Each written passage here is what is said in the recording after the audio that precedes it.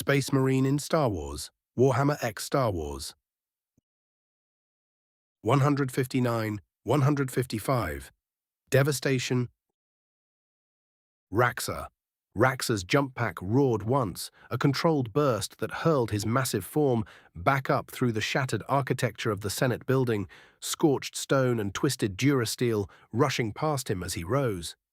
He landed hard in the upper corridor where the ambush had begun, boots magnetizing with a heavy clang as he absorbed the impact, the smell of ozone and blood still hanging thick in the air. The corridor was a mess, the remains of Mandalorians and Astartes alike scattered where Darth Jar Jar had cut them down with obscene ease. For a moment he stood still, chest rising and falling as his auto-senses recalibrated. Then he strode to one of the shattered windows and looked out over the cityscape below. Just in time, he saw the emergency craft lifting away from the Senate complex, its engines flaring as it angled hard into the sky. Even at this distance, he could make out Padmé's distinctive silhouette through the cockpit transparisteel, her retinue packed around her as the ship vanished into the traffic lanes of Coruscant. Raxor did not pursue, he simply watched until it was gone. He moved back down the corridor, past the fallen bodies of his kill team. The sight of them tightened his jaw, Astartes who had fought hundreds of battles for their cause, Mandalorians who had sworn their lives to the Imperium, now reduced to broken armor and still bodies. It was among them that he found Nera. She was slumped against a fractured support pillar in another room, armor scorched and cracked, her breathing shallow but steady. When she looked up at him, there was pain in her eyes. Sanguinius needs rest. Ever since Mortis, his spirit has been strained. Protecting me took a lot out of him, she said quietly, to which Raxor nodded once. They found others as well. One of the Mandalorian techs had survived by sheer luck, armor caved in, but systems still functional, while one of the Astartes lay propped against the wall, his massive frame unmoving except for the faint rise and fall of his chest. His armor was torn open in places, blackened and split, and even through his helm, Raxor could hear the ragged rasp of his breathing. He was alive, but only just. Nera knelt beside him, placing a hand against his pauldron in a gesture that was almost gentle. She looked back up at Raxor. Take the Mandalorian and return to the Chancellor's secret office. Squeeze whatever remaining value you can. I'll stay behind with the wounded. Raxor did not argue. He turned, motioned for the Mandalorian to follow, and reignited his jump pack. They dropped back down through the fractured levels of the Senate building until they reached the hidden office once more. The Mandalorian wasted no time, kneeling beside a half-exposed data conduit and plugging his tablet directly into the system. Lines of encrypted text scrolled rapidly across the display, his fingers moving with practiced speed as he bypassed security measures layered atop one another like traps within traps. After a few moments, he frowned and shook his head. Nothing concrete, he said, no direct references. He wiped this place clean. Raxor stepped closer, looming over the tech as he studied the screen. Then the Mandalorian hesitated, eyes narrowing as a different set of data surfaced, fragmented communications, heavily encrypted, routed through half a dozen shadow channels. These might be something, he added slowly. Messages, old ones, still locked tight, but the Imperium might crack them with time. That was enough. Raxor gave a single nod. Take everything, he ordered. All of it. The Mandalorian complied immediately, initiating a full data siphon as Raxor turned to stand watch. The Salamander watched the last lines of code scroll across the Mandalorian's tablet before giving a single sharp nod. Making their way back to the top, they saw Nera kneeling beside the fallen Ultramarine, her hands slick with blood as she worked to keep him conscious. Her face pale but composed. In that way Raxor had learned meant she was holding herself together through sheer will. Raxor opened a channel on his Vox and reported in. Maximus's voice came back through the crackle of interference, confirming that the temple objective was complete and that they were already exfiltrating. Raxor informed him of the losses of the Sith Lord in the Senate, of Padmé's escape. There was a brief pause on the other end, then Maximus acknowledged it all without comment, only telling him to hold position, that they were inbound. Almost on cue, the distant thunder of engines rolled through the structure, growing louder until the reinforced transparasteel window vibrated under the wash of retro thrusters, and a Thunderhawk slid into view, its hull scarred and blackened, its ramp already lowering. The dead were lifted and carried with reverence despite the chaos. Massive Astartes laid carefully within the transport alongside fallen Mandalorians, each one a silent testament to the cost of the mission.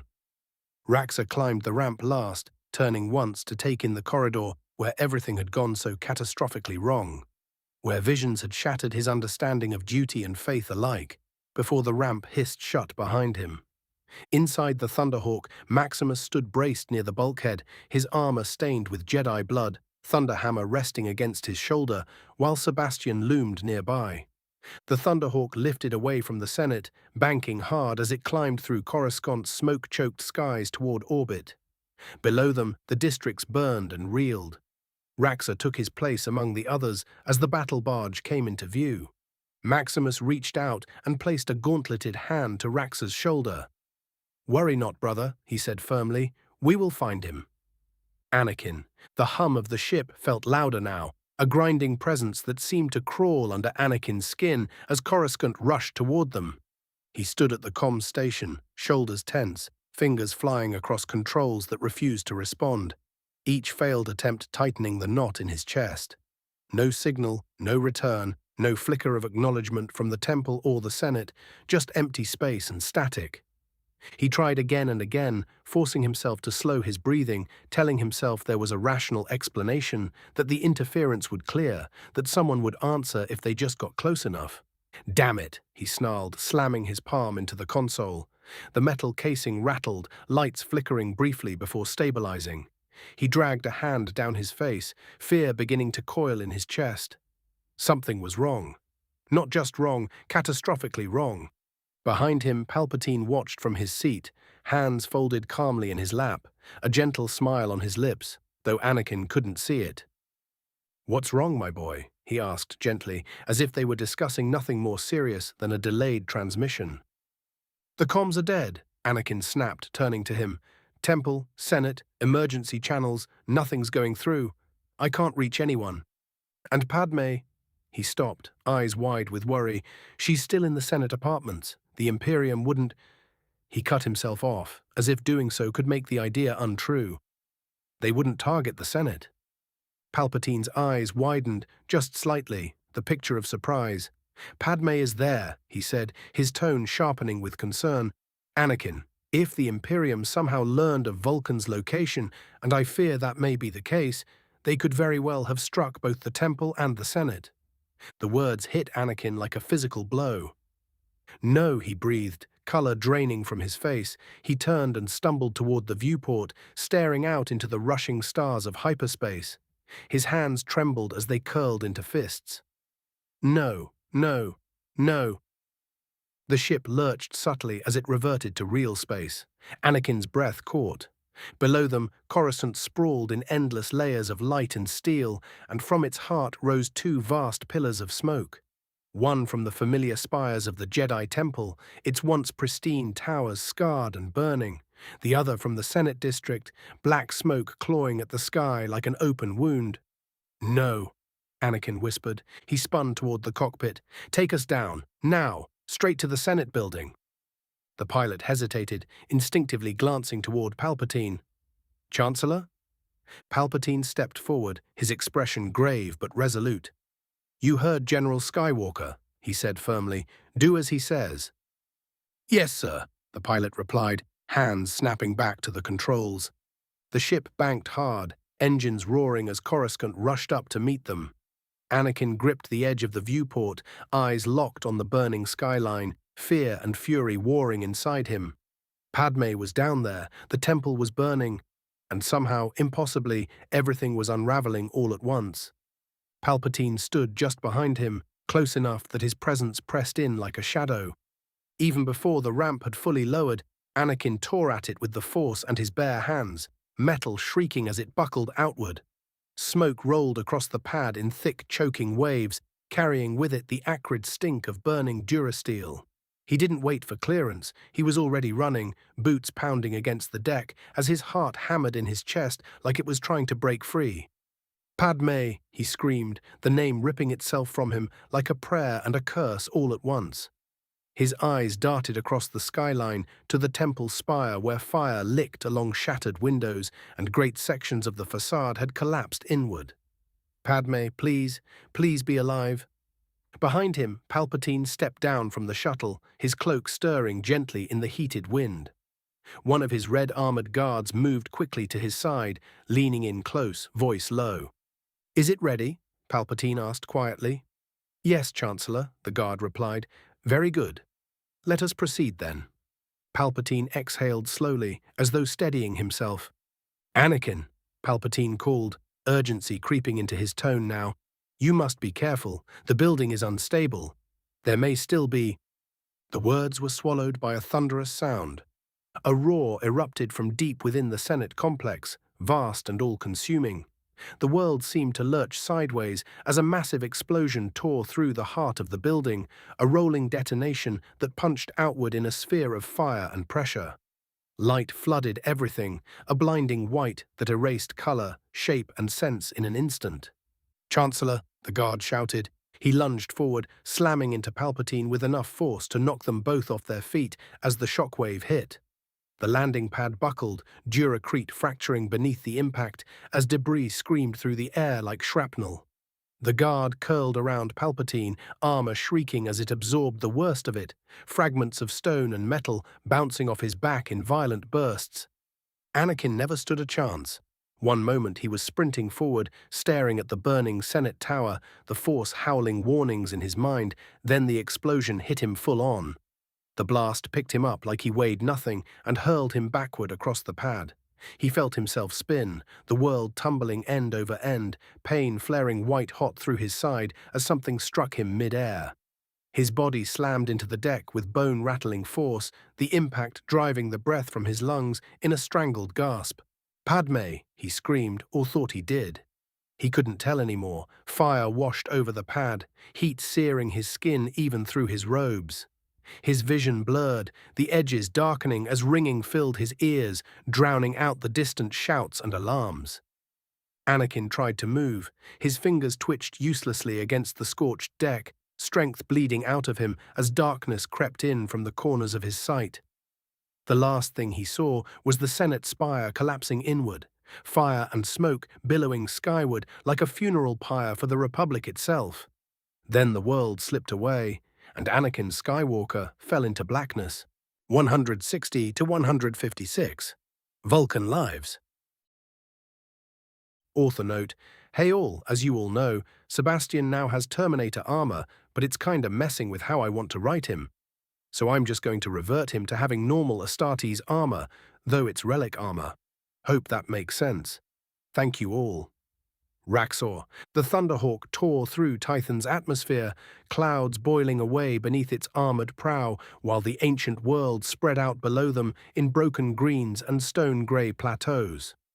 Raxor stood closest to the ramp, fingers flexing unconsciously around the grip of his heavy bolter as the familiar pull in his chest grew stronger with every second they descended. Maximus stood just beside him, Thunderhammer mag-locked at his side, while Sebastian loomed to the other. No one spoke. They didn't need to.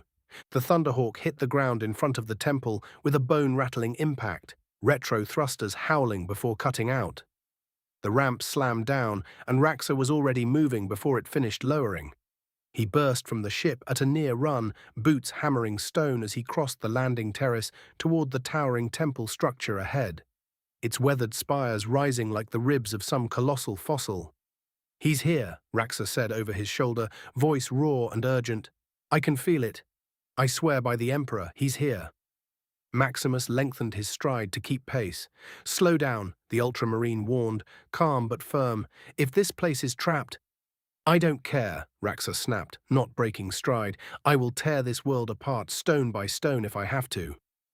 Behind them, more Thunderhawks descended, disgorging Dooku, Nera, and the other leaders of the Imperium in a disciplined surge of Ceramite and Beskar. But Raxor barely registered them. He hit the temple doors like a living battering ram, forcing them open with brute strength, striding into the cool, echoing interior where the air felt heavy with age and dust. His vox crackled with overlapping reports, but he silenced them all with a sharp gesture. "Search everything," he ordered. "Every chamber, every vault. Leave nothing untouched." He moved through the temple like a man possessed, storming down corridors, ripping open sealed doors, sweeping his auspex across meditation halls and abandoned sanctums. "Father," he called more than once, the name torn from his throat without restraint. "My lord, if you can hear me, answer." Each empty room drove the ache deeper, turning hope into something more desperate. His pace grew frantic, almost reckless. Maximus caught his arm at one point, ceramite fingers biting into Raxor's vambrace. "Raxor," he said quietly, "breathe. We will find him." Raxor wrenched free. Every second we waste is another second he's gone. At last they reached the deepest section of the temple, a vast chamber carved directly from the mountain itself. The doors slid open with a low, ancient groan, and the room beyond lay silent and still. Raxor crossed the threshold and stopped dead. In the center of the chamber rested a massive stone slab, cracked and weathered, bearing the unmistakable impression of a body that had lain there for a very long time. Beside it, leaning against the stone with quiet, terrible dignity, was Urdracule. The hammer dwarfed everything around it, its head scarred and blackened, runes faintly visible along its surface. Even at rest, it radiated power, as if the air itself bowed around it. Raxor's bolter slipped from his grasp and hit the floor with a dull clang.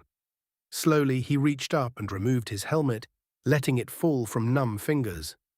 It rolled once across the stone and came to rest at the foot of the slab. "Urdracula," the salamander whispered, his voice breaking. He staggered forward, every step heavier than the last, until he stood before the hammer. His knees gave out, and he collapsed onto the stone floor, gauntleted hands trembling as they hovered inches from Urdracula without touching it. A sound tore from his chest then, half sob, half laugh, as he bowed his head, shoulders shaking as he wept openly in the ancient hall. Sebastian stopped short, confusion flickering across his scarred features. "He's not here," the Black Templar said quietly, almost gently. "Brother, I know this hurts." Maximus knelt beside Raxor, one massive hand settling on his pull-drawn. "We will continue the search," he said. "If Vulkan lives, we will find him. I swear it." Raxor shook his head, laughter cutting through his sobs. "You don't understand," he said hoarsely. He looked up at them then, eyes red-rimmed but blazing with something fierce and reverent. "I'm not weeping because he's gone. I'm weeping because this proves it." He reached out at last and rested his palm against Urdracula's haft, reverent as a pilgrim touching a relic. "He was here. Vulkan was here. My Primarch walked this world." Sebastian frowned. "Raxor," he began to say, but was cut off. "For 10,000 years," Raxor continued, voice trembling, "we hoped. We prayed.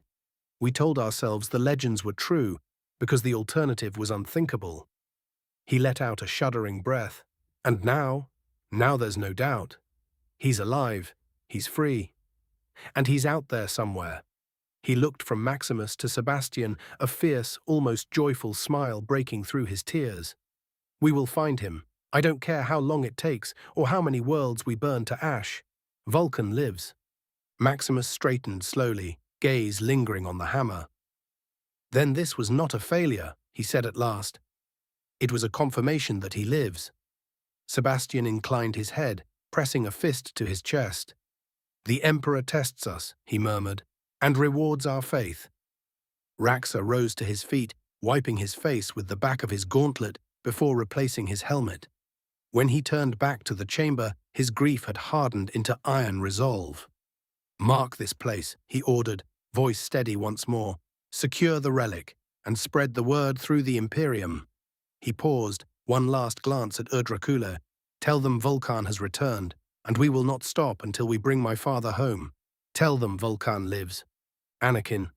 Darkness clung to Anakin like a second skin, heavy and suffocating, until it slowly peeled back and resolved into a place that felt wrong in every way that mattered.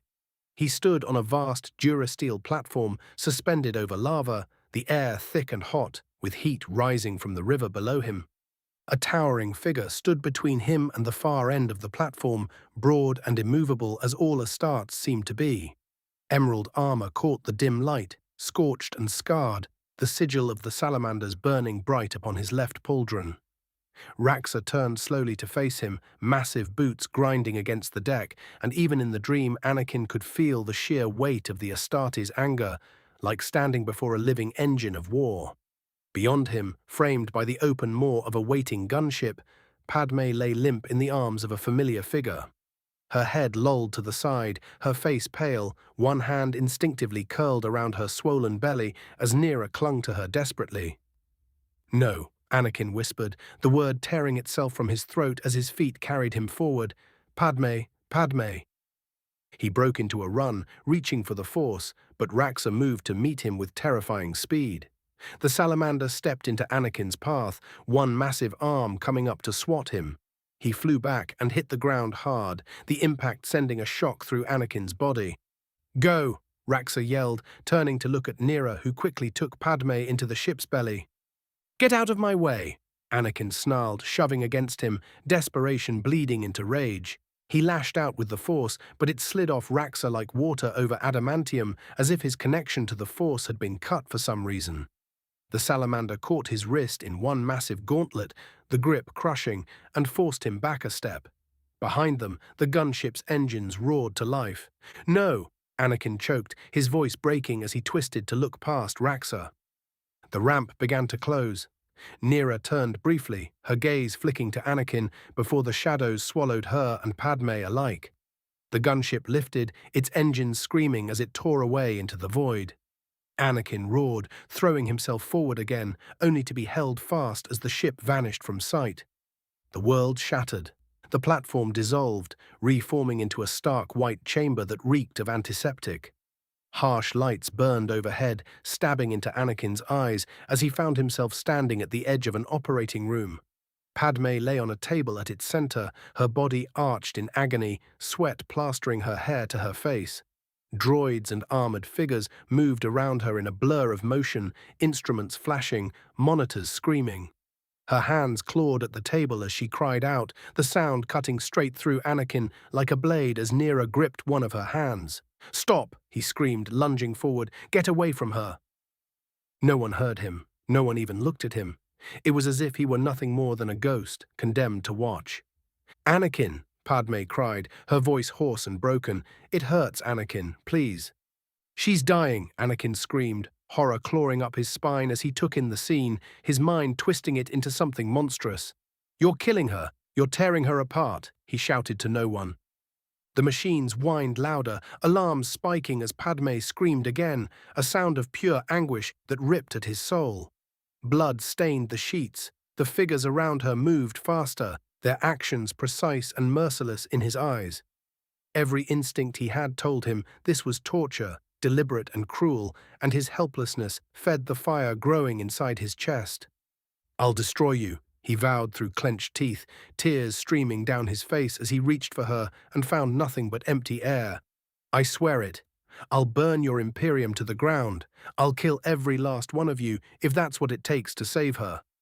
Padme's cry rose one last time, sharp and piercing, and then the room was swallowed by blinding light.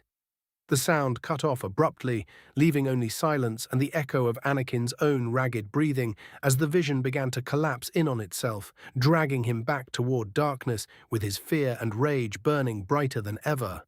He surfaced to awareness suspended in warmth, his body held upright by slim wires.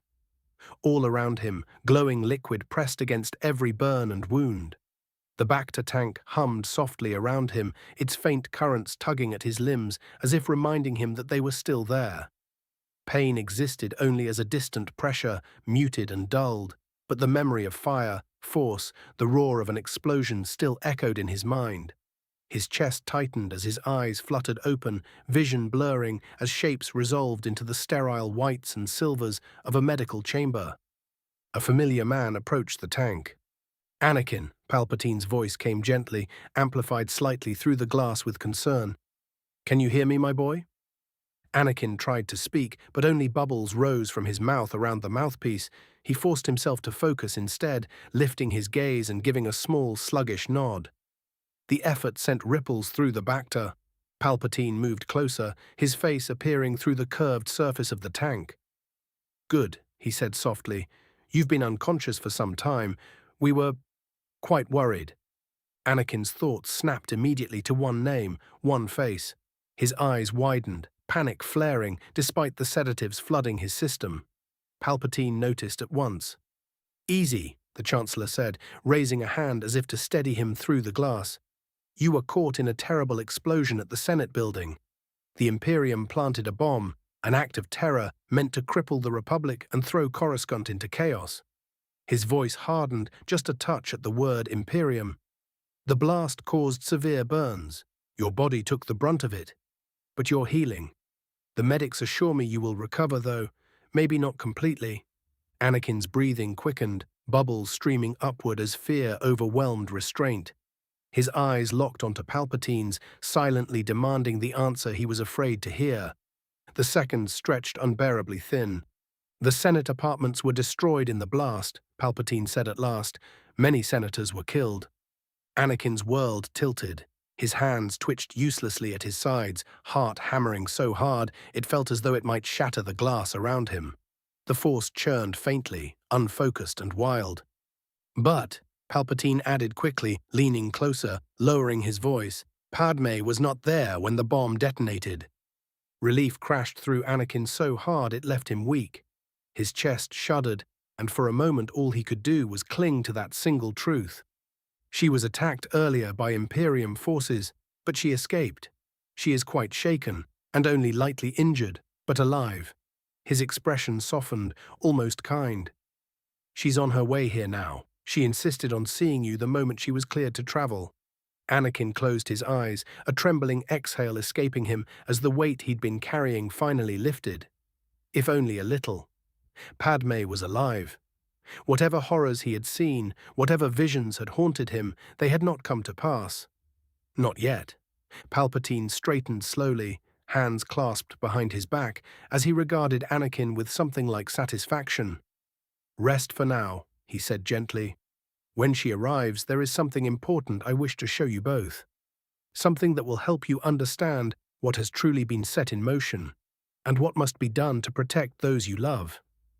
Anakin opened his eyes again, exhaustion and gratitude mingling with a growing, uneasy curiosity. He gave another small nod, and Palpatine turned from the tank, hiding a growing smile. 161, 157, The Queen of Madness's Plot. Abeloth. The warp was never meant to have a horizon, yet Abeloth stood upon one all the same, a vast and impossible expanse of screaming color and fractured reality stretching beneath her feet like a shattered mirror. The ground was not ground at all, but coagulated thought and hatred, continents formed from madness, seas boiling with raw emotion, skies layered with writhing storms of unreality. She loomed above it all, no longer merely a presence, but a principle made flesh, her form towering and shifting, beautiful and monstrous in equal measure, crowned in living light and shadow, as obsession, betrayal, and insanity braided themselves into her being. This was not a birth so much as a claiming, the warp itself screaming in protest as it reshaped around her will. They had come for her in numbers incomprehensible. Demons poured across the battlefield in tides, lesser things first, clawing and shrieking, burning away as they reached her aura, then greater horrors following in their wake, brass and rot, and excess and change given terrible form. They hurled themselves at her with a fervor that was almost reverent, as if destruction at her hands would grant them absolution. She barely noticed them. Each gesture, each idle flick of her attention erased thousands, their essences unraveling into nothing as her power passed through them like a gale through ash. Pure and cruel lightning arced from her limbs, strands of annihilation that rewrote whatever they touched. Above and beyond the lesser things, the true powers pressed in. The chaos gods themselves leaned into the struggle, vast and terrible presences clawing at the edges of reality, their domains bleeding into the battlefield as they sought to drag her down, to cage her within the same endless game they had played since time first began. Rage thundered against her from one direction, decay gnawed from another, excess coiled and whispered, change hissed and plotted, all of them united in rare and furious accord. Abeloth laughed, the sound echoing as a distortion that cracked demonic skulls and sent ripples through the warp itself. They were afraid, and that fear fed her almost as much as their hatred. Even so, there was another presence that drew her eye, a pressure that did not scream or beg, but simply endured. The Emperor of Mankind stood against her like a burning star, golden and relentless, his will a blade of absolute power, cutting through the madness. His power was not chaotic, not indulgent, it was focused and disciplined, terrible in its restraint. Where he struck, the warp recoiled. Where his gaze fell, even Abeloth felt resistance, a grinding friction against her ascent. She bared her teeth, something ancient and feral flashing through her expression. He was not like the others. He was the one variable she had not fully accounted for, the one will in this place that could truly contest her. And then there were his persistent and infuriating little ants, grey armoured specks darting through the carnage, their souls bound together into a single shrieking spear of psychic defiance. The grey knights carved sigils into the warp with every step, their blades blazing with light, their minds locked in perfect hateful unity. At their head strode Caldor Drago, a stubborn knot of refusal, hurling himself at her again and again, his blows amplified by the chorus of his brothers. Psychic force hammered against her like a storm of needles. It was irritating, persistent, and utterly beneath her notice. Enough, Abeloth said, and the word was not sound but command. Her will rolled outward in a titanic wave. The battlefield simply ceased. Demons vanished mid-scream, unmade so completely that even their echoes were erased. Warp storms collapsed into stillness before detonating into nothing. The grey knights were swallowed by blinding white as their psychic lattice flexed, their defiance like a candle in a hurricane. Though that candle did not go out, even the Chaos Gods recoiled, their pressure easing for the briefest heartbeat as the warp itself bowed under her declaration. Yet the Emperor and his demons remained, their light dimmed but unbroken, his attention fixed squarely upon her. Abeloth felt the strain now, the cost of pressing so hard against so many powers at once. She could win this, she knew it, but not without consequence, not without exposing herself to a blow she could not yet afford. Ascension required more than raw strength. She needed a single moment where the greatest threat looked elsewhere. She turned her awareness inward, reaching along the threads that bound her to another reality entirely. The connection shimmered there, thin but resilient. Her home universe still brushed against her senses, distant yet intimate, and within it burned a single soul she had guided, nudged and tormented with exquisite patience. Anakin Skywalker. She tasted his fear, his grief, his love twisting into something obsessive and desperate. Even now, as he floated between consciousness and nightmare, he was reaching for her comfort, though unconsciously. He wanted someone to tell him why the universe kept taking everything he cared for. Abeloth's smile widened, slow and knowing. He was not yet broken, but the cracks were there, glowing, ready to be pried open. If the Emperor's gaze could be drawn elsewhere, even for a heartbeat, she could complete her ascent unopposed. What better distraction than a chosen one teetering on the brink, a tragedy unfolding in another galaxy that would demand his attention? She began to weave, her power splitting and coiling with delicate precision, even as she held the others at bay. Visions sharpened, whispers aligned, coincidences nudged into place. Pain, love, fear, betrayal, she had domains over all of them now. Struggle, she murmured, her voice threading itself through the immaterium and beyond, slipping toward a young man waking in a tank of healing fluid. Fight it, fear it, let it consume you. Around her, the warp howled anew as the Chaos God surged back, as the Emperor pressed forward, sensing something shift. Abeloth did not look away. Her attention was already divided, already executing the next movement of her design. Soon, very soon, all eyes would turn elsewhere, and in that stolen instant, she would finish becoming what even the gods feared. Anakin, Anakin's first clear breath outside the back-to-tank hurt, thin and sharp in his lungs. The medical droid guided him forward carefully, its spindled arm steadying him as his bare feet touched the cool floor.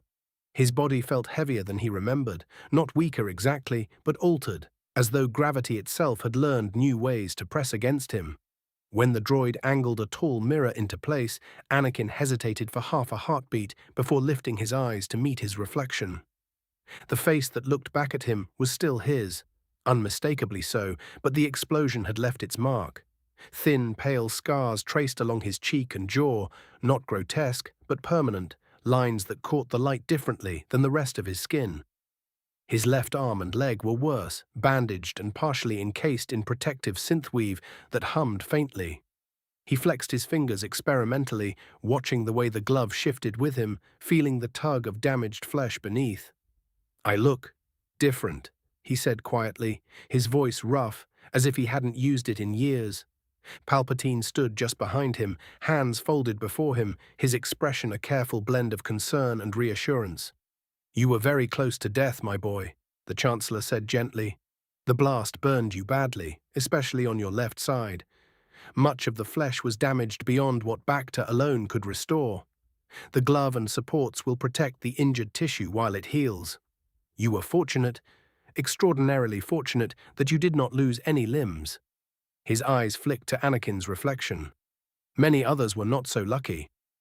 Anakin nodded slowly, absorbing that, his gaze still fixed on the mirror, as if it might suddenly show him something worse if he looked away. Before he could speak again, the door slid open behind them. "Anakin!" He turned just in time to catch Padme as she rushed across the room. She collided with him with far more force than the med droid would have approved of, her arms wrapping around him as she buried her face against his chest. She was shaking, openly sobbing, one hand instinctively cradling her swollen belly as if to shield it from the entire galaxy. "I thought I lost you," she choked. "They told me you were alive, but I didn't, Anakin. I didn't know if—" "I'm here," he said immediately, wrapping his good arm around her, holding her as tightly as he dared. "Padme, I'm here. I'm okay, I promise." He pulled back just enough to look at her face, to see that she was real, unhurt, alive. Are you? Are you and the babies?" "We're alive," she said, nodding quickly, tears streaking down her cheeks. She pressed her forehead to his. "I felt something was wrong. I knew it." Anakin closed his eyes for a moment, breathing her in, grounding himself in the simple, overwhelming truth that she was here. The vision, the fire, the screaming. All of it receded, dulled by the warmth of her presence. When he opened his eyes again, he became aware once more of Palpatine standing nearby, patiently giving them a moment before clearing his throat. "My dear Padme," the Chancellor said softly, "it gladdens me beyond words to see you reunited." He inclined his head, a grandfatherly smile touching his lips. "You've both been through an ordeal no one should have to endure. But there is something important I must show you. Something that concerns both of you and the future you now share." Padme drew back slightly, her expression tightening with unease, while Anakin felt a familiar chill trace its way up his spine. He exchanged a glance with her, fingers lacing with hers instinctively. "What is it?" Anakin asked. Palpatine's smile remained, calm and reassuring, even as something unreadable flickered behind his eyes. "Come," he said, "it's time you understood the full truth of what is happening around you." Equals. Anakin stepped off the transport and into the broken heart of the Jedi Temple, the familiar halls now cordoned off by hastily erected barriers and Republic security personnel who looked far too small and far too shaken to be standing guard over a place that had once felt eternal. The air still smelled wrong, thick with scorched stone, burned metal, and something far worse beneath it. A coppery tang that clung to the back of his throat. Ahsoka walked beside him, her steps uneven, her injuries still fresh despite the bandages and brace, while Padme followed close behind with one hand resting protectively on her swollen stomach, her other gripping Anakin's sleeve as if letting go might cause him to vanish again. Palpatine led them onward in silence, his expression solemn, hands folded behind his back as if he were escorting mourners through a graveyard. "This place," Ahsoka whispered, her voice breaking as they passed shattered columns and scorched walls. "It feels empty, like the Force itself doesn't want to be here anymore."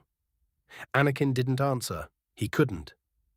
He remembered laughing younglings running through these corridors, masters debating philosophy beneath high arches, the quiet hum of meditation rooms that had once soothed his restless mind. Now there were deep gouges torn into stone by weapons that had no place in this world. And bodies. So many bodies, covered hastily with cloth or left where they had fallen because there hadn't been enough time or enough hands to move them all. When they entered the great hall, Ahsoka stopped dead. "Oh, Force," she breathed.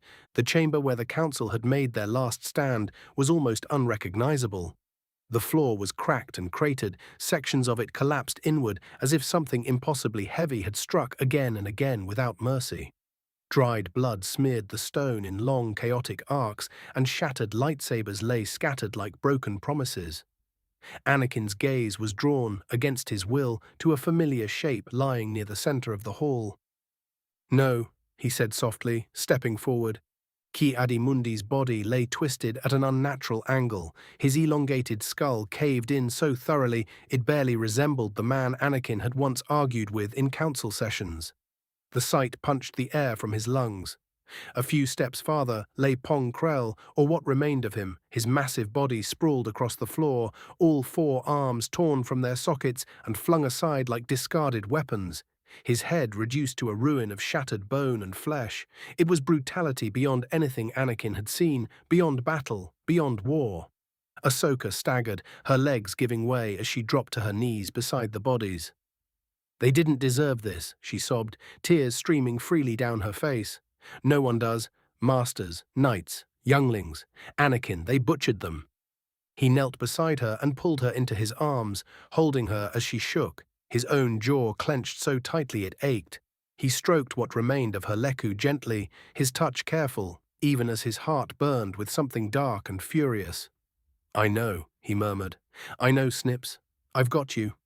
You're not alone." Behind them, Padme turned away, pressing a hand to her mouth as she fought back tears, her breathing shallow as she leaned against a cracked pillar for support. Palpatine watched it all with carefully measured sorrow, letting the silence stretch until it became unbearable before finally speaking. "This," he said quietly, "is what we face now." Anakin looked up at him, eyes blazing. "You said the Imperium was dangerous," he snapped. "But this? This isn't war. This is slaughter." Palpatine inclined his head, his voice heavy with regret. "I know, my boy, and I wish with every fiber of my being that I could have spared you from seeing this. But you needed to understand the scope of what we are dealing with. These enemies do not seek negotiation. They do not seek balance.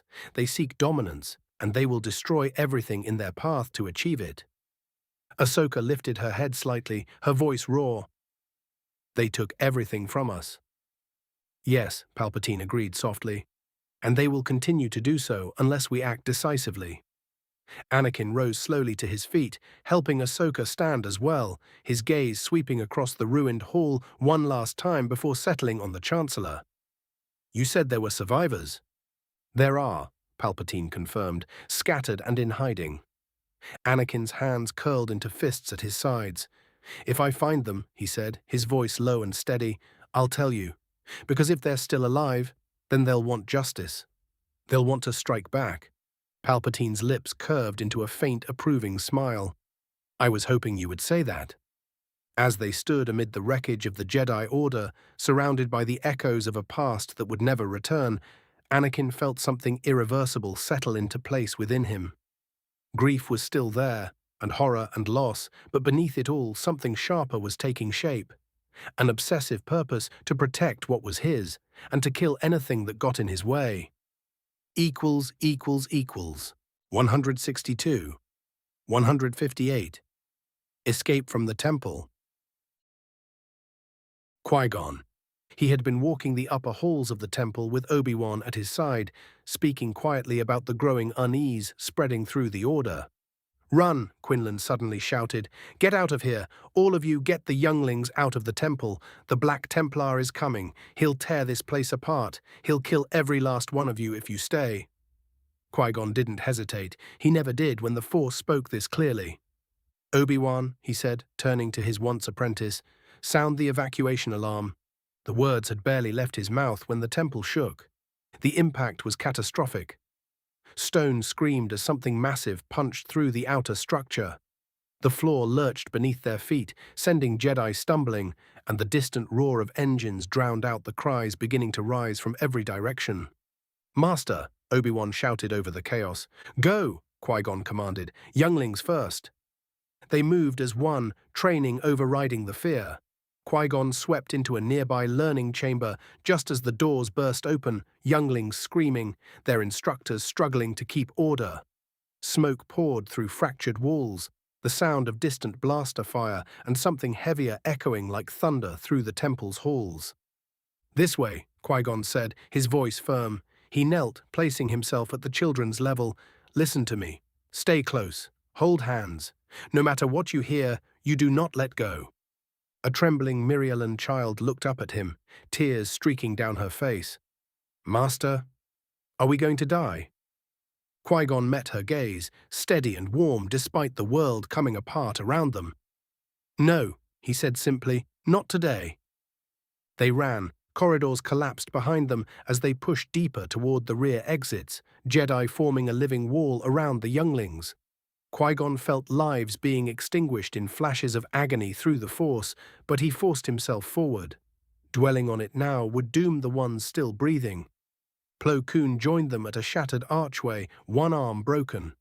"The main halls are lost," he reported grimly. They burst out onto the backside steps, just as the sky darkened. A massive ship descended, its engines roaring. Some of the Jedi ignited blades instinctively, fear spiking, but the ship didn't fire. Instead, its hatch slammed open, and a Weequay man leaned out, waving both arms frantically. "Move! Move now!" he bellowed. "You want to live? Get on the ship." Obi-Wan hesitated for half a heartbeat. "Master!" "Come on," Qui-Gon said, already herding the younglings forward. There was no time for trust, only action. They boarded in a rush of robes, cries, and wounded bodies. The hatch slammed shut, and the ship lurched skyward.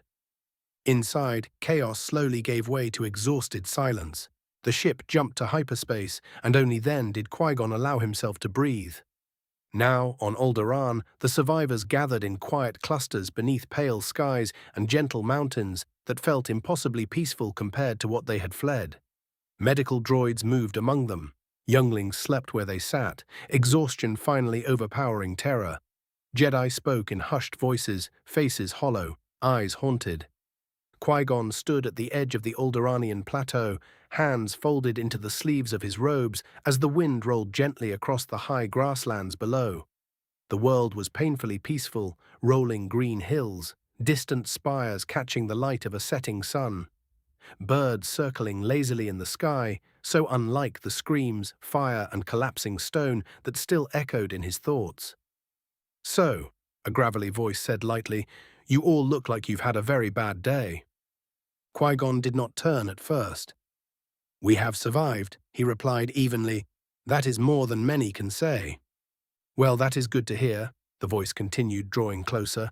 "I was beginning to worry that I had rescued a group of corpses." Qui-Gon turned then, eyes settling on the Weequay man who had piloted the ship that pulled them from the jaws of annihilation. Scarred skin stretched across a broad face, marked by years of violence and laughter in equal measure. The man stood casually, hands resting on his belt, utterly at ease among Jedi who could cut him down in an instant. "You came at a precise moment," Qui-Gon said. "Too precise to be chance. Who are you?" The Weequay grinned, baring yellowed teeth. "Name's Hondo Onaka, captain, entrepreneur, occasional philanthropist, and," he added with an almost cheerful shrug, "an agent of the Imperium." The words landed like a blade between the ribs. Qui-Gon's hand moved instantly. The soft hum of an igniting lightsaber cut through the quiet air as green light washed across Hondo's face. Around them, several Jedi stiffened, hands going to their own weapons. Hondo raised both hands slowly, palms out. Master Jedi, let us not ruin a perfectly good rescue with unnecessary violence. You bring us here under false pretenses, Qui-Gon said, blade steady, voice cold. You admit allegiance to those who butchered the temple and expect me to stand idle. Easy, Hondo said quickly. Count Dooku sent me. That name made Qui-Gon hesitate just for a fraction of a second, but Hondo saw it. Yes, that Dooku, Hondo continued. Former Jedi, current headache for many important people. He asked me to be nearby. He wanted me to extract as many of you as possible. Qui-Gon's eyes narrowed. To keep casualties to a minimum? Exactly. Hondo snapped his fingers. See, you are a smart one.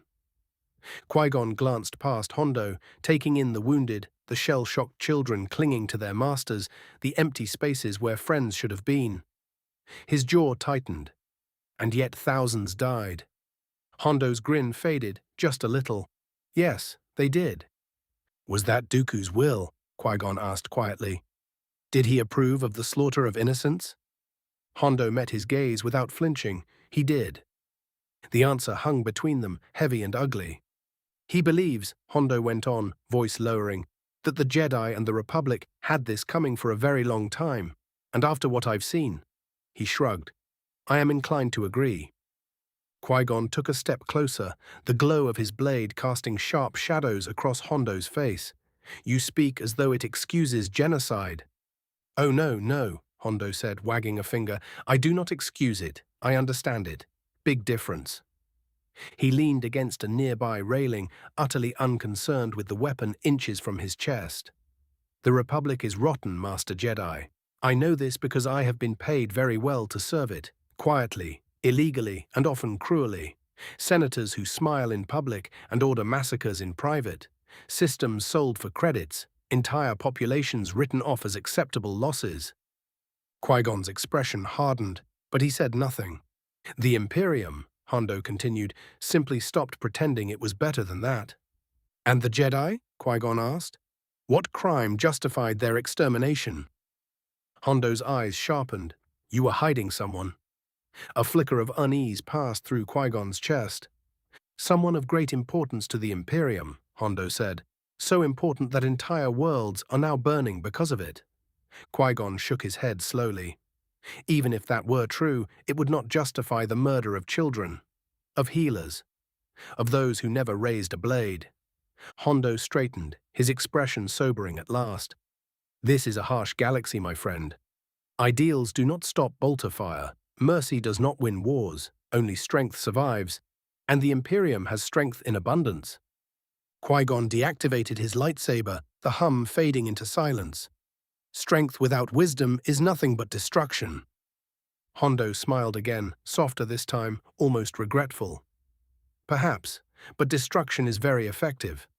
They stood there for a long moment, Alderaan's tranquil horizon stretching endlessly before them, a cruel contrast to the truths laid bare between them. Rest while you can, Master Jedi, Hondo said at last, turning away. You are going to need it. Qui-Gon found Obi-Wan near one of the temporary shelters the Alderaanian relief crews had hastily erected along the landing terraces. The younger man sitting on a low stone bench with his elbows on his knees, staring at nothing in particular. Quinlan Vos stood nearby, leaning against a support pillar with his arms crossed, while Plo Koon remained slightly apart from them all. We need to speak, Qui-Gon said quietly as he approached, drawing their attention. All of us. He folded his arms into his sleeves once more, his gaze moving from face to face before settling on Quinlan. When you left the order to join the Imperium, he began, choosing his words carefully. Did you know something like this would happen? Did you know they would attack the temple? Quinlan exhaled slowly, pushing off the pillar and straightening. No. But it's not that simple, he said, his tone edged but not hostile. The Jedi Order. We've been drifting for a long time, Qui-Gon. You know that. Buried in politics, chained to the Senate, fighting wars we barely understood. And the Imperium offered something different, Qui-Gon asked incredulously. They offered freedom, Quinlan shot back. No councils hemming us in, no senators pulling our strings. We were able to move through their territory, through war zones and broken worlds, and actually help people. Real people. Not just sign treaties and negotiate ceasefires that would be broken a week later. Obi-Wan frowned slightly. You're saying you trusted them? I'm saying we used the space they gave us, Quinlan replied. We chose our missions. We protected civilians. We stopped slavers, warlords, cults that the Republic never bothered to acknowledge. For the first time in a long while, it felt like we were doing what the Jedi were always meant to do. Plo Koon finally spoke, his voice filtered and calm. There were compromises, he said carefully, but the good we accomplished was not imagined. Qui-Gon absorbed that in silence, the Force swirling uneasily around them as his thoughts turned inward. He was about to respond when the sudden whine of repulsors drew all their attention skyward. A smaller ship descended onto a nearby landing pad, its hull scorched and scarred, bearing the marks of a desperate escape. The ramp dropped with a hiss, and Kin Dralig strode out. The sight of him drew a collective intake of breath. His right arm was gone, the stump tightly wrapped in layers of medical bandaging, darkened in places where blood had soaked through. His face was drawn, eyes blazing with fury, his entire posture radiating barely restrained violence. He spotted them almost immediately. He crossed the distance in long, angry strides, stopping just short of Qui-Gon. You, he spat, his voice trembling with rage. You all. Qui-Gon met his gaze steadily. Sin. Don't, Dralig snapped, and before anyone could react, his remaining hand lashed out. The blow cracked across Qui-Gon's face, snapping his head to the side. Obi-Wan surged forward instinctively, but Qui-Gon lifted a hand, stopping him. Dralig's chest heaved as he glared at them. Do you have any idea what you did? He demanded. The temple was burning. Jedi were dying in the halls. Young knights, masters, people who trusted you. And you ran. I evacuated the younglings, Qui-Gon said, his voice controlled despite the sting in his jaw. And those who couldn't fight. I did what I believed was right. Dralig laughed bitterly. You should have gone back, he snarled. You should have returned to the temple and fought. Instead, I find you here, while the Order bleeds out on cold stone floors. Quinlan stiffened. That's not fair. Silence, Dralig snapped, turning on him. All of you, you left us to die. The force around Qui-Gon sharpened, his calm hardening into steel. Enough, he said, his voice carrying quiet authority. I will not tolerate your anger. You're injured, grieving, and furious. But that does not give you the right to strike me. Dralig's lip curled, but something in Qui-Gon's tone made him pause. For a long moment, the two men stared at each other, the weight of everything they had lost pressing down between them. Go, Qui-Gon said at last. Get medical attention. Rest. We will speak again when you are in control of yourself. Dralig's breathing was ragged as he finally turned away, muttering under his breath. He stalked toward a cluster of medical droids, shoving past a pair of attendants as the machines began to whir and chirp, preparing to tend to his injuries. 163, 159, doubt and fear. Anakin.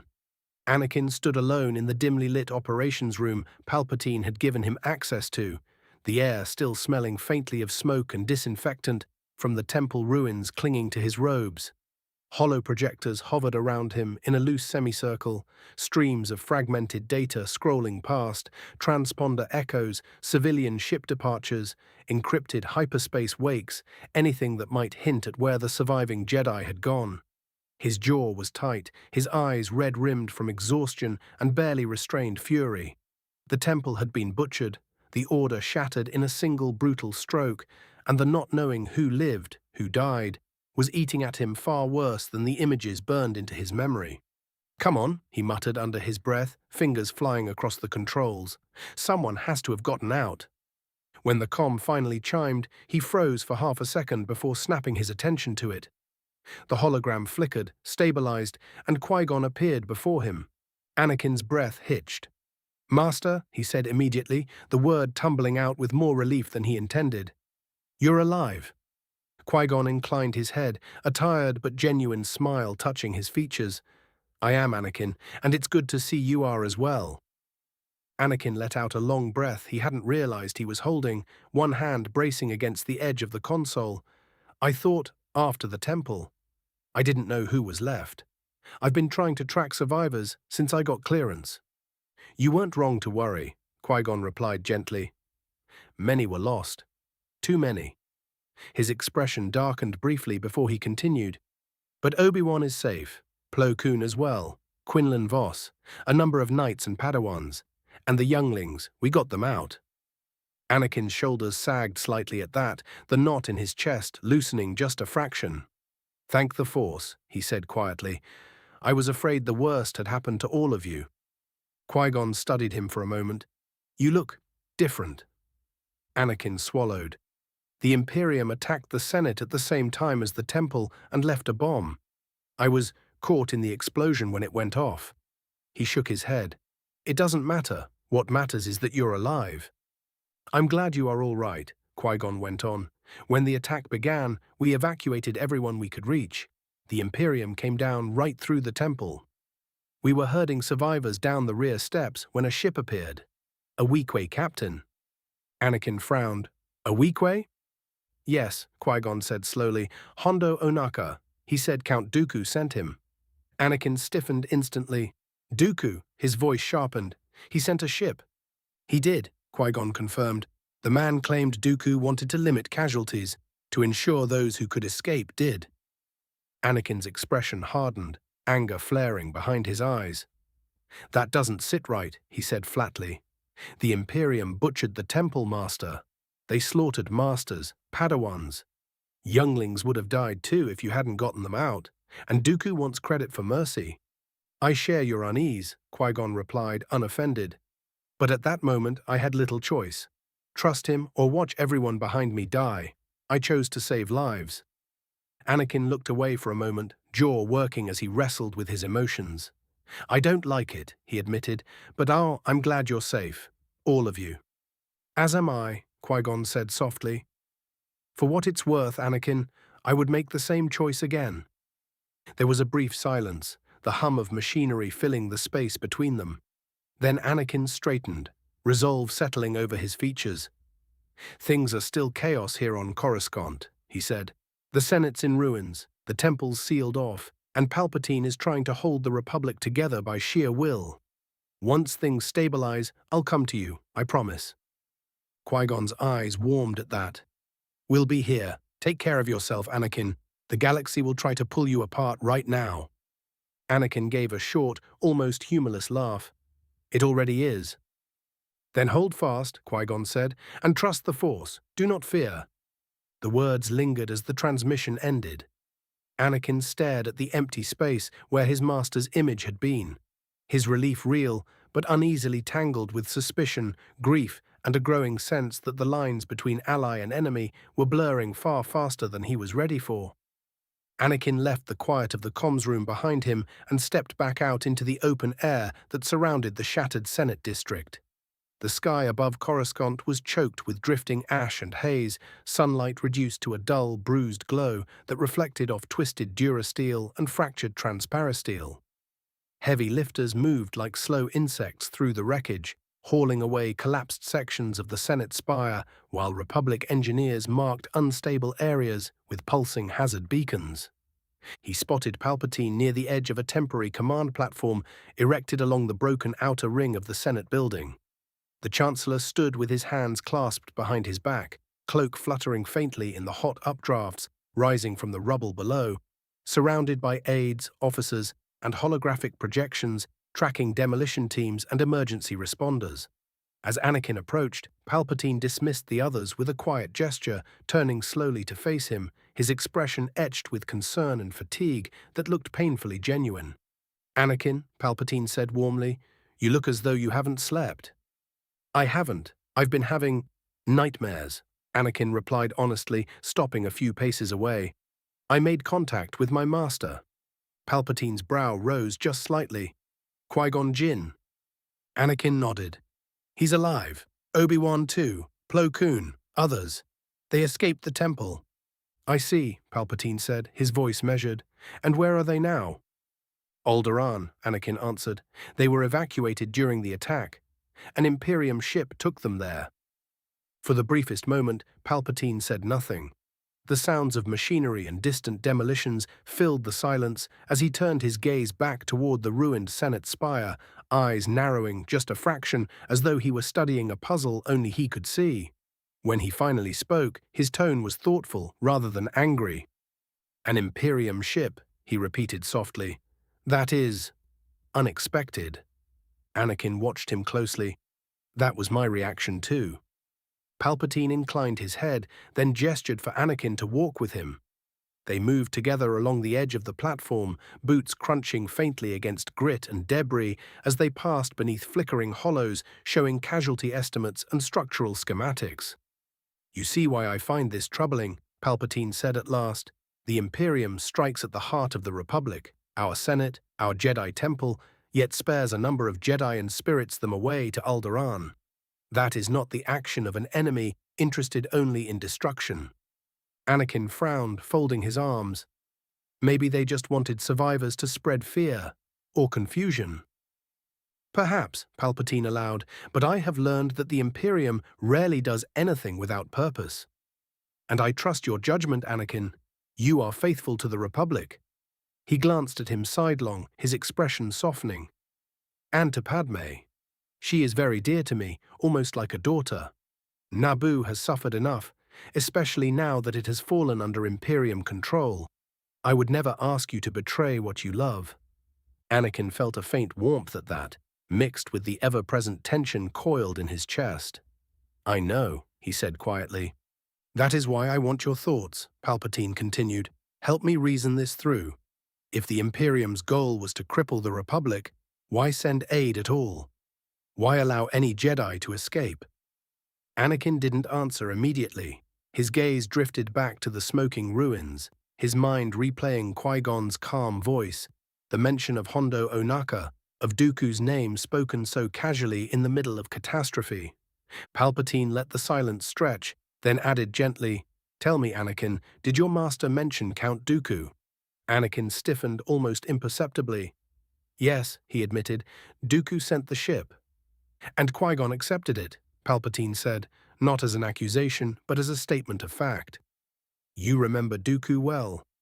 Once a Jedi, now a proud member of the Imperium. A man who believes the Republic and the Order lost their way." Anakin exhaled slowly. "Qui-Gon always understood Dooku," he said, "even after he left. They spoke, more than most masters were comfortable with."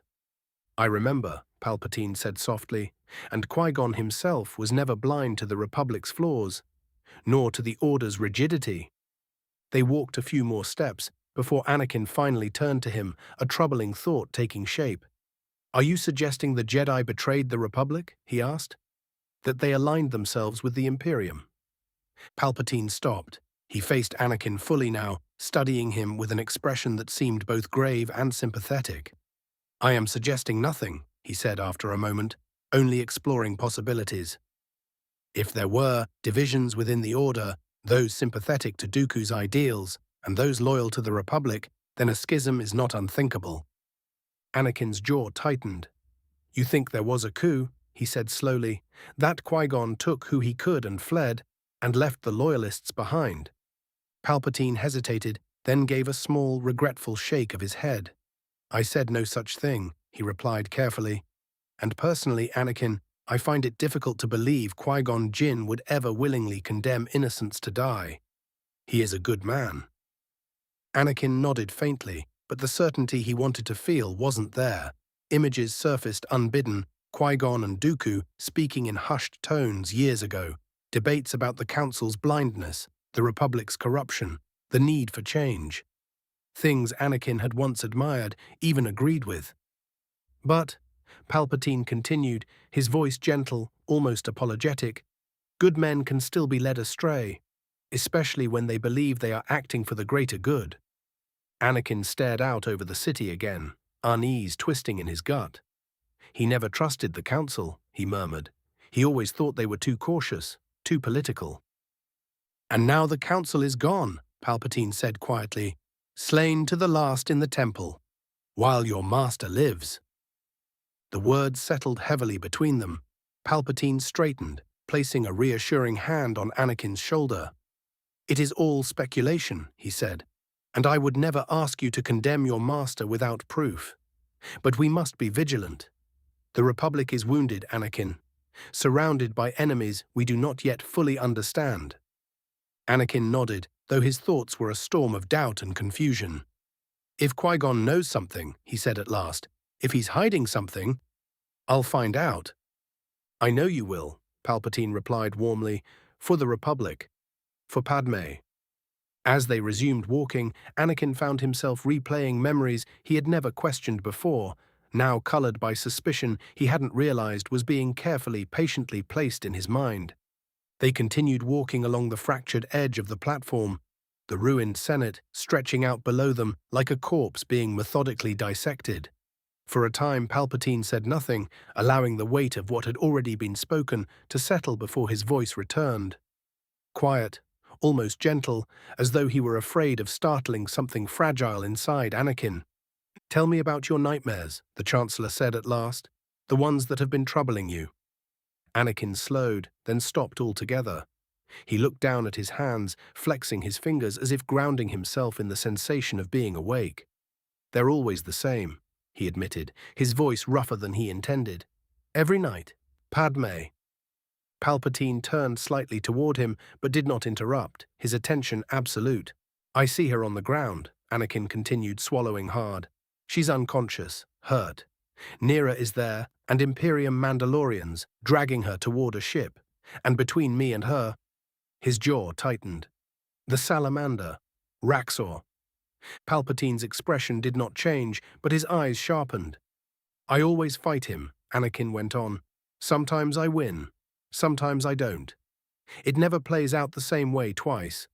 But I can never reach her. The ship always takes off." His breathing grew shallow as the images resurfaced. "And then the dream changes. Suddenly she's not on the landing pad anymore. She's on a metal slab screaming for me." He clenched his fists. "There are Astartes around her, Imperium personnel. I can see them clearly. Nera is there too, holding Padme's hand. And I know they're torturing her, cutting her open, hurting her. I wake up before it ends, but the screaming doesn't stop. It never stops." For a moment, the noise of Coruscant seemed to fade, as if the city itself were holding its breath. Palpatine remained silent, his face composed, but his presence pressed in on Anakin like a steady, anchoring weight. "I don't know what it means," Anakin said finally, his voice cracking despite his effort to control it. "I don't know if it's just fear or if it's a vision. But every time I see it, it feels real. Like the Force is warning me, and I'm scared." He looked up then, eyes burning. "I can't lose her." Palpatine stopped walking. He turned fully to Anakin now, resting both hands lightly on the railing as he regarded him. Not as a Chancellor addressing a Jedi, but as an older man looking upon someone in pain. When he spoke, his voice was low, carrying the gravity of a confession rather than a lecture. "The Force shows us many things," he said. "Some true, some possible, some shaped by our deepest fears. But fear itself does not invalidate a vision, Anakin. In many cases, it sharpens it." Anakin's shoulders sagged slightly, as though a burden he hadn't realized he was carrying had been acknowledged at last. "You are not weak for being afraid," Palpatine continued. "You are afraid because you love. And love is a powerful thing, far more powerful than the Jedi have ever allowed themselves to admit." He let that sit for a heartbeat, then asked, almost casually, "Tell me, Anakin, have you ever heard the tragedy of Darth Plagueis the Wise? 164, 160. Truth and Lies." Anakin. The space between them stretched, taut and fragile, as the minutes passed in uneasy silence. Dust continued to curl up from the ruined Senate spires to their side, and the distant thrum of repulsors and emergency craft filled the air like the low growl of a wounded beast. Anakin stood apart from Palpatine now, his thoughts churning, the words about Plagueis echoing again and again in his mind, refusing to settle. 10 minutes was all it took for suspicion to harden into certainty, for scattered fragments to align into something sharp and unmistakable. Palpatine began to speak again, but Anakin cut him off. The snap hiss of an igniting lightsaber cut through the air, a blade of blue light flaring to life inches from Palpatine's chest. Anakin's stance was rigid, arm locked straight as he leveled the weapon at the man he had trusted for years. His face was pale, jaw clenched so tightly it ached, his eyes burning with a mix of fury and betrayal that threatened to spill over at any second. "You're the Sith," Anakin said, his voice trembling not with fear, but with barely contained rage. "You're the one the Jedi have been hunting, Darth Sidious." For the first time, Palpatine looked genuinely wounded, not angry, but hurt, as though a beloved grandson had accused him of something unthinkable. His shoulders sagged slightly, his hands lifting in a slow, placating gesture. "Anakin," he said gently, almost sorrowfully, "if that is what you believe, then yes, I am Sidious. But I beg you, hear me out before you do something you cannot undo." "I don't want to hear another word," Anakin snapped. "You're under arrest. I'm taking you to Coruscant's police authority right now." Palpatine sighed, the sound weary rather than panicked. He did not move away from the blade. "And then what?" he asked calmly. "You bring me in, make your report, and within the hour I am released. I have broken no law, Anakin, none that still matters at least." He tilted his head, studying the young Jedi with something like sadness. "And in the process, you destroy what trust remains between us." Anakin's grip tightened on the hilt. "You manipulated the entire galaxy," he accused. "You orchestrated the war, the Republic, the Separatists. Millions died because of you." Palpatine's eyes hardened, just slightly, before softening again. He countered quietly, "I ended it. I destroyed the Separatists. I crushed their leadership. And look at the result." He gestured broadly to the smoking skyline.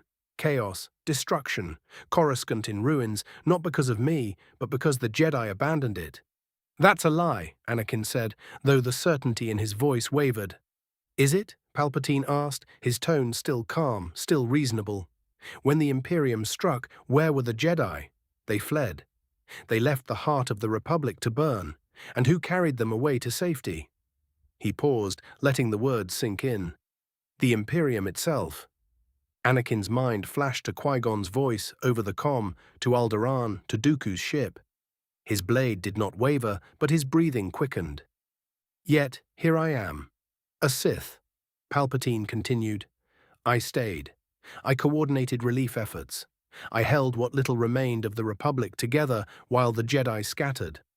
I am Sith, yes, but I have been loyal to the Republic in ways they never were." "They were attacked," Anakin said, "massacred." "And yet," Palpatine replied gently, "they survived. Enough of them did. Enough to hide, to regroup. Ask yourself why the Imperium wanted them alive." The question struck deeper than Anakin wanted to admit. Palpatine took a careful step closer, ignoring the humming blade between them.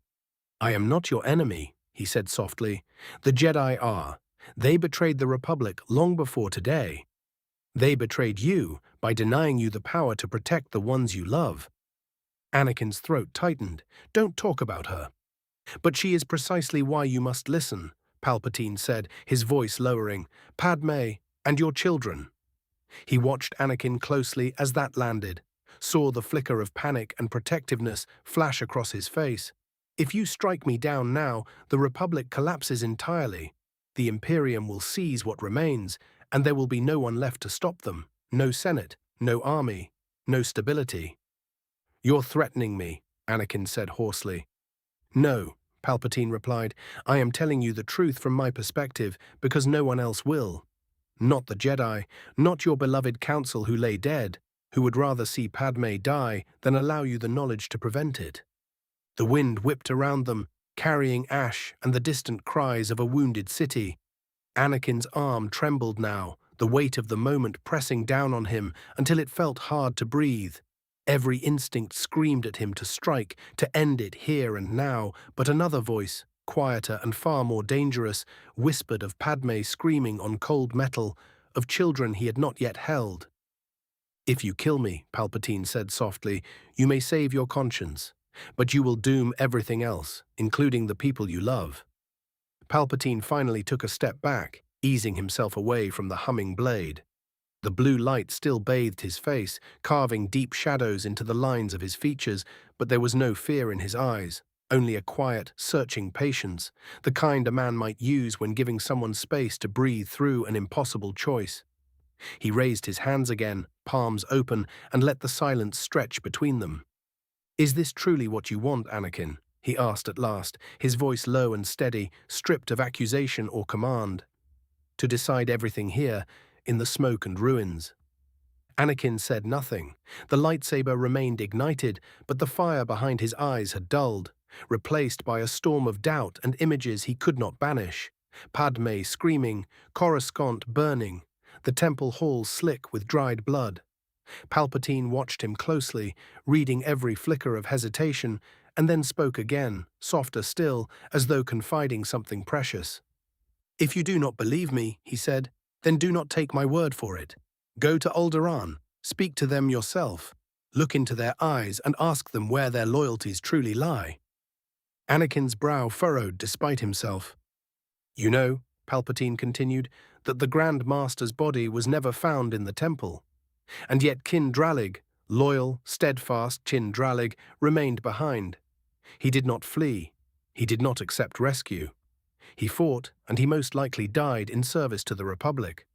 His voice dipped, carrying a note of genuine gravity. "That is a fact, Anakin. One that deserves to be remembered." Kin Dralig's stern face flashed in Anakin's mind, the image of a man who would never have bowed to the Imperium, never would have abandoned his post. If he was dead, then who, exactly, would lead the Jedi? "And now," Palpatine went on gently, "those who remain are the ones who accepted Imperium aid, those who boarded their ships, those who were spirited away to safety while Coruscant burned." He paused, allowing the implication to take root. "Ask yourself why they were spared." Anakin's grip loosened just a fraction. The blade dipped, barely perceptible, but Palpatine noticed. "I am not asking you to trust me blindly," Palpatine said. "I am asking you to seek the truth for yourself. Go to Alderaan. Hear what they say. See what they have become without the temple, without the Republic they claim to serve." He took another step back now, increasing the distance between them, offering space rather than pressing advantage. "When you return," he added quietly, "I will be here. I am not running. I am not hiding. I will wait for your decision, whatever it may be." The wind howled across the broken Senate platforms, tugging at robes and cloaks, carrying the scent of ash and scorched durasteel. Anakin stood frozen amid it all, torn between duty and doubt, loyalty and fear. Slowly, almost unconsciously, he deactivated his lightsaber. The blade vanished with a sharp hiss, leaving only the echo of its absence behind. Palpatine inclined his head, not in victory but in acknowledgement. "Go," he said, "see the truth with your own eyes. Then decide who has truly betrayed the Republic." Kin Dralig lay half-reclined on the medical slab, his teeth clenched so tightly his jaw ached.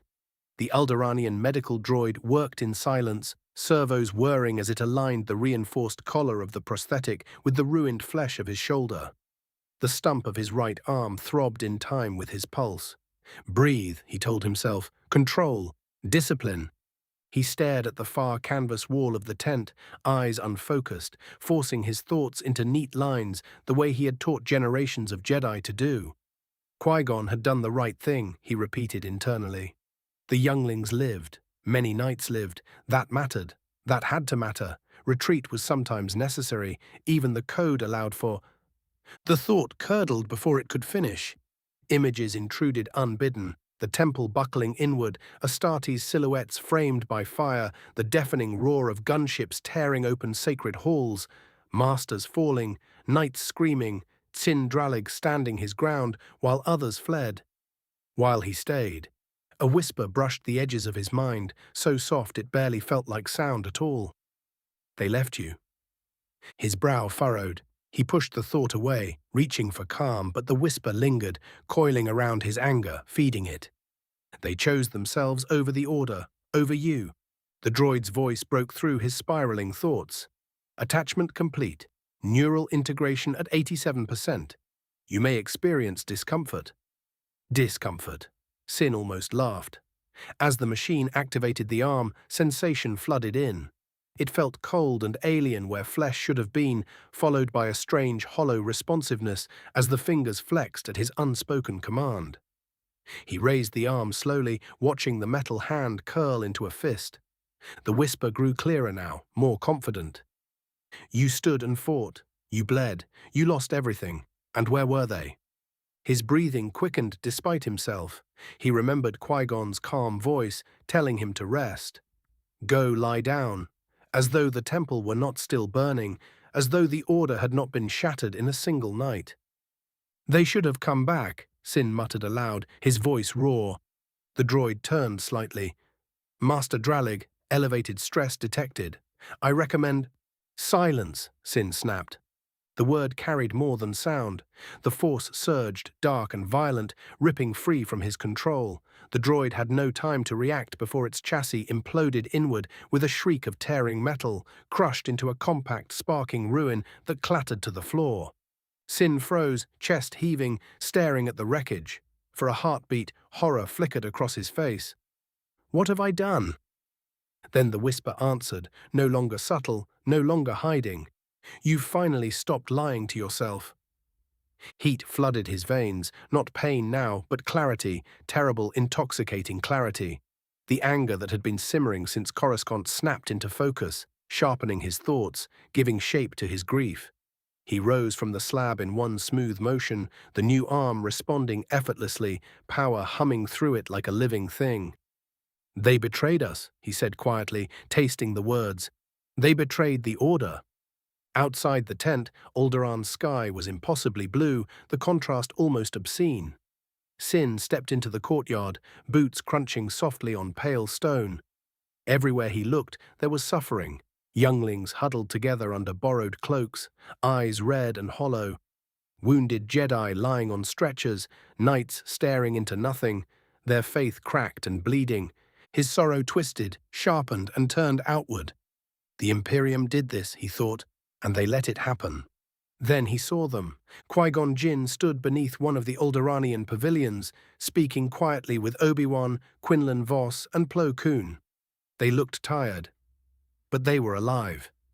Something inside Sin finally broke. His steps carried him forward, each one heavier than the last, the force around him tightening like a drawn blade. Obi-Wan sensed it first, turning sharply. But too late. With a violent tug, Sin ripped Obi-Wan's lightsaber from his belt. The weapon flew into his waiting hand, its weight settling perfectly into his grip. He ignited it in the same motion, the blue blade snapping to life with a hiss that silenced the pavilion. Chin, Qui-Gon began. Sin didn't hesitate. He brought the blade down in a killing arc, rage lending his strike terrifying speed.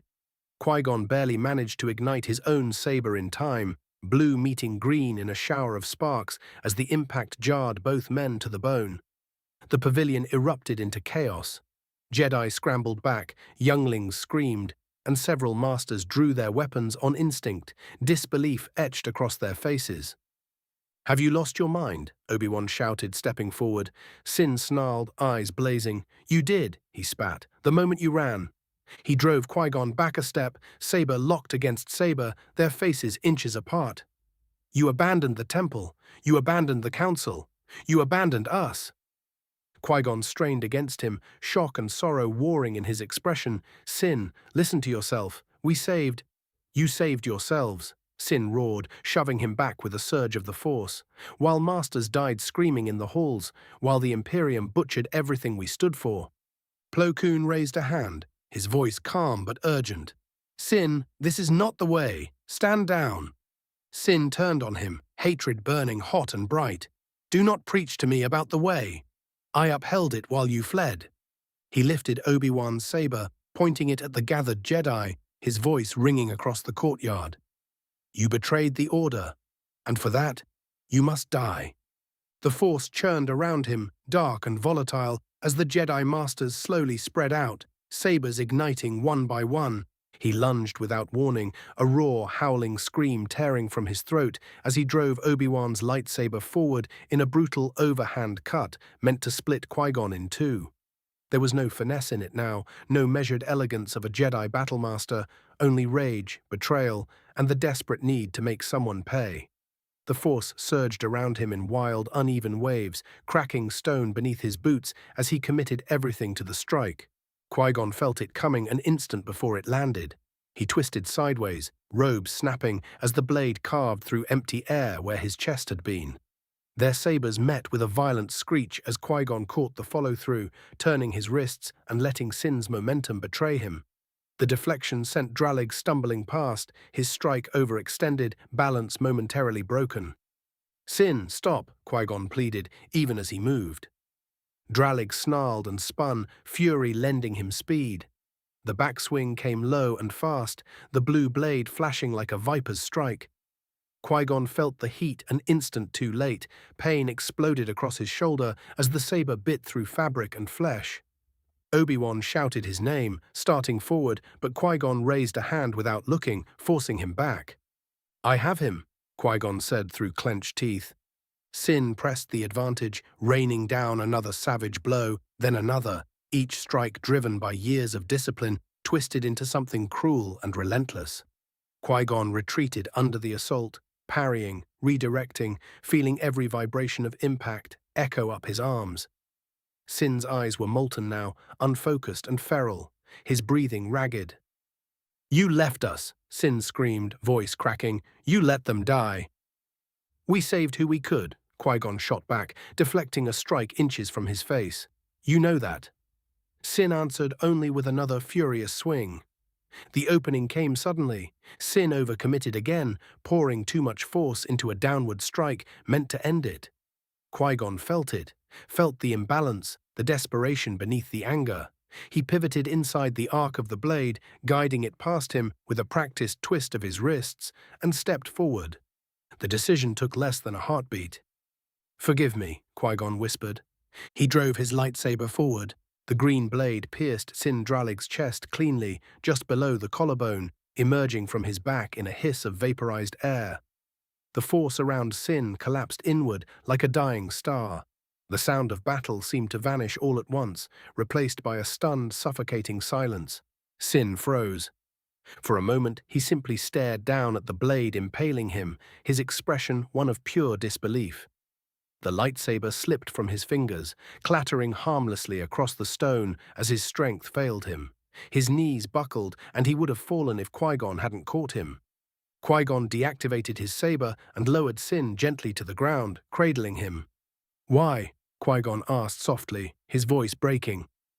Sin's eyes fluttered, struggling to focus. For a fleeting instant, the rage seemed to drain from them, leaving only exhaustion and pain. His mouth opened, as if he wanted to speak, to explain, to accuse, to confess. But no words came, only a faint, shuddering breath escaped him. His gaze lingered on Qui-Gon's face, searching, and for just a second there was something like regret there. Then the light faded as he went limp in Qui-Gon's arms. 165, 161, to Lahmu. Maximus, The stratagem of the battle barge's hololithic star charts drifted lazily in the air like ghostly constellations when the doors suddenly slammed open. A Mandalorian burst inside as if chased by death itself, sprinting straight past the guards before dropping hard to one knee in front of Raxor. Breath ragged and visor cracked from his survival with the Sith, holding up a glowing datapad with shaking hands as though it were a sacred relic.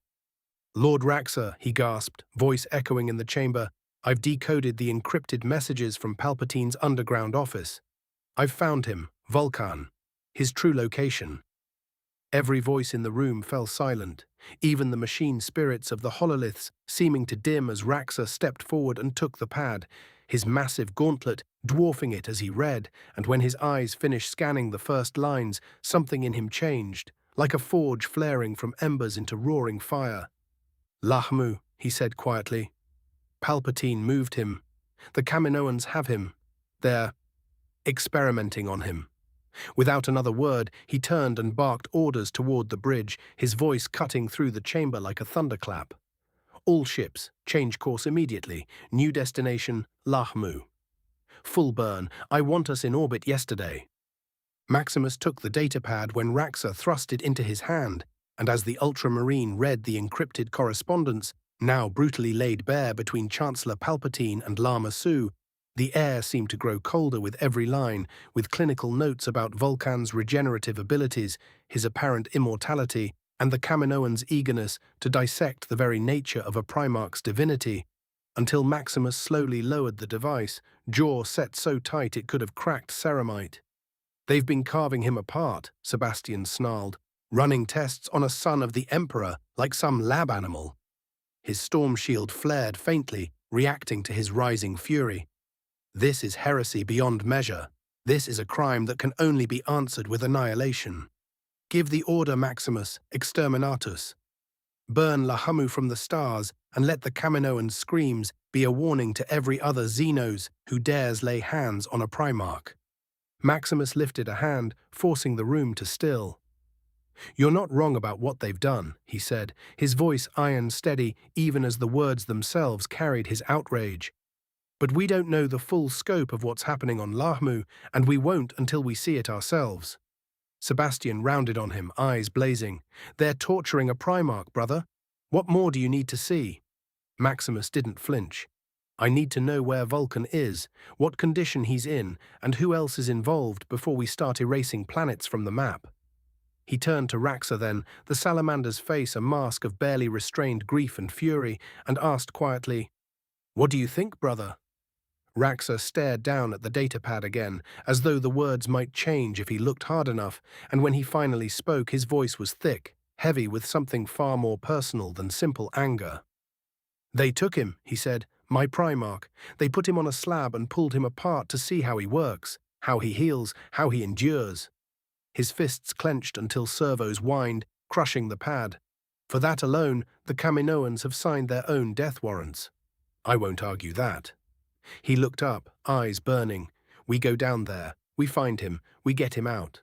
Then if Lahmu has to die for what they did, we make that call with his fate no longer hanging in the balance.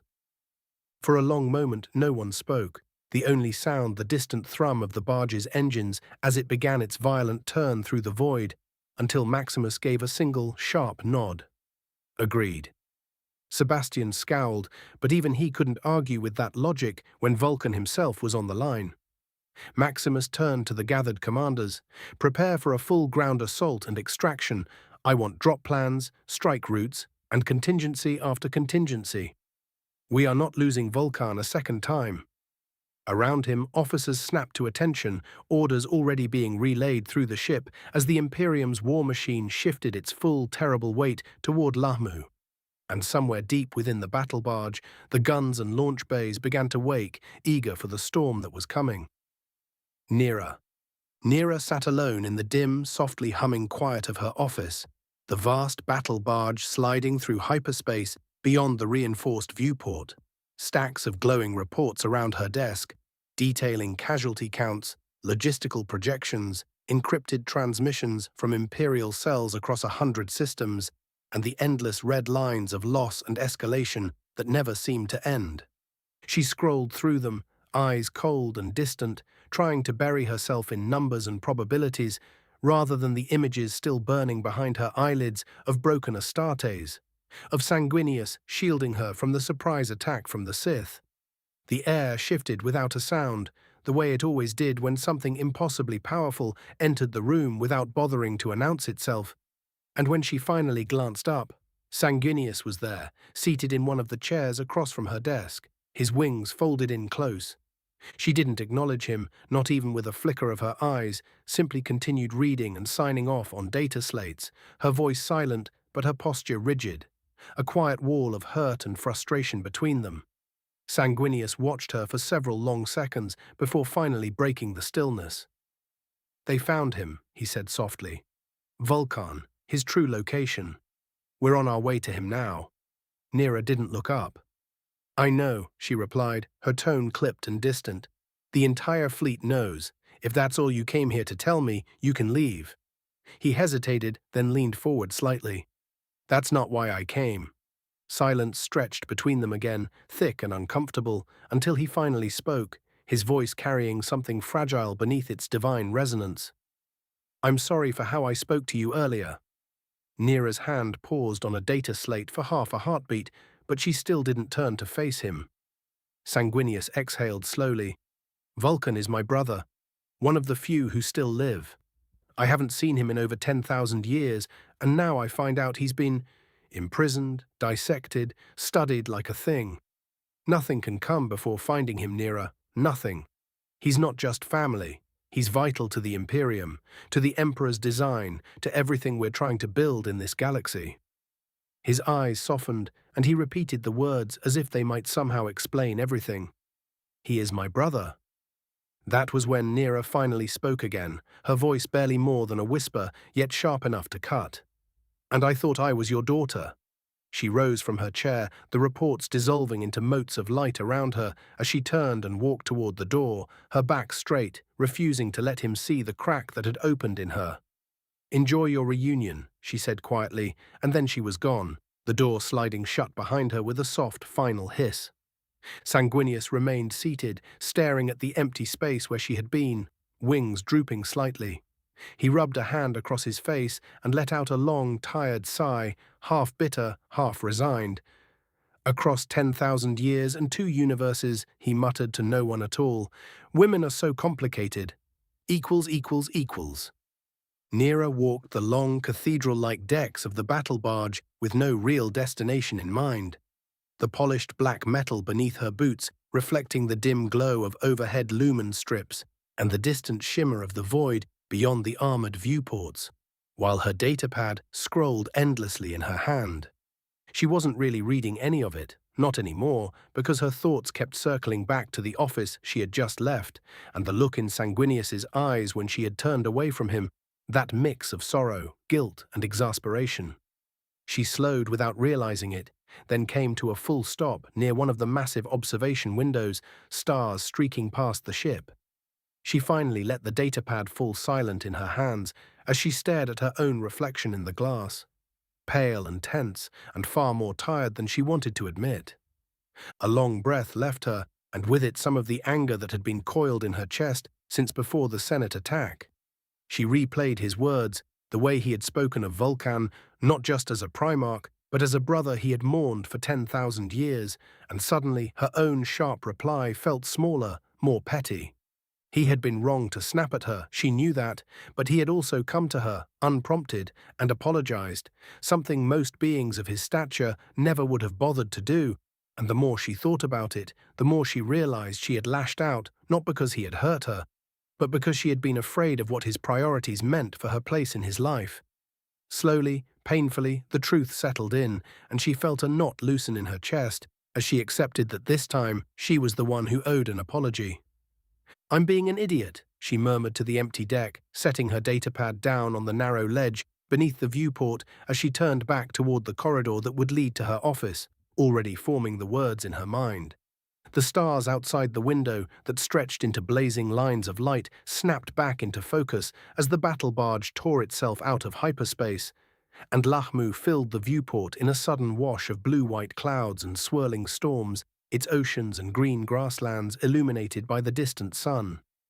A heartbeat later, the ship erupted into motion, deep alarms howling through the decks as red warning lights flared to life, and the calm, humming quiet was replaced by the roar of engines, the barked orders of officers, and the unmistakable vibration of a warship preparing for battle. Nera closed her eyes for a brief moment, letting the regret sit heavy in her chest before opening them again with renewed resolve. "After," she whispered, picking up her datapad and turning back toward the heart of the ship as the first Thunderhawks began to deploy. "I'll fix this after. Equals equals equals. 166, 162. Reclamation." Raxor. The Thunderhawk screamed as it tore through Lahmu's cloud cover, its armored hull shuddering again and again as emerald and scarlet lances of anti-air fire reached up from the surface and clawed at it, the impacts ringing through the troop bay like the tolling of war bells. Raxor stood braced near the ramp with Sebastian and Maximus at his side, mag boots locked to the deck, the vibration of the engines thrumming through his bones as warning runes flared and died across the interior displays. Outside, through the narrow vision slits, he caught glimpses of ocean giving way to artificial islands and sprawling Kaminoan structures, domes and spires rising from the surf like pale tumors, all of it already wreathed in smoke and fire as the Imperium's first salvos struck home. The Thunderhawk slammed into the ground hard enough to rattle his teeth, the impact kicking up sheets of water and debris, and before the echoes had even faded, the ramp thundered down. Raxor was moving before it fully settled, boots hitting wet sand as he charged out into a world that had already dissolved into chaos. Overhead, the sky split open as a single blinding lance of energy fell from the battle barge in orbit. It struck the mountain range to the west with apocalyptic force, vaporizing stone and steel alike as the Kaminoan anti-air batteries simply ceased to exist, the shockwave rolling across the landscape and flattening everything in its path. "All guns are down," voxed an officer from the battle barge. The Kaminoans' response was immediate and desperate. Doors irised open along the facility walls, and clone troopers poured out in disciplined waves, white armor stark against the darkened ground as they formed firing lines and opened up, blaster bolts stitching the air in frantic red streams. Raxor watched them die by the dozens before they even understood what they were facing. Bolter fire from the advancing Astartes ripping through armor and flesh with obscene ease, bodies exploding into sprays of mist and shattered plastoid. Mandalorians surged alongside them, jetpacks flaring as they flanked and cut down any pockets of resistance. With a roar of overcharged thrusters, Maximus burst skyward, a massive blue and gold figure arcing above the battlefield before crashing back down amid an entire platoon of clones. His thunderhammer struck the ground like the fist of an angry god, the impact releasing a concussive wave that pulverized troopers and shattered the earth beneath them, leaving nothing but a crater filled with drifting gore and smoke. Raxor felt the shock through his boots even from where he stood. The Ultramarines seized a surviving clone by the throat, lifting him clear off the ground as the trooper's rifle clattered uselessly away. The clone barely had time to gasp before Maximus slammed his helmeted forehead into the man's face, ceramite cracking plastoid in a sickening crunch, the trooper going limp as he was thrown aside like refuse. Without breaking stride, Maximus waded into the next line, his thunderhammer swinging in wide, devastating arcs, each blow reducing bodies to ruin, each step driving the Imperium deeper into the Kaminoan defenses. An ATTE Walker lumbered into view through the smoke, its cannons swiveling as it tried to bring its firepower to bear, and for a heartbeat it seemed like it might actually slow him. Then Maximus ignited his jump pack again and hurled himself into it, the impact smashing into the walker's flank hard enough to dent and buckle the armored hull. He landed in a crouch, already swinging, and brought his thunderhammer down on one of the massive legs with such force that it simply ceased to function. The joint obliterated in a shower of sparks and twisted metal. The walker collapsed with a groan of tearing steel, crashing into the ground beside him and crushing several clones beneath its bulk. Maximus strode to its side, slapped a melter charge onto the exposed hull, and turned away without looking back. "Clear," he voxed, already boosting out of the blast radius. The explosion was deafening, a roaring bloom of fire and molten metal that tore the walker apart and incinerated every clone still foolish enough to be near it. When the smoke cleared, nothing remained but wreckage and scorched ground, and the Imperium's advance did not slow for a second. Sebastian broke formation without a word, instinct and battle-honed awareness pulling him to the right as his auto-senses flagged movement along the broken edge of the facility. A platoon of clone commandos was attempting to flank the Imperium's advance, their darker armor and tighter formations marking them as something far more dangerous than the rank-and-file troopers being butchered in the open.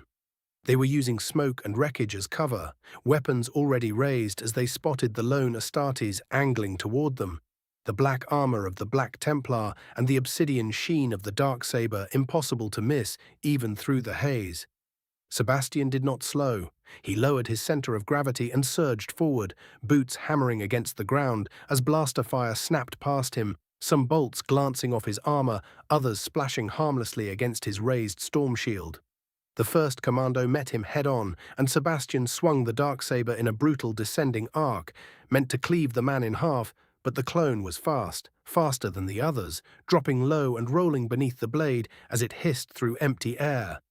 In the same motion, the commando came up inside Sebastian's guard, vibroblade screaming to life as he drove it toward the exposed gap beneath the Astartes breastplate. Sebastian twisted, impossibly fast for something so massive, the vibroblade screeching as it scraped harmlessly along ceramite instead of finding flesh. He pivoted on one heel and brought his storm shield around with crushing force, slamming it into the clone at point-blank range. The impact was obscene. Armor folded, bone shattered, and the commando was reduced to little more than pulp against the shield's face, his body flung aside as a broken ruin that hit the ground and did not move again. The rest of the squad opened fire in desperation, but Sebastian was already among them. He carved through the next clone with a savage backhand slash, the darksaber biting cleanly from shoulder to hip. The commando's body parting almost neatly before collapsing in two ruined halves. Another clone lunged in close, trying to bring his rifle up as a club, only for Sebastian to step forward and drive the hilt of the darksaber straight into the man's helmet. The reinforced plastoid crumpled like cheap metal, the clone dropping instantly as Sebastian ripped the weapon free and turned toward the last of them. The final commando tried to retreat, firing wildly as he backed away, but Sebastian simply raised his heavy bolt pistol and pulled the trigger once. The bolt round punched into the clone's chest and detonated, leaving nothing behind but shredded armor and a smoking crater where a man had stood moments before. Silence fell over the flanking position, broken only by the distant roar of battle and the crackle of fires burning across Lahmu. Sebastian did not pause to acknowledge the kills. He reoriented instantly, locking onto the main engagement, and then he was moving again, bursting forward in a blur of black armor and righteous fury as he hurled himself back into the fray.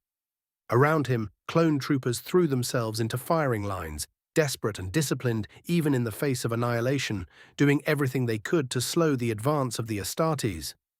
It did not matter. Bolter fire tore them apart, hammers crushed them into the ground, and blades cut through them as if they were nothing more than obstacles to be cleared. Sebastian plunged back into the chaos alongside his brothers, darksaber blazing, storm shield raised, an unstoppable force carving its way through the doomed defense. Raxor planted his feet and brought his heavy bolter up, and then opened fire. The bolter roared, a deep, thunderous sound that tore through the din of battle as mass-reactive rounds streaked across the field and detonated among the advancing clone troopers. Bodies were thrown apart in sprays of armor fragments and red mist, firing lines collapsing almost as soon as they formed, and for a brief moment the pressure on the Imperium's advance eased as Raxor's covering fire carved through the enemy ranks. It did not go unnoticed. A sizable block of clones shifted their attention toward him as they concentrated their fire on the Salamander, standing unbowed amid the chaos. Blaster bolts hammered into his armor in rapid succession, splashing against ceramite and drake-scale plating, scorching and cracking the surface as warning runes flickered across his vision. The impacts were steady and relentless, each hit insignificant on its own, yet accumulating into a growing strain that he could feel through his armor and into his bones. It was damage, but negligible, an irritation rather than a threat, and Raxor answered it by continuing to fire, his bolter chewing through the mass of clones with merciless efficiency. The focused fire ended abruptly. Maximus dropped from above, Thunderhammer crashing down among the clones and annihilating their formation in a single concussive blast, while Sebastian slammed into the flank moments later, shield and darksaber tearing through what little resistance remained. The slaughter was swift and absolute. Maximus straightened amid the ruin and barked a command, his voice cutting through the noise, and Raxor immediately broke position, moving without hesitation to regroup with his brothers as the Imperium surged forward toward the main citadel. The towering structure loomed ahead, its massive domed form scarred by earlier bombardment, but still defiant, its heavy doors sealed against the oncoming assault. Maximus raised his arm and pointed, a simple, decisive gesture. From orbit, the battle barge answered. A colossal lance of energy speared down from the heavens and slammed into the citadel's entrance, the impact vaporizing the reinforced doors in an instant and blowing molten debris inward in a rolling wave of fire and force. Raxor was the first through the breach, He charged into the smoke and ruin, heavy bolter roaring again as he cut down the clone troopers foolish or brave enough to try and form a defensive line within the shattered entryway. They died where they stood, torn apart by explosive rounds before they could even raise their weapons properly. Maximus and Sebastian were at his heels, moving with practiced coordination, their presence turning the interior of the citadel into a killing ground as other Imperium squads poured in behind them, fanning out to secure corridors and chambers. Inside the dome, Maximus slowed just long enough to turn and issue a final command, ordering timers set and objectives carried out. The squads acknowledged instantly and split off, each group peeling away into the sprawling complex to complete their assigned tasks. Raxor, Maximus, and Sebastian drove straight toward the heart of the structure, pushing through resistance that grew more frantic and disorganized the deeper they went. Clone troopers dying in droves as the three astart carved an unbroken path through the citadel's defenders. At last they reached the central hall. The space opened wide beneath the towering curve of the dome, lights flickering and alarms blaring as the final defenders fell back or lay dead across the polished floor. Waiting for them at the center was Lahmu. The Kaminoan stood tall and eerily calm despite the devastation around him, his long form silhouetted against banks of equipment and glowing containment fields. Beside him lay a massive figure, restrained and unmoving. Vulkan's body bore the marks of experimentation and confinement, a Primarch reduced to a prisoner on a slab. In Lahmu's elongated hand was a small device, a control switch of some sort. Raxor stopped dead. The world seemed to narrow and dim as the sight of his father struck him like a physical blow, shock and disbelief crashing through him in a way no enemy fire ever could. A sound tore from his throat, half growl and half cry, as he started forward, boots pounding against the floor as every instinct screamed at him to reach Vulkan, to tear him free from this place and from the hands that had dared to defile him. He was stopped by a gauntleted hand on his shoulder. Maximus's grip was firm and held Raxor in place before he could take another step. Lahmu finally broke the tension. His voice was smooth and cutting as it carried across the ruined chamber. His dark eyes moved from one Astartes to the next before settling on Raxor, and when he spoke there was no fear in it, only disdain. "Animals," he said calmly, "that is all you are. You slaughter an entire world, extinguish countless lives, all for one single man. Tell me, was it worth it?" Raxor's answer came instantly, raw and unfiltered, his voice trembling with barely restrained fury. "That man is my father," he snarled, each word ground out through clenched teeth. "And you're going to return him to me." He stepped forward again, shrugging off Maximus's restraining hand as if it were nothing more than a passing inconvenience, his massive frame rolling with barely contained violence as he closed the distance.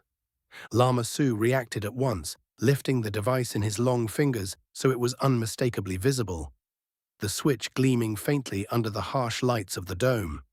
"Stay where you are," he ordered sharply, his composure tightening into something brittle. "Take another step, and I will detonate the charges beneath this facility.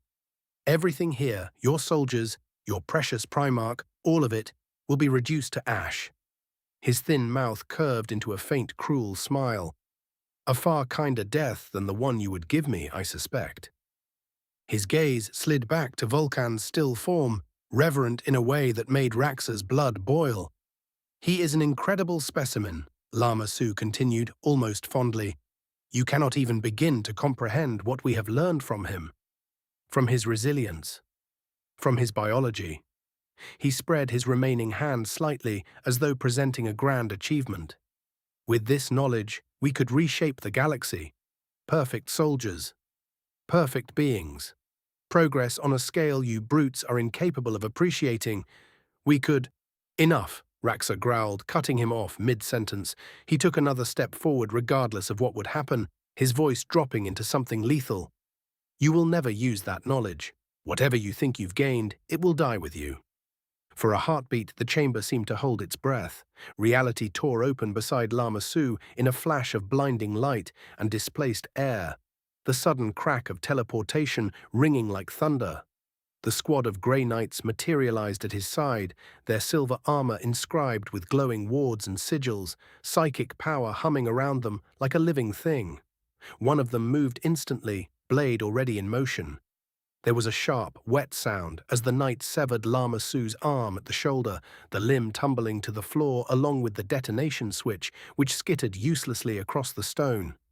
Lahmu screamed, the sound high and shocked, his carefully maintained control finally shattering. Maximus stepped forward at the same time, a teleport beacon he had planted moments earlier behind him. Everything happened at once. Raxor broke into a sprint, his heavy footfalls pounding the ground as he raced toward Vulkan's body, every other thought erased by the sight of his father lying there, broken and violated. Maximus and Sebastian turned away from him, closing on the Grey Knights and the wounded Kaminoan as the knights secured the area. Sebastian reached Lahmu first. He seized the Kaminoan by his long, slender throat and lifted him from the floor, holding him aloft with contemptuous ease as Lahmu choked and clawed weakly at the massive gauntlet. Even then, defiance flickered in his eyes. "Do your worst," Lahmu rasped, forcing the words out through compressed air. "Monster." Sebastian's helm tilted slightly, and a low, humorless sound escaped him. "Coming from a Xeno," he said coldly, "I'll take that as a compliment." There was a series of sickening cracks as Sebastian wrenched upward. Lahmu's body convulsed violently for a moment, his scream cutting off into a wet, gurgling silence as Sebastian tore his spine free through his neck. The Kaminoan went limp almost instantly. Sebastian released him without ceremony, the corpse collapsing into a lifeless heap at his feet. Around them, the hall fell quiet save for distant explosions and the heavy breathing of warriors who had just ended a nightmare. And across the chamber, Raxor reached his father at last, dropping to one knee beside Vulkan's body as the full weight of what had been taken and what had finally been reclaimed crashed down upon him. Equals. 167. 163. Strengthening bonds. Raxor. With Vulkan finally secured, the extraction became swift and efficient. Raxor never left his father's side as they lifted Vulkan onto the transport sled, his massive form hovering close, one gauntleted hand resting against the Primarch's arm, as if afraid that the moment he let go, this too would be taken from him. Around them, Astartes and Imperium forces pulled back in disciplined waves, leaving behind only ruin and fire as the last resistance on Lahmu was crushed beneath orbital guns and collapsing infrastructure. At Maximus's command, the withdrawal was total. No lingering engagements, no unnecessary heroics, just a clean severing of their presence as Thunderhawk screamed back toward the waiting battle barge in low orbit. Inside the Thunderhawk, the noise faded into the steady, vibrating roar of engines, the cabin lit by dim lumen strips that cast Vulkan's sleeping form in somber, reverent light. Raxor sat beside him, his bulk hunched inward in a way that looked almost unnatural for someone of his size, his eyes fixed on his father's face, as if memorizing every line, every scar, every breath that proved this was real. He did not speak. He did not move. Even when the Thunderhawk jolted slightly as it docked with the battle barge, his posture remained unchanged, one hand resting near Vulkan's shoulder like a silent vow. For the first time since his creation, the fire that had always burned within him was muted, replaced by something heavier and more fragile. They transferred Vulkan to a sealed, heavily guarded chamber deep within the barge, layers of void shielding, warding, and medical equipment brought online in moments. Raxor followed every step, his presence looming over the medici teams until it became clear that he had no intention of leaving. "No, I will stay here," he said simply, his voice low and immovable when Maximus suggested he get some rest. There was no argument after that. Maximus studied him for a long moment, then nodded once, a commander recognizing a line that could not and should not be crossed. Sebastian, for all his fury, said nothing, merely inclining his head in grim agreement before turning away. Maximus and Sebastian returned to the command center together, the vast chamber alive with hollow displays, tactical readouts. The image of Lahmu rotated in the air between them, scarred and burning, sections of its surface already collapsing into molten ruin where orbital strikes had landed. Maximus folded his hands across his chest, his expression unreadable as he regarded it. "The question now," he said at last, his tone measured but heavy with consequence, "is what we do with it." Sebastian did not hesitate. "Exterminatus," he replied flatly, turning toward Maximus. "They experimented on a Primarch, on Vulkan. That alone warrants it. Let the galaxy learn what happens when you lay hands on one of our gene fathers." His jaw tightened as he gestured toward the projection. "Lahmu should burn until there's nothing left to remember." Maximus remained silent for a moment longer as he considered the ripples it would send outward. "Perhaps," he said finally, his voice calm but firm, "but we should consult with the Grand Regent." The hologram of Lahmu continued its slow, indifferent rotation between them, a world balanced on the edge of absolute annihilation. Nera. Nera walked the quiet corridors of the battle barge with Sanguinius at her side, the thunder of battle now far behind them, replaced by the low, constant heartbeat of the ship as it hung above Lahmu. Neither of them spoke. There was no need to. The great angel's presence was different now, as if every fragment of his being had oriented itself toward the chamber ahead. Nera felt it even without looking at him, a gravitational pull of blood and memory, of bonds older than empires. The doors to the secure chamber parted with a soft hiss, revealing Vulkan's resting place bathed in subdued light. Raxor sat beside the slab, massive shoulders slightly hunched. The moment Sanguinius fully manifested, light seemed to gather around him as his form stabilized. Raxor was on his feet, the motion abrupt and reverent. He dropped to one knee with a heavy clang of ceramite, head bowed. "My lord," he said, voice thick with awe, "forgive me, I will leave you to my father. I should not intrude." Sanguinius turned toward him, wings shifting subtly as he smiled, the expression warm and achingly human despite the divinity of his form.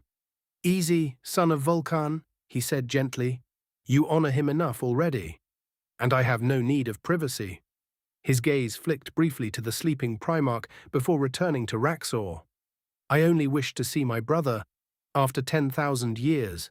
Stay, he would not want you sent away." Raxor hesitated, every instinct screaming to obey, to withdraw, to make himself small in the presence of a Primarch, but something in Sanguinius's tone rooted him in place.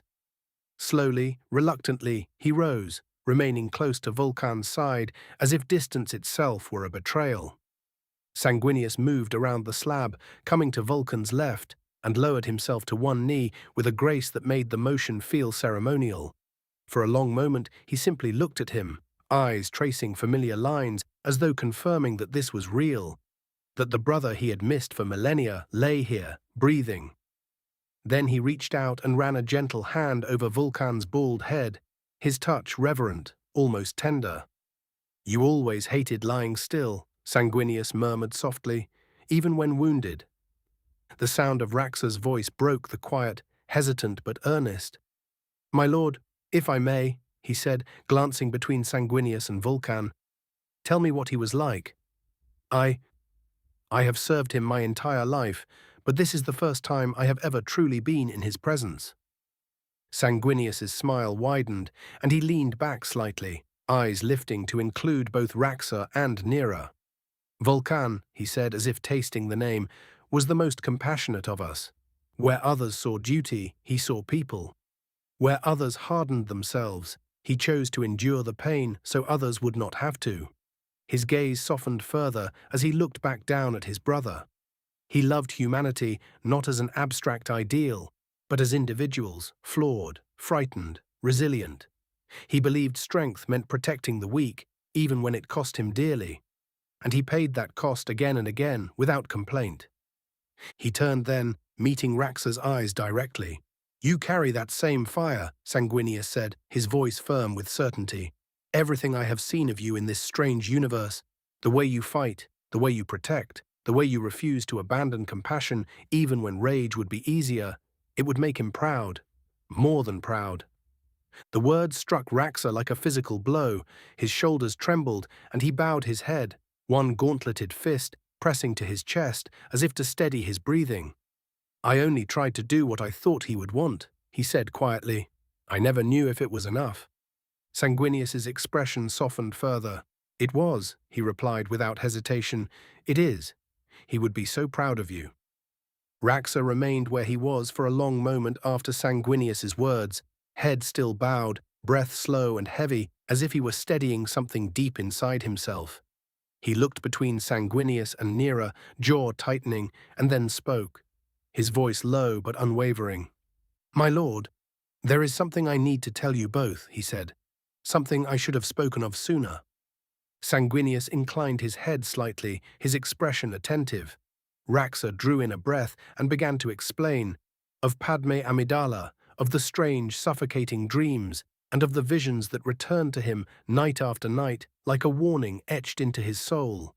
He spoke of a lava-scoured world and skies filled with ash, of himself standing between Padme and the boy Nera knew as Anakin Skywalker. His only purpose was to keep her out of his reach. I believe, Raxor said carefully, that Padme is carrying more than just a child. I believe she may be carrying some fragment of the Emperor himself, his soul.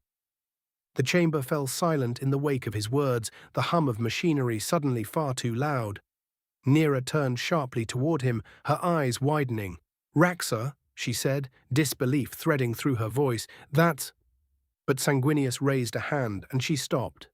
The great angel had gone utterly still, his wings no longer shifting, his gaze distant as though he were looking far beyond the walls of the chamber. When he finally spoke, his voice carried the weight of ancient memory. There may be truth in this. When the Emperor went about the warp, collecting the fragments of my soul, I learned many things, Sanguinius said quietly. Long before this age, before the Emperor faced Horus aboard the vengeful spirit, he made a choice. Both Raxor and Nera turned fully toward him now, as Sanguinius continued, his words measured, almost reverent. He knew that if he faced Horus as he was, he would hesitate. That compassion would stay his hand. That mercy and love would make him falter when the final blow had to be struck. His eyes darkened. So he cut those things from himself. He tore away his compassion, his hope, his mercy, and yes, his love. Nera felt her breath catch as Sanguinius went on. He cast those fragments of his soul into the warp, believing them a weakness he could not afford. What became of them after that was never known. He turned then, fixing Raxor with a piercing look. If Padme truly carries something extraordinary within her, Sanguinius said, it is not impossible that these fragments found their way into new life. Children born of what the Emperor once was and could no longer be. Nera cut in. If that's even a possibility, shouldn't we bring her here? To the Imperium? We could protect her. Help her. No one else would even know what they're dealing with. Sanguinius exhaled slowly. It may indeed be safer, he admitted. His gaze flicked back to Raxor. Have you told your brothers? Raxor shook his head. No, Vulkan. Finding him. It consumed everything. I meant to, but... I understand, Sanguinius said gently. Still, Maximus and Sebastian should know. This concerns all of us. Raxor nodded once, decisively. I'll tell them now. He cast one last look at Vulkan, at Sanguinius, then turned and strode from the chamber. The doors slid shut behind him, leaving Nera and Sanguinius alone once more. For a moment neither spoke. Nera's gaze drifted to Vulkan, then to the place where Raxor had stood, before finally settling on Sanguinius. Her hands clenched and unclenched at her sides as she wrestled with herself, then she drew in a breath and spoke. Sanguinius, she said quietly. He looked down at her, expression open and patient. I owe you an apology, she said, the words coming more easily once spoken aloud. I knew I was being stubborn. I knew it even while I was doing it. A faint, rueful huff of breath escaped her. I just didn't want to admit I was wrong. A small smile touched Sanguinius's lips, softening his features. You said many things, he replied calmly. Some true.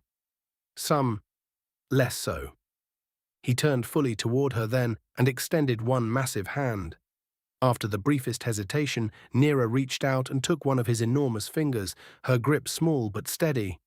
You were right about one thing, Sanguinius continued, his voice warm. I do see you as a daughter. And I would not have you think that bond so fragile it cannot survive anger or pride or an apology long delayed. Nera swallowed, her throat tight. Thank you, she whispered. Sanguinius inclined his head. Of course, little one. 168 to 164. Fall. Anakin. The shuttle's engines howled softly as Anakin brought his personal craft down toward one of Alderaan's many landing pads, the polished metal beneath it catching the sunlight and throwing it back in pale gold reflections. His hands were steady on the controls, but there was a tightness in his chest that hadn't loosened since he'd left Coruscant. Qui-Gon Jinn was already waiting at the edge of the pad. He stepped forward instinctively, arms opening as if to pull him into an embrace, relief plain on his face. Anakin stopped short and bowed instead. I'm glad to see you alive, Master, he said evenly. Qui-Gon's arms lowered slowly, confusion flickering across his features before being smoothed away. Anakin, he said gently, studying him now with sharper attention. His gaze lingered on the black glove encasing Anakin's left hand, then traced the pale burns that scarred the left side of his face. You were injured. The explosion, Anakin replied, at the Senate. Qui-Gon's brow furrowed. The Force was turbulent. We felt something terrible had happened. He shook his head faintly. We were fortunate to escape the temple when we did. Once things settle, I'm sure we'll be able to return. The Order will rebuild. Anakin said nothing. He turned and began walking instead, forcing Qui-Gon to fall into step beside him. They moved along a gently curving path that hugged the edge of a rise, the city's elegant architecture giving way to open air and distant greenery. For a long stretch, only the sound of their footsteps and the distant hum of Alderaan's traffic filled the silence. When they reached the edge of the ledge, the Jedi encampment came into view below them. A cluster of pale pavilions had been erected on a wide green Alderaanian banners, fluttering softly beside temporary landing beacons. Jedi moved between the structures, knights, masters, younglings, some speaking in hushed tones, others sitting in quiet stillness, wrapped in blankets or meditation. They descended together, and the moment Anakin stepped into the encampment proper, Obi-Wan looked up, his face lit with relief as he hurried forward. Anakin, he said, stopping just short, eyes scanning him much as Qui-Gon had. Thank the Force. Others followed, Plo Koon inclining his head, a few masters offering murmured greetings. Anakin acknowledged them, but his attention kept drifting, cataloguing faces, counting who was present and who was not.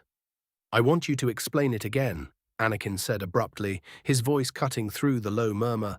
How you escaped. Obi-Wan blinked. Qui-Gon turned toward him. Anakin, I've already told you. I know, Anakin said, meeting his gaze at last. I just want to hear it again, every detail.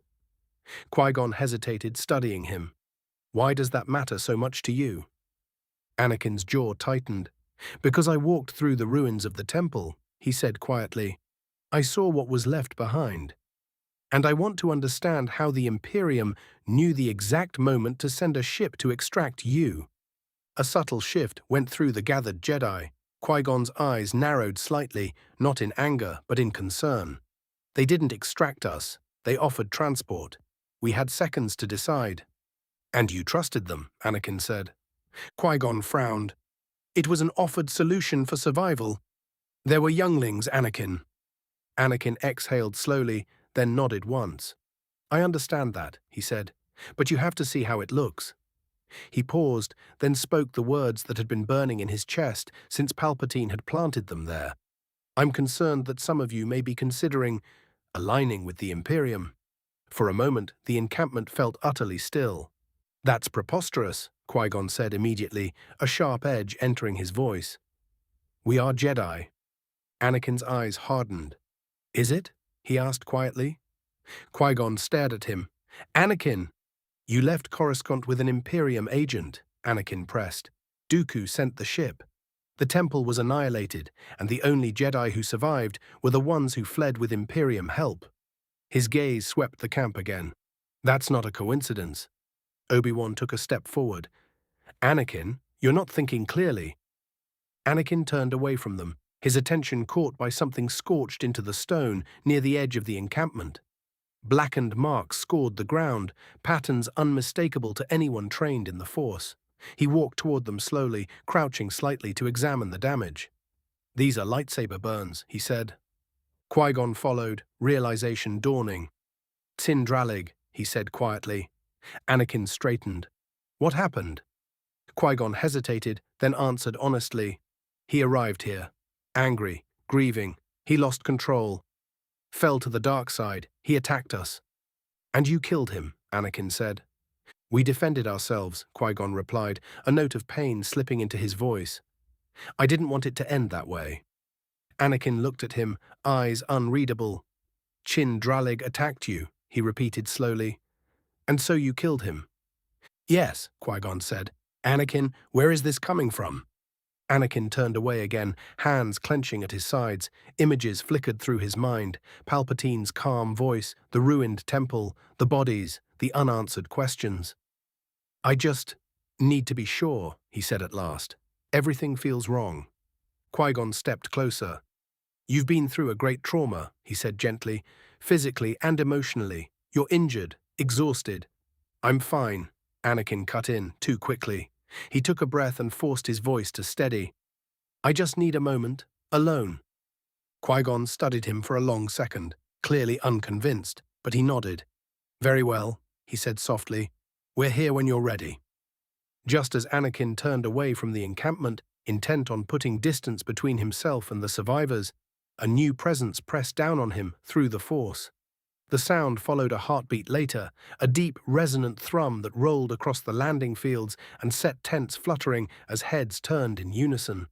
He paused despite himself and glanced back as a second ship descended from the clouds, its silhouette stark and unfamiliar, far more angular and imposing than the vessels the surviving Jedi had arrived in. It did not drift or hesitate as it came down, but committed fully, engines flaring as it settled onto one of the landing pads. Qui-Gon stopped mid-step, confusion flickering across his features as he turned toward the ship, his hand tightening slightly at his side before he started forward to see who had come. Anakin watched from a short distance away as the ramp lowered with a hiss, revealing darkness within, and then a tall, cloaked figure emerged, silver hair catching the light as Count Dooku stepped into view. He was accompanied by towering Astartes in heavy armor and Mandalorian guards in battle-worn plates, but they remained near the ship, spreading out just enough to establish a perimeter, while Dooku alone advanced to meet Qui-Gon. The sight sent a murmur through the encampment, tension rippling outward as more Jedi gathered, drawn by instinct and unease. Qui-Gon stopped a few paces from Dooku and inclined his head in a small bow. "Master," he said quietly, the word carrying a weight of old loyalty and unspoken questions. Hondo arrived moments later, curiosity written plainly on his face, and Dooku turned just long enough to acknowledge him. "You did well," Dooku said, his tone measured, almost approving, before his attention returned fully to Qui-Gon. For a moment, Qui-Gon looked as though he did not know how to respond, his hands lifting slightly before falling again, and Dooku spread his arms, palms open, as if searching for the right words. "What happened at the temple was a tragedy," Dooku said at last, his voice calm but carrying easily across the landing pad. "I will not pretend otherwise. Lives were lost, and history will remember it as a dark day." He paused, eyes never leaving Qui-Gon's. "But it needed to be done." Qui-Gon's brow furrowed, pain and disbelief crossing his face, and Dooku inclined his head fractionally. "For that pain, I am sorry, truly. Yet you must understand, the Jedi were hiding Vulkan from the Imperium.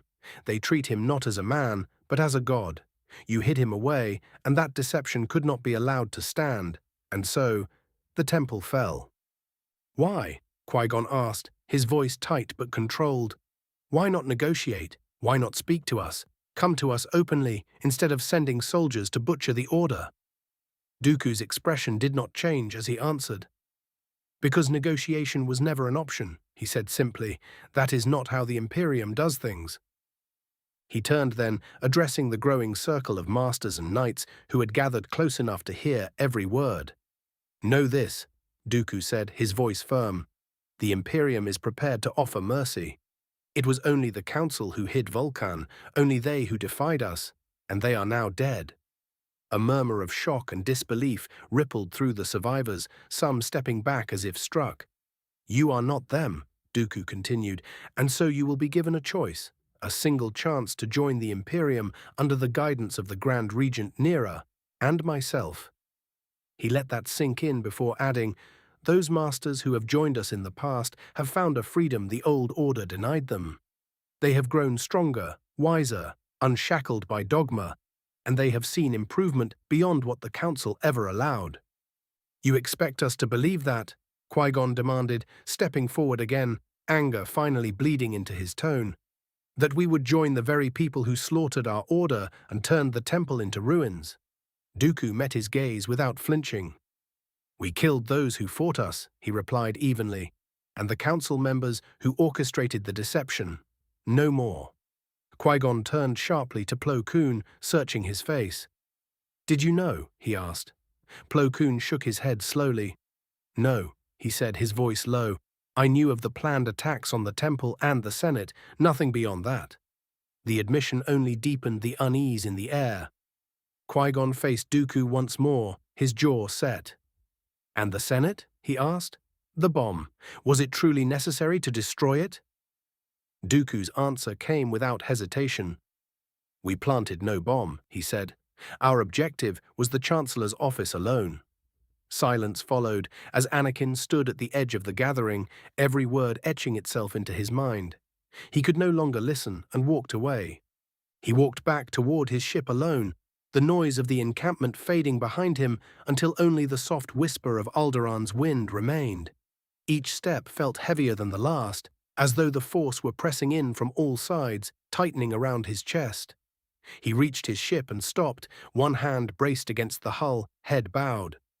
For a long moment he simply stood there, breathing slowly, trying and failing, to still the storm inside him. Then, with a sharp exhale, he reached into his cloak and pulled out a small communicator. The hologram flickered to life almost instantly. Chancellor Palpatine's image resolved in soft blue light, his expression shifting the moment he saw Anakin's face. My boy, Palpatine said gently, concern threading through his voice. You look troubled. Are you all right?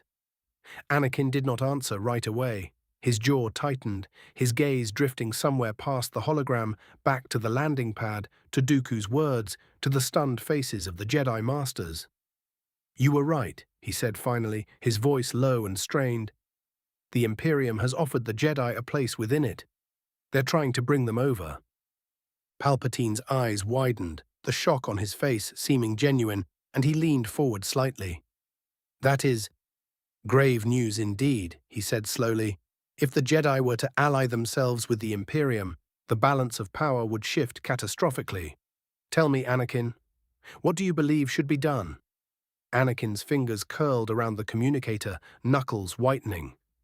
I don't know, he admitted, but I do know this. The Jedi cannot be allowed to join the Imperium. If they do, the Republic won't survive. They have to be stopped. A long silence followed, heavy and deliberate. When Palpatine spoke again, his tone had changed, growing quieter, more intimate. There is only one way to ensure that, he said. If you truly wish your children to be free, if you wish the Republic to endure, then the Imperium cannot gain the Jedi as an asset. Anakin said nothing, his silence stretching as the words sank deep, lodging themselves in places he had tried so hard to keep untouched. Palpatine continued, his voice calm, almost sorrowful. I know this is not an easy choice, but we are already standing on the brink of destruction. Think of Padme, Anakin. Think of the future you want for her, for your children. Hard choices must be made when everything we love is at stake. The hologram shifted slightly as Palpatine straightened. I will send a regiment of clones, he said, and a few others to assist you in what must be done. You will not be alone. His gaze softened, and he gave a small, knowing nod. For the greater good, the Jedi must be destroyed. I know you will make the right decision. The transmission cut off, the hologram collapsing into nothing, leaving Anakin alone once more. He stared at the dark glass of his ship, his reflection faintly visible on its surface, scarred, exhausted, and utterly changed. The force surged around him, no longer a gentle current, but a roaring inferno, and as he lifted his head, something within him finally gave way. His breath came slow and steady, unnaturally calm, and when his eyes opened fully, the blue was gone, replaced by a molten burning yellow that reflected the fire now consuming his soul. 169 to 165. Order 66. Dooku. From the edge of the landing pad, Dooku watched the survivors gather in wary clusters, their grief hanging over them. He folded his hands behind his back and turned slightly toward the armored figures waiting at his signal. "Bring out the supplies," he ordered. It was a small gesture, he knew that, but small gestures were sometimes all that stood between despair and collapse, and the Jedi before him stood perilously close to the latter. The Ultramarines moved at once, their massive forms striding forward as they carried pairs of enormous cargo crates down the ramps. Each crate hit the ground with a dull, heavy thud, drawing attention despite the Marines' efforts to be unobtrusive. Dooku could feel the tension ripple through the crowd as eyes turned toward the armored giants, fear and resentment warring openly on the survivors' faces. He could hardly blame them. To these people, the Imperium was evil. It was the fire in the temple halls, the death among the council chambers. No amount of food would erase that. Still, he hoped it might dull the edge. One of the Marines stepped forward and keyed open the crate nearest him, the seals hissing softly before the lid lifted to reveal stacks of preserved ration packs and crates of fresh produce, fruits carefully stabilized for transport. A murmur ran through the crowd, hesitant and uncertain. No one moved at first. Then, from between two robed masters, a small figure emerged. A youngling girl, her robes too large for her, her dark hair tied back with a simple cord. She stopped several paces away from the Marine, staring up at him with wide, frightened eyes, as though expecting him to strike her down simply for daring to approach. Slowly, the warrior reached up and unsealed his helmet, lifting it free and tucking it under one arm. His face was scarred and weathered, marked by old burns and healed cuts, but his expression softened as he crouched slightly. He reached into the crate and pulled free a round Myluran fruit, its skin pale and unassuming, and held it out to her in an open palm. "It's for you," he said, his voice deep but gentle. The girl hesitated, her gaze flicking between the fruit and the Marine's face. When she didn't move, the Marine knelt fully, bringing himself closer to her height. With an exaggerated motion, he took a bite from the fruit, chewing thoughtfully before nodding to himself. "See," he said, swallowing, "perfectly safe." He reached back into the crate, took a second fruit, and held that one out to her instead. After a long, trembling moment, she stepped forward and accepted it with both hands. She bit into it cautiously and immediately screwed up her face as the sourness hit her tongue. The Marine barked out a surprised laugh. "Ah," he said, amused, "that one's unripe. Happens sometimes." Without hesitation, he held out the fruit he'd been eating. "Trade?" She glanced up at him, then nodded and handed hers back. This time, when she bit into the sweeter fruit, her eyes lit up. A quiet, delighted sound escaped her before she could stop it. The Marine took a bite of the unripe one and winced, his expression contorting just enough to draw a giggle from the girl. "Emperor preserve me," he muttered theatrically. "That one bites back." Her laughter grew, soft at first, then freer, and something shifted among the onlookers. Dooku saw shoulders ease, saw masters exchange uncertain glances, saw another child inch closer to the crates. The Marine smiled down at the girl, just a small thing, but genuine. Qui-Gon watched the exchange at the crates for a long moment, the sound of a child's laughter cutting through the low murmur of grief. Qui-Gon turned to Dooku, hands folded into the sleeves of his robes, and inclined his head just enough to signal a private word. "Walk with me," he said quietly. Dooku hesitated only a fraction of a second before falling into step beside him, the two of them moving along the edge of the pavilion where the noise of the camp dulled to a distant hum. They walked in silence for several paces, the weight of history heavy between them, before Qui-Gon spoke. "You don't have to stay with them," he said at last, his voice even but earnest. You could leave the Imperium, you could come back. You still belong with us." He glanced sideways at his former master, searching his face for some sign of doubt, some crack in the resolve he feared he would find unyielding. Dooku did not slow, nor did he look at him at first. When he finally spoke, his tone was calm, almost weary. "I fundamentally agree with them, Qui-Gon," he said. "With what they are trying to do." He stopped then, turning to face him fully. "They act. They do not drown themselves in endless debate while the galaxy burns. They are brutal, yes, and I will not pretend otherwise, but if I am being honest, the galaxy needs a brutal wake-up call. It has grown complacent, rotten. The Jedi debated while corruption festered in the Senate, while monsters hid behind titles and procedure."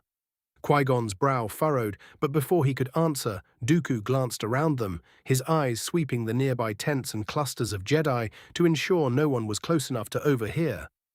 Satisfied, he lowered his voice.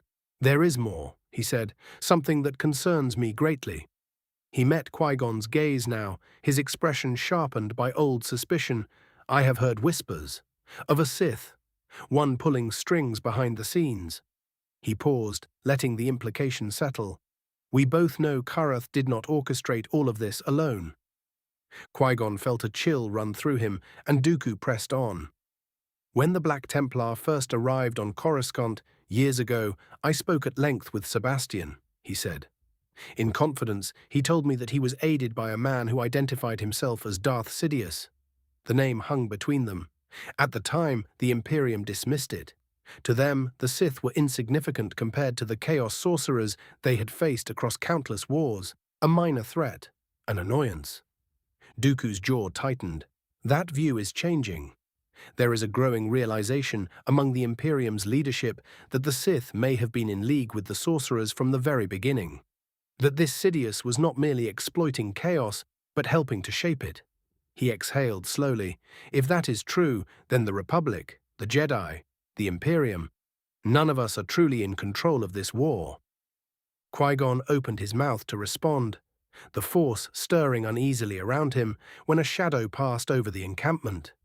Both men looked up as a massive Republic dropship broke through the clouds, its hull gleaming in the light. The ship slowed, then opened its belly, releasing a swarm of smaller troop transports that fanned out as they descended toward the landing pads. A murmur rippled through the camp, growing quickly into excited voices. One of the Jedi Knights pointed skyward and called out, relief plain in his voice, "The Republic, they've come to help us." The first transport touched down with a thunderous hiss of repulsors, its ramp slamming into the stone of the landing pad as dust and loose leaves were kicked outward in a wide ring, and then another followed, and another, until the sky above the encampment was crowded with descending hulls. The mood shifted almost instantly as hundreds of clone troopers poured out in disciplined waves, white armor gleaming, blasters already in their hands rather than slung at ease. They spread, fanning outward, boots striking the ground in perfect unison as they advanced toward the pavilions, and it was then, in that breath between hope and dread, that Anakin Skywalker stepped forward from between the ranks. He moved, his cloak barely stirring, his presence in the Force sharp and oppressive in a way that made Qui-Gon's skin prickle. Dooku was mid-sentence, still watching the clones with a frown of confusion when Anakin came to stand beside them. "Anakin," Qui-Gon said, turning to him with a tight smile that never quite formed, "do you know what's happening here?"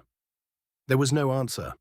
Anakin did not look at him, did not acknowledge the question at all, and when Qui-Gon shifted closer, concern deepening into alarm, he saw it, the molten yellow glow in Anakin's eyes, bright and unmistakable. "Anakin," Qui-Gon began, his voice breaking just slightly, but Dooku had already turned, his own confusion sharpening into sudden clarity. His gaze dropped, and his breath caught in his chest as he looked down to see Anakin's lightsaber buried to the hilt in his abdomen, the blue blade punching clean through him, its light flickering against the crimson lining of his cloak. For a heartbeat, no one moved. Dooku's mouth opened as if to speak, but no sound came out. Qui-Gon reacted on instinct alone. "What are you doing?" he shouted, grabbing Dooku under the arms and wrenching him backward as Anakin withdrew the blade in a smooth, almost casual motion.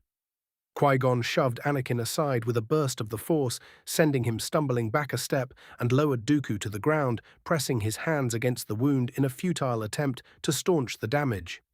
Around them, the camp froze, the sound of laughter and murmured conversation collapsing into stunned silence as dozens, then hundreds, of Jedi realized what they were seeing.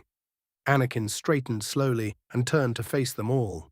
His voice carried effortlessly across the encampment, stripped of the warmth they had once known. "You have betrayed the Order," he declared. "You have betrayed the Republic." He swept his gaze across the gathered masters, knights, and terrified younglings. "You were prepared to join the Imperium, to hand the Republic's future to monsters." His jaw tightened. "That cannot be allowed." Several Jedi cried out in protest, others stepping forward instinctively, but Anakin raised one hand. "Execute," he said. The clones moved as one. Blasters came up in a single perfectly synchronized motion, and the air was instantly filled with screaming blue bolts. The first volley tore through the crowd, cutting down masters and knights alike before many could even draw their blades. Bodies fell where they stood, robes igniting, pavilions erupting into fire and chaos as younglings screamed and scattered. The sound was deafening, blaster fire, collapsing fabric. The cries of the dying and the smell of scorched flesh filled the air. "No!" Qui-Gon screamed, his voice raw with disbelief and fury as he ignited his lightsaber and rose to his feet, placing himself between the nearest clones and Dooku's fallen form. He cut down the first trooper who came too close, then another, green light flashing in furious arcs as he fought with a desperation born of utter horror. Around him, the encampment became a slaughterhouse, and above it all stood Anakin Skywalker, unmoving, watching as the Order burned. The response from the Imperium was instantaneous and overwhelming, as bolters were raised and roared in the same breath. Mass reactive rounds tore into the advancing clones, detonating inside white armor and flinging bodies backward in sprays of shattered plastoid, entire firing lines collapsing in seconds under the sheer violence of it. The sudden thunder of bolter fire drowned out the crack of blasters, and for a fleeting moment, the Jedi encampment became a war zone caught between two annihilating forces rather than an execution ground. The Space Marine who had shared fruit with the youngling moved without hesitation. His helmet snapped back into place with a hiss of seals, and he stepped in front of the small girl just as a clone rushed them. The Marine drove a boot into the trooper's chest with such force that the armor imploded, the body coming apart in a red mist before it hit the ground. He seized two more clones by their helmets, smashing their heads together with a wet crack before letting them drop. His chainsword screamed to life in his grip, teeth chewing through armor and flesh as he carved a bloody path. But then a heavy blaster bolt struck him square in the chest, the impact slamming him off his feet and skidding him across scorched stone. For a heartbeat, it looked like he would not rise again. Then he moved, slow and stubborn, dragging himself upright as clones closed in around him, firing point blank. Blaster bolts punched into the weaker joints of his armor, burning through cabling and ceramite, staggering him as sparks and smoke poured from his chestplate. He would have fallen then, should have fallen. The clones were ripped from their feet and hurled away as if struck by an invisible wave, smashing into pavilions and stone with bone-breaking force. The Marine looked up in disbelief and saw the girl standing there, small hands raised, her face twisted in fear and concentration as she unknowingly reached into the Force. Forcing himself fully upright despite the smoking crater torn into his chestplate, he scooped the child up with one arm and turned, sprinting for the ship as bolter fire thundered behind him. Other Astartes closed ranks around them, forming a moving wall of ceramite and gunfire, cutting down clones by the dozen, even as more transports screamed in from above. The cost was brutal. A rocket streaked down from one of the descending gunships and struck a Space Marine square in the torso, the explosion tearing him apart in a flash of fire and shrapnel that rattled the landing pad. Another Marine fell moments later, a single lucky blaster shot punching through his eye lens and dropping him mid-stride. The Marine carrying the child did not slow. He reached the ship, secured the girl inside with a gentleness that seemed almost impossible given the carnage outside, then turned back into the storm. He hauled his fallen brothers one by one, massive armored bodies dragged through smoke and fire, loading them aboard even as blaster bolts ricocheted around him. Mandalorians fought alongside the Astartes in a blur of jetpack fire and wrist-mounted weapons, cutting clones down at close range, their armor streaked with soot and blood as they refused to yield ground. Still, the clones kept coming, endless ranks spilling from the sky. The Marine rejoined the fight, charging forward and cutting through another knot of troopers before he saw Dooku's body lying amid the chaos. At the same moment, Anakin Skywalker turned toward him. For a fraction of a second, their gazes met, the Marine feeling the crushing weight of the Force around the man. Anakin began to walk toward him, lightsaber ignited, cutting down a Jedi Knight who tried to bar his path without even breaking stride. The Marine did not challenge him. He seized Dooku's body, lifting it as if it weighed nothing, and retreated under covering fire, bolter rounds roaring past him as he reached the ship once more. Behind him, Anakin finally entered the fray in earnest, blue blade flashing like a scythe as he cut down any Jedi who dared stand against him. Master, knight, youngling, it made no difference. Those who crossed his path fell, the screams of the dying swallowed by blaster fire and the roar of war, as the Order's last refuge burned under the weight of betrayal. Qui-Gon stood amid the ruin like a man wading through a nightmare he could not wake from, his green blade moving almost of its own will as he cut down clone after clone, their bodies falling around him in smoking heaps. The Force howled in his senses, thick with pain and death, and everywhere he looked there were bodies, friends, students, children. His breath caught in his chest when he saw Quinlan Vos sprawled across the ground, eyes glassy and unseeing, his body twisted where blaster fire had cut him down. "No," Qui-Gon whispered, the word torn from him as if it might somehow undo what had already happened. Grief threatened to swallow him whole, and for a moment he surrendered to it, cutting through the clones in a haze of anger, every strike fueled by horror and disbelief. Then, suddenly, Anakin was standing in front of him, blade ignited, eyes burning with a molten yellow light that made Qui-Gon's heart lurch. Their lightsabers crashed together with a violent hiss, green and blue locked inches from Qui-Gon's face, sparks spraying between them as the Force surged wildly around the two of them.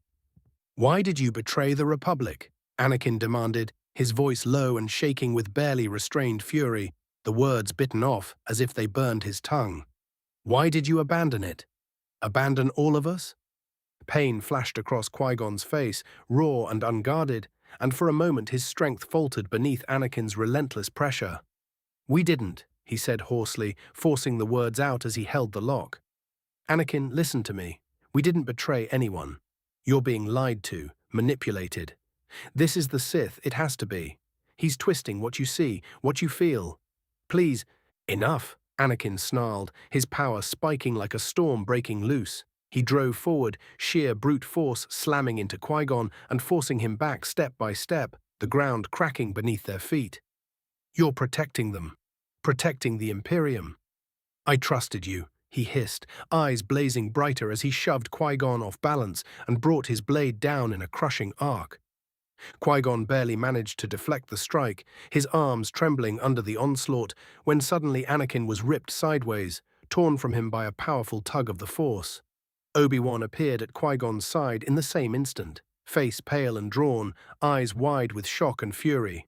"Master, move!" Obi-Wan shouted, seizing Qui-Gon by the arm as another wave of clones surged forward. Before Anakin could recover, Obi-Wan dragged Qui-Gon toward the Imperium ship, its engines roaring as it began to lift off. Blaster fire streaked past them, bolts slamming into the hull as the ramp started to close. Anakin staggered to his feet and turned, reaching out with the Force, his face contorted with rage as he tried to pull them back. The air between them screamed with opposing wills, but Obi-Wan planted his feet and hurled everything he had into the leap, hauling Qui-Gon with him as they vaulted onto the ramp. The ship shuddered violently as it rose, the ground falling away beneath them. The ramp snapped shut with a thunderous clang, sealing them inside just as Anakin's furious presence slammed against the hull.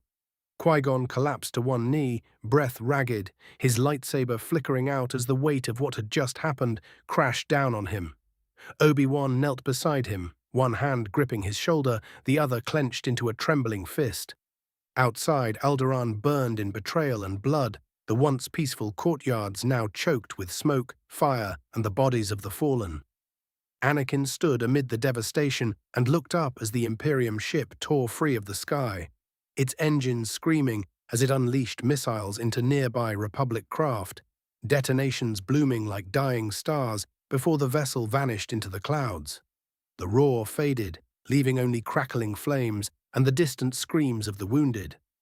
Slowly, Anakin lowered his gaze, his molten yellow eyes passing over the corpses scattered around him, masters who had taught him, knights who had fought beside him, younglings who would never grow into the order they believed in.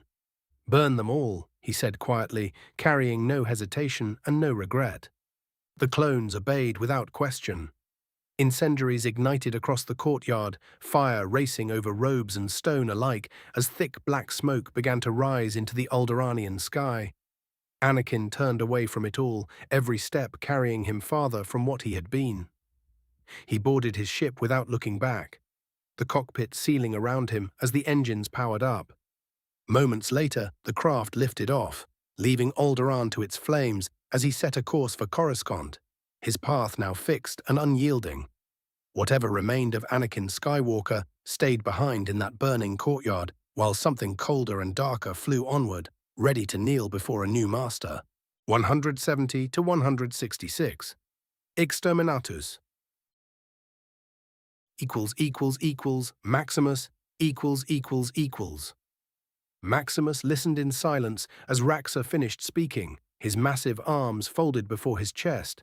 The words themselves were monumental. Padme Amidala. Pregnant? Possibly carrying fragments or reincarnations of the Emperor's very soul. Even for a galaxy that had already proven itself fond of impossibilities, this revelation landed like a thunderstrike. Sebastian did not share Maximus's restraint. "What?"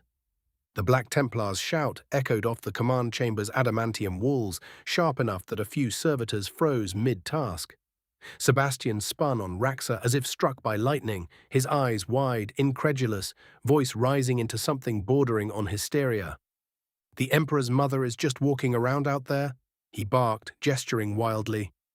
"Unprotected, in this galaxy, we should already be moving ships, scouring systems, burning worlds if we have to. How in Terra's name did you keep something like this from us?" Raxor did not flinch. He stood his ground, shoulders squared, his voice remained steady. "It happened during the search for my Primarch," he said evenly. "Everything happened during the search. I just now spoke to the Grand Regent and Sanguinius as soon as I was able." Sebastian slapped a gauntleted hand to his helmetless face, dragging it down slowly as if trying to physically restrain his thoughts. He began pacing in tight circles, muttering half prayers and half curses under his breath. "This is insanity," he growled. "Absolute insanity." Maximus finally spoke, his voice low. "Do you know where Senator Amidala is now?" Raxor hesitated, then shook his head. "No, not at this moment." Sebastian stopped pacing and rounded on him again. "Then we have to find her, immediately." "We will," Maximus replied, unperturbed, "in due time." That did it. Sebastian threw his arms wide. "Due time?" "Due time? Brothers, this is the most important development since we arrived in this universe. Possibly since the Emperor himself first walked Terra. Why are you both acting like this is just another battlefield report?" Maximus met Sebastian's stare without blinking. Raxor did the same. Neither answered him. Sebastian sputtered, "Stop ignoring me!" They did not stop. Maximus turned back to Raxor as if Sebastian were no longer present. "Our immediate concern remains unchanged. The Grand Regent must pass judgment on Lahmu." Sebastian stared at them, aghast, then stalked to the far side of the chamber and dropped heavily onto a bench, crossing his arms and seething in silence, every inch the picture of an indignant Black Templar being deliberately ignored. The doors hissed open moments later. Nera herself entered the chamber. Her gaze swept the room in a heartbeat. Maximus and Raxor deep in discussion, Sebastian sulking in the corner like a chastised warhound. Maximus inclined his head. "Grand Regent." Sebastian made a pointed show of not looking at anyone.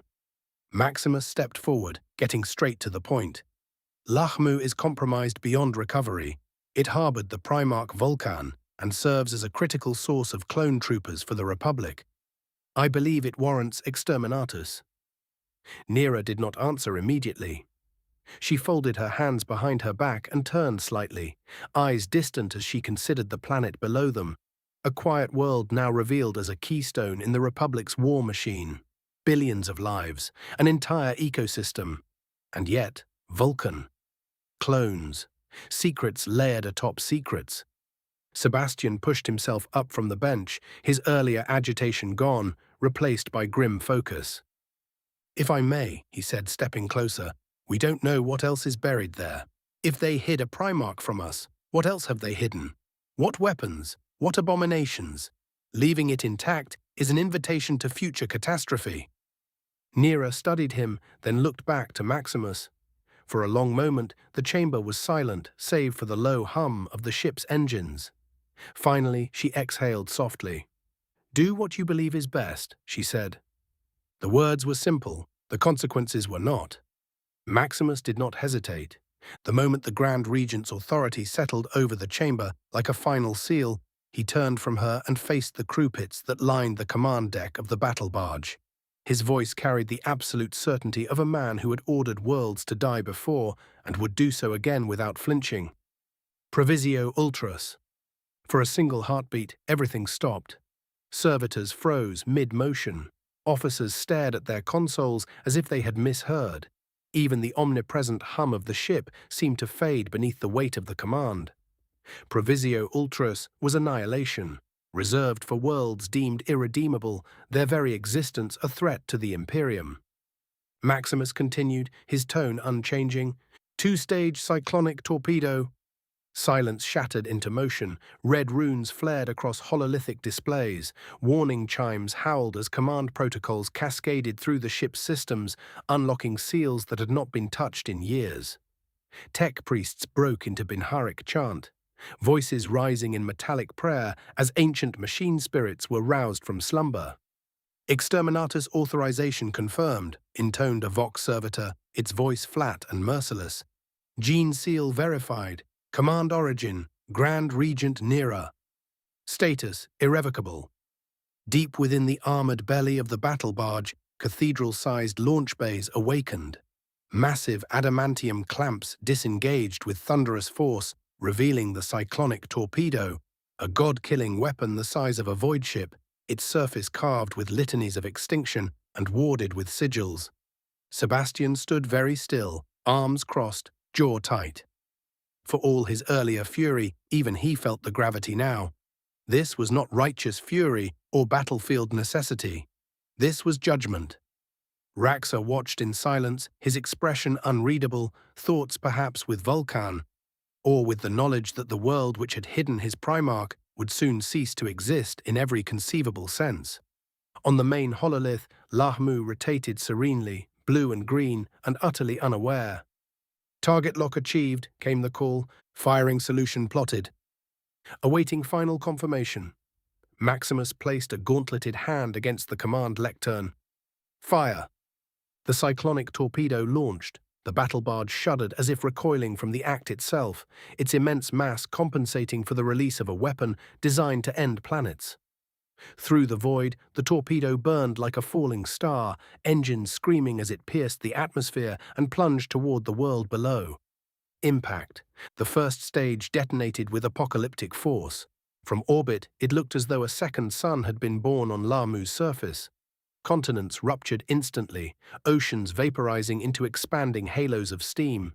Shockwaves raced across the planet's crust faster than sound, tearing cities, mountains, and fault lines apart in moments. Then came the second stage. Deep beneath the planet's wounded surface, the cyclonic payload activated, boring into the mantle and releasing energies meant to unmake. The planetary core destabilized, gravitational equilibrium collapsing as Lahmu began to tear itself apart from the inside.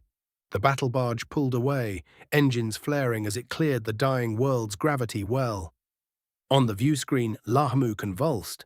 The crust split into titanic plates, magma and fire spilling into the void as the planet fractured along impossible lines. For a brief, terrible moment, it held together, cracked and burning, screaming silently across space. Then it shattered. The planet broke apart in a cascade of incandescent ruin, fragments colliding and exploding as the core finally went critical. The resulting detonation lit the void, a violent bloom of fire and debris expanding outward where a world had existed moments before. No oceans, no skies, no secrets, no life, only drifting ash. On the bridge, no one spoke. Maximus stood unmoving, watching the aftermath without triumph or regret. This was not victory. Lahmu had been weighed, measured, and had been found wanting.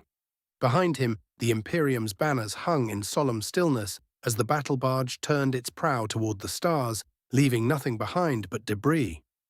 Palpatine stood with his hands folded behind his back, gazing out through the tall viewport of his makeshift office as Coruscant's endless cityscape churned beneath a bruised, overcast sky, the war having forced him into quarters that lacked the familiar grandeur of his old chambers. Tarkin stood a respectful distance away, posture rigid, datapad held at his side when the report finally came through.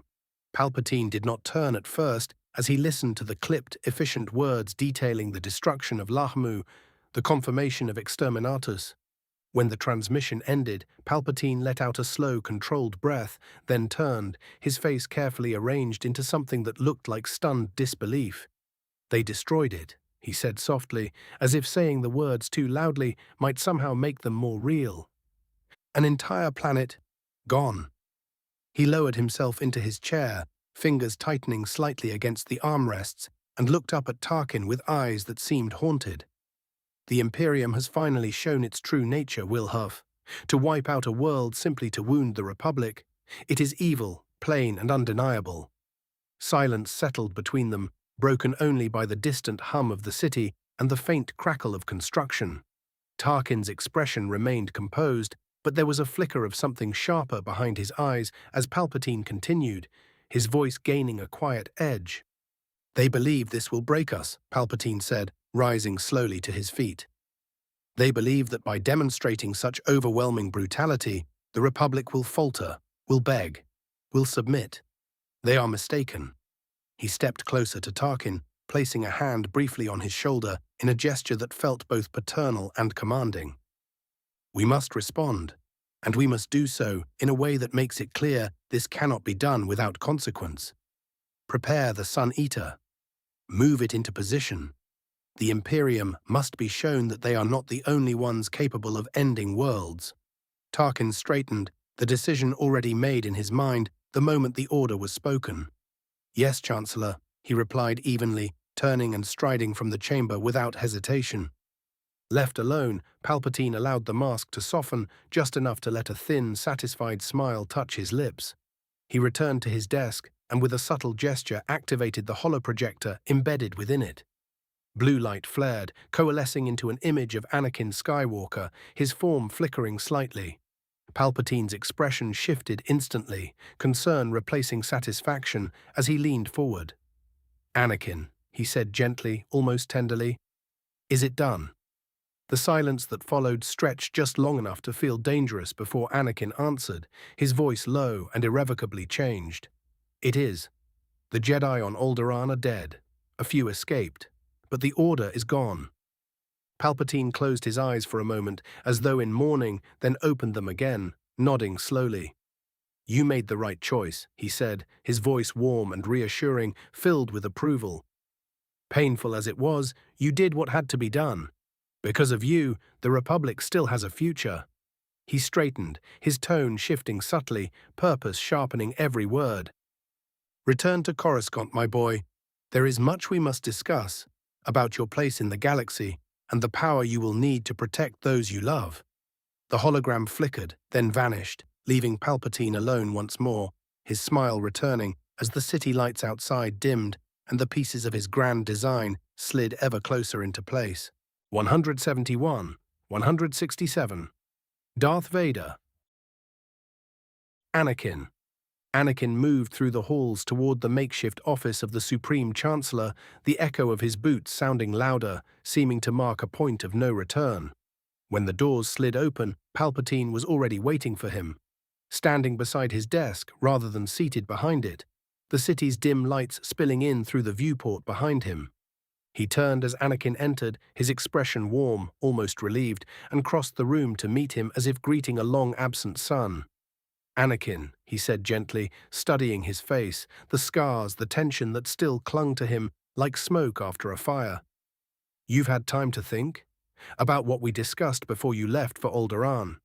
Anakin stopped a few paces away, his jaw tightening for a brief moment before he nodded. "I have," he answered. "I thought about it the entire way back. About the Republic. About the Jedi. About everything I saw." He lifted his gaze to meet Palpatine's. "And I've made my decision." He took a breath, then continued, the words coming more easily once he allowed them to flow. "The Jedi failed the Republic. They lied, they hid things they had no right to hide, and on Alderaan I saw just how far that deceit went. They were willing to betray everything they claimed to stand for." His hand clenched at his side as memories surged. "You, on the other hand, you've done more to protect the Republic than they ever did. You were right about them, about all of it." Palpatine's smile grew, slow and satisfied, though he kept it carefully restrained, letting Anakin finish. "If the price of peace is truth," Anakin said quietly, "then the Jedi could never have paid it." "But you did. You do." He straightened, resolve hardening in his chest. "I will join you. I will learn from you." For a moment, Palpatine simply looked at him, and then the last remnants of the kindly Chancellor fell away like a discarded cloak. His posture changed, his presence swelling, the air in the room seeming to tighten as something vast and ancient unfurled itself. He spread his arms slightly, no longer hiding the darkness behind his eyes. "At last," Sidious said, his voice low and rich with power, "you see clearly. The Jedi shackled you with fear and doubt, Anakin, but the dark side will free you. Through it, you will have the strength to save the Republic, and the power to protect your family from any fate that would dare threaten them." He stepped closer, seeming to tower over Anakin now, no longer pretending to be anything less than what he was. "Become my apprentice. Learn the dark nature of the Force, and together we will bring order to a galaxy that has wallowed in hypocrisy and weakness for far too long." Anakin did not hesitate. He lowered himself to one knee, bowing his head in submission, the last threads of his former life slipping away as he spoke the words that sealed his fate. "I pledge myself to your teachings, my master," he said, his voice steady and unbroken. Sidious smiled, the expression sharp and predatory, and placed a hand lightly over Anakin's bowed head. "Good. Very good," he intoned. "The Force is strong with you. A powerful Sith you will become." His voice rose, filling the chamber with dark certainty. "Henceforth, you shall be known as Darth Vader." Anakin bowed his head even lower, the name settling over him. "Thank you, my master," he said. Sidious withdrew his hand and turned away, already looking toward the future he had so carefully engineered. "Rise, Lord Vader." He did not turn back to face Vader at first, remaining where he stood with his hands clasped behind his back, gazing out over the endless lights of Coruscant as though the city were merely a game board. "Accompany Grand Admiral Tarkin to the Sun Eater. From there you will travel to a distant system close to Tatooine. Their headquarters there must be erased," Sidious said calmly, as if discussing the removal of an inconvenience rather than the destruction of an entire command structure. "Let the galaxy see that the Republic does not recoil when blood is spilled. We answer force with force." Vader listened in silence, his posture rigid, absorbing the command without question, the faint hum of the city outside underscoring the gravity of what was being set in motion. With a subtle gesture, Sidious activated a holoprojector, and the air before them shimmered as the molten world of Mustafar bloomed into existence, rivers of lava carving through blackened land, the planet's surface alive with heat and fury. The red glow painted Sidious's pale features in hellish light as he turned back to Vader at last. "After Tatooine," he continued, "you will travel to the Mustafar system. The Imperium currently holds the planet and uses it as a forge world, a place of industry and warcraft. That will not stand. His eyes narrowed slightly. Mustafar is more than a factory. It is a nexus of the dark side, ancient and powerful. In the wrong hands, it is a threat. In ours, it is an asset beyond measure. The image rotated slowly, showing vast industrial complexes clinging to obsidian cliffs, the implication clear. The Imperium had claimed something they had no right to wield. The Imperium have struck a grievous blow by destroying Lahmu and the Republic's clone production facilities. And while millions of clones still served faithfully, attrition and time would erode that advantage. If we are to win this war, he said, voice lowering, we will need Mustafar. Its forges, its resources, its strategic position. With it, we rebuild stronger than before. Without it, we wither. Vader finally spoke then, asking what was to be done about the Jedi scattered across the galaxy, those who had escaped Alderaan and gone into hiding. Sidious dismissed the concern with a faint, amused smile. They will be dealt with, he replied smoothly. I will see to the traitors personally. You need not concern yourself with them. He stepped closer to Vader, the hologram's glow flickering across their forms, and placed a hand on his apprentice's shoulder, the touch possessive, almost intimate. Your task is Tatooine, and then Mustafar, Sidious said, his voice dropping to a near whisper. Take it from the Imperium. Bathe yourself in the dark side that flows there, and you will grow stronger than you can imagine. Strong enough to shape destiny itself. His eyes bored into Vader's, strong enough to save Padme. At that, something stirred within Vader.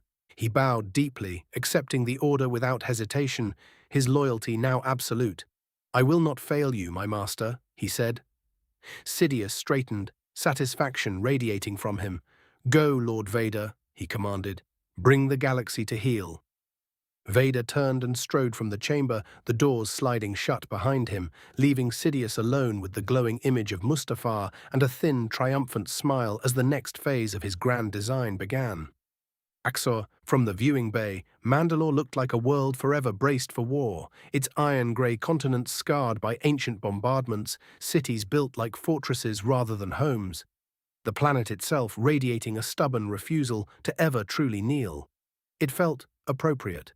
This was a world that understood endurance, that understood survival through fire, and as the transport broke away from the barge and began its descent, Raxor could not help but think that there was no safer place in the galaxy for his Primarch to rest, even in this diminished, wounded state. The ship touched down with a heavy, resonant thud, repulsors whining as dust and grit were kicked up around the landing struts. The ramp lowered slowly, and the first thing Raxor saw was Severus Agumon waiting below, hovering a short distance above the ground in his grav chair, flanked by a small honor guard of Ultramarines in full plate. Time had not been kind to the former captain of the First Company, but it had not diminished him either. His armor was modified and scarred, his massive frame locked into the chair, his eyes still sharp with the same iron resolve Raxor remembered from the early days of his arrival in this universe. Agumon inclined his head respectfully as Grand Regent Nera stepped down the ramp, his voice steady and formal as he greeted her. Then Maximus, then Sebastian, then himself, offering each the deference owed to their rank and deeds. But when the hovering slab carrying Vulkan emerged from the ship's interior, borne carefully on anti-grav fields and surrounded by Medicae attendants, Agumon froze. The words died in his throat, his hand tightening against the armrest of his chair as his gaze locked onto the massive sleeping form of the Lord of Drakes. For a long moment he said nothing at all, awe written plainly across his scarred face, as though he were a neophyte again, standing before a living legend for the first time. Raxor saw his throat work as he swallowed, emotion warring with discipline, before he finally exhaled a slow, reverent breath.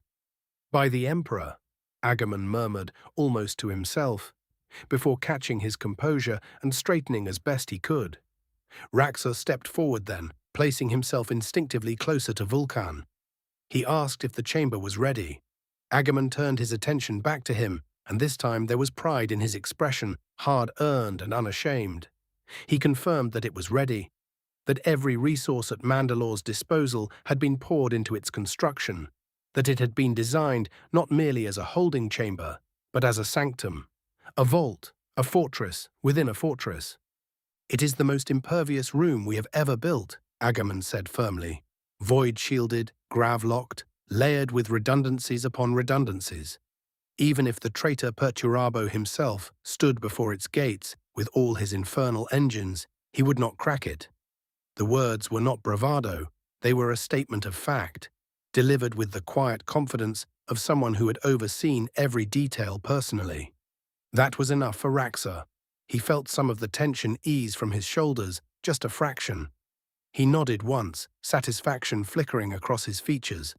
Agamemnon noticed it and allowed himself a faint smile before offering to escort them to the chamber immediately. As they began to move, Vulkan's slab gliding smoothly alongside them, Raxor walked at its side, eyes never leaving his father's still form. The safe room lay buried deep beneath Mandalore's armored crust, directly below Agamemnon's own chambers, as though the planet itself had folded its strength inward to cradle what lay within. It was a vault in every sense of the word, adamantine walls layered with void shielding, sigil-etched pylons humming softly with contained power, and a single monolithic doorway that served as the only point of entry or exit, thick enough to withstand sustained orbital fire. The chamber beyond was vast, far larger than strictly necessary, its ceiling lost in shadow, and its floor etched with ancient Mandalorian and Imperial runes alike, symbols of endurance, guardianship, and unyielding resolve. As Vulkan was carefully guided inside on his hovering slab, Agamemnon spoke quietly but firmly, explaining that a rotating honor guard would be stationed both inside and outside the room at all times, warriors sworn to silence and vigilance, ensuring that the Primarch would be left undisturbed, allowed to rest and heal until the day he chose to wake. "No alarms will sound here unless the galaxy itself is ending," Agamemnon said. "He will sleep in peace." Once Vulkan was secured at the heart of the chamber, his massive form resting upon a reinforced plinth designed specifically for his size and weight, Agamemnon turned to the others and gave a slight nod. "I'll ask you all to give him this moment," he said, his gaze settling on Raxor. "Some goodbyes are not meant for witnesses." There was no argument. Maximus inclined his head and turned without a word, Sebastian hesitating only long enough to glance back once before following, Nera offering Raxor a quiet, understanding look before the doors began to close. The seals engaged with a deep, resonant thrum, and just like that, the chamber was silent, save for the low hum of its systems. Raxor stood alone with his father.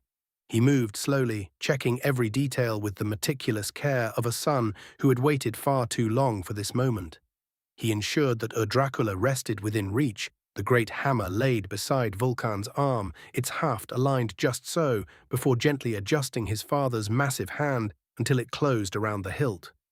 "There," Raxor murmured, his voice softer than it had been in years. "Wouldn't be right otherwise."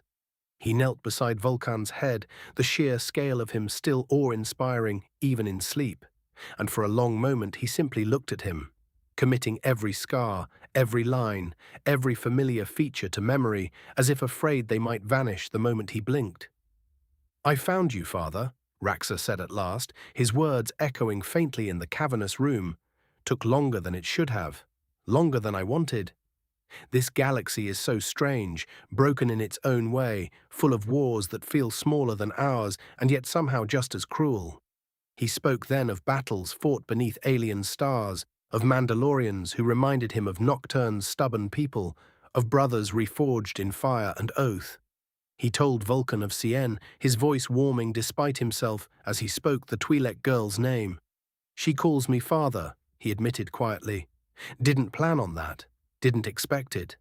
But she's strong and kind, and she doesn't back down when things get hard. You'd like her. She's not half bad with a hammer either, still rough around the edges, but there's something there, something solid." A faint, almost embarrassed huff escaped him. "Guess that runs in the family." His voice lowered as he reached the end of his tale, emotion finally bleeding through the iron discipline he wore like armor. "I'm glad I found you," Raxor said, resting his forehead briefly against the edge of the plinth. "There's so much more I need to tell you, So much you need to see. Wake up soon, father. Please. He rose slowly, straightening to his full height, and for a heartbeat he simply stood there, staring down at the Primarch who had shaped his life and his soul. The weight of it all crashed over him then, relief, grief, pride, fear, and before it could break him, Raxor reached up and placed his helmet back over his head, sealing himself behind ceramite and discipline once more. Without another word, he turned and walked toward the door, leaving Vulkan to his rest and trusting that he would wake. Equals. 172. 168. To Tatooine. Anakin. Anakin's boots clanged against the metallic, slick-polished floor of the Sun Eater's hangar, the sound echoing off the cavernous walls as he followed the officer assigned to escort him. The immense scale of the moon-sized ship was almost overwhelming. Even now, as a Sith and former Jedi, he felt a strange mixture of awe and satisfaction at being in co-command of such a destructive force. The officer, a neatly uniformed Republic man with a stiff posture and nervous energy, fell into step beside him, speaking quickly as they walked. "General Skywalker, it is an honor to have you aboard the Sun Eater. I can give you a brief rundown of the facilities as we move toward the bridge," the officer said, gesturing to the datapad he held in his hand. "This section here houses the primary crew quarters, designed to sustain our personnel for extended deployments. Beyond that, we have multiple hangars for starfighter and shuttle maintenance, and the lower levels contain both storage and engineering sections capable of sustaining the ship's energy core for decades without resupply," he explained as he brought up different sections on the datapad. The officer continued, glancing occasionally at Anakin as if gauging whether the general even cared to hear the details. The Sun Eater also contains specialized combat stations, including reinforced turbo-laser arrays and planetary bombardment systems. There are secure detention and interrogation facilities as well. Anakin aided nothing, though, allowing the officer to continue, his expression calm, almost neutral, while inside a violent storm of fury and anticipation raged. Additionally, the officer went on, "We have full-scale medical facilities, hydroponic systems for food, and recreational areas designed to maintain crew morale, all essential for maintaining combat readiness during prolonged engagements. The bridge itself is located on the upper levels, providing a clear strategic view of the ship's offensive and defensive capabilities." Finally, they reached the bridge entrance. The officer halted and turned to Anakin. "General, this is the command center. I'll leave you to it. It is the honor of a lifetime to escort you through the Sun Eater." Anakin inclined his head slightly, his tone even. "Thank you. Your service is appreciated." The officer stiffened at the words and gave a small bow before retreating, leaving Anakin alone before the sliding doors of the bridge. The doors parted, and Anakin stepped into the nerve center of the Sun Eater. The bridge was a hive of activity, though the officers and crew immediately fell silent, sensing the presence of someone far beyond ordinary rank. Tarkin, seated at the center among a cadre of officers, rose as Anakin entered and waved the others aside, dismissing them with a subtle gesture. Within moments, the bridge was empty, save for Tarkin and Anakin. Tarkin's eyes swept over the young man before him, taking in the blackened left glove, the scars and burns across his face. "How are you faring after the massacre at the Jedi Temple?" he asked, his voice carefully measured but carrying a hint of curiosity. Anakin's gaze was cold and unflinching. "I am fine. The Jedi are no more," he said flatly. "They betrayed the Republic. They chose their own agendas over the galaxy's survival." Tarkin paused, considering the words, and for a moment the silence stretched across the bridge. He finally spoke, his tone almost conversational. "I imagine Senator Amidala must be heartbroken over that. Over all of it." Anakin's jaw tightened, and his eyes, molten yellow now, flared with an intensity that made even the seasoned Grand Moff uneasy. "She indeed was upset. But the Imperium will pay for what they have done," he said. "That is why we are here." Tarkin's expression softened slightly, the corners of his mouth pulling into the faintest shadow of a smile. "Everything is ready, General. The Sun Eater's systems are fully operational, and all assault groups are on standby. We are merely waiting for the Chancellor's command before moving toward Tatooine." Anakin's lips pressed into a thin line as he surveyed the bridge, his eyes passing over the tactical displays, the operators, and the massive viewport that revealed the endless expanse of space ahead. Each detail, each instrument of war, each weapon, everything was under his command now, and he would wield it as the instrument of his master's will. He did not speak, only turned slowly to look at Tarkin, the enormity of what he was about to unleash pressing against his mind, and said in a voice that was both resolute and final, "You have it. Prepare the fleets. We move on Tatooine immediately." Tarkin inclined his head sharply. "As you command, General Skywalker." Anakin stood on the bridge, the molten fury in his eyes reflecting against the glass of the Sun-Eater viewport.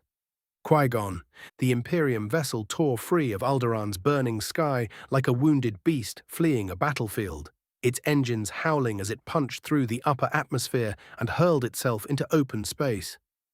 Inside the cramped medical bay, the air was thick with the sharp scent of burned flesh and antiseptic. The hum of failing systems blending with the labored rasp of Count Dooku's breathing as he lay stretched out upon a narrow med table, his pale features slick with sweat and his once impeccable composure shattered by pain. Qui-Gon knelt beside him, sleeves rolled up, his hands steady despite the tremor in the force around them, while one of the Imperium crew, an older medicae with cybernetic fingers, worked feverishly to stabilize the wound in Dooku's abdomen, pressing synth flesh against burnt tissue while a field emitter flickered weakly over the gaping injury where Anakin's blade had passed through him. "Hold him still," the medicae muttered, his mechanical digits moving as he removed burnt flesh and injected coagulants directly into Dooku's bloodstream. The Count's breath hitching as pain racked his body despite the numbing agents flooding his system. "We're losing him. Many of his organs were almost boiled by the lightsaber. He won't last much longer." "He will live," Qui-Gon said quietly, though the words sounded more like a plea than a certainty. His voice was steady, even as his eyes betrayed the grief and disbelief within him, the image of Anakin's molten gaze and the betrayal that followed burning in his mind. "He has to. Do what you can. I will keep him with us." Dooku stirred weakly, his eyes fluttering open for a brief moment as he tried to speak, only to choke. Qui-Gon leaned closer, gripping his former master's hand, feeling the faint pulse beneath his fingers. "Save your strength, old friend," he murmured. "We're getting you out of this."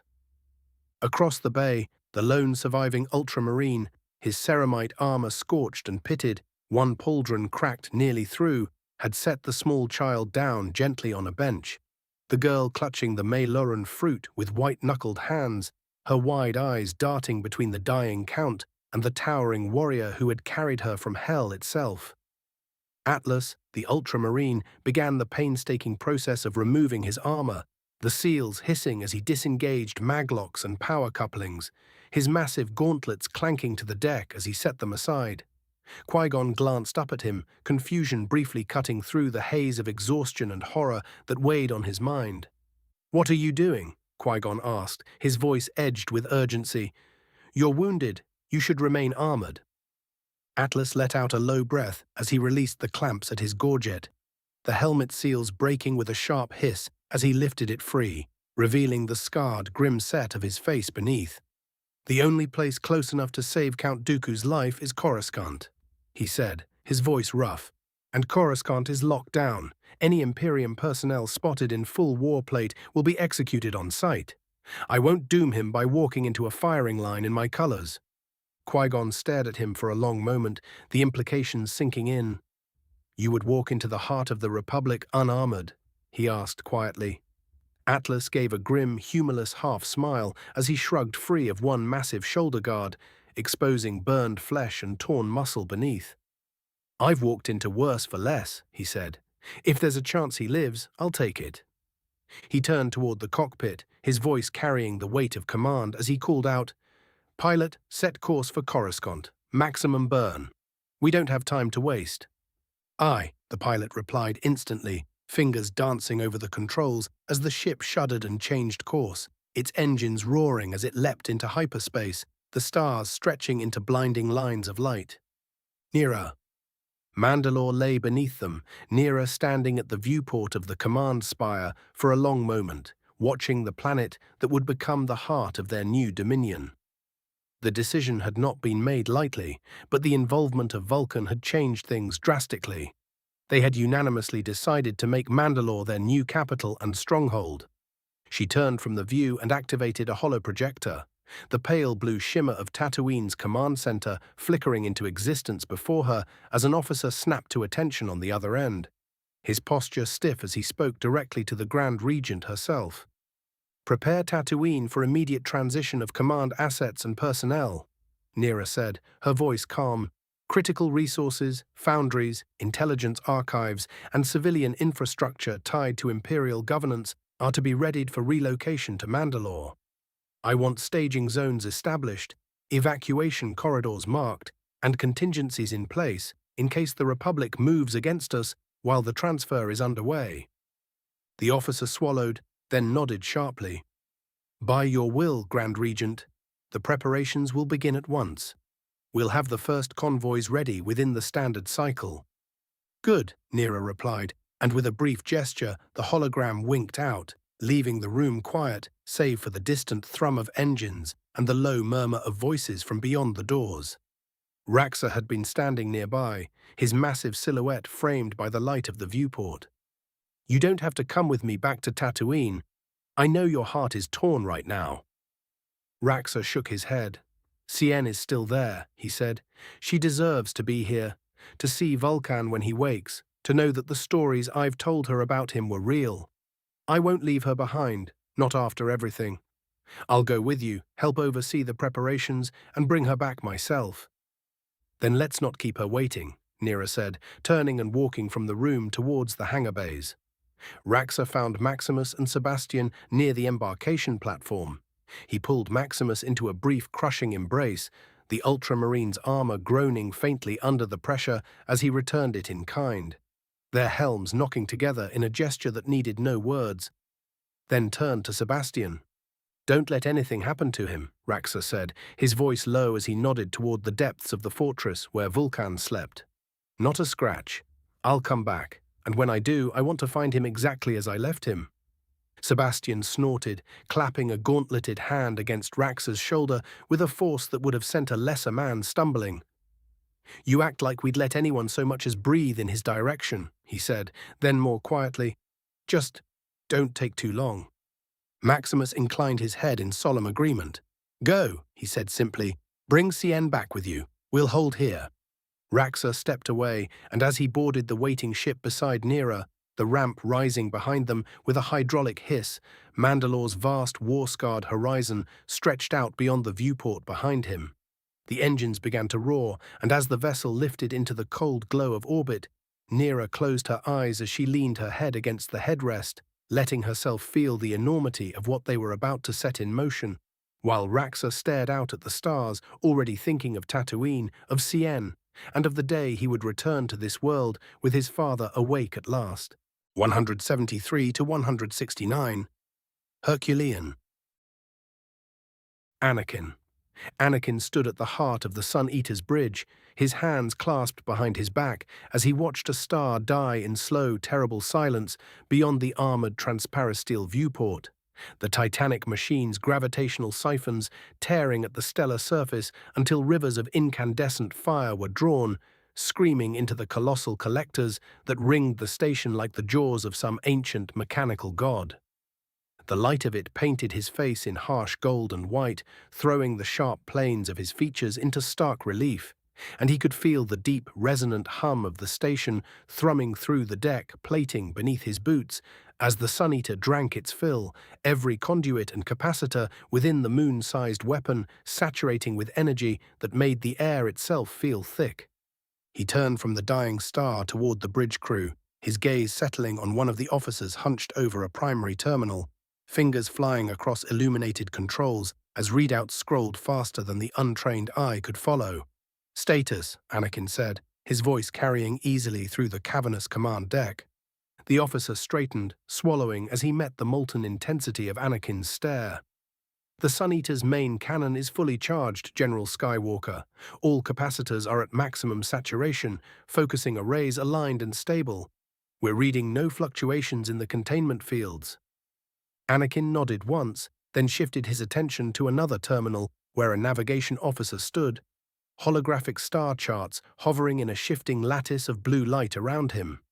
"Is Tatooine within range?" he asked, the name of the desert world feeling strangely distant in his mouth. "Yes, sir," the officer replied, tapping a sequence that brought several systems into sharp focus. "It's multiple systems out, but the firing solution is clean. The beam will reach the target without deviation. We have a clear line of sight." For a heartbeat, Anakin was very still, the vastness of what he was about to do stretching out before him, and in that silence, unbidden images flickered through his mind. The endless dunes under twin suns, the brittle wind whispering over the desert at night, the distant glow of Mos Espa's lights against the dark, Padmé's face as she had smiled at him on that world so long ago, unaware that her fate and the fate of everything he had ever known were now bound to the choices he was making. The memories burned, but he fed them to the fire inside him, letting the pain he had suffered there twist into resolve, and when he spoke again, his voice was iron. "Begin the firing sequence." The bridge erupted into motion at the order, officers calling out confirmations as massive systems throughout the Sun Eater came alive in a carefully orchestrated crescendo of power. Conduits flaring with blue-white light as the energy drawn from the star was channeled into the colossal focusing chambers of the main cannon, the very bones of the station groaning under the strain of what it was about to unleash. Warning sigils flared across auxiliary displays, then flickered green one by one as safeguards locked into place, and the deep, omnipresent hum of the station swelled into a thunderous vibration that rattled in Anakin's chest, as though the Sun Eater itself were drawing a breath. After long, agonizing minutes, the first officer looked back to him, his face pale but resolute. "General, the weapon is primed. All shutters are prepared. We are ready to fire on your command." Anakin's eyes never left the void beyond the viewport, where the remnants of the consumed star still shimmered like embers scattered across an endless night. "Fire," he said, and the word felt like the final toll of a bell ringing across the galaxy. Armored shutters slammed down over the bridge viewport with a deafening clang, sealing the command deck in darkness, broken only by the cold glow of instruments. And a heartbeat later, the Sun Eater's main cannon erupted, the recoil of the discharge shuddering through the entire station as a beam of impossible blue light tore free from the weapon's maw. The force of it was cataclysmic, a concentrated scream of annihilation that lanced across the void at a velocity that defied comprehension, punching through the dark between stars with the inevitability of a falling guillotine, carrying with it the death of a son and the fury of everything Anakin had become. Raxor. Raxor felt the familiar heat of Tatooine's suns settle over him the moment the ramp of the Imperium lander lowered. He stepped down onto the landing platform alongside Nera, the polished plates of his armor catching the harsh light of the twin suns as a small honor guard fanned out around them, bolters held at rest, the low thrum of repulsors and generators echoing through the cavernous hangar as distant traffic lanes carried supply craft and patrol ships in streams above the city.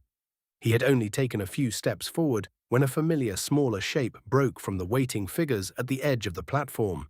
And before any of the guards could so much as shift their stance, Cien was there, darting through the space between armored giants with reckless joy. Her Leku swayed as she ran, her eyes bright with a relief that had been simmering for far too long. She threw her arms around his side as high as she could reach, hugging the unyielding ceramite of his armor with the same ease and trust a daughter might show her father. And Raxor immediately knelt, the massive plates of his armor hissing softly as he lowered himself to one knee so that he could meet her at eye level. "Cien," he rumbled, his voice softened in a way few ever heard it, one gauntleted hand coming to rest gently on her shoulder. "You should not run onto a landing pad like that. One day the ship will not have finished cooling its engines." She laughed it off, the sound light and unburdened in a place that had known far too much war. "You always say that," she shot back, then her expression brightened with barely contained excitement as she fumbled at the strap of the satchel slung across her shoulder. "I made you something. I wanted it to be ready before you came back." From the bag she produced what looked, in her hands, like a short sword wrapped in a strip of oiled cloth, though Raxor knew at a glance that to him it would be little more than a long knife. the proportions slightly off for an Astartes weapon, but the intent behind it unmistakable. He took it carefully, unwrapping the cloth and turning the blade so the light could run along its edge, and in that single glance, his trained eye caught the tiny imperfections in the tempering. The unevenness in the grind near the spine, the way the balance was just a touch forward of where he would have set it himself. All the small flaws that would mean nothing to anyone but a master smith. He said none of it aloud. "It is incredible," he told her instead, and the sincerity in his voice was not a lie, even if the blade itself was imperfect. "Truly, I have seen only a handful of blades forged with this much care and heart behind them. You should be proud of this work." Cien's eyes went wide, the praise hitting her hard. She straightened as if she had suddenly grown an inch taller. "You mean it? You really like it?" "I would not speak falsehoods about a gift such as this," Raxor said, and with deliberate care he engaged the maglock at his hip, securing the blade there so that it rested alongside his own weapons. The small Twi'lek-forged piece looking almost fragile against the brutal nature of his war gear, but no less precious for it. "It will go with me wherever I go." The effect that had on her was immediate and overwhelming, her earlier excitement bubbling over into something near giddy pride as she clasped her hands together and let out a breathless laugh, glancing back toward the city as if she wanted the entire world to see that something she had made now rested at the side of one of the Imperium's lords. They had only just begun to walk toward the wide causeway that led into the heart of Invictum Aeternum, the city's towering bastions casting long, angular shadows across the landing fields, when the light changed. It was sudden and wrong, a harsh blue glare that flooded the sky with a brilliance that drowned out the twin suns themselves, and for a heartbeat the entire city seemed to freeze beneath it, shadows snapping into stark relief as the air itself seemed to tremble with a distant, unnatural resonance. Raxor's head snapped up at once, instincts honed by centuries of war screaming that this was not any ordinary phenomenon. And around him the honor guard shifted, bolters rising in unison as their auspex arrays began to whine with warning tones, while Cien tightened her grip on the edge of his armor, her earlier laughter dying in her throat as the impossible light washed over them all. The moment the impossible blue glare tore across the sky, Nera moved without hesitation as she planted her feet against the vibrating stone of the landing platform and drew upon the warp with a desperation that bordered on self-destruction. Sickly green and bruised violet energy coiled around her left arm like living smoke, while the softer, luminous blue of healing light flooded her right, the two powers clashing and warping the air around her until the very space between her fingers seemed to ripple and scream in protest. Blood began to spill from her nose almost at once, dark and wet against her pale skin, her breath hitching as the strain tore through her mortal frame, but she did not falter, not even when her vision swam and her knees threatened to give way.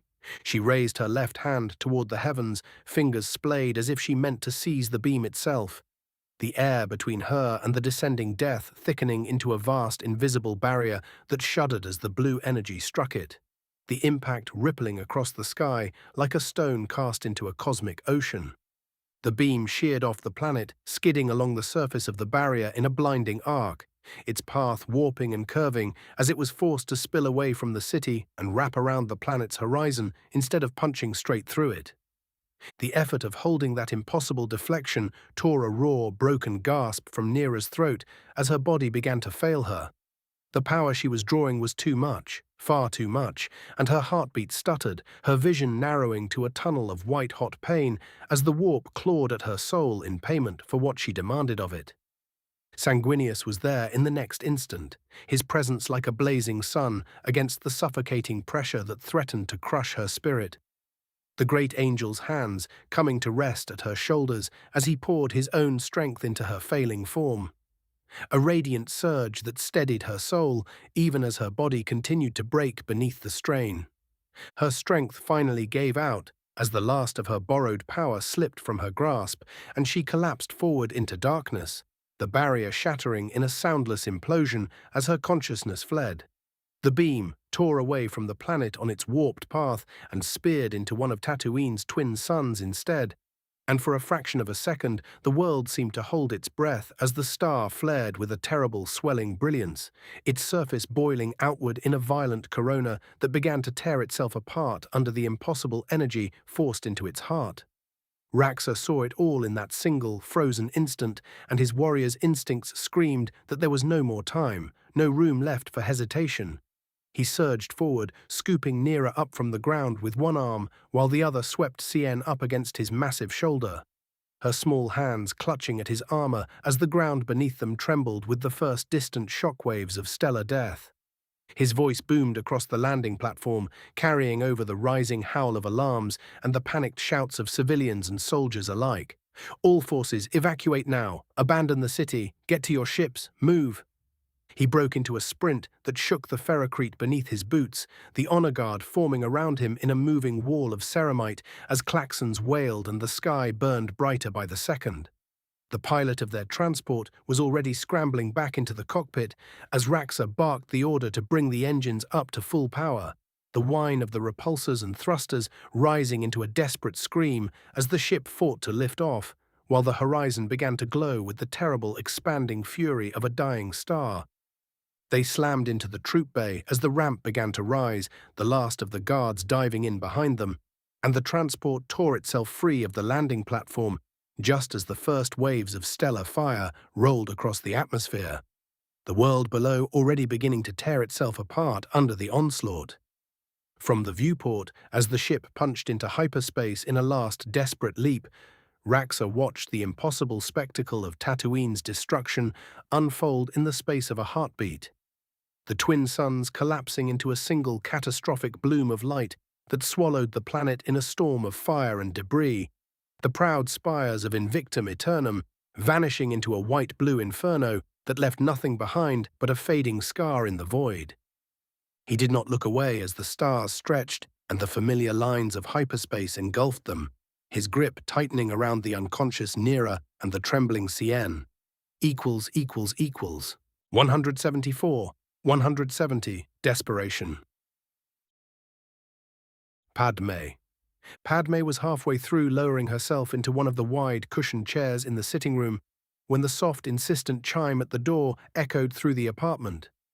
She paused with one hand braced against the curve of her swollen belly, drawing in a slow breath as she gestured toward the doorway. "3PO, would you mind?" she called, trying to keep her voice calm despite the faint prickle of unease crawling up her spine. Secure apartments did not receive unexpected visitors, not without warning, not with the city on edge and the Republic in a state of panic after everything that had happened. C-3PO scuttled dutifully toward the door, his joints whirring. The moment he activated the entry panel, his tone shifted from polite formality to shrill alarm, his golden head tilting back as he raised both hands in flustered protest. "Oh my, oh dear, absolutely not. You cannot simply arrive unannounced like this. This residence is under strict security protocols and, oh my goodness, you must leave at once. I insist. Please remove yourselves from the premises immediately before I am forced to—" "3PO, what is it?" Padme asked, already pushing herself upright with a faint hiss of discomfort, one hand cradling her belly as she began to make her slow way toward the door, the weight of her pregnancy turning what should have been a few quick steps into a journey. "Madam, please, I strongly advise that you remain where you are," the droid insisted, his voice wobbling with barely contained panic. But Padme rounded the corner anyway, and the sight that met her stopped her cold, her breath catching in her throat as recognition and disbelief collided in her chest. Qui-Gon Jinn stood just beyond the threshold, his usually calm presence frayed at the edges, his robes torn and darkened with burns. Beside him, Count Dooku sagged heavily against him, one arm clutched across his abdomen where fresh bandages had been placed, his face ashen and drawn with pain. Behind them loomed an enormous scarred man, his broad shoulders hunched slightly to avoid brushing the doorframe, his skin a map of old wounds and fresh burns, and at his side stood a small, wide-eyed girl, clutching the edge of Qui-Gon's sleeve as if she might vanish without something solid to anchor her. For a heartbeat, Padme could only stare, the world narrowing to the pounding of her own heart in her ears. Then instinct snapped into place, and she turned sharply toward the wall panel, her fingers trembling as she reached for the concealed comm unit. 3PO, call the guards now, she said, her voice tight, fear coiling through her as her other hand slid protectively over her stomach, as if she could shield her unborn children from whatever storm had just arrived at her door. The comm unit was wrenched from her grasp before she could activate it, pulled cleanly across the room by an invisible force to smack into Qui-Gon's waiting hand. And in the same motion he stepped forward, gently but firmly nudging C-3PO aside to place himself between Padme and the others. "Padme, please," he said, his voice low and earnest. "We're not here to hurt you. The last thing any of us want is to cause you harm." Padme froze, her eyes flicking past him to the wounded Dooku and the towering figure behind him. Her mind raced through everything she had been told in the last few days, every report, every frantic broadcast, every carefully worded announcement from the Senate.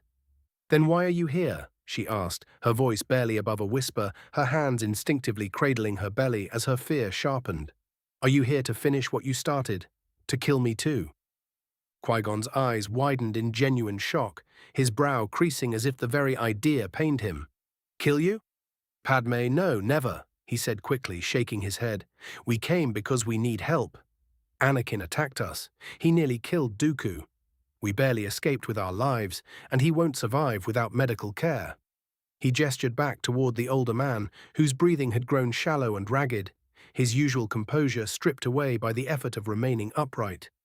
"I know the Republic outfitted your apartments with a medical bay for your pregnancy. Please, let us use it. I beg you." Padme's eyes narrowed, disbelief and anger warping her fear. "Help you," she echoed, a bitter edge creeping into her tone. "Why should I help traitors to the Republic? You were declared enemies of the state. The Jedi were exposed, your plot uncovered. The clones wiped you out because you betrayed us." The words seemed to strike Qui-Gon like a physical blow, his face draining of color as he stared at her in stunned silence for a long moment. "Plot?" he repeated softly, disbelief threading through his voice. "Padme, there was no plot. We fled because the Imperium attacked the temple, they slaughtered the council, we were running for our lives." "Then explain this," Padme shot back, gesturing sharply toward Dooku and then toward the massive, scarred figure looming behind him. "Dooku betrayed the Republic to side with the Imperium, and that thing is an Astartes, a butcher of the Imperium's armies. You expect me to believe you're here for anything other than blood?" Qui-Gon's jaw tightened. "There is no time to unravel all of this here," Qui-Gon said quietly, his voice thick with urgency.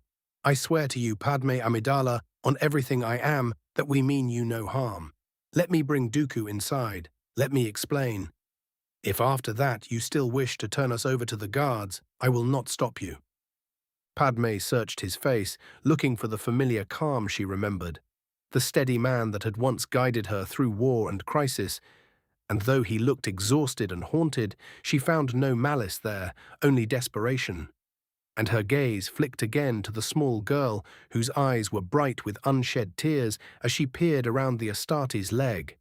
The sight twisted something in Padme's chest, maternal instinct surging alongside her fear, and after a long, trembling moment, she let out a breath she hadn't realized she was holding.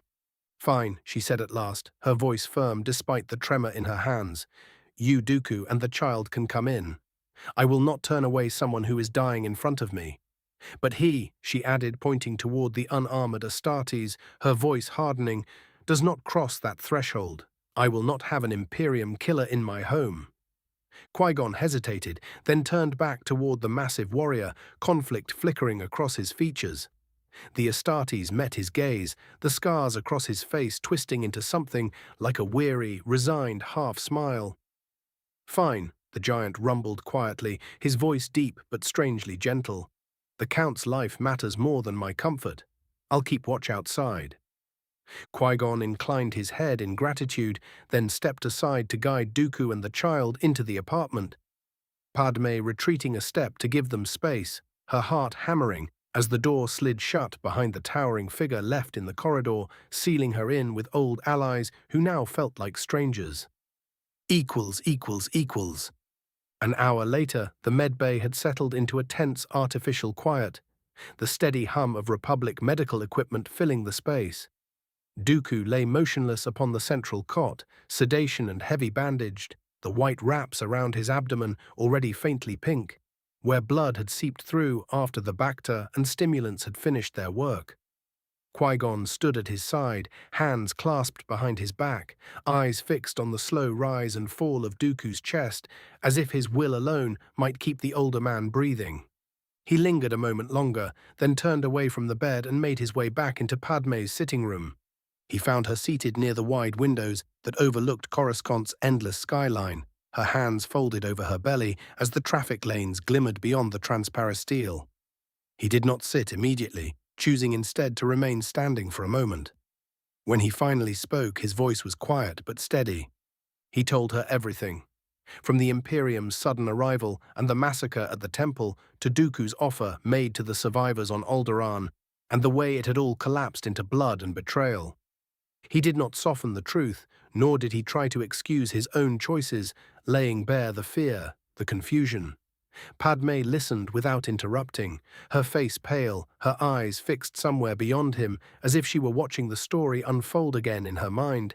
And when he finished, there was a long, heavy silence between them, broken only by the distant murmur of the city and the faint hum of the apartment systems.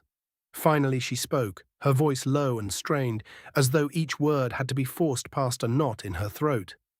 "Anakin told me the Jedi attacked first," she said, not looking at him, her fingers tightening against the fabric of her gown. "He said you plotted with the Imperium, that the Council tried to hide something from the Republic, and that when he tried to stop you, everything spiraled out of control. He said he made a terrible choice to defend himself, and that the eradication of the Jedi was the result of that choice." Qui-Gon took a step closer, anguish flickering across his features as he shook his head slowly. "Padmé, that isn't true," he said, the words heavy with a plea he could not quite keep from his voice. "We did not betray the Republic, none of us did. The Imperium struck without warning, and the clones, they turned on us. Anakin was there. He led them. I don't know what filled his mind with such poison, but I swear to you on the Force itself, that the Jedi did not raise the first blade." He hesitated, then added softly, "Please tell me where he went. I need to find him before this darkness consumes him entirely." Padmé's jaw tightened, and she finally turned to face him, her eyes bright with unshed tears and something fierce and defensive burning beneath them. "No," she said quietly, "I won't tell you. Wherever Anakin is, it's not for you to chase him down.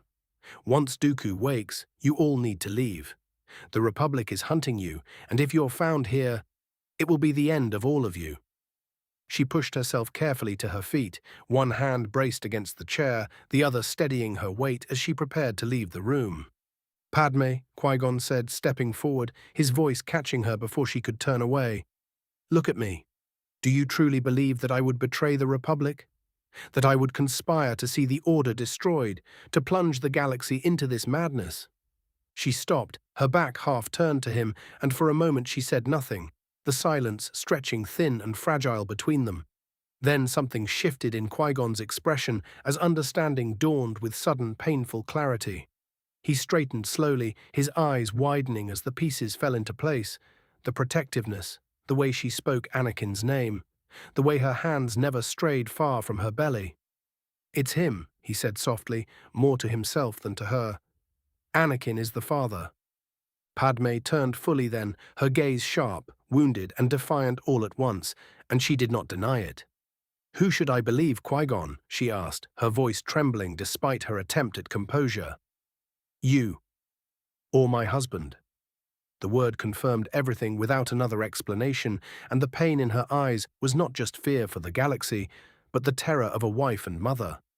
Torn between the man she had sworn herself to and the mentor who had once guided him with gentle hands. She did not wait for his answer, turning and walking from the room, leaving Qui-Gon alone amid the soft glow of the apartment. He sank back into the nearest chair, stunned into silence by the realization that the boy he had once believed in with his whole heart had become the very storm tearing their lives apart. Equals. 175, 171. Mustafar. Qui-Gon. Hours later, the apartment had fallen into uneasy stillness. Qui-Gon sat beside the medbay entrance with his back against the cool wall, eyes closed yet restless, listening to the faint cadence of Dooku's breathing through the door and the distant muffled hum of Coruscant traffic bleeding through the layers of shielding. He felt the shift in the Force before he heard the change in the machines, a subtle stirring that brushed against his awareness, and when the door slid open, he was already on his feet, moving toward the bed as Dooku's eyes fluttered open. The older man's gaze was unfocused at first, before clarity slowly returned, and he drew in a careful breath, the faintest wince crossing his features as pain reminded him of where he was and why. "We don't have much time," Qui-Gon said quietly, his voice low and urgent as he leaned closer, one hand hovering near Dooku's shoulder. "Padme has agreed to shelter us for now, but once you're able to move, we need to go. The Republic will not stop hunting us, and the longer we linger, the more danger we are in." Dooku let out a tired breath that was almost a laugh, though there was no humor in it, and shifted carefully as he pushed himself upright, the bandages across his abdomen pulling tight as he tested his weight. "I suspected as much," he murmured, his voice rough but steadying with each word. "She is loyal to the Republic, and more than that, loyal to Anakin. She was never going to hear our side of this without suspicion clouding her judgment."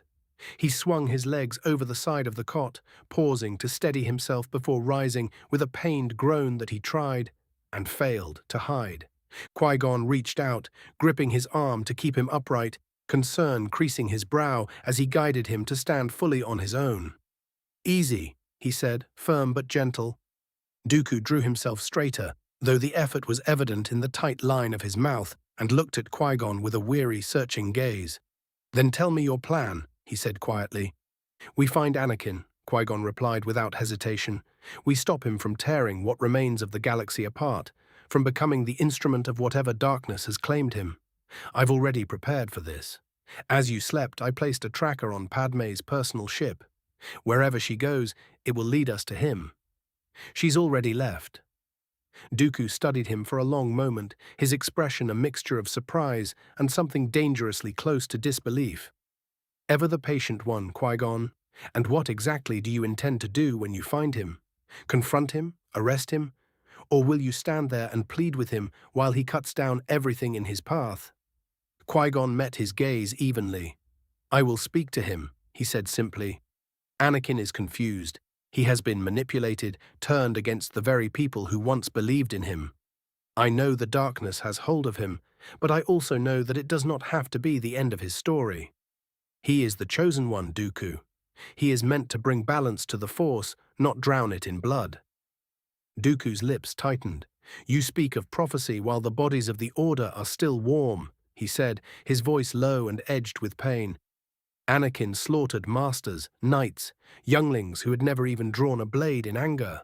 Balance does not come from that kind of ruin. If the Sith have turned him, as you say, then you are chasing a ghost of the boy you once knew." "I won't fight him," Qui-Gon said, his voice unwavering despite the tremor of emotion beneath it. "Not unless I have no other choice.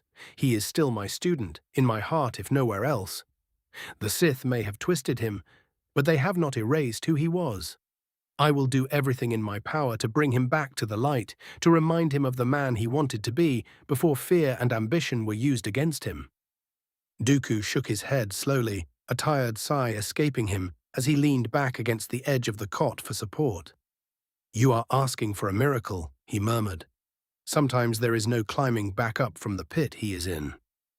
"If you had fallen to the dark side," Qui-Gon replied quietly, stepping closer, his hand settling on Dooku's shoulder firmly, "I would do the same for you. I would stand in your way if I had to, but I would never stop believing that there was still light within you worth saving. Anakin deserves that chance as well. The Force does not abandon its own so easily, and neither will I." For a long moment, Dooku said nothing, his gaze drifting to the far wall as if he could see through it to the broken galaxy beyond, and when he finally looked back at Qui-Gon, there was a faint, rueful curve to his mouth. "You were always stubborn," he said softly, though there was warmth beneath. "Very well. If you are determined to chase hope into the jaws of darkness, then I will walk with you a little farther yet. But do not ask me to believe that words alone will save him." "I won't," Qui-Gon answered. I only ask that you stand with me when the moment comes. Whatever Anakin has become, he was once our student, and I refuse to let the Sith claim him without a fight for his soul. Anakin. The heat of Mustafar wrapped around Anakin the moment the ramp of his shuttle dropped, a suffocating sulfur-choked breath that crawled into his lungs and coated the back of his throat. The sky above the Forge world boiled with ash and embers as rivers of molten fire cut glowing scars across the blackened rock below, turning the horizon into a living furnace. The battalion of clones poured out behind him in disciplined lines, boots striking the metal deck, and then the scorched ground beyond in perfect hollow unison, their white armor already reflecting the hellish glow of the lava flows as they fanned out into a defensive perimeter, blasters raised and sweeping for threats. An Imperium officer strode forward from the shadow of a nearby structure, his armor scorched and dulled by Mustafar's constant heat, a squad of Mandalorians fanning out behind him, blasters raised and trained on the newcomers. "You are trespassing on Imperial-controlled territory," the officer barked, his voice distorted slightly by his helm as he planted himself between Anakin and the towering foundry beyond. "State your purpose here before you condemn your men to die on this rock."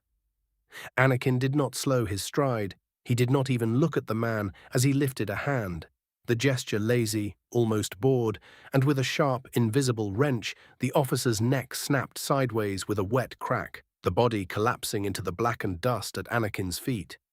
The Mandalorians barely had time to shout in alarm before Anakin surged forward in a blur of black cloak and ignited blade, the blue light of his saber-carving arcs through the ash-choked air as blaster fire erupted around him in frantic, panicked bursts.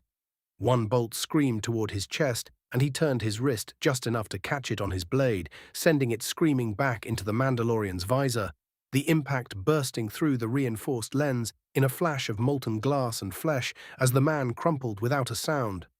Another Mandalorian charged, vibroblade humming as he tried to close the distance. Anakin stepped into him, severing the man's arm at the shoulder in a single clean cut between the armor plates before following through in the same fluid motion to cleave through his midsection, the body folding around the blade as if the heat itself had hollowed him out. And then, with a twist of his wrist, Anakin drove the saber up beneath the man's helmet, the red glow spilling from the seams of the Beskar before the corpse slumped away into the ash.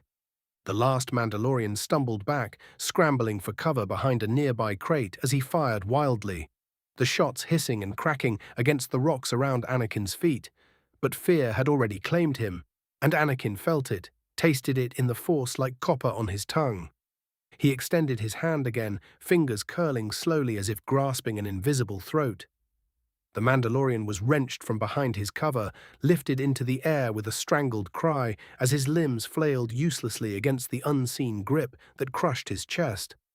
Anakin did not even pause as he walked past the man's dangling form, the lava flows casting wild, flickering light across the Mandalorian's visor as he struggled, and when Anakin flicked his hand aside, the body arced helplessly out over the molten river, vanishing into the incandescent glow with a final cut-off scream as the lava swallowed him whole. The clones advanced in his wake, methodically clearing the perimeter, but Anakin barely registered them as he turned his attention toward the looming foundry complex ahead, its massive doors rimed with soot and glowing faintly from the heat within. He strode toward it without hesitation, cloak snapping in the furnace wind, eyes reflecting the blue of his blade and the orange of the lava. The march toward the command spire became a slaughter, a winding gauntlet of steel, fire, and screaming alarms as the clones advanced through the foundry halls. Conveyor belts dragging half-formed weapons and armor past pools of molten metal, while servitors and Imperium troops alike turned in shock at the sudden eruption of violence, only to be cut down in flashes of blaster fire and blue light. Anakin moved at the spear point of the assault, a dark comet tearing through the choking haze of ash and steam. His blade rose and fell in relentless arcs that left bodies in his wake, severed limbs sliding across the scorched floor, the heat of Mustafar merging with the heat of his fury until the air itself seemed to warp around him. And though clones fell in ragged heaps under heavy fire and turret emplacements that chewed through white armor as if it were paper, he did not slow. He did not look back, did not flinch as men who had followed him only moments before were torn apart in sprays of red and burning plastoid, their deaths feeding the storm that swelled inside his chest. He reached out again and again with the force, crushing gun emplacements inward until their barrels twisted like soft clay. He hurled defenders from gantries into the lava pits below, tearing blast doors from their hinges to expose squads of Imperium troops who had thought themselves secure. As the bodies piled, something in him expanded, an answering roar to the world's own fury, the dark side pouring into him in waves that made his limbs feel light, his movements effortless, his vision sharp and merciless, as if every living thing before him were already marked for death. By the time the great doors of the main spire loomed before him, their surface etched with sigils of the Imperium, the clones behind him were reduced to a scattered, battered remnant. Their ranks thinned by heavy weapons fire and ambushes from elevated walkways. But Anakin did not pause to acknowledge the losses, instead lifting his hand and wrenching the doors apart with a thunderous shriek of metal, stepping through the billowing smoke and heat. A lone Astartes stood waiting within, helm lenses burning like cold stars as he regarded Anakin in absolute silence. His bolter was maglocked at his side and a massive power sword held low. For a heartbeat, they regarded one another, and then the Astartes moved, closing the distance with shocking speed for something so massive, power sword screaming to life as it cleaved toward Anakin's head in a downward arc meant to end the fight in a single decisive stroke. Anakin met the blow with his lightsaber, the impact ringing through the chamber like a struck bell as blue and crackling energy collided. The force of the Astartes' swing driving sparks from the floor beneath Anakin's boots. Yet he did not yield, instead letting the dark side surge through him, swelling his muscles with unnatural strength as he twisted his wrists and redirected the blade aside before darting in close, his saber flashing toward the Astartes' throat in a vicious counter that was turned away at the last instant by the Marine's armored forearm. The Astartes answered with a backhanded blow that would have crushed a normal man's skull, but Anakin leaned into the force, his body blurring as he slipped past the strike and drove his blade across the Marine's chest, the lightsaber biting into ceramite and leaving a molten scar that hissed and smoked but did not fully pierce the armor, the smell of superheated metal filling the air. The Astartes roared then, the first sound he had made. He surged forward with a flurry of blows that battered at Anakin's defenses, each strike of the power sword heavy enough to split a speeder in half, each impact sending tremors through Anakin's arms and shoulders as he parried and twisted away. Boots skidding across the scorched floor while sparks and fragments of molten stone flew around them. Anakin let the fury build, drew deeper still, feeling the dark side coil around his spine and pour into his limbs until the world seemed to slow, the Astartes' movements stretching into readable arcs of intent and muscle. And with a snarl of effort, he met the next crushing blow head-on, not deflecting but catching it, locking blades and shoving forward with strength that should not have belonged to a man of his size, driving the Astartes back step by grinding step. With a violent gesture, Anakin unleashed the force point-blank, the invisible blast slamming into the Astartes like a siege hammer, hurling the massive warrior across the chamber to crash into a pillar of blackened durasteel, the structure buckling around him with a shriek of metal as the Marine slumped momentarily amid the wreckage. Anakin was on him in an instant, blade flashing as he carved through the Astartes' bolter at the grip before the Marine could bring it to bear, then driving forward again, his saber plunging into the already weakened breastplate, this time punching through with a burst of molten ceramite and searing light. The Astartes staggered, one gauntleted hand coming up as if to strike even in death, but Anakin wrenched his blade free and swept it across the Marine's helm in a final brutal arc. The body fell with a thunderous crash, the echo rolling through the spire as the last defender of the Imperium command structure lay broken at Anakin's feet, steam rising from the ruined armor as lava light flickered across the scene. Anakin stood over the corpse, chest rising and falling slowly in grim satisfaction. The dark side still roared through his veins, swelling him with power until he felt larger than the chamber itself, untouched by the violence he had wrought, unmarked by the blows that should have crushed him. Equals, equals, equals. 176, 172. Standing against the darkness. Author note: in the last couple chapters, I realized I've made a few mistakes that I'll address here. First, I neglected to write about the Imperium finding out about Order 66. I should have written a chapter about all the Jedi throughout the galaxy being killed, but I didn't. Dooku's ship would have definitely sent a distress signal to the Imperium about the attack, which would have caused the Imperium to send out a ship to find them or something like that. Second, I neglected to write about Ahsoka being with Padme and feeling the Jedi all die. She would have been there when Anakin met with Padme and told her his side of events, as well as when Dooku and Qui-Gon came to Padme, but it just completely slipped my mind. Therefore, I'll be going back and changing that sometime this week. But this chapter has been written as if Ahsoka was there the whole time. Sorry for the blunder, things have been wacky the last week or so. I'll try my best to do better and to not make those kinds of mistakes in the future. Maximus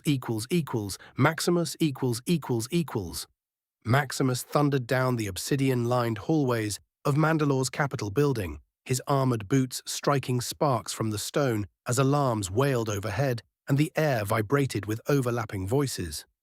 Officers were barking orders, tech adepts were relaying fragmented transmissions, Mandalorian commanders were asking for orders. The news had arrived that Tatooine was gone. The transmission had been garbled, riddled with interference and gravitational distortion, but the conclusion was unmistakable. The desert world had been reduced to ruin. Sebastian ran at his side, the two Astartes carving a path through the chaos without slowing, their immense forms forcing lesser soldiers and aides to flatten themselves against the walls as they passed. Even in full plate, Maximus felt light, almost weightless from the cold spike of dread that had lodged itself beneath his ribs. Grand Regent Nera had been on Tatooine. Raxor had been with her. They had confirmed their arrival only hours earlier, and now there was silence. "We've tried every channel," Sebastian growled through the private Vox link, his voice edged with restrained fury. "Orbital relays, planetary beacons, emergency codes, nothing answers." Maximus did not respond at first. His jaw was set so tightly it ached. In the distance, the massive blast doors to the primary hangar were already sliding open, revealing a cavernous chamber alive within. Gunships were being fueled. Dropships were loading medical teams and supply crates. Mandalorian warriors in blue and gold armor, members of the Azure Talons, were sealing their helmets and snapping rifles into magnetic clamps along their backs. Across the hangar, the darker, heavier Obsidian Crusaders assembling as well. Beyond them, flames flickered as the pyro drakes prepared their incendiary war gear, the air thick with promethium fumes and righteous anger. Maximus vaulted the final steps down into the hangar floor, his presence alone drawing attention.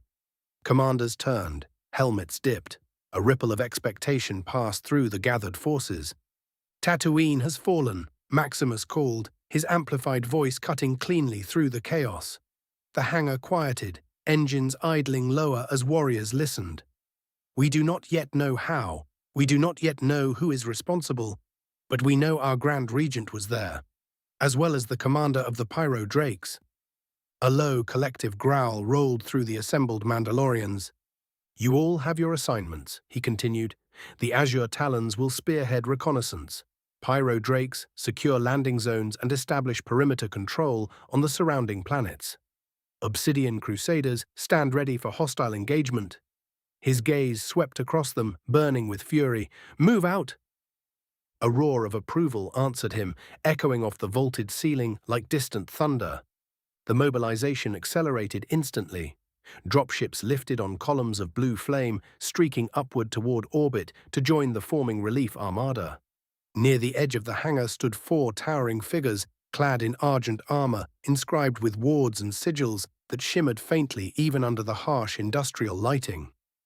The Grey Knights watched in silence, halberds resting upright before them, their helms expressionless. Maximus approached them just before ascending the ramp to his and Sebastian's personal strike cruiser, the Valiant Pyre.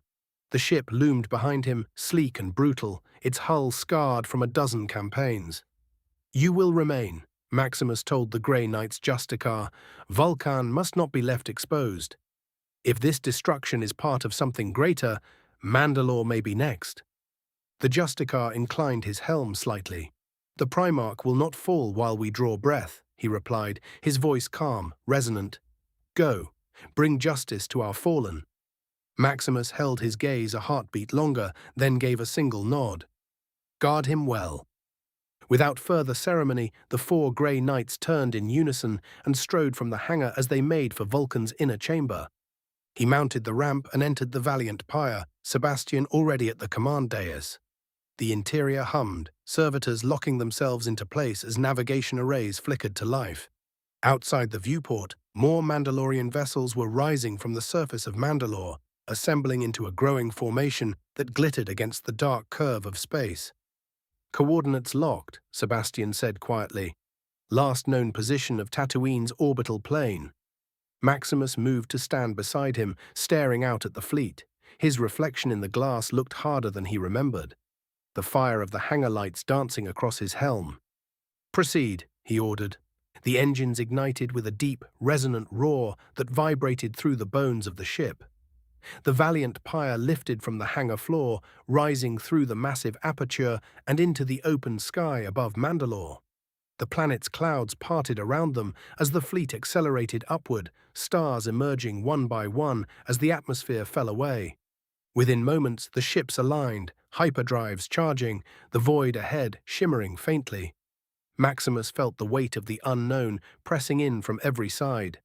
If Tatooine was truly destroyed, then something of unimaginable power had been unleashed. And if Nera and Raxor had perished in it? He closed his eyes briefly, forcing the thought away. Hold fast, brother. We are coming for you. He murmured, though whether to Sebastian, to the fleet, or to himself, he did not know. Then the stars stretched into blinding lines of light, and the Mandalorian armada vanished into the void, racing toward whatever awaited them in the ashes of a world. Padme Amidala. The cabin of Padme's ship felt smaller than usual, as though the very stars outside the viewport were pressing in on it. The hum of the steady engines did nothing to calm the unease that had settled over everyone aboard. Mustafar burned in the distance ahead of them, a faint red star against the black, growing larger with every passing minute. Padme sat apart from the others, hands folded protectively over her stomach. Her gaze was distant, fixed on nothing. She had insisted on this journey, insisted that Anakin would be honest with her, that whatever had happened, that he had been telling the truth. He had to be. He wouldn't have lied to her. Right? She had to know. C-3PO hovered anxiously at her side, metal fingers twisting together. Mistress Padme, I really must protest this course of action. Mustafar is a war zone, and, oh dear, politically speaking as well. R2-D2 responded with a low, worried chirrup from near the navigation console, his dome swiveling between Padme and the cockpit as if trying to monitor both at once. Ahsoka stood near the center of the cabin, arms folded across her chest, her expression caught somewhere between anger and disbelief. The memory of Anakin as he told them what happened on Alderaan. But then Dooku had spoken, and Qui-Gon. The Jedi hadn't allied themselves with the Imperium, they had said, and Anakin had attacked unprovoked. The thought refused to settle. It slid through her mind like smoke, impossible to grasp. She had known Anakin's temper, his recklessness, his frustration with the Council. But genocide? He had admitted that he wiped the Order out after finding out their plot. But she could help but think something was off. And yet, she had felt something in him the last time they spoke. A darkness that has seemed he had hidden. Her gaze drifted toward Padme, who still sat in silence, fingers splayed gently over the curve of her abdomen. Ahsoka's expression softened. If there was any truth to what Dooku claimed, Padme would be walking into something far worse than political betrayal. Captain Rex stood with his back near the rear bulkhead, helmet tucked beneath his arm, his posture rigid. Around him, a handful of clones maintained a loose perimeter, their white armor catching the dim cabin lights. They had been uncharacteristically quiet since departure. More than once, Ahsoka caught Rex glancing her way. It wasn't suspicion exactly, it was something harder to define. Calculation, perhaps, or anticipation. She shifted her weight slightly, meeting his eyes once. He didn't look away immediately. For a brief second, something unspoken passed between them. Then he lowered his gaze, jaw tightening almost imperceptibly. The silence stretched on. In the cockpit, the pilot's voice finally crackled over the intercom. "Senator, we're approaching Mustafa's outer atmosphere. Picking up a Republic signature ahead, looks like General Skywalker's ship. Coordinates match what you provided." Padme's head lifted at once. For the first time since takeoff, something like hope flickered across her face. "Begin landing sequence," she said softly, though the steadiness in her tone took effort. Outside, Mustafar filled the viewport now, an angry molten world veined with rivers of lava that glowed like open wounds across its surface. Ash clouds churned through the atmosphere, illuminated from beneath by volcanic fire. The ship began its descent, its hull shuddering slightly as it cut through turbulent layers of heat-distorted air. Warning indicators blinked across the control panels, compensated for quickly by the pilot's adjustments. Through the forward viewport, another vessel came into view. Anakin's ship rested on a landing platform near a sprawling industrial complex that rose from the lava fields like a blackened spire. Padme rose slowly from her seat, steadying herself on the edge of the bulkhead as the ship angled downward. Ahsoka moved closer to her side without thinking. Rex replaced his helmet, the hiss of the seal loud in the otherwise quiet cabin. One by one, the other clones followed suit. The sound of locking armor mechanisms echoed faintly. Ahsoka noticed. Her eyes narrowed slightly as she watched them. "Touchdown in 30 seconds, the pilot announced. The landing struts deployed with a heavy mechanical thud. Outside, the platform loomed closer, shimmering in the heat haze. Beyond it, the dark structure of the facility stood ominous and still. Padme clasped her hands together once more over her stomach, drawing in a steady breath as the ship settled onto the platform with a low, reverberating clang. For a moment, no one moved. Mustafa's firelight flickered across the cabin walls. The ramp lowered slowly into the furnace wind of Mustafar, and the heat rushed up to meet them. It wrapped around Padme's lungs, stung her eyes, tugged at the hem of her garments, as though the planet itself meant to pull her down into its fire. Ahsoka moved close at her side, one hand hovering near her lightsaber, though she did not draw it. Behind them, R2-D2 emitted a low, anxious trill, while C-3PO muttered about catastrophic environmental conditions and the statistical improbability of surviving them. The clones descended last, forming a disciplined arc behind the small group. For a fleeting, dangerous instant, several rifles shifted. Not outward, but towards Ahsoka.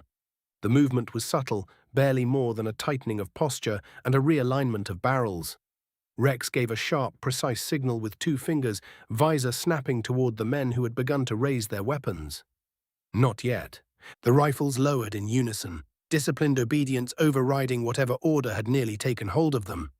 Ahsoka did not see the motion. She did not turn, but something rippled through the Force. Her breath slowed as her senses widened, instinctively rising to meet an unseen threat. Before any of them could speak, the massive durasteel doors of the facility groaned open, and Anakin emerged.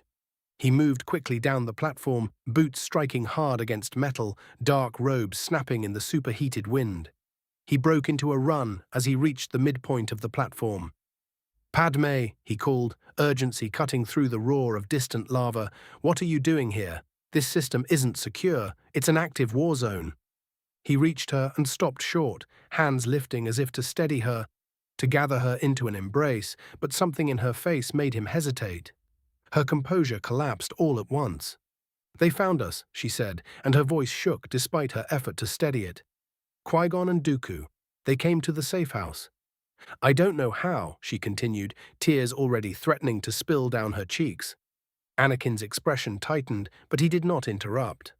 Her words broke then, the effort to remain calm finally shattering. "They said you attacked without provocation, that you started killing them." The heat shimmered violently between them. "They said you slew younglings, Anakin." Her breath hitched. "Children. And Jedi who never even raised a blade against you."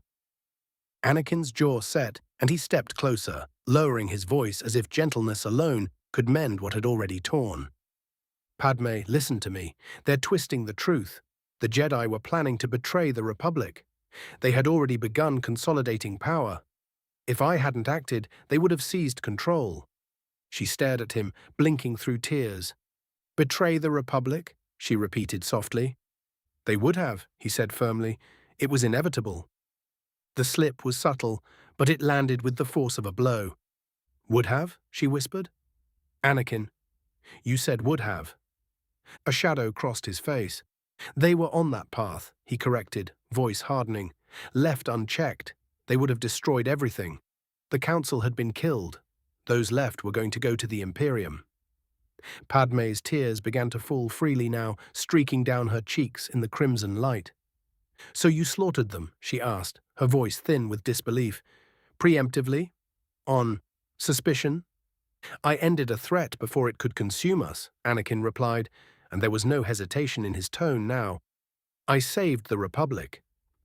The lava below surged violently, casting a flare of molten brightness across his face, illuminating eyes that burned with conviction. The Imperium is growing stronger every day, he continued, his voice rising with intensity. Entire systems are at risk because the Republic hesitates, debates, compromises itself into paralysis. The Jedi enabled that weakness. They allowed corruption to spread unchecked. They allowed the Imperium to thrive. Padmé recoiled slightly, as though each word struck her physically. You're speaking about this like it's… She paused, trembling. Like it's a necessary reform. It is necessary, he snapped. Then softer, but no less firm, peace cannot be built on weakness. She shook her head, tears blurring her vision as she looked at the man before her and struggled to reconcile him with the one she loved. What are you saying? She asked, voice cracking completely now. Anakin stepped back, gesturing toward the horizon, toward the distant industrial spires rising from rivers of flame.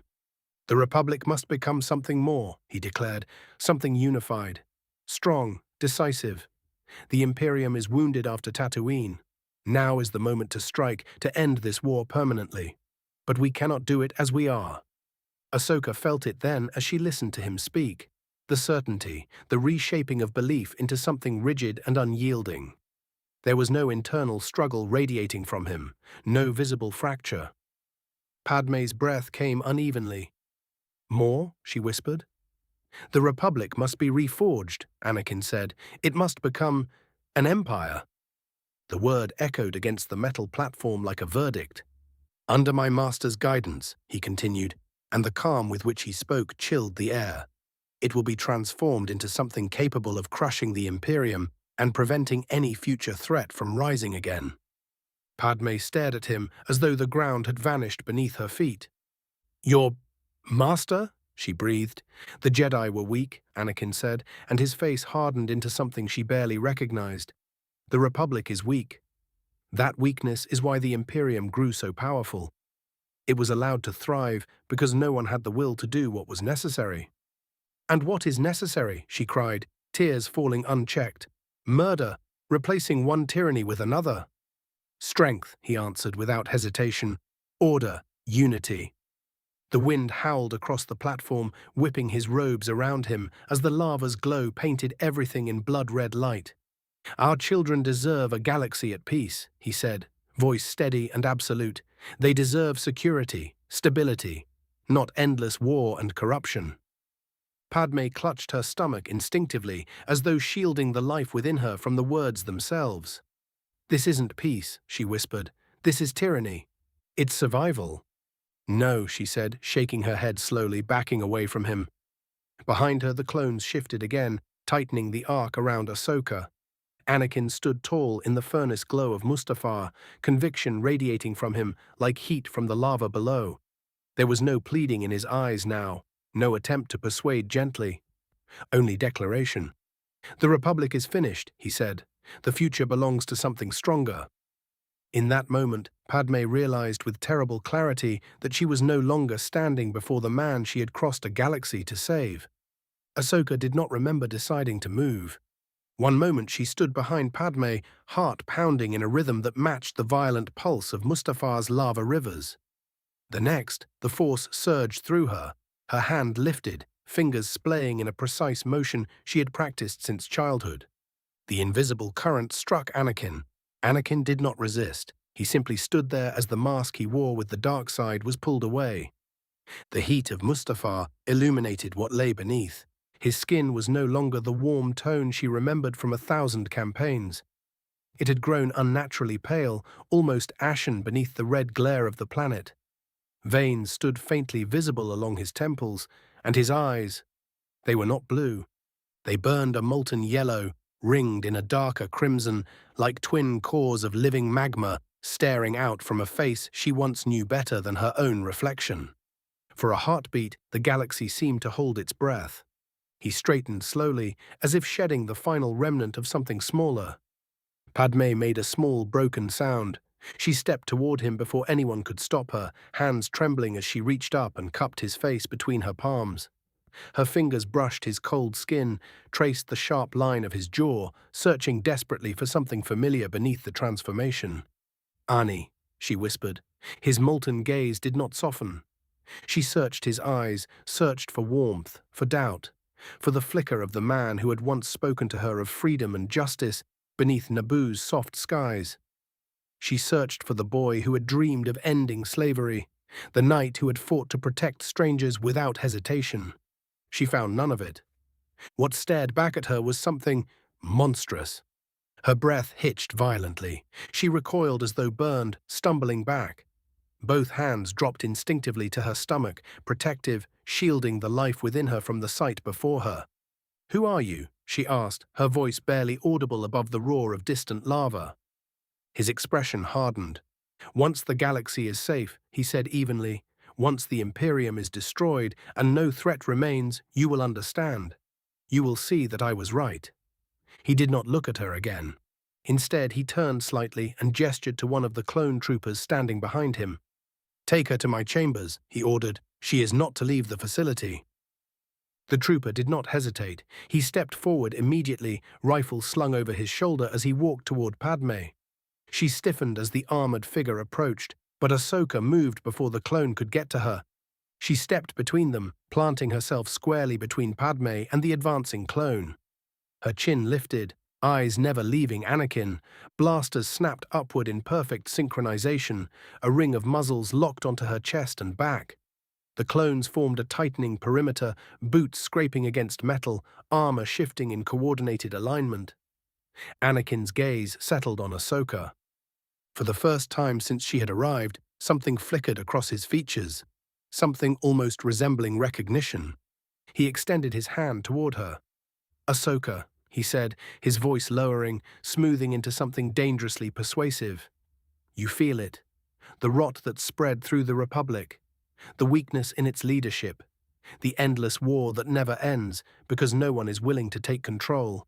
Look at what it's taken from you," he said as he looked at her robotic arm and missing Leku. His outstretched hand remained steady, fingers open. "Join me. With our combined power, we can reshape the galaxy. We can end this conflict completely. No more half measures. No more corruption. No more systems falling to chaos because the Senate cannot act." The lava surged violently below, sending up a flare that bathed his pale skin in blood-red light. "You were always stronger than the rest of them," he continued, "stronger than the Council ever allowed you to be. You saw their hypocrisy, their blindness." Ahsoka's throat tightened as she looked into those molten, unblinking eyes. "What have you become?" she asked quietly. His expression did not waver as he answered. "It doesn't matter what I've become. It only matters whether you stand with me." The simplicity of it chilled her more than any rage could have. Behind her, Padme trembled but did not move. Ahsoka felt the weight of every campaign they had fought together, every lesson, every reprimand, every reckless maneuver that had somehow ended in victory. She remembered laughing in cockpits, arguing in briefing rooms, standing back to back against impossible odds. Slowly she shook her head. "No," she said. "Padme and I are leaving," she continued, her voice steadier now. "And you're not going to stop us." A faint, almost pitying smile touched his lips. "You are not leaving," he said calmly. "I am giving you one chance," he continued, lowering his hand. "Kneel, swear yourself to me. Help me build what the Jedi never could." Ahsoka felt fear, real fear, but it did not stop her as she reached down. Both lightsabers ignited at once, twin blades flaring to life in brilliant arcs that cut through the red haze with fierce green light. The hum vibrated through her bones, familiar and grounding. She raised them into a defensive guard. "I'm not kneeling," she said. The clone's fingers tightened on their triggers. Vader watched her with something almost like admiration. Then his hand fell to his own weapon. "Then you will die." 177, 173. Battle of the Heroes. Darth Vader. The heat rising from the lava below curled around Darth Vader, but he barely felt it. Across the platform, Ahsoka stood framed by firelight, twin blades casting pale arcs against the red haze. She looked smaller than he remembered, honed by war and betrayal into something dangerous. Good, he thought. Let her come as she truly is. Let her show him everything she has learned. He ignited his lightsaber, and the familiar blue blade snapped to life with a crackling hiss. He stepped forward without haste, robes stirring in the hot wind. He could feel her emotions churning through the Force: grief, loyalty, sadness, resolve. She did not hesitate. She surged at him in a blur of motion, sweeping both sabers low, meaning to cripple him in the opening exchange. Vader caught both strikes on a single angled guard, his blade slamming down to intercept with a violent shower of sparks. She pivoted immediately, trying to slip inside his reach, one blade snapping upward toward his torso, while the other reversed toward his throat in the same breath. He adjusted with minimal effort, wrist rolling, blade flashing in tight arcs that knocked her weapons aside again and again. She was fast, faster than most Jedi Masters he had faced, and she attacked without restraint, each strike meant to kill, not disarm. He could feel it in the way she committed her weight, in the way her connection to the Force spiked with every swing. Behind them, Padmé's voice cut through the roar of lava. She was calling his old name, pleading for him to stop, to listen, to come back. The sound registered only as noise. Vader did not turn his head. He did not falter. The past had no authority here. Ahsoka pressed harder, her movements becoming a storm. She drove him backward 3 steps, with a rapid sequence of strikes, high feint, spinning backhand, low cut aimed at his knee, followed by a thrust that would have pierced his heart had he been a fraction slower. He met each blow, allowing her momentum to exhaust itself against his defenses. Sparks cascaded around them like falling stars, the platform trembling beneath the relentless percussion of energy against energy. She flipped over him, both blades carving downward toward his back as she descended, but he extended his free hand and unleashed a pulse of the Force that caught her mid-air and hurled her across the deck. She twisted before impact, landing in a crouch near the edge where molten light licked hungrily below, and immediately launched herself forward again. This time she altered her rhythm, weaving unpredictably, using the platform's struts and railings to change elevation. She kicked off a vertical beam and came down at him from above, sabers crossing in a vicious X, meant to cleave through his guard. Vader stepped into the attack instead of retreating, their blades locking inches from his face as energy spat between them. He could see the reflection of his molten eyes in her gaze, could smell her fear, could see the dread in her eyes. She pushed with everything she had, muscles trembling, the Force roaring through her like a tempest. He allowed the strain to build, then shifted his weight and redirected her strength sideways, breaking the lock and sending her stumbling past him. Before she could recover fully, he pivoted and delivered a heavy overhead strike that forced her to catch it with both sabers crossed above her head, her boots skidding across the metal as the platform groaned in protest. She twisted out from under him and countered with a spinning heel kick aimed at his ribs, following through with a low slash intended to sever his leg as he reacted. Vader caught her ankle mid-motion, halting her momentum completely, and for a suspended heartbeat she hung there inverted, balanced on his grip and her own defiance. He could have crushed the joint, ended the duel in that instant, but instead he flung her aside. She rolled across the deck, came up slashing in the same motion, blades flashing toward his chest in a relentless continuation of her assault. Her determination was absolute. She was no longer fighting to survive or to escape. She was trying to kill him. He began to advance in earnest then. His strikes grew heavier, each one landing with enough power to jar her arms and force her to give ground. The rhythm shifted. Where she had once dictated the tempo, now she reacted. He drove her across the platform in a barrage of precise, crushing blows that battered at her defenses without breaking them. Testing the limits of her endurance, she ducked under a horizontal slash and attempted to sweep his legs with the force, but he anchored himself and countered with a sharp telekinetic shove that rippled outward, sending loose debris skittering into the lava below. Padme was closer now, her voice cracking as she begged him to stop, to see what he was doing. The pleas struck him like distant echoes. He did not answer. He did not look at her. His focus remained entirely on the apprentice who refused to kneel. Ahsoka lunged again, channeling everything she had left into a final furious combination. Her sabers became streaks of light, battering his guard from multiple angles, her movements fueled by heartbreak and resolve. She nearly slipped past him once, her blade grazing so close to his shoulder that he felt the heat kiss fabric. He responded instantly, stepping inside her reach and locking their weapons together, faces inches apart. For a fleeting moment he saw the pain in her eyes, and something deep within him stirred, an old memory of training rooms and shared victories, but he crushed it without mercy. He disengaged with a violent twist and unleashed a surge of the force that blasted her backward once more, though she kept her footing this time, sliding to a stop with both blades raised. She was breathing harder now, but she did not lower her guard. He remained untouched, his own breathing steady, his presence in the force vast and immovable. Vader rolled his shoulders slightly, blue blade humming in his grasp as the lava roared beneath them and the platform shuddered under the strain of their conflict. She had fought with everything she had, and still she stood. That, at least, he could respect. But the outcome had never been in doubt. He began walking toward her again through the haze of heat and smoke. The duel stalled in that charged sliver of silence as a second ship broke through the smoke-choked sky, its hull glinting in the violent glow of lava. Repulsors howled as it slowed, blasting heat and ash outward in spiraling waves that forced even the platform's heavy durasteel to groan. Ahsoka chose that moment to use the Force, creating a massive blast that knocked the clone troopers from the platform, sending Rex cascading off to land somewhere below. As she did, the ramp lowered and two figures stepped into the inferno.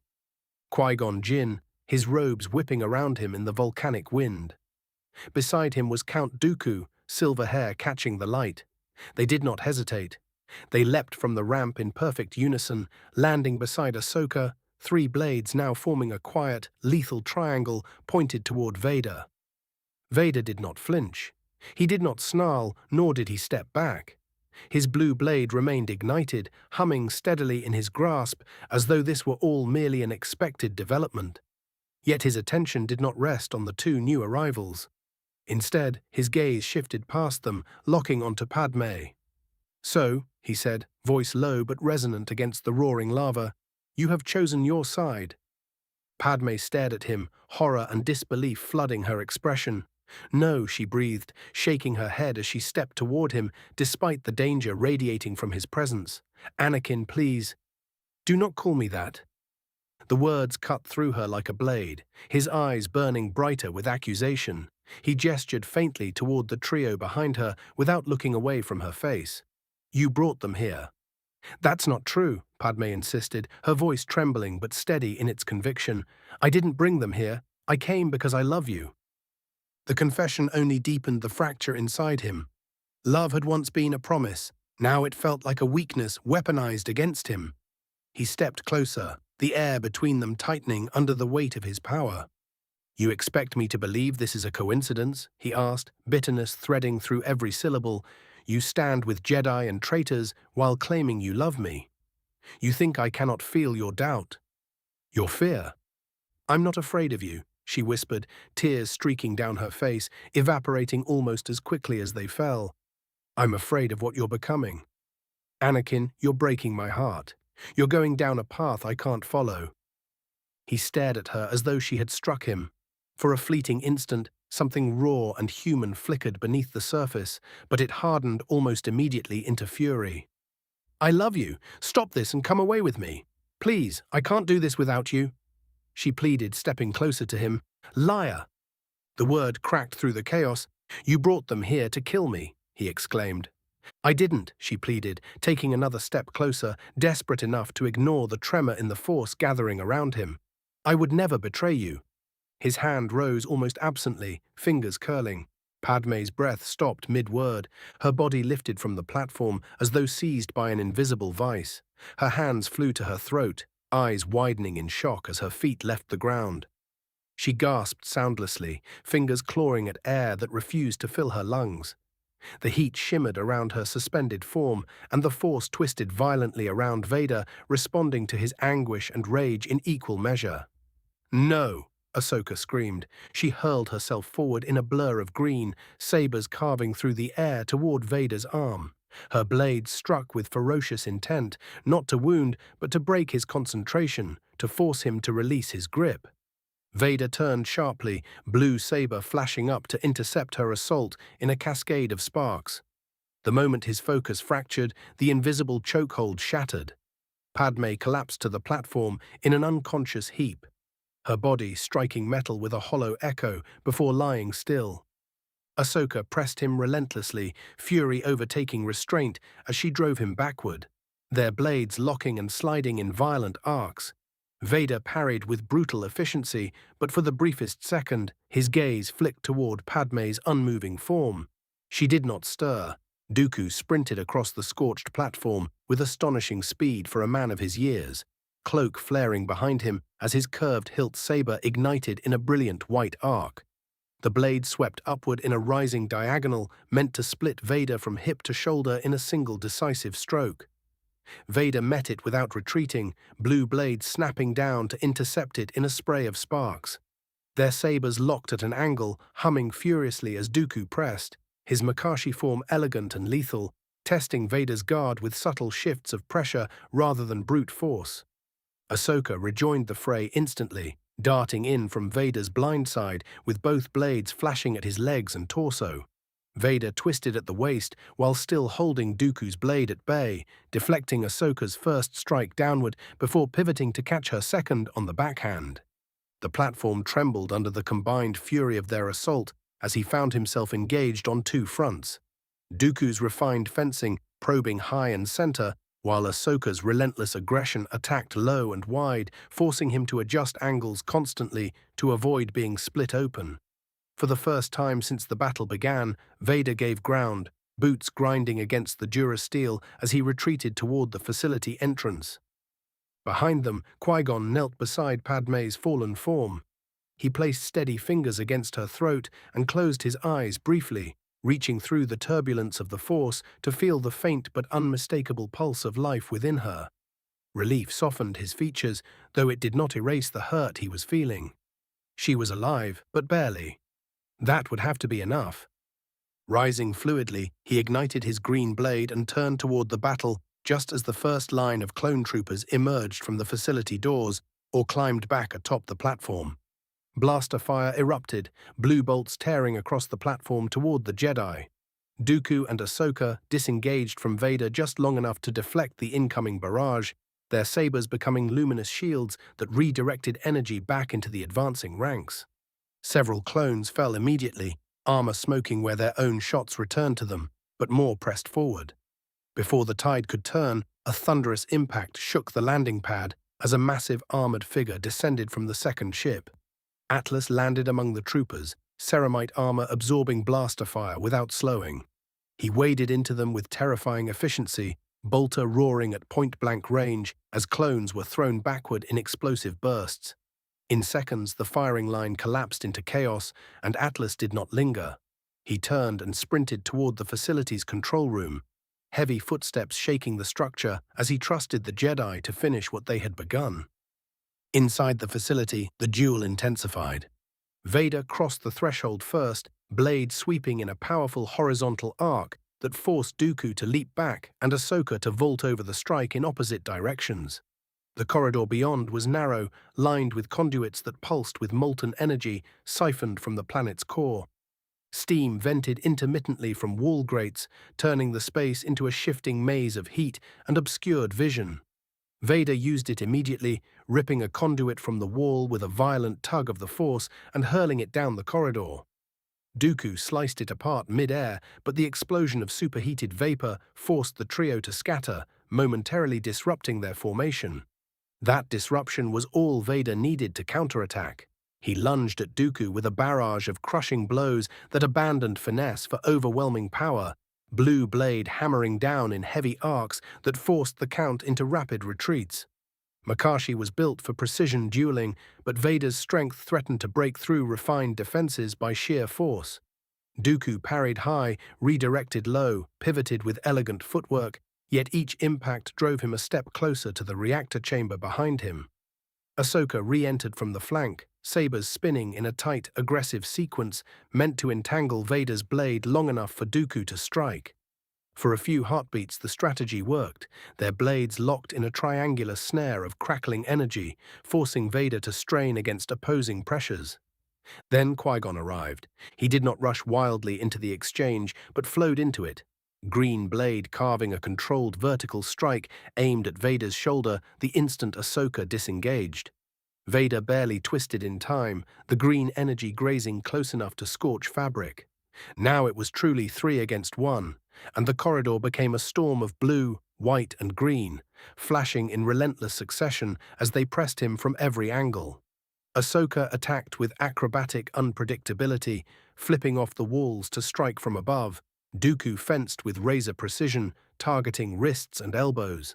Qui-Gon brought steady, powerful cuts that anchored their rhythm and prevented Vader from isolating a single opponent for long. They drove him backward through the corridor into the main assembly chamber, a cavernous space suspended over rivers of lava visible through the grated flooring. Machinery hung from the ceiling on massive chains, and catwalks crisscrossed the chamber at varying heights. Vader leapt onto a side platform, slashing downward at Ahsoka as she pursued, and the duel spilled upward onto the catwalks, where footing became precarious, and every misstep meant a plunge into molten death. Here Vader began to fight not just them, but the environment itself.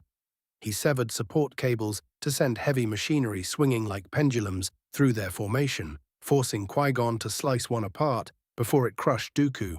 He tore sections of railing free and launched them telekinetically, shattering their spacing and compelling constant motion. Yet despite the chaos, the 3 Jedi adapted with remarkable cohesion. Dooku and Ahsoka attacked in alternating rhythms, one pressing while the other withdrew, while Qui-Gon maintained a stabilizing presence that denied Vader any clear opening to exploit. The strain began to show. Vader's breathing deepened, shoulders rising and falling more sharply as he absorbed the cumulative pressure of the simultaneous assaults. He disarmed Ahsoka of one blade briefly with a vicious bind that sent it spinning across the catwalk, but Qui-Gon forced him to abandon the advantage before he could capitalize. He nearly drove his saber through Dooku's chest with a sudden thrust powered by the Force, yet Ahsoka intercepted at the last instant, her remaining blade catching the strike inches from its mark. They pushed him across a narrow bridge suspended over the reactor core, heat blasting upward in suffocating waves. Here, for a fleeting sequence, the 3 synchronized perfectly. Dooku's blade locked Vader's high guard, Ahsoka slashed low to destabilize his stance, and Qui-Gon delivered a crushing overhead blow that forced Vader to one knee.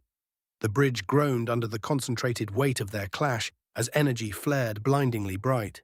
Vader roared in defiance and unleashed a concussive wave of the Force that erupted outward in a spherical blast. The bridge buckled, sending all 4 combatants skidding in opposite directions. Dooku barely caught the edge of the platform, hauling himself up. Ahsoka rolled to her feet near the reactor's rim. Qui-Gon landed hard, but rose immediately, blade steady despite the impact. Vader stood at the center of the fractured bridge, robes scorched, stance wide, blue blade blazing like a beacon of fury. Ahsoka moved forward, pressed him hardest now, fury sharpening her movements as she darted in and out of range, her single remaining blade flashing toward his neck, his ribs, his knees. Dooku harried him from the flank, each thrust placed to exploit the smallest imbalance. With a sudden surge that felt like tearing open a wound inside his own chest, Vader abandoned restraint and let the Force flood outward through him in raw, unfiltered waves. He pivoted beneath Ahsoka's descending strike and caught her wrist mid-swing, twisting hard enough to wrench her balance off-center. Before she could recover, his free hand lashed outward in a brutal telekinetic blast that struck her squarely in the torso. The impact cracked like thunder. Ahsoka's body became a projectile, hurled across the chamber with devastating force as she smashed through a durasteel wall in an explosion of debris and vanished beyond it, disappearing from the battlefield in a cascade of falling metal and smoke. As she flew, Vader's reflexes acted without conscious thought. He reached through the Force and snatched her fallen lightsaber from where it had skidded across the grating. It tore free from the floor and snapped into his waiting grasp before igniting it. Now he stood with two blades, his own deep blue and Ahsoka's brilliant green, crossed before him in a predatory guard. Dooku did not falter at the sight. He advanced immediately, white blade carving precise arcs as he sought to punish the momentary overextension. Qui-Gon followed, green saber rising in concert, and the three of them collided once more in a whirlwind of color and fury.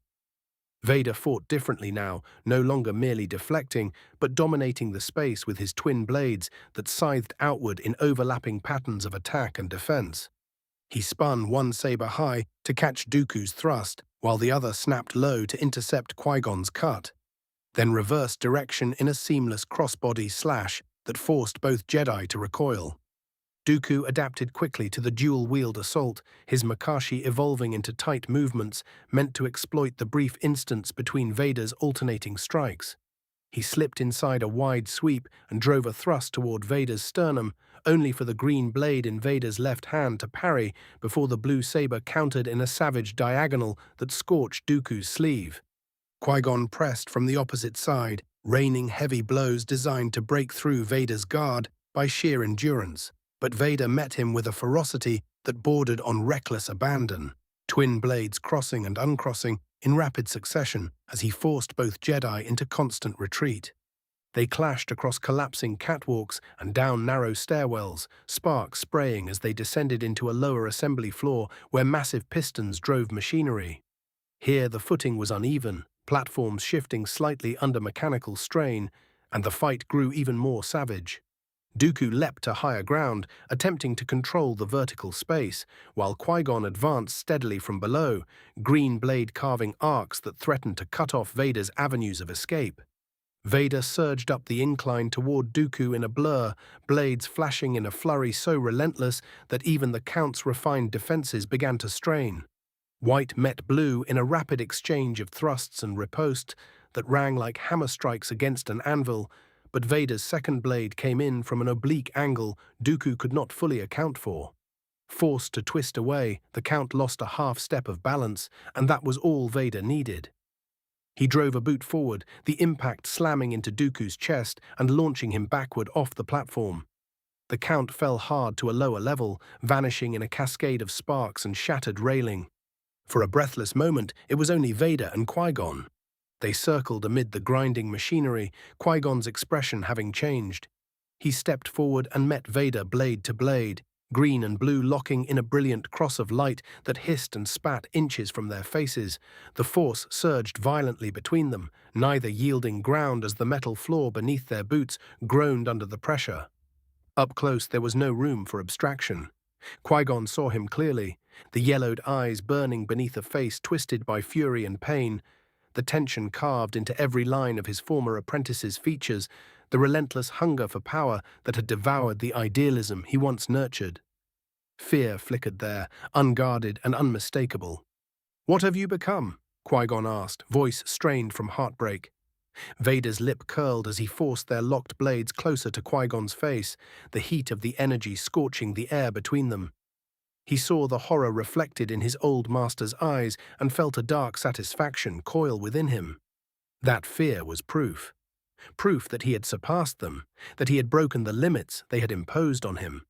"I have become," he said, voice low and resonant with cold conviction, "something more powerful than any Jedi who has ever existed."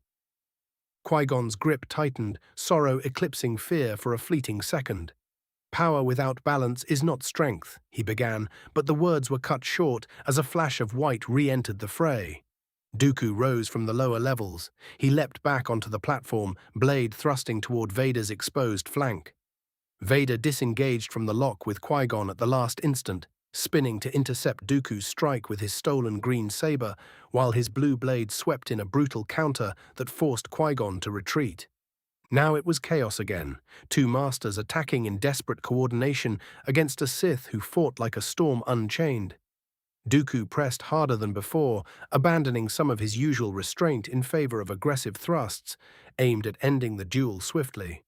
Qui-Gon mirrored him from the opposite angle, green blade carving downward in heavy arcs that forced Vader to shift constantly between guards. For several blistering exchanges, it seemed the tide might turn once more as they drove him back toward the edge of the platform. But Vader had crossed a threshold. He began to anticipate their rhythm, to feel the microsecond delays between Dooku's thrust and Qui-Gon's follow-up. He baited Dooku into overcommitting with a high feint from his blue blade, drawing the Count's parry upward, then reversed direction with the green saber in a vicious horizontal sweep aimed at Dooku's midsection. The strike was impossibly fast, fueled by rage and sharpened by hate. Dooku tried to pivot away, but the blade cut through him in a clean, searing arc. For a heartbeat, everything stilled. Dooku stood frozen, eyes widening slightly as the green blade passed through his torso. The hum of sabers seemed to dull, the machinery's roar fading into distant thunder. Then the Count's weapon slipped from his grasp, clattering against the metal floor as his body sagged. He collapsed without ceremony, lifeless before he struck the ground. "No!" Qui-Gon cried. Silence fell between Vader and Qui-Gon, broken only by the relentless grind of the facility around them. Qui-Gon grasped his lightsaber harder as he stepped forward alone. Vader turned to face him before casting Ahsoka's green blade aside, intent on meeting his old master on equal footing. 178, 174, a different path. Palpatine. At the summit of the Imperial Executive Building, within a private office lined with polished obsidian and transparent alloy windows, Supreme Chancellor Palpatine stood alone with the galaxy spread before him in holographic form. The vast projection rotated slowly at the center of the chamber, systems glowing in varying intensities of blue and crimson. His eyes traced them with quiet satisfaction. The Clone Wars had nearly served their purpose. The Jedi Order was no more. The Senate pliable.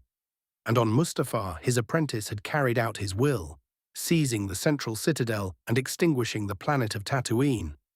Everything unfolded precisely as foreseen, and yet a faint sensation crept along the back of his skull. It was subtle at first, like a disturbance in still water, but it deepened quickly into something invasive. Palpatine's fingers twitched at his sides as he extended his awareness outward, expecting to encounter a probing Jedi mind or some ripple born of his apprentice's emotional turbulence. Instead, he found something vast and ancient. The presence engulfed him. The air in the chamber seemed to collapse inward as a pressure like crushing gravity descended upon his thoughts. The holographic galaxy flickered and distorted. Palpatine staggered, one hand flying to his temple as white-hot agony speared through his consciousness. He had endured force storms, had peered into the abyss of the dark side without flinching, had communed with powers beyond mortal comprehension through his devotion to Tzeentch. But this was different. He fell to one knee, breath hitching as a voice, if it could even be called that, coiled through his mind. It bloomed inside his skull, reverberating along every synapse at once. "You seek dominion," she whispered, and the whisper contained a vast hunger. "You desire one galaxy as though it were all that exists." Palpatine's teeth clenched. "Show yourself," he rasped aloud, though he knew this entity had no need for physical manifestation. A ripple of cold laughter spread through his thoughts, and with it came visions. Impossible, fractal expanses of stars beyond stars, universes layered like reflections in shattered glass, incomprehensible domains of endless madness and hunger. He saw civilizations rising and falling in spirals that dwarfed his own ambitions. He saw himself enthroned not upon Coruscant, not even over a single galaxy, but across countless realities, each bending in submission. "Abandon your weak god," the voice continued, now tightening around his consciousness like constricting chains. "He is a flicker, a schemer in a shallow sea. He cannot protect you from what is coming. He will abandon you when you need him most. But I won't. I would never. Palpatine reeled as the vast being showed herself to him finally. The mother, the bringer of chaos, the devourer lurking beyond the edges of cosmic order. The pain in his skull intensified, lancing deeper as if invisible talons were prying open his skull. Palpatine collapsed fully to the polished floor, robes pooling around him as the galaxy projection above flickered wildly. He could feel the challenge embedded within her words, the audacity of comparing herself to Tzeentch, the changer of ways, architect of impossible futures. Fury flared within him, but it was swallowed by another surge of agony that drove a guttural moan from his throat. "Your god is weak," Abeloth hissed, and the hiss became a storm. "He plays at manipulation within a single universe. I devour realities. Pledge yourself to me, and not merely this galaxy, but countless others will kneel. Eternity will be yours. Death will never touch you. You will rule without end beneath my blessing." His eyes widened at the promise, immortality not through fragile rituals or decaying clones. True eternity, absolute dominion beyond the narrow confines of a single universe. The temptation was not subtle, it was overwhelming, saturating every ambition he had ever nurtured. He tried to resist, if only to test her resolve. "I bow to no one," he snarled internally, even as his body trembled against the floor. "Liar," she replied, and the contempt in her tone was cold. "You kneel to a creature who would discard you when your utility ends. I offer you ascension." The pressure increased until it felt as though his skull would fracture. Veins stood out along his temples, his vision blurred. For a fleeting, humiliating moment, he understood what true helplessness felt like before something primordial and immeasurable. Then she struck with a final revelation. "Hasten to Mustafar," she commanded. "Your apprentice wavers. The light claws at him still. If you delay, you will lose him. And through him, you will lose everything you have set in motion." Vader was the fulcrum upon which his empire would pivot. If the boy faltered now, if sentiment or guilt reclaimed him, decades of manipulation would unravel. Palpatine felt the truth in her warning. He sensed the tremor she described, a subtle instability in the Force. The agony peaked, then vanished.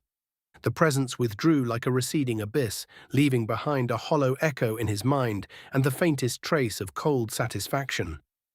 Palpatine lay there for several seconds, chest rising and falling rapidly, robes damp with sweat. Slowly he pushed himself upright. His hands trembled from the aftershock of contact with something vast beyond comprehension. He closed his eyes and reached inward, testing the connection to Tzeentch. It remained, though faintly amused. A smile crept across his face. If the Mad Mother believed she could command him, she underestimated him. Yet her warning aligned with his own intuition. Whether divine manipulation or genuine foresight, the outcome was the same. He could not afford delay. He straightened his robes and strode toward the chamber doors, composure restored as though he had never been reduced to the floor. The doors parted with a soft hiss, revealing the crimson-robed guards stationed outside, their helmets tilted slightly at his approach. "Prepare my shuttle," he said smoothly, voice devoid of any trace of strain. "We depart for Mustafar at once." The guard bowed without question and moved to comply. Vader, standing across the fractured platform, Qui-Gon Jinn stood alone, green blade steady despite the tremor running through the floor beneath him. He had widened his stance, shoulders squared, settling into a purely defensive posture. Vader advanced slowly, blade humming. The contrast was almost mocking. He did not rush. He did not need to, as he knew his old master stood no chance. The Force coiled around him, responding eagerly to the dark certainty that pulsed in his veins. His former master was preparing not to win, but to endure. That realization amused him. Their blades met with explosive force as Vader lunged forward without warning. Blue saber carving a horizontal arc that Qui-Gon intercepted high before the blue blade swung round in a vicious upward sweep aimed at his ribs. Qui-Gon twisted, redirecting the second strike just enough to avoid disembowelment, though the tip of the blade grazed his side and scorched through fabric and flesh. He did not cry out. Instead, he pivoted into a tight defensive spiral. Vader pressed relentlessly, alternating between overwhelming power and sudden surgical precision. He hammered at Qui-Gon's guard with crushing overhead strikes that rattled the Jedi's shoulders, then shifted without pause into rapid thrusts aimed at joints and arteries. Sparks cascaded down around them as their blades collided again and again, the rhythm accelerating into something almost musical in its violence. Qui-Gon retreated step by step, boots skidding across grated flooring as he deflected, redirected, absorbed. "You always preached patience," Vader said as their sabers locked near the edge of a molten channel, heat blasting up in suffocating waves. "Balance, restraint." He shoved forward, forcing Qui-Gon to one knee before the Jedi rolled sideways to avoid being driven into the lava below. Vader followed, blade flashing downward in a slash that gouged molten scars into the floor where Qui-Gon had stood a heartbeat earlier. "Look at you now," Vader continued, voice low but carrying easily over the roar of machinery. "Struggling to even put up a fight." He surged forward with renewed fury, blue blade spinning in a tight feint that drew Qui-Gon's guard upward before the saber snapped low and sliced across the Jedi's thigh. The cut was shallow, another reminder of dominance. Qui-Gon staggered half a step, compensating immediately, but Vader saw the shift. He began to toy with his old master. Vader circled, launching sequences that were less about ending the duel and more about demonstrating his superiority. He executed flourishes of blade techniques that bordered on theatrical, spinning his saber behind his back before bringing it around in a reverse-angle strike.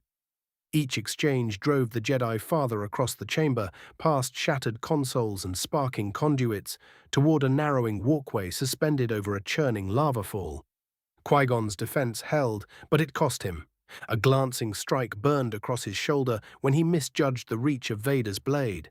Another clipped his forearm, numbing his grip momentarily. His green saber wavered once before steadying again. His face remained composed, yet sweat beaded along his brow, and his breathing grew heavier as he compensated for accumulating injuries. Vader felt it all through the Force. Every tremor of pain, every flicker of fatigue. It fed him.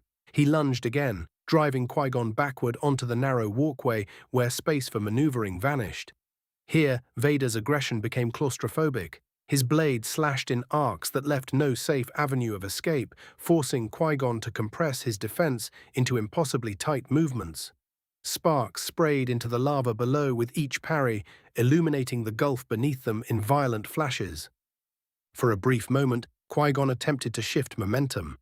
He angled his blade not merely to deflect, but to redirect Vader's power against him, stepping inside the arc of a heavy strike and delivering a measured counter aimed at Vader's wrist. Vader twisted superhumanly fast, catching the strike on his own blade and locking it against the green saber. He leaned in close, their faces inches apart, heat shimmering between them. "You see," Vader murmured, eyes burning, "you taught me well." Then he disengaged explosively, spinning into a backhand slash that carved across Qui-Gon's upper arm and sent the Jedi reeling. Still, Qui-Gon did not fall. He steadied himself at the walkway's edge, green blade raised despite the tremor in his injured arm. There was pain in his eyes, yes, but not surrender, not hatred. A deep sorrow had come to his eyes, layered over unwavering conviction. Vader advanced once more, movements fluid and terrible, savoring the widening gap between them. Each clash drove Qui-Gon further into exhaustion, yet the Jedi's defense remained maddeningly intact. He absorbed blow after blow. Vader began to understand that this was not weakness of his master refusing to fight him. And that realization stirred irritation alongside admiration. So he escalated. With a violent gesture of his left hand, he tore a massive section of railing free and hurled it down the walkway. Qui-Gon leapt aside, slicing the debris apart mid-air, but the distraction allowed Vader to close the distance instantly. Their blades met again in a thunderous collision that forced Qui-Gon to brace with both hands. "You cannot save yourself, Qui-Gon," Vader said coldly. Qui-Gon's guard faltered for a fraction of a heartbeat, and Vader felt it. He pressed harder, driving their locked sabers downward until Qui-Gon's boots scraped against the very lip of the walkway, lava roaring beneath him like a living abyss. He wanted Qui-Gon to understand, to witness the magnitude of what he had become, to feel the inevitability of it. Below them, rivers of lava churned and collided in violent currents, erupting in bursts of molten spray that painted the underside of the platform in furious orange light.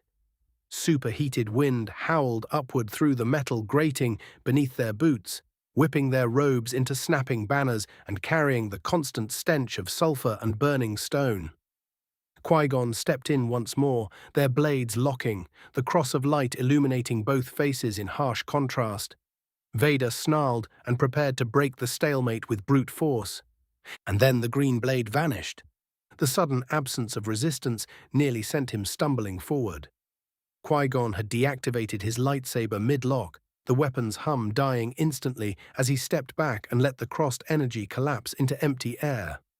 Before Vader could process what had happened, Qui-Gon lowered the hilt to his side, looked directly into his former apprentice's burning eyes, and tossed the weapon so that it clattered harmlessly at Vader's feet.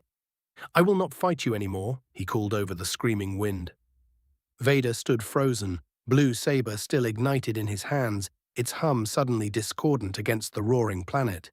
He had anticipated another strike, another desperate gambit. "What are you doing?" Vader demanded, the edge in his voice sharpened by confusion. "Pick up your weapon."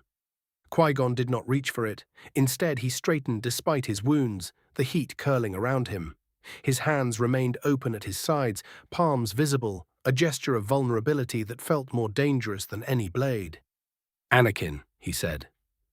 The name cut through Vader's defenses in a way no saber could. "I know I have failed you," Qui-Gon continued, voice steady. "I should have seen the weight you were carrying. I should have recognized the fear growing inside you before it took root." "Do not call me that," Vader hissed, though the command lacked its earlier certainty.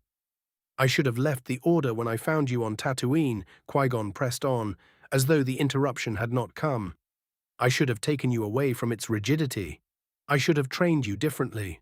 I saw your potential, but I did not see your pain clearly enough." The hot wind howled between them, carrying ash and sparks in violent spirals. Vader's grip tightened on his sabers, yet the blade dipped slightly, almost imperceptibly. "Stop," he said, but it sounded less like an order and more like a plea. "I will not fight you," Qui-Gon repeated, "even after everything you have done, even after the darkness you have embraced. I still love you as if you were my own son." For the first time since he had claimed the mantle of Darth Vader, something beneath the rage flickered visibly. The yellow in his eyes wavered, not vanishing but dimming, as memories long buried stirred painfully of desert suns setting over Tatooine, of a hand resting on his shoulder in quiet reassurance, of belief offered without condition. Vader's blade lowered another fraction. Qui-Gon saw it. He stepped forward slowly. "It is not too late," he said softly, though the wind nearly stole the words. "You can still choose differently. The path you are on is built on hatred and pain, and it will consume everything you love." "You know nothing of what I've done," Vader whispered, the anger in his tone now threaded with something fragile. "I know enough," Qui-Gon replied, "and I know that your new master is the architect of this suffering. He manipulated your fears. He orchestrated this war. He pushed you toward this precipice." Vader's jaw tightened, conflict flashing openly across his face. "The dark side feeds on your grief, Anakin," Qui-Gon continued, closing the distance another cautious step. "If you truly wish to raise your children, if you want to be their father, you cannot do it as a Sith. But you cannot return to the Jedi Order either. That path failed you. We will find something new, something better." The lava roared below, indifferent witness to the moment. "You are not alone," Qui-Gon said, his voice breaking slightly now under the weight of emotion. "No matter what you have done, I will never abandon you. I love you, Anakin. Let me help you." Vader's saber dipped fully now, its glow reflecting uncertainly in eyes that no longer burned with pure hatred. His breathing grew heavier from the war raging within him. For a fleeting second, the mask of Darth Vader cracked, and beneath it stood the frightened, furious young man who had once wanted nothing more than to protect the people he loved. Qui-Gon reached him at last. Slowly, he lifted his arms and pulled his former apprentice into an embrace. For a heartbeat that seemed to suspend the entire galaxy, Vader did not resist. The blade in his hands remained ignited, but lowered harmlessly at his sides as he stood rigid within the circle of his old master's arms. The heat, the wind, the roar of Mustafar, all of it faded into the background beneath the overwhelming, disorienting reality of unconditional love offered without defense. His fingers twitched against the torn fabric of his former master's robes, and then, haltingly, he returned the embrace. It was awkward at first, but then he finally dropped his saber and wrapped his arms around Qui-Gon. Pathetic. The word cracked across the platform like a thunderbolt before the lightning even came. Anakin's head snapped up at the venomous voice. A silhouette stood at the far end of the catwalk, black robes snapping in the superheated wind, flanked by a handful of clone troopers and the rigid, hawk-like figure of Wilhuff Tarkin. Yellow eyes gleamed from beneath a shadowed brow as Palpatine extended his hands. Force lightning erupted from his fingertips. It struck both Anakin and Qui-Gon at once, a blinding torrent of crackling blue-white energy that tore them apart and hurled them from the catwalk. The world became searing pain and violent motion as their bodies were flung through the air, smashing against a lower platform in a tangle of limbs and sparks. Anakin hit hard enough to dent the metal beneath him, his saber falling away as it skidded away. Smoke rose from his robes, the stench of burnt fabric and flesh filling his lungs as he gasped for breath. Palpatine descended a ramp toward him, lightning already dancing eagerly between his fingers again. The clones fanned out behind him, rifles raised. Anakin forced himself onto one knee, vision swimming. Before he could rise fully, another blast of lightning struck him square in the chest. His scream was torn away by the wind as electricity coursed through every nerve, locking his muscles, driving him flat against the floor. Palpatine's laughter cut through the roar of Mustafar, sharp and delighted. "Useless," the Sith Lord spat. "Weak. You would throw away everything for sentimentality." The lightning intensified, forcing Anakin's body to convulse violently, smoke curling from his skin. Finally, Palpatine ceased. Anakin collapsed in a smoldering heap, breath ragged, limbs trembling uncontrollably. The Chancellor turned his attention elsewhere. Qui-Gon lay several meters away, struggling to push himself upright despite burns spiderwebbing across his body. He looked battered beyond measure, yet his eyes remained clear. Palpatine regarded him with open disdain and something like grudging acknowledgement. "Of all the beings in this galaxy," Palpatine said softly, stepping toward him, "only you could have done it. Only the father he never had could have drawn him back." His gaze flicked briefly toward Anakin's motionless form before returning to Qui-Gon. "I am relieved I arrived in time." Lightning burst forth again. This time it was focused entirely on Qui-Gon. The Jedi Master arched under the onslaught, teeth clenched against the agony as arcs of energy crawled over his body. Palpatine sustained it mercilessly, relishing the crackle of flesh searing, the spasms racking Qui-Gon's frame. Over and over he unleashed it, pausing only long enough to savor the sight before continuing. Anakin stirred. Through blurred vision, through pain and smoke, he saw his master, his father in all but blood, writhing beneath the Sith wrath. He heard Qui-Gon cry out in pain. Anakin pushed himself upright, swaying. He stepped forward until he stood beside Palpatine, who did not cease his assault. "Stand," Sidious commanded without looking at him. "Watch as I sever the last thread, tying you to weakness. When he dies, so too will the light within you. Then you will belong to the dark side completely." Lightning continued to cascade over Qui-Gon's broken form, the platform illuminated in strobing bursts. Anakin's gaze shifted from the convulsing Jedi to the figure orchestrating the torture. Back and forth, again and again. His jaw tightened. His chest rose and fell in uneven breaths. "Anakin," Qui-Gon managed through the agony, voice barely audible over the storm. "Please." The words trembled through him. Palpatine laughed. "Now, Qui-Gon Jinn, you will die." Something in Anakin snapped. "No, no!" The lightning faltered as Anakin turned towards Palpatine and grabbed him underneath the arms, lifting him abruptly from the ground. Surprise flickered across Sidious's face as his own electricity arced wildly, now spilling over Anakin's arms and torso as the current redirected chaotically. "What are you doing?" the Sith demanded, voice edged with genuine shock. Anakin did not answer. He raised the Chancellor higher, arms trembling as lightning poured over him, tearing through muscle and nerve. Smoke thickened around them, but he held on, teeth bared in silent fury. With a roar, he hurled Palpatine toward the open edge of the platform. The Sith scream was swallowed by the volcanic gale as his body vanished into the molten abyss below, lightning flaring briefly against the lava before being consumed entirely. Silence followed. Only the roar of Mustafar remained. Behind him, Tarkin stood frozen, eyes wide for a fraction of a second before calculation returned. Without hesitation, he drew his blaster and shot each clone trooper in the chest. They fell one by one, armor clattering against the metal floor. No witnesses. When the last body hit the ground, Tarkin lowered the weapon and looked at Anakin. Anakin slumped at the railing, smoke still rising from his robes as he watched the lava churn where his master had disappeared. Slowly, he turned his head, meeting Tarkin's gaze. There was a challenge there, perhaps even an invitation. Tarkin studied him for a long moment, then holstered his weapon without a word. Whatever political calculations raced through his mind, he kept them to himself. Finally, he inclined his head slightly and turned away, boots echoing as he retreated into the facility's depths. Anakin was alone. Alone except for the broken figure lying nearby. He stumbled toward Qui-Gon and dropped to his knees, gathering him gently despite the burns and torn fabric. Qui-Gon's breathing was shallow now, each inhale a fragile victory. His eyes fluttered open as Anakin cradled him. "Anakin," Qui-Gon whispered faintly. "You were meant to destroy the Sith," Qui-Gon murmured, each word costing him. "That destiny still stands. Let go of your hatred. Let go of your grief." Tears cut clean lines through the soot on Anakin's face.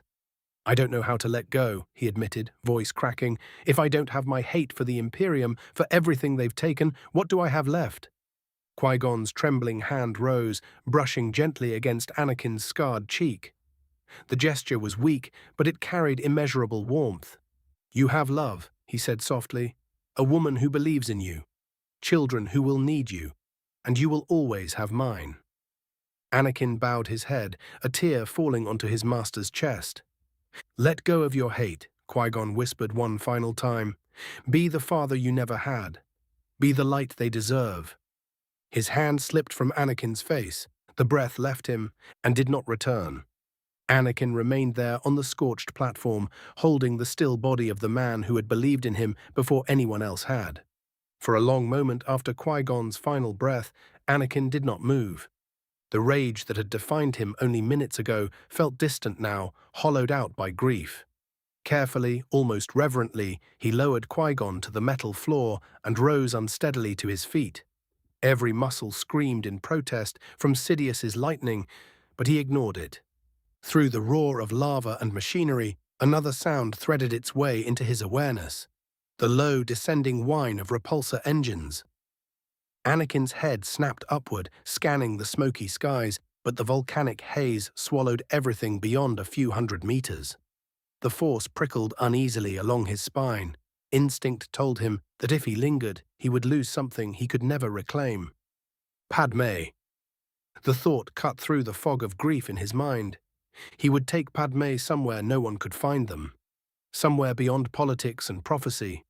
Somewhere his children could grow without the shadow of Sith or Jedi hanging over them. The idea felt impossibly distant, yet tantalizingly close, like a door standing slightly ajar.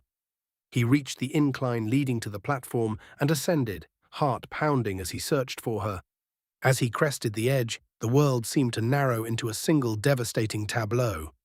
A towering figure in dark green power armor stood between him and an open Imperial dropship. The armor was scarred and battle-worn, its pauldrons bearing the unmistakable insignia of the Salamanders. Even without seeing the face beneath the helm, Anakin recognized the Astartes. Raxor. The Space Marine did not raise his weapon immediately. He simply stood there, massive and unyielding, as if he had been waiting. Anakin's gaze flicked past him. There, just beyond the armored giant, stood Nera, her expression unreadable in the flickering lava light, and beside her a Twi'lek woman.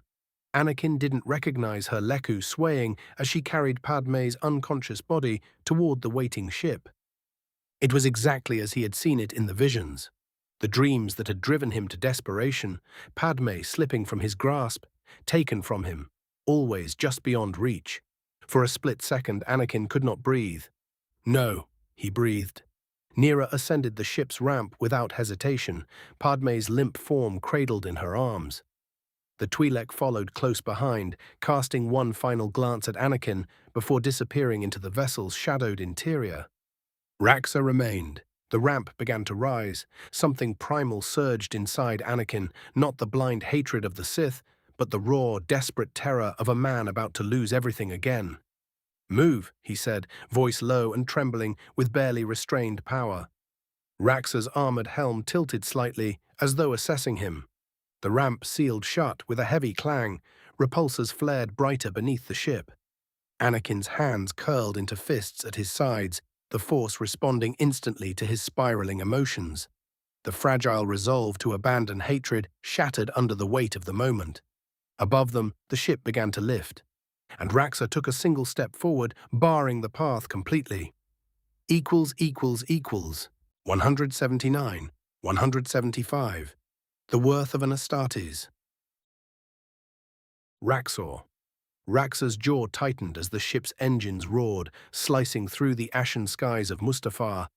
The heat from the volcanic world radiated even at their altitude, casting the hull in a fiery orange glow that reflected off the polished armor of the Salamander as he gripped the railing beside the cockpit. The pilot's hands were trembling slightly on the controls as he steered the vessel through the thick haze of smoke and ash, his focus entirely on the emergency beacon pulsing faintly from the landed ship below. The signal was Dooku's, evidently having set it off once the ship had landed. Then suddenly it happened. Nera's body stiffened and her breath caught in her throat. Dooku's connection in the Force went out. Nera's eyes widened in horror as a shockwave of grief rippled through her, and her knees buckled under the weight of the loss. She collapsed against the reinforced wall of the ship, the vibrations of the engines and the tension in the cockpit barely registering as the full impact of Dooku's death slammed into her. Her breathing came in short, harsh gasps, and for a moment she could only press her hands to her face, tears brimming uncontrollably in her eyes. Sanguinius's voice whispered in her mind, soft yet urgent, shaking with a tremor of sorrow. "I'm so sorry, Nera." She looked up at the Salamanders. "Dooku is dead," she said simply, letting the tears roll down her ashen face. Raxor's gaze flicked from Nera to the horizon below. The planet itself seemed to mirror the anguish she felt, the rivers of molten rock and towering volcanic spires, a reflection of the chaos and destruction that had marked this day. He bent slightly over Nera, his voice low but steady, trying to anchor her. "Nera, you need to breathe. We have to get down there. He may be gone, but we can still look for survivors." The ship dipped closer to the volcanic terrain, heat waves rippling across the viewport. Nera's sobs were quiet now, her body still pressed against the wall as she trembled. The ship broke through the final veil of ash and smoke, descending toward the main platform carved into Mustafar's volcanic crust, and what they saw below caused the entire cockpit to fall into silence. Two vessels sat on the landing platform, one of Imperium design, angular and brutal in its architecture, the other sleek and familiar, its silver curves unmistakable even through the haze. Nera rose slowly from where she had braced herself against the wall, her movements stiff and still unsteady. She stepped toward the viewport, one hand pressed to the transparisteel. Nera's breath caught sharply in her throat. Down on the dark metal platform, barely visible against the volcanic glow, lay a figure in pale fabric, motionless and small against the vastness of the landing deck. "Lower the ramp," she ordered immediately, her tone shifting from fragile to commanding in an instant. Raxor stepped toward her, reaching out as if to physically restrain her, warning her that she was in no condition to charge blindly into what could still be an active war zone. But she was already moving. The ramp hadn't fully extended before she leapt. She hit the platform harder than she expected. The impact jarred through her bones, a violent reminder that her body had not fully recovered from the devastation of Tatooine's destruction, and for a split second her vision swam as heat shimmered off the metal beneath her boots. The air was thick with sulfur and ash, the wind howling across the open expanse, carrying the distant roar of lava rivers below. She staggered, catching herself on one hand, teeth clenched against the weakness that threatened to drag her back down. But she pushed through it. She ran to Padme. Dropping to her knees beside the unconscious woman, Nera pressed trembling fingers to her throat, searching for a pulse. For a terrifying second she felt nothing, only the pounding of her own heartbeat in her ears. But then there it was, a faint pulse. She closed her eyes and reached deeper, letting the force flow through her awareness, and what she felt made her stomach twist. Padme's life still burned within her, and within her womb, two smaller flames flickered stubbornly. But there was an echo of something violent, of fingers tightening around a throat, of oxygen stolen by someone who should have protected her. Nera's jaw tightened as realization settled over her. "She's alive!" Nera yelled over her shoulder as Raxor descended the finally landed ship. She resisted the instinct to move Padme immediately. Internal injuries were unpredictable, and the way her breathing rasped told Nera that something inside her had been strained dangerously. Instead, she gently adjusted her position, ensuring her airway was clear, and placed a steadying hand over her abdomen. Feeling again those two tiny presences.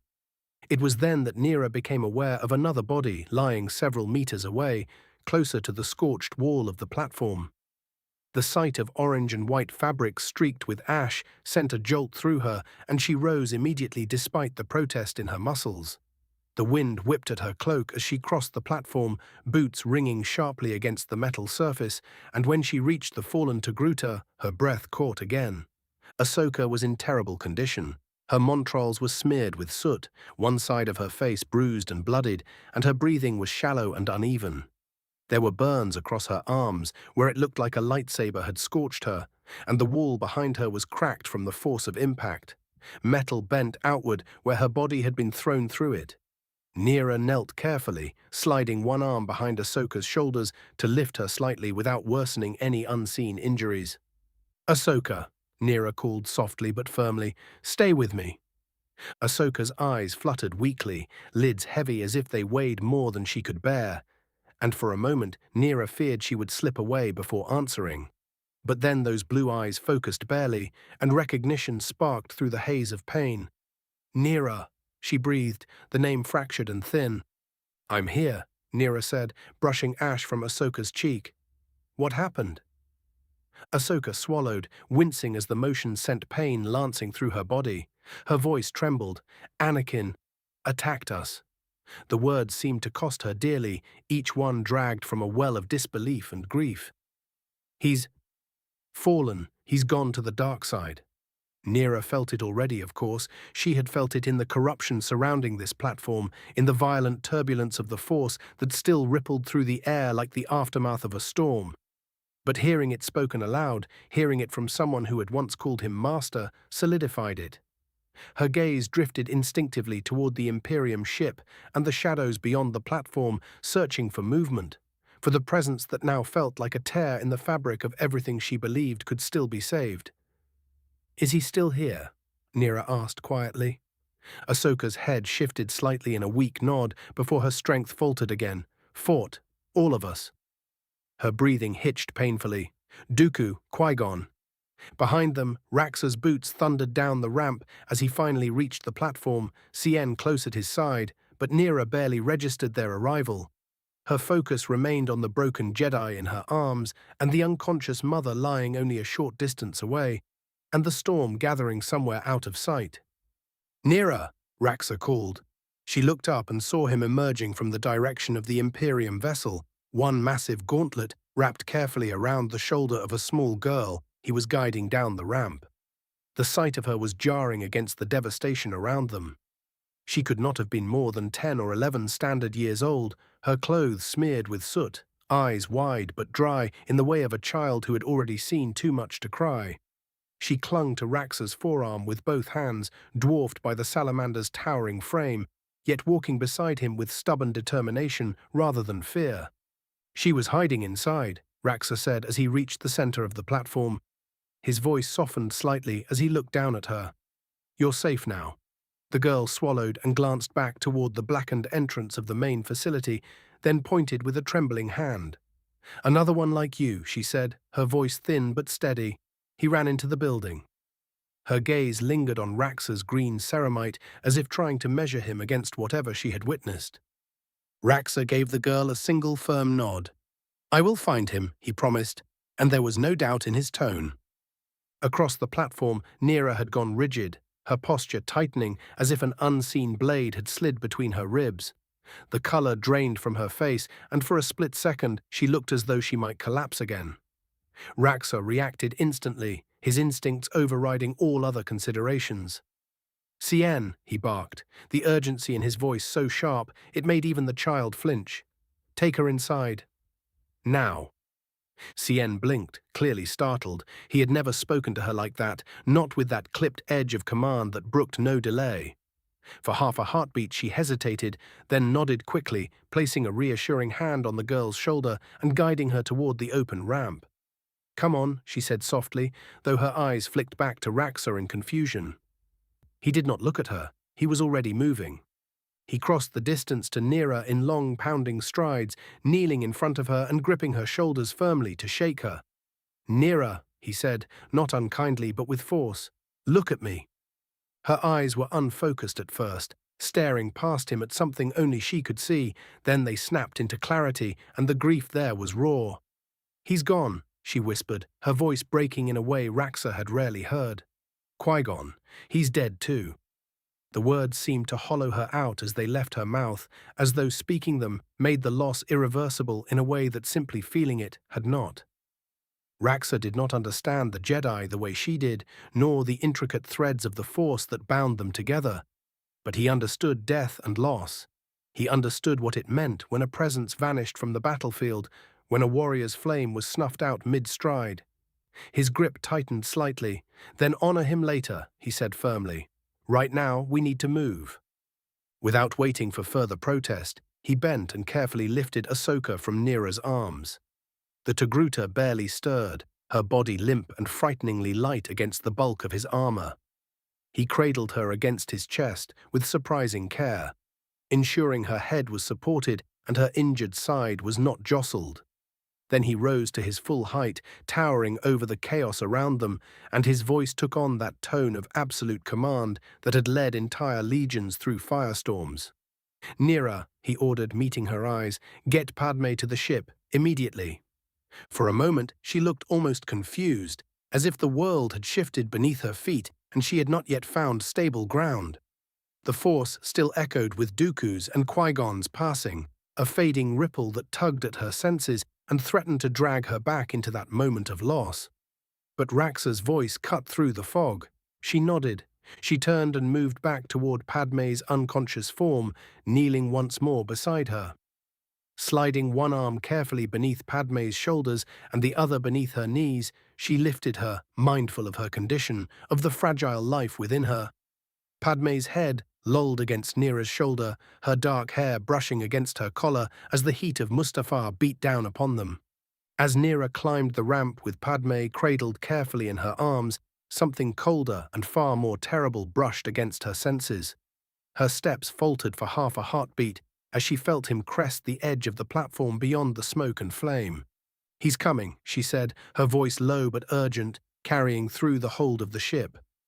Raxor turned at once. He followed her gaze instinctively toward the ramp, toward the burning horizon beyond it, and then his eyes moved to what truly mattered. Padme's limp form in Nera's arms, Ahsoka unconscious against the bulkhead, the small girl clutching the edge of a seat in frightened silence, and Cien standing frozen near the center of the hold. In that single sweep of his vision, he learned the truth. The pilot's voice crackled from the cockpit. "Engines are spooling, my lord, but it will take a moment to achieve full thrust." "You do not have a moment," Raxor answered, his tone iron-hard. "Begin liftoff, now, as fast as you can." The engines began to whine louder, the deck vibrating faintly beneath their boots. Raxor did not wait for any confirmation. He turned away from the cockpit and walked toward the others, each step heavy with the weight of what he knew was coming. When he reached them, he reached up and disengaged the seals of his helm. The hiss of decompressing air filled the hold as he removed it, revealing his scarred face and steady red eyes. Cien looked up at him, confusion giving way to dawning fear. "What's going to happen?" she asked, her voice small. For a moment he did not answer.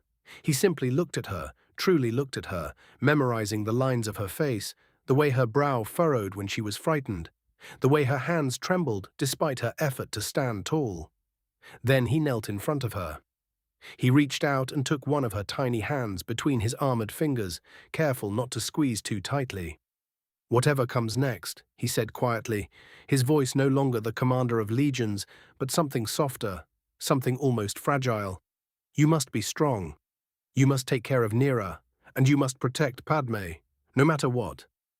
Cien blinked at him, taken aback by the gravity in his tone.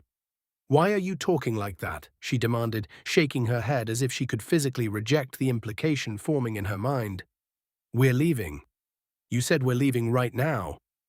Raxor's jaw tightened, and he shook his head slowly. "There isn't enough time." Her breath hitched. "What do you mean?" "Someone must stay," he said. "Someone must hold him long enough for you to reach safety." The realization struck her like a physical blow. She shook her head immediately. "No. No, you're not. You can't." "I am the only one who can," he interrupted gently. "Nera is weakened. She nearly died stopping the Sun Eater. She cannot face him now." Cien began to cry, tears spilling down her cheeks. "There has to be another way. We can all fight him together." Raxor's expression softened in a way few had ever seen. He reached up and, with the broad surface of his gauntlet, carefully wiped the tears from her face, though they kept coming. "If we all stay," he said quietly, "then none of us leave." She began to sob openly now, clutching at the front of his armor as if she could physically anchor him to the deck. "Don't," she pleaded over and over. "Please don't. You're my—" Her voice broke, but the word hung between them unspoken and undeniable. He bowed his head slightly, resting his forehead briefly against hers. "I am sorry," he whispered. "This is the path the Emperor has need of me upon. My purpose is to ensure you live." "There has to be another way," she cried, her small fists striking uselessly against ceramite. He wrapped his arms around her then, drawing her into a careful but firm embrace. For all his immense size and strength, he held her as if she were something infinitely breakable. She clung to him desperately, fingers digging into the seams of his armor, her sobs muffled against his chest. After a long moment, he leaned down and pressed a gentle kiss to the top of her head. "Be strong," he murmured. "For me." He stood, and as he did, she collapsed back onto one of the ship's seats, covering her mouth with trembling hands to stifle the sob that tore from her throat. She watched him through blurred vision as he turned toward the ramp. He passed Nera near the threshold. She had laid Padme carefully against the bulkhead and turned back toward him, fury and grief warring in her eyes. "You don't have to do this," she said, her voice shaking despite her effort to steady it. He stopped in front of her. For a moment the two simply looked at one another, the roar of the engines building around them. "Take care of her," he said quietly. "Take care of Cien. And if my father wakes, tell him I died protecting those whom I love." "You can do that yourself," she replied, the words sharp but breaking at the edges. "We will meet again." He knew it was likely a lie. She knew it too, but neither of them said it. Instead, he inclined his head once in acknowledgement, then turned and walked down the ramp. The heat struck him immediately as he stepped back onto the platform, the wind whipping ash and embers around his towering form. Behind him, the ship's engines flared brighter, lifting it inches from the ground. Ahead, through the shimmering haze, a figure emerged from the far end of the platform. Raxor stopped at the center of the platform and turned back one last time. Through the open ramp, he could see Nera standing beside Cien, the child clutching her arm, Padme lying unconscious within the hold. He gave them a single solemn nod. Then he raised his helm and locked it into place. The seals hissed closed, his face vanishing behind green ceramite and burning eye lenses. He turned forward once more, planting his boots firmly against the metal as the ship finally began to rise behind him. And as Darth Vader stepped fully onto the platform, Raxor of the Salamanders set himself between the Sith Lord and the departing ship. == 180, 176. The Salamander. Raxor.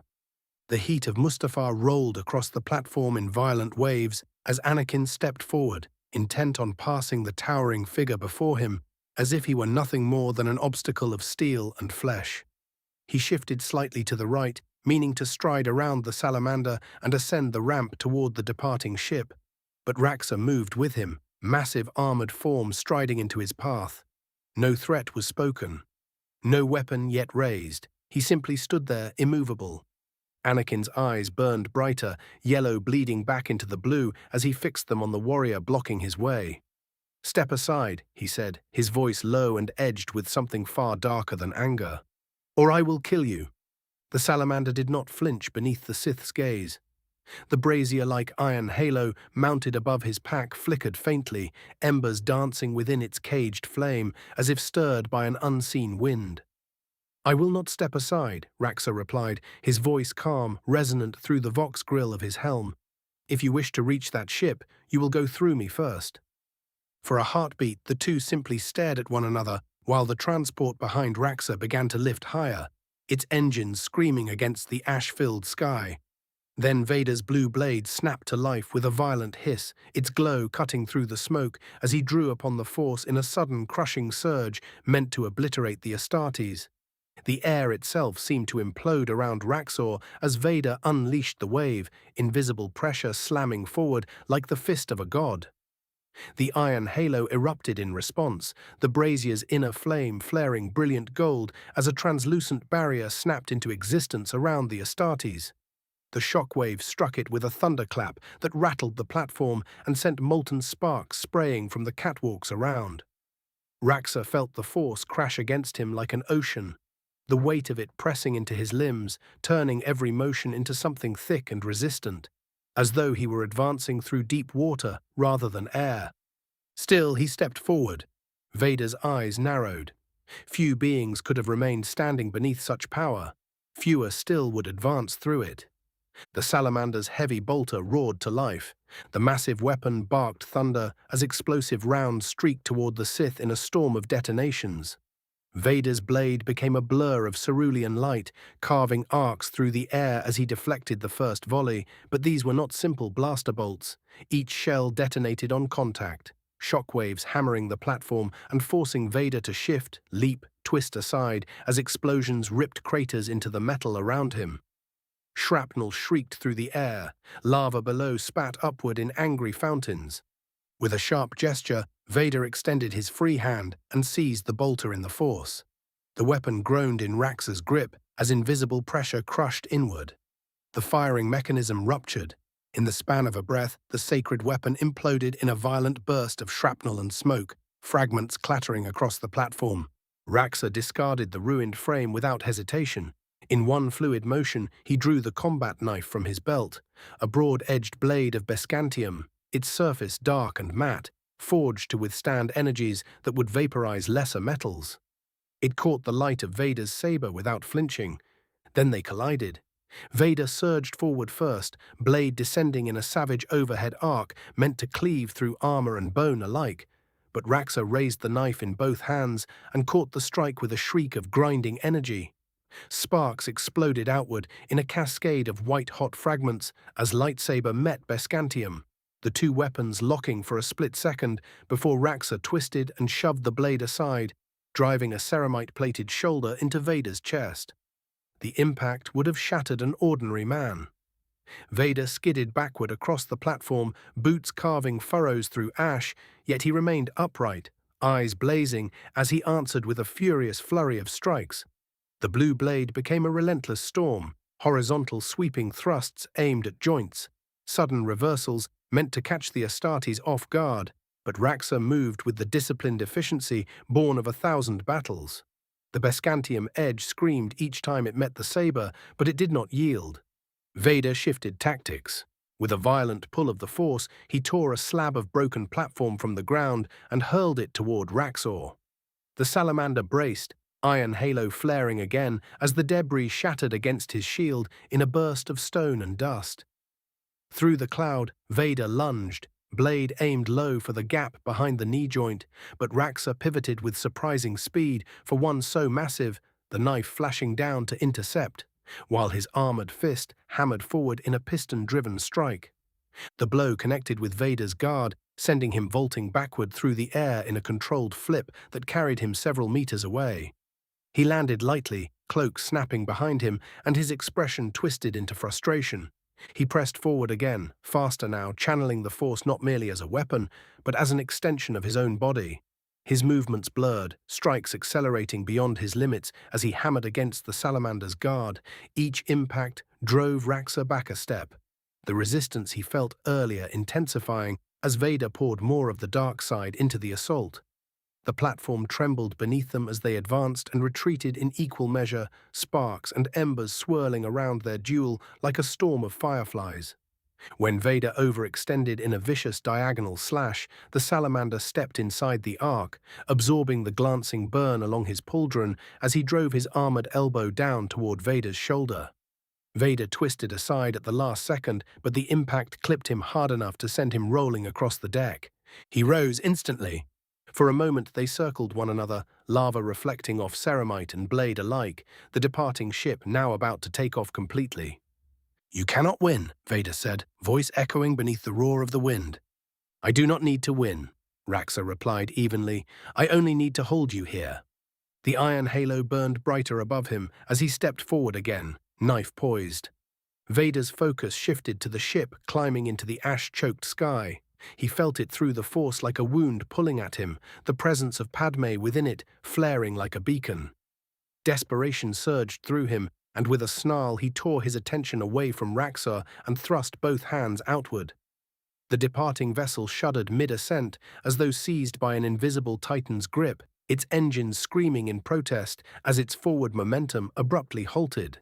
The entire craft lurched backward, dragged toward the platform by sheer telekinetic force, the nose dipping as Vader clenched his fists and began hauling it down from the sky.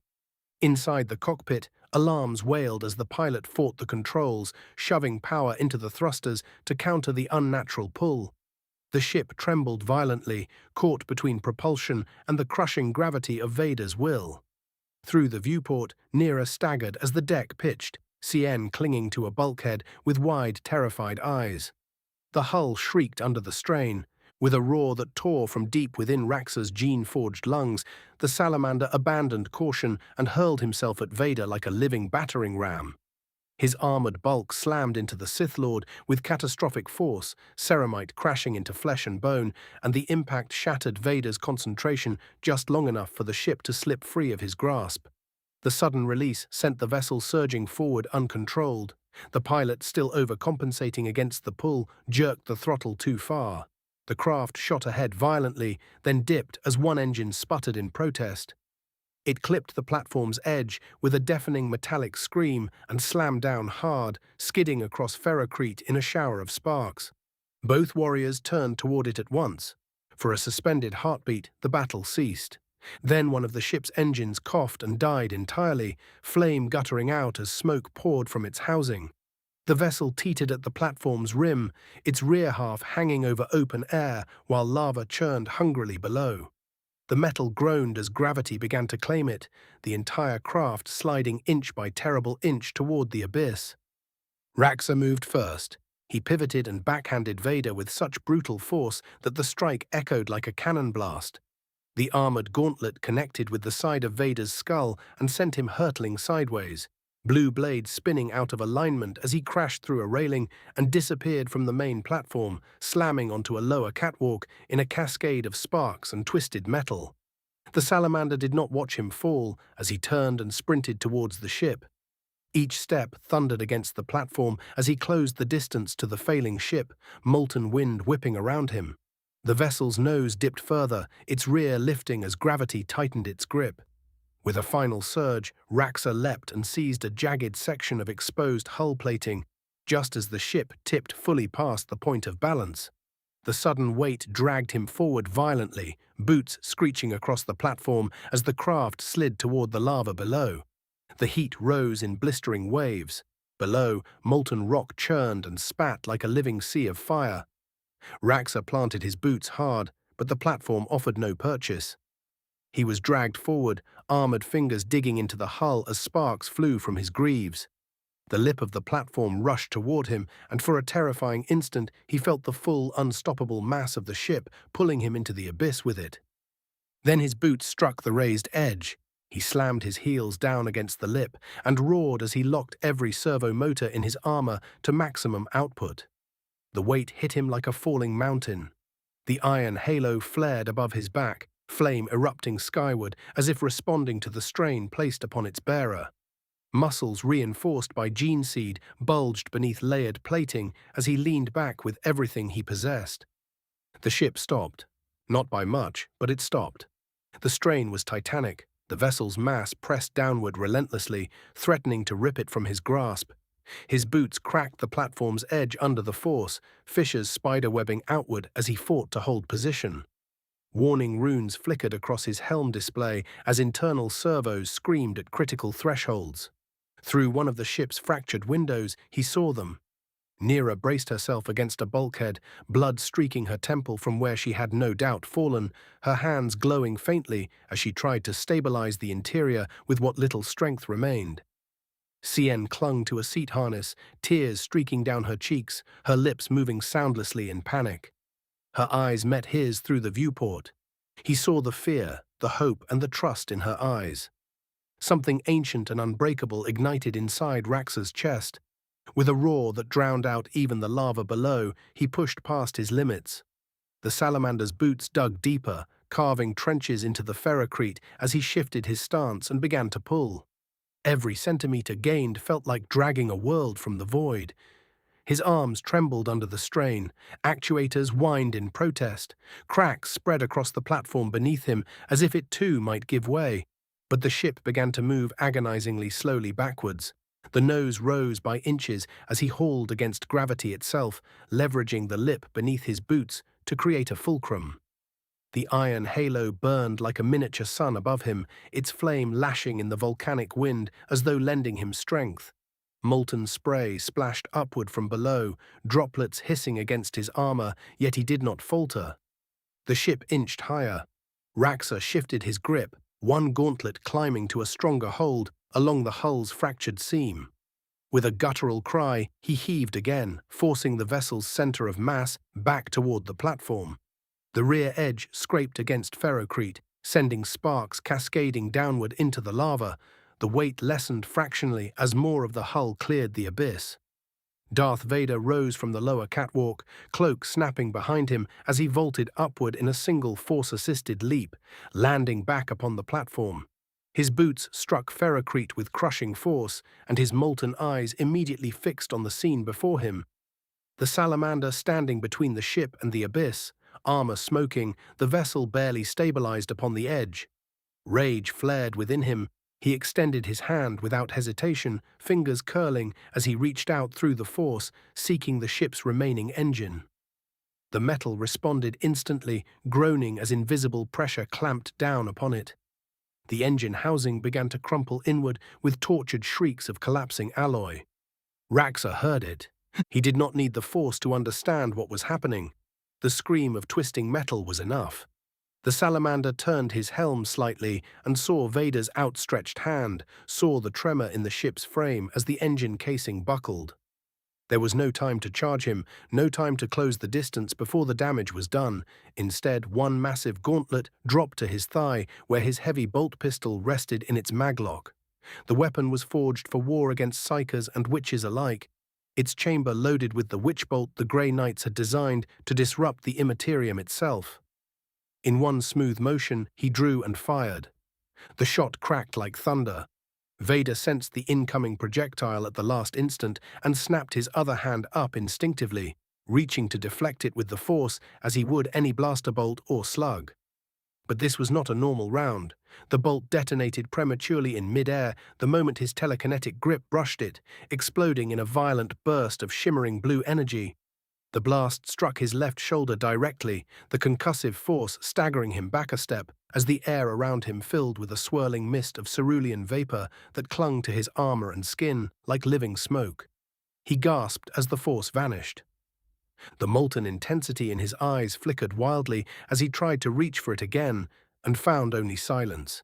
His outstretched hand trembled uselessly as the pressure on the engine ceased instantly, the crushed metal groaning one final time before settling. But in that heartbeat, Raxor had made a fatal compromise. When he released one hand from the hull to fire, even for that fraction of a second, the delicate balance was lost. The ship lurched violently backward as its weight shifted beyond the Salamander's center of gravity. Caught off guard by the sudden movement, Raxor's grip slipped just enough for gravity to reclaim its prize. The vessel surged toward the abyss once more. His armored form was dragged across the platform, boots carving trenches through ferrocrete as he fought to regain purchase. But the mass was too great and the shift too sudden. With a deafening shriek of metal against stone, the ship slid over the lip and plunged. Raxor roared in fury as the vessel tore free of his grasp, the weight yanking him forward until he barely managed to release his hold before being dragged over with it. He slammed to the ground at the platform's edge as the ship disappeared into the molten sea below, vanishing in a towering plume of lava and flame. The impact sent waves of incandescent rock surging outward in violent ripples, splashing high against the surrounding structures. No! He surged to his feet and rushed to the brink, peering down into the churning inferno. The ship had not vanished entirely. It had struck at an angle, half submerged in a region where the lava pooled shallower against a jagged outcropping of black volcanic stone. Flames licked along its hull, but the Imperium-forged plating held. The metal glowed a dull, angry red where it met the molten surface, yet it had not ruptured. Behind him, Vader collapsed to one knee, coughing violently as the blue mist clung to him like frostfire. He clawed at the air instinctively, trying to draw upon the force and finding only emptiness. Panic flickered across his features before fury replaced it, his breathing harsh and uneven as he struggled to rise. Raxor turned his helm slightly. The Sith Lord was temporarily crippled, stripped of the power that made him truly terrifying. The witch bolt's effect would not last forever, but it had done its work. Blue vapor curled around Vader's shoulders as he coughed again, trying and failing to summon lightning or telekinesis. For the first time since their battle began, he looked mortal. The Salamander's gaze shifted back to the lava below. The ship was sinking incrementally, molten rock creeping higher along its hull. Through the blistered viewport, he could still see movement, shadows scrambling within the interior, flashes of Nera's faint light as she tried to stabilize the wounded and shield them from the heat. Raxor straightened to his full towering height, molten wind whipping around him as he calculated the angle and distance. The lava was shallower where the ship had fallen, but it was still death to anything unprotected. His armor would hold for a time. Long enough, perhaps. Behind him, Vader forced himself upright to one knee, staggering but furious, wiping blue residue from his shoulder as he glared at the Salamander's back. He tried once more to reach into the void where the force should have been, and found nothing but a maddening silence. Raxor raised the heavy bolt pistol, with murder in his eyes, and for a heartbeat the barrel aligned perfectly with the dark figure sprawled across the platform. Click. For half a second he did not understand. Then the weapon shifted slightly in his grip, and he felt the warped housing along the side, the bent casing where he had crashed down upon it during the struggle with the ship. The firing mechanism had shattered. The magazine well was cracked. The sacred machine spirit was dead. Raxor did not curse. He simply hurled the ruined pistol towards the Sith, watched it miss and skid across the obsidian deck toward the edge, and in that instant he made his choice. Raxor vaulted from the platform. He struck the sloping bank of volcanic rock below with enough force to crack stone, his armor shrieking in protest, and then he stepped forward without pause into the lava itself. The molten rock surged around his greaves, bright orange and white-hot at its core. The first contact sent a shock through him, so violent that his vision flared. Salamanders were forged for flame, their gene seed carrying resilience beyond mortal comprehension, and his ceramite was sanctified against inferno, but even so, this was not mere fire. This was a world's blood. The lava climbed to his knees. Warning runes flared crimson across his helmet display as heat penetrated the outer plating, cooking servos, blistering seals. The joints, always the weakest points, began to smoke. He felt it through the black carapace, through the neural linkages, a deep, invasive agony as the temperature overwhelmed the safeguards. He staggered, nearly falling, but forced himself onward, each step an act of will that bordered on madness. He roared in defiance and waded deeper. The ship loomed ahead, its belly only partially submerged, magma lapping against it. He reached the hull and without slowing plunged beneath the surface. The world became fire. Molten rock closed over his helm. The external vox shrieked and died. His armor's temperature gauges spiked into critical. He could not see, he could not hear. There was only pressure, heat, and the sensation of his outer layers beginning to fail. He forced his eyes shut behind the lenses and drove downward until his boots found the uneven stone beneath the lava, and then he surged upward, rising directly under the vessel's armored belly. He planted his feet and lifted. The first attempt did nothing. He adjusted his stance, anchoring his feet against a jut of rock, ignoring the scream of torn servos and the sharp internal crack that told him something in his lower leg had just given way. He pressed his left arm, the pure Bescantium, forged to endure what lesser metals could not, flat against the hull, and brought his right gauntlet up beside it. The lava gnawed at him. He could feel ceramite beginning to soften along his thighs, the outer plating bubbling, sloughing away in molten fragments. His right gauntlet hissed violently as heat ate through the smaller plates.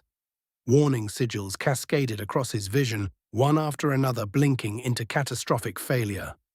He bellowed through clenched teeth as he drove upward with everything his gene-wrought frame possessed, muscles swelling beneath armor, hydraulics screaming, spine bending under a weight that would have crushed either of his brothers.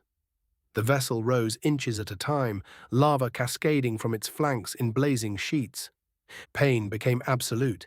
His back spasmed. His helm fed him the data. Spinal integrity compromised.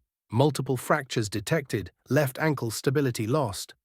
But the information was meaningless against the singular truth in his mind. They are inside. He felt something give in his lower spine, a sickening internal rupture that would have dropped a lesser being instantly. He did not fall. He locked his knees and roared again, a sound swallowed by magma but carried in spirit across the burning world. The ship rose higher. Above the surface, both engines sputtered. Once, twice, then with a thunderous ignition they flared to life, blasting superheated exhaust into the volcanic air.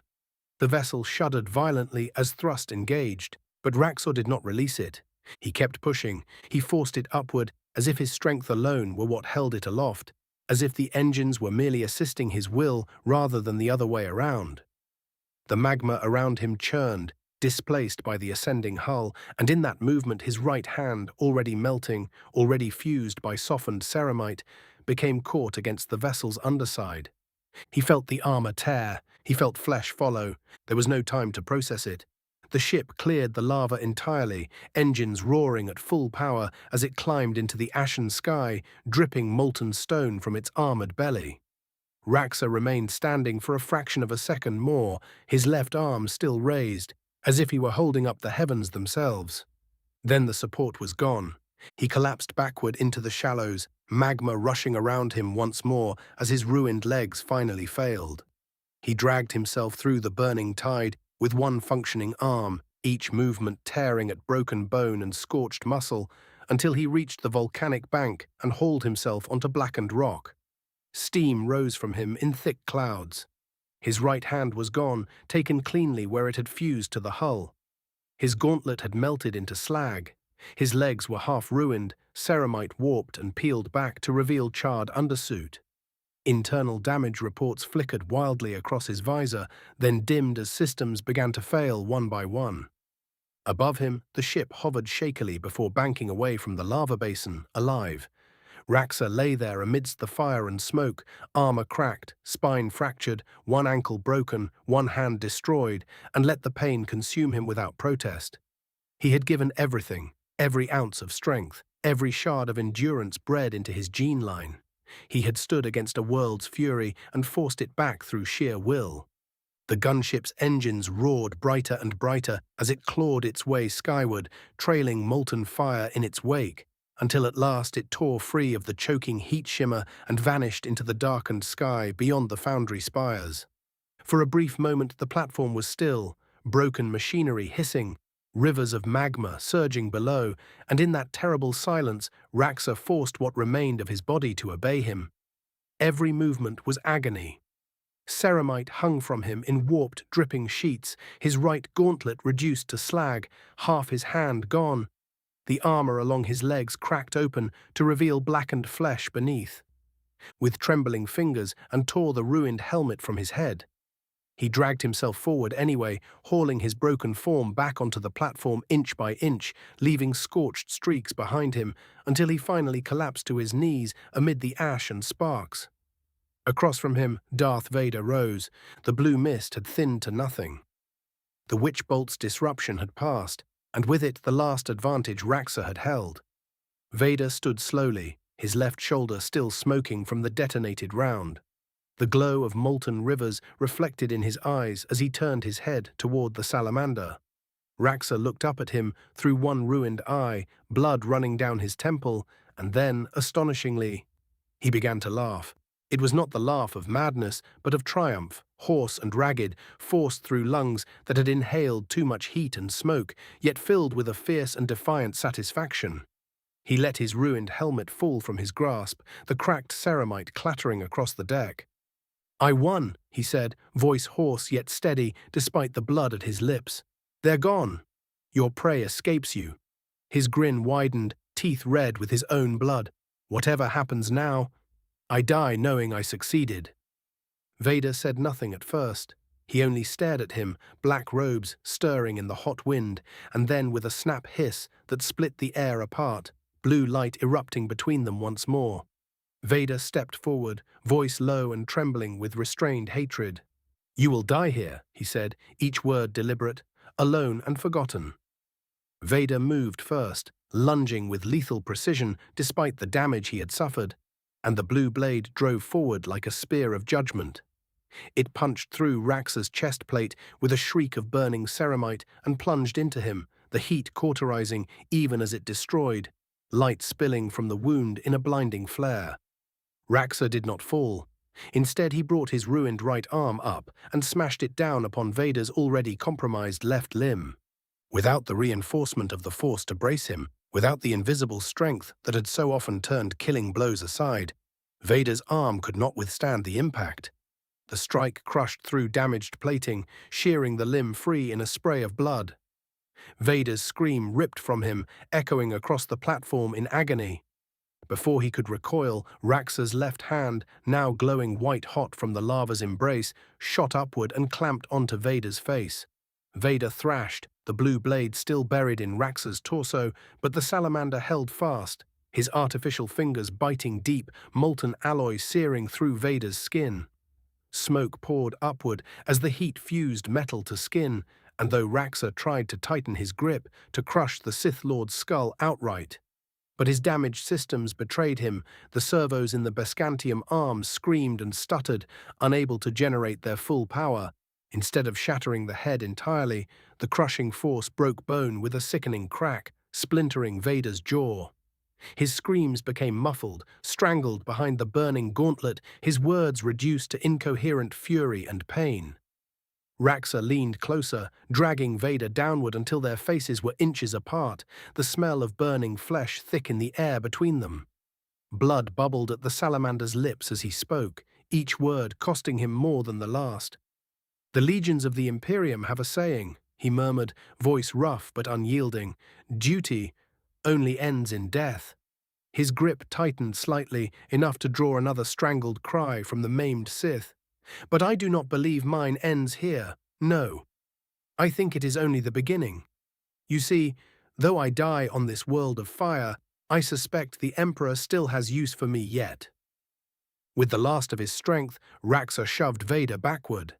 The motion tore the Sith Lord free from his grasp, and with it came skin and charred tissue ripped from the lower half of Vader's face, left fused to the Salamander's burning hand. Vader staggered back, howling, his features now grotesquely disfigured. Smoke rose from him in twisting spirals as he stumbled backwards, falling to the ground in a heap. Raxor swayed where he knelt, the lightsaber still impaled through his chest, systems failing one by one. The world dimmed at the edges of his vision, the roar of the lava below fading into a distant murmur. For a heartbeat longer, he remained upright, as if held there by sheer will alone, and then at last, his strength deserted him. He fell backward onto the scorched platform, his massive frame striking the metal with a final echoing clang. His ruined armor smoked gently in the heat, and though his body lay broken beyond recovery, his face remained set in a faint, unyielding smile. Above him, the sky was empty, the ship carrying his hopes and dreams long gone among the stars. 181. 177. Suffering. Wilhuff Tarkin.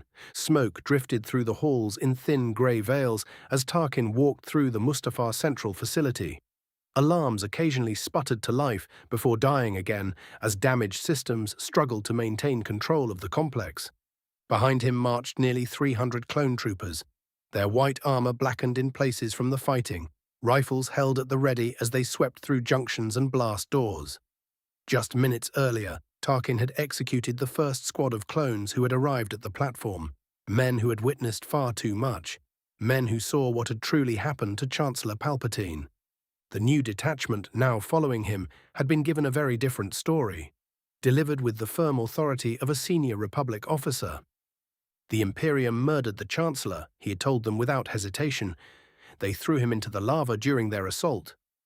Jedi Knight Anakin Skywalker survived the attack and is currently engaging the enemy. Your orders are simple. Assist Skywalker. Eliminate all Imperium personnel. The clones had accepted the directive without question. Orders were orders. They were halfway down a wide industrial corridor when the first contact occurred. One of the troopers at the front raised a hand suddenly, signaling a halt. The small army froze as a towering silhouette appeared at the far end of the hall, walking slowly through drifting steam and sparks. The figure was enormous, easily twice the height of a normal man. The warrior moved through the side chambers and damaged consoles as though searching for something or someone. Blaster bolts erupted in a focused barrage, dozens of rifles unleashing at once in disciplined synchronization. The corridor filled instantly with searing blue light as bolts hammered into the Astartes' armor. Atlas reacted with frightening speed, turning and raising one armored arm in an instinctive defensive posture, but there were simply too many shooters and too little cover. Bolt after bolt struck the same points along his torso and joints, burning through the ceramite. The Astartes staggered backward beneath the relentless assault, sparks bursting from his armor as the focused fire found its mark. Even then he refused to fall easily. Atlas roared in fury and attempted to advance, each heavy step shaking the floor beneath him as he pushed against the storm of energy. One clone was too slow to reposition, and the giant reached him, smashing the trooper aside with a single brutal swing that hurled the man across the corridor. But the volley never stopped. The clones tightened their formation, rifles locked steady as their commander barked for sustained fire. Within seconds, the armor began to fail. Blaster bolts punched through exposed seams and joints, burning into flesh beneath. Atlas faltered, his advance slowing as the concentrated barrage forced him to one knee. Another volley struck his chest plate in unison, and the great warrior finally toppled backward with a thunderous crash that echoed down the hall. Smoke curled upward from his ruined armor as the firing ceased. For a moment, none of the clones moved. Then Tarkin stepped forward, glancing down at the fallen giant. The Astartes lay motionless, armor scorched and riddled with glowing impact marks. Whatever mission he had been pursuing in the labyrinth of corridors had ended here. "Leave it," Tarkin said calmly. "We have more pressing matters." They continued toward the platform. When they emerged onto the open deck overlooking the lava sea, the scale of the destruction became immediately apparent. Sections of railing had been torn away entirely. Deep gouges and impact craters scarred the ferrocrete surface. Burn marks and melted metal traced the path of a duel fought with terrible intensity. The air itself smelled of scorched ceramite and vaporized blood. Two figures remained at the center of it all. One lay on his back where he had fallen, enormous even in death. A blue lightsaber still protruded from his chest, its blade deactivated now, but the hilt still jammed where it was against the ruined plating. The other figure lay several meters away. The young Jedi Knight, who had once been hailed as the Republic's greatest champion, now lay twisted on the deck, his body ravaged by burns and mutilation. His left arm was completely gone from just above the elbow, the limb torn away entirely during the final moments of combat. His face was worse, the lower half of his jaw had been gone, leaving only a mangled ruin of charred flesh and exposed bone beneath. His hair and scalp were blackened by burns, and his breathing came in wet, broken gasps.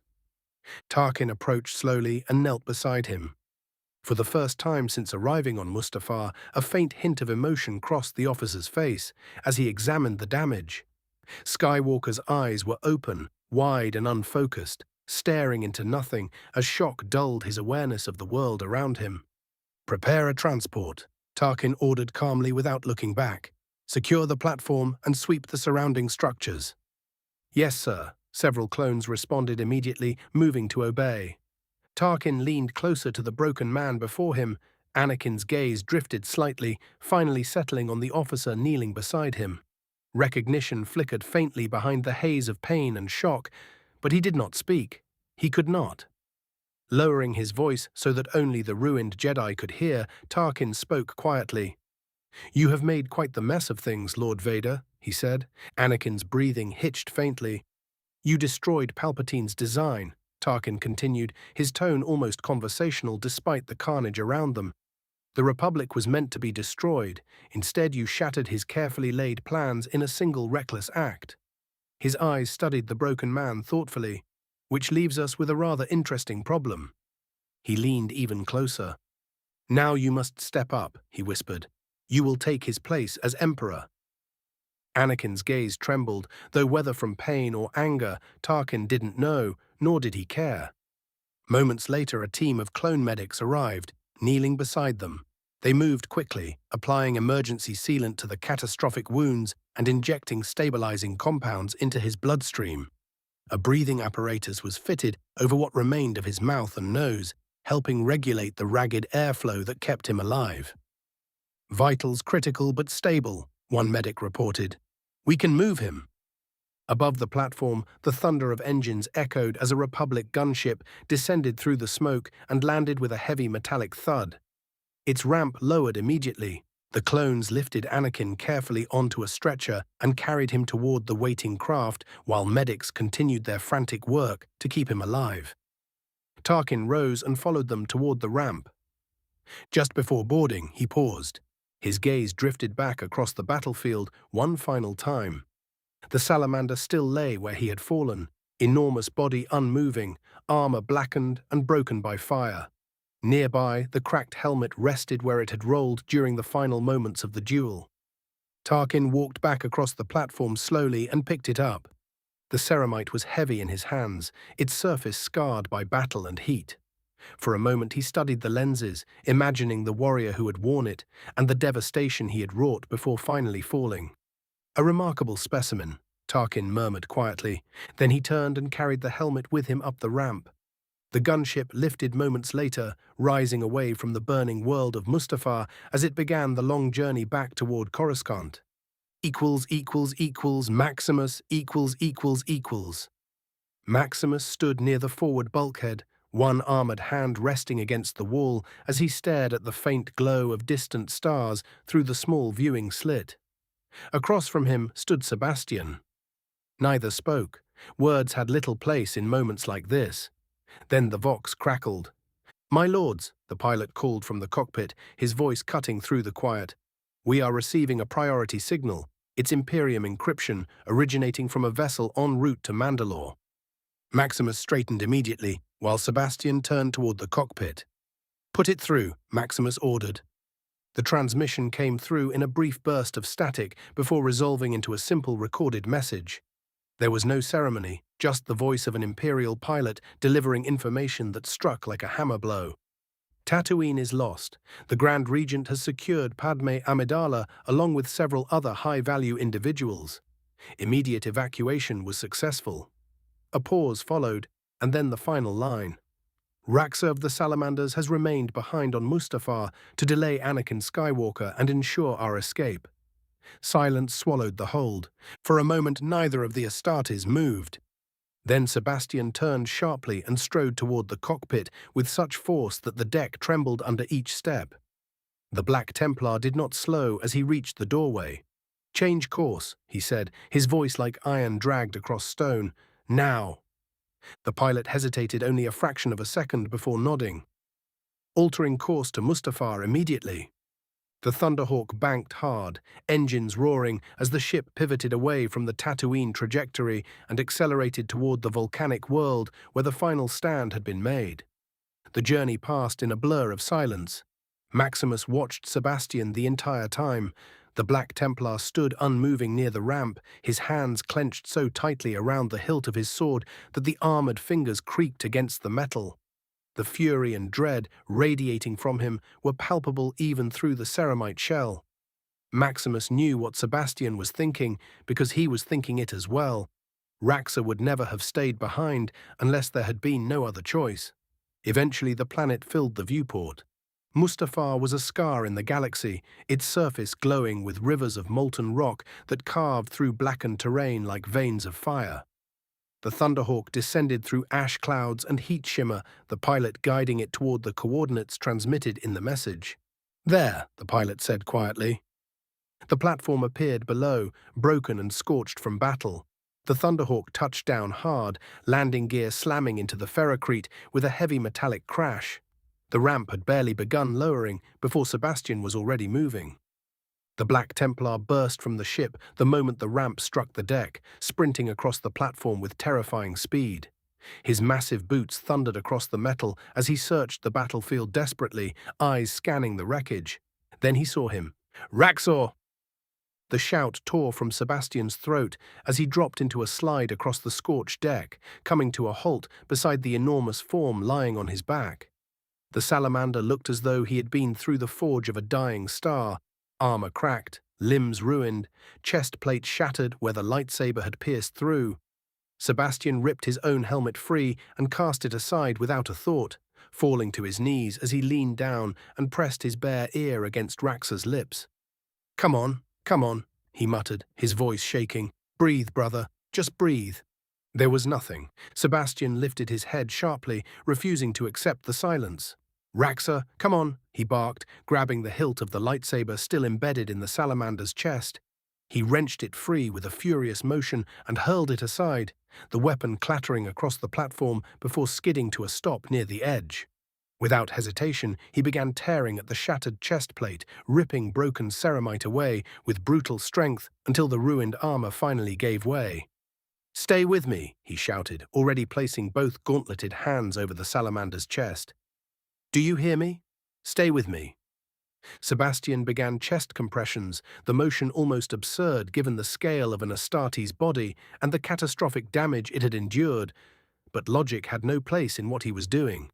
He drove his arms downward again and again, each push rattling the broken armor as he tried desperately to force life back into a body that had already given everything. "Get up," he demanded hoarsely. "You stubborn bastard, get up. You don't get to die here." Maximus had stepped off the ramp by then. He walked toward them slowly, every step heavy as he took in the devastation around him. The scorch marks from lightsabers, the gouges from titanic impacts, the faint trails where Raxor had dragged himself back onto the platform. When he reached them, he removed his own helmet, revealing a face carved from stone, yet filled with sorrow. He placed a hand gently on Sebastian's shoulder. Sebastian slapped the hand away violently and rounded on him with burning eyes. "Don't," he snapped, his voice cracking as he turned back to Raxor's body. "He's not gone, not yet." And he resumed the compressions with renewed desperation. "Come on, brother, come back to us," Sebastian pleaded, his words growing less controlled with every passing second. "You promised we would fight together again, remember? Mandalore, the next campaign." You said you'd be there." His voice broke. "Don't do this," he whispered, leaning down again as if hoping to hear the faintest breath. "Please, don't do this to us." Maximus said nothing. He simply stood over them, watching the Black Templar, one of the fiercest warriors in the Imperium, reduced to a grieving brother, begging the dead to rise. Sebastian kept going. Compress, compress, compress. Eventually his arms slowed. Then they stopped entirely. He stared down at Raxor's ruined chest, as if expecting it to rise on its own, as if the salamander might suddenly gasp and shove him away with a laugh. It never happened. Sebastian's shoulders began to shake. The realization finally broke through whatever wall of denial he had built around himself. His hands fell from Raxor's chest, and he staggered backward, collapsing onto the deck with a hollow clang of armor. Tears streamed freely down his face as he stared at the broken body of the warrior who had held the line alone against a Sith Lord and a world of fire. "Brother," he whispered weakly. No answer came. 182. 178. The Birth of Hope. Nera, the halls of the Mandalorian fortress, were a blur of motion and noise as Nera hurried down the corridor with Padme Amidala in her arms. The entire stronghold had become a storm of activity since the evacuation from Tatooine, sirens calling medici teams to emergency stations, officers barking orders as ships came and went from the landing fields, refugees and soldiers alike rushing through passageways, still reeling from the scale of what had just occurred. The former senator's strength had been pushed far beyond its limits over the past hours, and now her body was demanding the final price. Sweat soaked her hair, her breathing coming in ragged bursts as another contraction rolled through her. She clutched Nera's arm tightly, her other hand pressed desperately against her stomach as she went in and out of consciousness. "We're almost there," Nera urged, though the reassurance sounded thin even to her own ears. "Just a few more steps."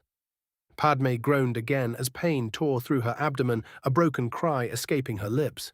"Padme, stay with me," Nera said sharply, tightening her grip as she carried the woman through the final doorway. "You cannot pass out now." They burst into a sterile white chamber lined with medical equipment and empty beds. Nera put Padme onto the nearest one, lowering her carefully onto the mattress just as another wave of pain struck. Padme cried out and curled slightly around the weight in her womb, her breath shuddering. For a moment she seemed lost to the pain, drifting somewhere between consciousness and darkness. Then her eyes snapped open suddenly, wide with fear as she looked up at the figure standing above her. "Nera." Padme gasped weakly. Her gaze darted around the room as though searching for someone else. "Where is Anakin?" Nera forced herself to keep moving, crossing to a nearby console and pulling open a tray of instruments as she began preparing the room for the delivery. She refused to meet Padme's eyes as she spoke. "I don't know," she said quietly. Padme's breath caught. Another contraction seized her and she cried out, gripping the sheets as her body trembled with the force of it. When it finally passed, she sagged back against the bed, her hand resting protectively over her stomach. "What? What is going to happen to us?" she whispered. "To my children?" Her eyes filled with tears as she looked toward Nera again, uncertainty and fear plain in her expression. "What will the Imperium do with us?" Nera stopped what she was doing and looked at her. For a moment the chaos of the outside world faded, leaving only the two of them in the quiet, sterile chamber. Slowly, Nera walked back to the bedside. "After everything we've been through together," she said softly, her voice carrying a tired but genuine warmth, "you truly believe I would ever allow harm to come to you or your children?" Padme tried to answer, but another contraction slammed into her before she could speak. She cried out sharply, her back arching as the pain tore through her again. Nera immediately leaned over her, gripping her shoulder. "Easy," she murmured urgently, though she was already turning her head toward the doorway. "Where are those damn medici?" As if summoned by the shout, the doors burst open and a team of medical personnel rushed inside. 3 doctors and several assistants moved quickly around the bed, setting up monitors and instruments, while another began checking Padme's vitals. Nera stepped aside just enough to give them room, but remained close. "This is the most important moment of your lives," she told them firmly, her voice sharp enough to cut through their frantic movements. "If you fail here, everything we have fought for dies with her. Be ready for what's coming." The doctors nodded nervously as they worked. Padme's breathing grew faster, her entire body trembling as the labor intensified. She screamed as the next contraction hit harder than the last, gripping the bed rails so tightly her knuckles turned white. Then the lights flickered. At first it was subtle, a brief dimming that caused one of the assistants to glance upward in confusion. But the flicker came again, stronger this time, the overhead luminators sputtering as though struggling against some unseen interference. A sudden chill crept through the room. "Oh no. They've come." The voice of Sanguinius echoed through her thoughts as a warning. Reality itself seemed to shudder. The air in the chamber warped as though space were folding in upon itself. Shadows stretched unnaturally across the walls, twisting into impossible shapes that had no right to exist. A low whispering filled the room, not sound exactly, but something felt rather than heard, a chorus of alien hunger pressing against the veil between worlds. Padme screamed again, this time not just from pain, but from sheer terror as the room around her began to change. The wall nearest the far corner rippled like liquid as something moved inside it. One of the doctors turned just in time to see a tear open, a wound in reality itself spilling darkness like ink into water. From that impossible void emerged a long, glistening tentacle covered in barbed ridges, writhing with unnatural life. It lashed forward faster than the eye could follow. The doctor barely had time to scream. The appendage speared straight through his chest and lifted him into the air before violently ripping him apart, blood splattering across the pristine white walls as the warp intruded fully into the room. The other medical staff cried out in horror, scrambling backward. The tentacle coiled again and struck toward the bed, toward Padme. Time seemed to slow as the monstrous appendage hurtled toward the terrified woman, its barbed tip poised to pierce her and the unborn life within her. Then a silver blur intercepted it. A towering armored figure materialized between heartbeats, appearing in a flash of blinding psychic light. The warrior's hand shot forward and caught the writhing limb mid-strike, ceramite gauntlet clamping down with unstoppable strength. The demon-touched limb writhed violently in the warrior's grip, but the Astartes only tightened his hold. Psychic energy flared around him like a miniature star as his mind unleashed its full might against the creature. "Back to the abyss with you," the Grey Knight growled. With a roar of psychic fury, he unleashed a blast of purifying power that erupted through the tentacle in a wave of blinding light. The warp-spawned flesh ignited instantly, disintegrating into ash as the dimensional tear recoiled from the assault. Before the last fragments vanished, 3 more armored figures appeared inside the chamber, additional members of the Grey Knights, their weapons already raised as they formed a defensive circle around the bed. Beyond them, the warp continued to press against reality, hungry for what was about to be born. "Form the circle," the first Grey Knight commanded. The other knights obeyed instantly. They moved around the bed in perfect coordination, positioning themselves at the 4 cardinal points, like living pillars of adamantium. Each warrior planted his boots firmly against the floor and turned outward, weapons ready, their attention fixed on the horror gathering beyond the veil. The leader stepped into position at the head of the bed, raising both hands slowly as psychic energy began to build around him. "I am Brother Captain Aurelius," he said briefly, his voice steady despite the storm forming around them. "Remain within the circle." The air suddenly flared with power. A dome of pale golden light erupted outward from the Grey Knights, expanding rapidly until it formed a protective sphere around the bed and those standing beside it. The barrier shimmered like liquid glass, humming with the weight of immense psychic force. Nera felt the moment it fully formed, a pressure lifting from her mind, a sudden warmth replacing the cold dread that had filled the chamber moments earlier. Outside the barrier, the warp came in force. The tear in reality split wider, as if enraged by the resistance it had encountered. Shadows poured through it like oil spilling into water, shapes writhing and twisting into monstrous forms that barely resembled flesh.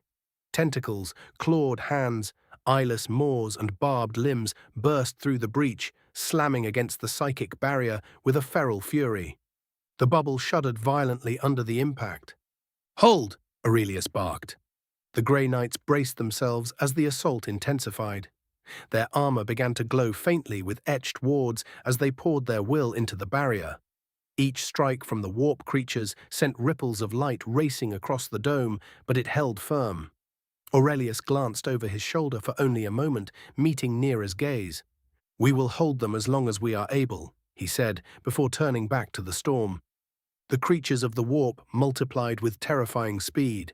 Hundreds of appendages, now battered against the barrier, tentacles thrashing like serpents, skeletal claws raking across the surface, hideous faces pressing against the glowing shield with silent, screaming mouths. The psychic dome trembled under the relentless assault as the knights strained to maintain it.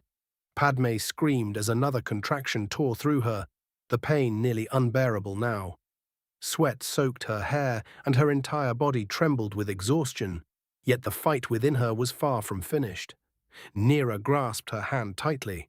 "Stay with me," she urged. "You're almost there. Just a little more." Padme cried out again, clutching Nera's hand with desperate strength as the next contraction hit. The sounds of the warp battering against the barrier filled the chamber like distant thunder, but Padme could barely hear it through the roaring agony coursing through her body. "I can't," she gasped. "Yes, you can," Nera said firmly, leaning close. "Push." Outside the dome, the assault intensified.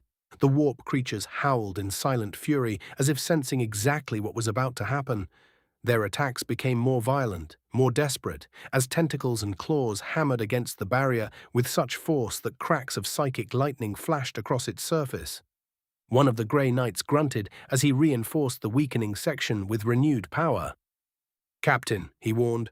"I feel it," Aurelius replied through clenched teeth, pouring more of his mind into the dome as sweat began to bead along his brow. Inside the circle, Padme screamed again as the birth finally began. "Push!" one of the doctors shouted urgently. Padme cried out, gripping Nera's hand as her entire body strained with the effort. Pain tore through her in waves so intense they blurred the edges of her vision, yet beneath the agony something else stirred, a strange warmth radiating outward from within her. The first child came suddenly. "There!" the doctor exclaimed as he lifted the newborn free. For a split second, the infant boy simply lay in the doctor's hands, small and silent. Almost immediately, the second child followed. The girl emerged moments later, her tiny body slick with birth, as the doctor lifted her into the air beside her brother. Both infants drew their first breath at the same moment. Then they screamed. It was not the helpless cry of ordinary newborns. The sound carried a surge of raw psychic life bursting into existence all at once. A wave of radiant psychic energy exploded from the twins, like a supernova igniting within the room. The Grey Knights staggered as the power surged past them, their barrier dissolving instantly as the wave raced outward through the tear in reality. The warp creatures did not merely retreat. They disintegrated. Tentacles turned to ash, clawed limbs shattered into fragments of shadow.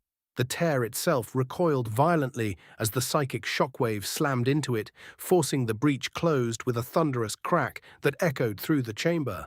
In seconds, the entire invasion vanished.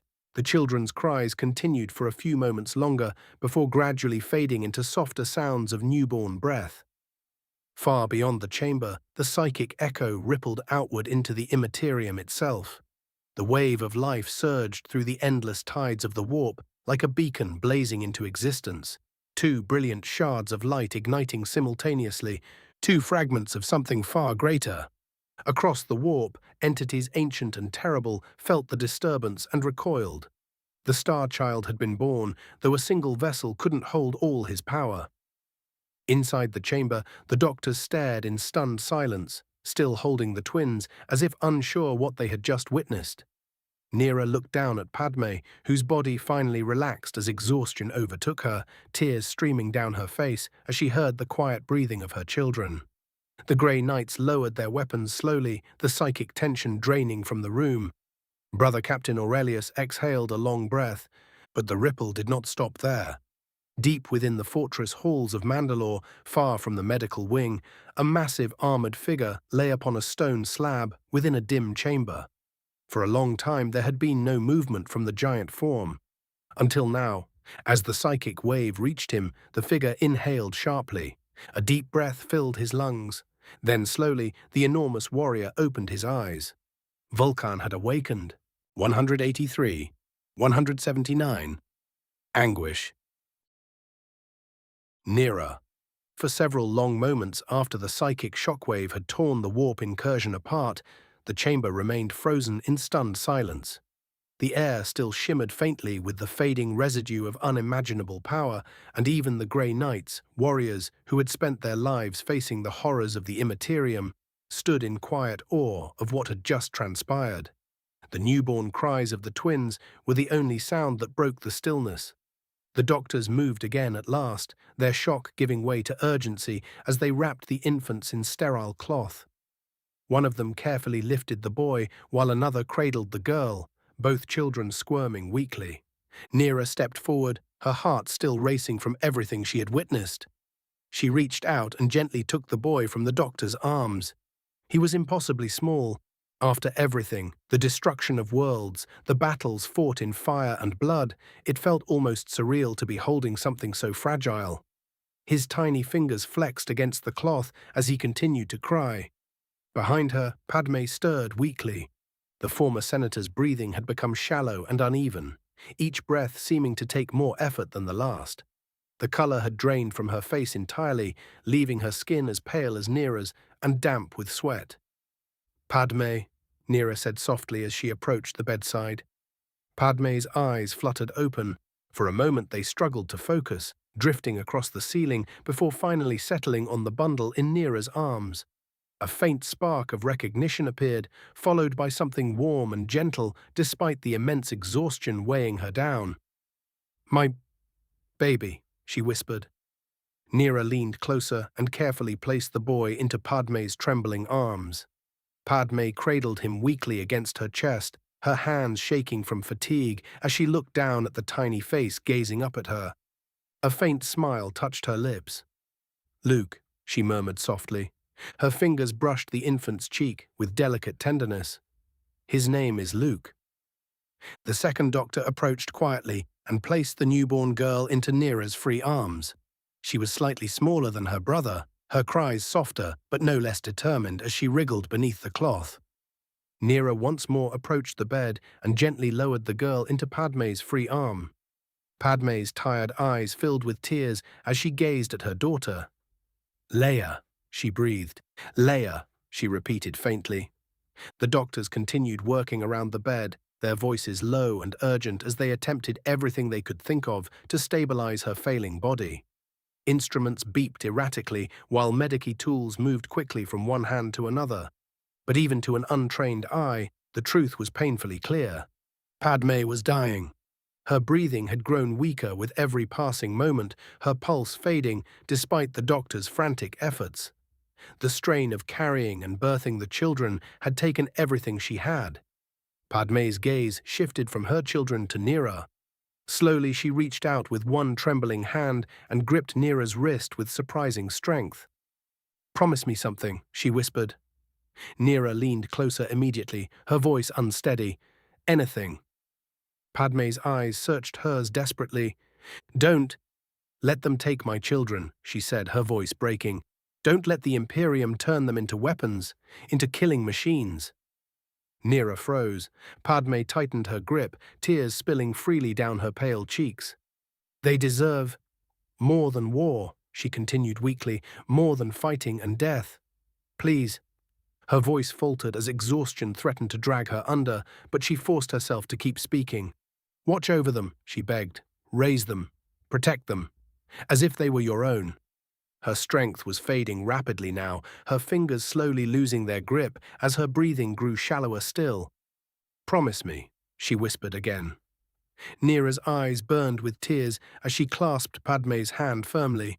"I promise," she said quietly. "I swear it." Padme looked at her for one final moment. Somewhere deep in her tired eyes, relief finally appeared. Her gaze drifted down to Luke and Leia one last time. A faint, peaceful smile touched her lips as she watched them breathe. Then the light slowly left her eyes. The monitors beside the bed emitted a long, hollow tone. Padme Amidala was gone. For a moment, no one in the room moved. Then the babies began to cry. Their voices rose together, small and confused cries that filled the chamber where their mother's life had just ended.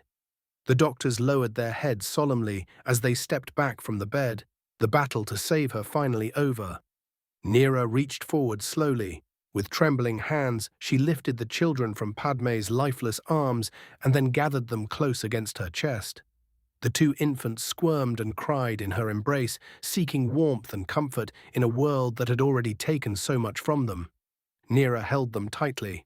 "There, there," she murmured softly, though tears were already streaming down her own face. "It's all right. You're safe." She rocked them gently, trying to soothe their cries even as her own heart broke. For a long moment, she stood beside the bed, holding both children close while staring down at the still form of the woman who had entrusted them to her.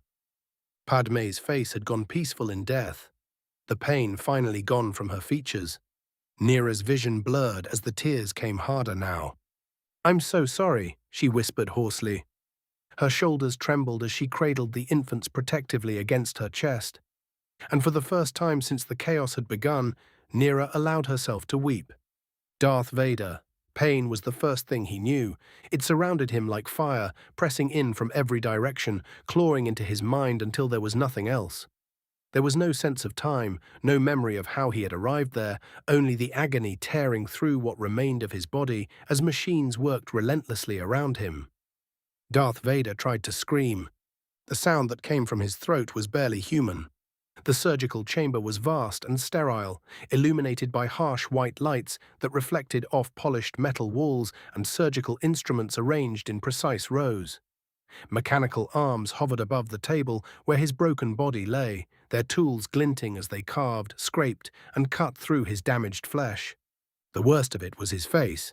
Where once there had been the strong jaw and determined features of Anakin Skywalker, there was now only charred devastation. The lower half of his face had been burned away and torn apart during the final moments of the duel on Mustafar. What remained was blackened flesh and exposed bone that the surgical droids were now painstakingly removing. Vader's body convulsed against the restraints holding him to the table as the machines continued their work. Every nerve screamed in protest as burned tissue was peeled away and replaced with synthetic grafts and prosthetic structures. A skeletal framework was lowered toward his face.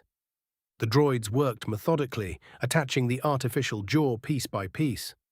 Cold metal pressed against what remained of living tissue, linking into nerve clusters that still carried sensation. When the first connection locked into place, the pain exploded through his skull with such intensity that his vision went white. He screamed again. Across the chamber, behind a large pane of observation glass, Wilhuff Tarkin watched the procedure unfold. He stood with his hands folded behind his back, posture perfectly straight as the surgical team below struggled to rebuild what remained of the man who had once been the Republic's greatest hero. The screams echoing through the chamber did not disturb him in the slightest. To Tarkin, he simply didn't care. He had known Palpatine better than almost anyone in the Republic. Their relationship had extended far beyond the public political alliance others saw. The Chancellor had trusted him with knowledge few others possessed, intimate details of his long-term plans for reshaping the galaxy. Tarkin knew exactly what Palpatine had intended Anakin Skywalker to become, and now the boy had ruined it. He watched as another mechanical arm lowered the prosthetic limb toward where Vader's left arm had once been. The stump had been cleaned and reinforced with surgical implants, leaving only the final attachment remaining. Servos whirred as the artificial arm connected with a series of metallic clicks. Electric current surged through the interface as the new limb linked with Vader's nervous system. The scream that followed rattled the entire chamber. Tarkin's expression remained unchanged. He understood Skywalker's strengths better than most. The young Jedi had always been a prodigy, immensely powerful in the Force, beloved by the Republic, admired by soldiers and citizens alike. His popularity alone would make him an incredibly valuable figurehead for the new order that would rise from the ashes of the old Republic. But he also understood the man's weaknesses. Anakin Skywalker was impulsive, emotional, and reckless, and not particularly intelligent. Tarkin knew he would have much work ahead of him, shaping the broken warrior now being forged below. Someone would need to guide him. Someone would need to ensure that the power now gathering around him was directed properly. Heavy black armor plates were brought forward next, each piece fitted carefully over Vader's ruined body. Mechanical braces locked into place along his spine, while life support systems connected to his chest and throat. The final component was the helmet. The polished black mask descended slowly from above as the surgical table began to rise. The droid secured it around the artificial jaw structure and sealed it into the armor with a final metallic click. The chamber fell silent. For a moment there was nothing. Then the respirator activated, a harsh mechanical inhale filled the room. Vader's chest rose as the new lungs of the suit forced air through his ruined body. Another breath followed. Then another. The table lifted fully upright, releasing the restraints that had held him in place during the procedure. Slowly the towering figure stepped down onto the cold metal floor for the first time in his new form. The armor felt heavy. Every movement sent waves of pain through what remained of his ruined face, and the visions of Padme would not stop. Her face appeared again and again in his mind, pale and frightened as he remembered the last time he had seen her. He saw her falling, heard her voice calling his name, felt again the sickening certainty that he had lost her forever. No matter how hard he tried to push the memory away, it returned. Padme dying, Padme suffering because of him, Padme gone. Something inside him broke. Vader threw his head back and screamed. The sound that erupted from the mask was monstrous, a mechanical roar filled with anguish, rage, regret, and a grief so deep it threatened to tear him apart from the inside. The Force reacted instantly. The chamber exploded outward as invisible power surged from him in every direction. Equipment shattered against the walls. Surgical droids were ripped apart and hurled across the room like toys. Consoles imploded under crushing pressure as metal twisted and crumpled beneath the unleashed fury. The observation window above cracked violently as the shockwave struck it. Tarkin did not move as he simply watched. Vader's scream echoed through the chamber as the dark side poured into him like a flood breaking through a dam. Every ounce of pain, every fragment of grief, every burning ember of rage inside his heart was seized by the Force and twisted into something far darker.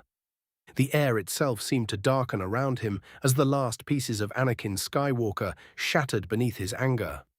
The Force bent around the towering figure in black armor as if acknowledging something inevitable, something that had been building for years and had finally reached its conclusion. The darkness crowned him.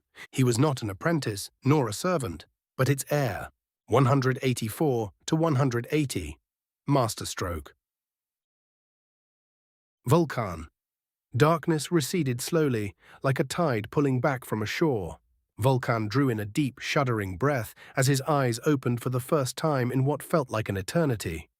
For a moment, he did not move. His vision was blurred, the world around him indistinct shapes and muted colors that swam together as his mind struggled to catch up with his body. There was no memory of where he was, no clear understanding of how he had arrived, only the lingering sensation of something vast and terrible finally releasing its hold on him. Slowly, the room came into focus. It was unfamiliar, constructed of smooth stone and reinforced metal, lit by soft white luminance panels embedded into the walls. It was not Nocturne, nor was it Terra. It was not any place he remembered.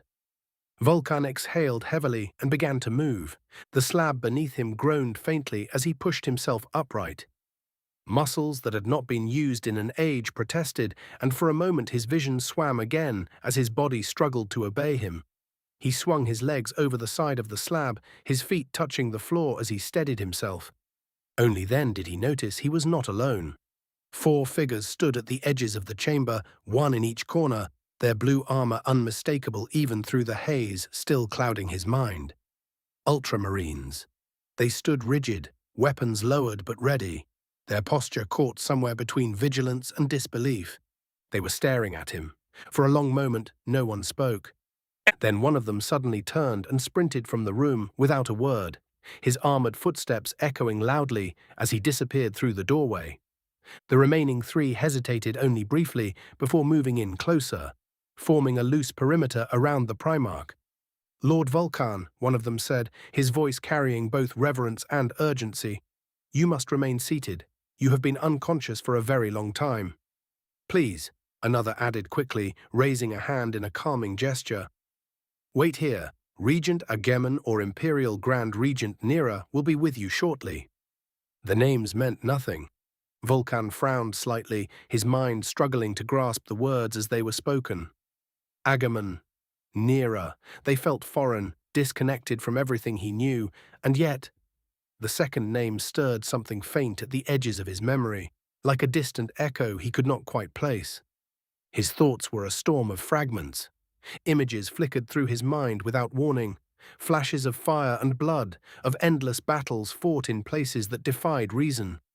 He remembered the warp, its maddening expanse stretching out in all directions, filled with horrors that clawed at the soul as much as the flesh. He remembered fighting, always fighting, against creatures that should not exist, holding the line against an eternity of darkness that sought to break him. And then there were other memories. Obi-Wan, something. Vulkan's brow furrowed as he tried to grasp the name, but it slipped away from him like smoke. He shook his head sharply, as though trying to force the fragments back into place, but the motion only made the fog in his mind swirl more violently. Another memory surged forward, the cruel, mocking laughter of Conrad Kurz echoing endlessly through his thoughts. Vulkan's expression hardened. Without another word, he pushed himself fully to his feet. Lord Vulkan, one of the Ultramarines said quickly, stepping forward, you are not yet. Vulkan moved past him. It was not a violent action, nor was it done with any particular force, yet the difference in their strength was absolute. The Ultramarine stumbled slightly as the Primarch brushed past him, unable to do anything but give way as Vulkan strode toward the door.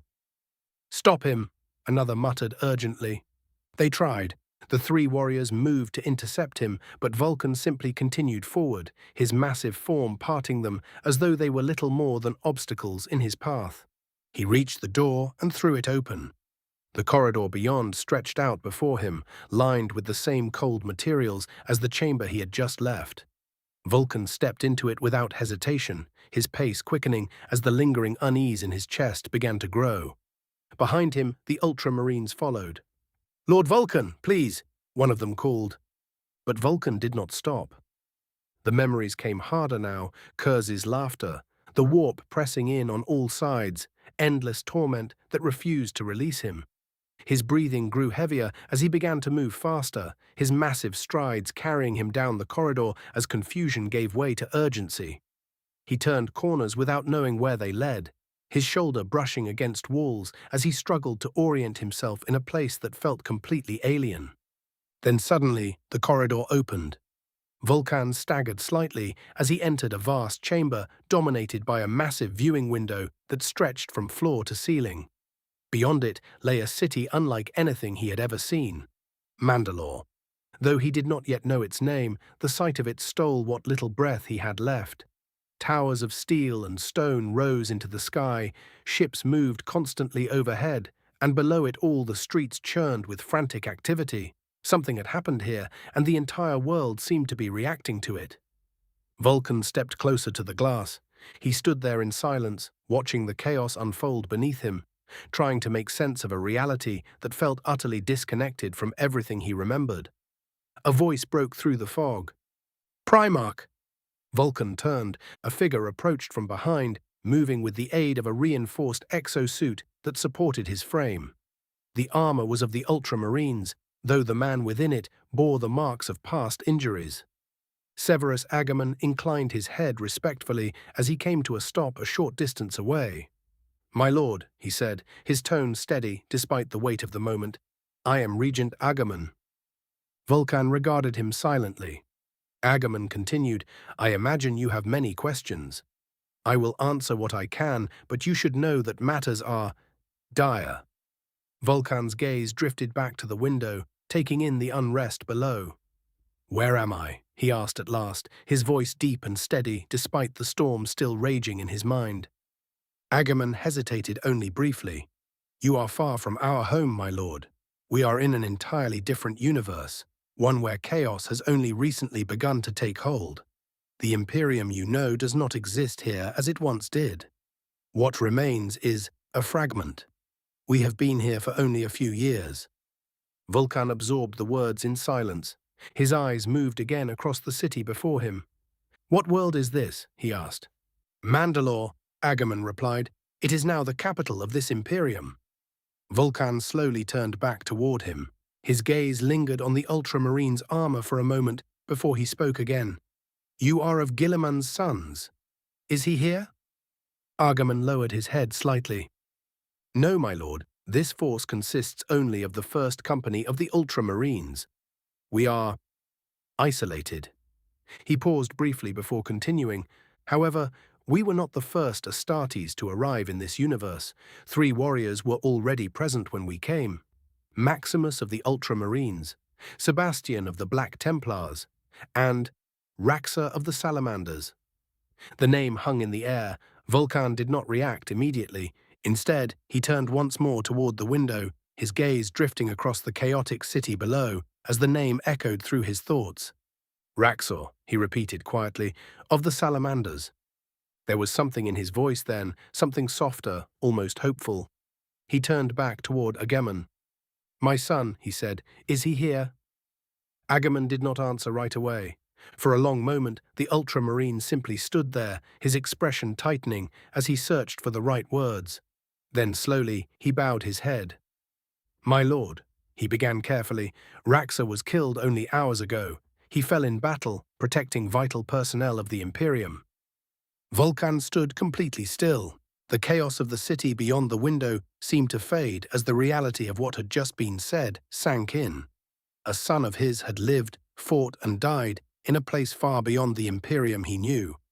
And he had not been there to stand beside him. For several long moments, Vulkan said nothing.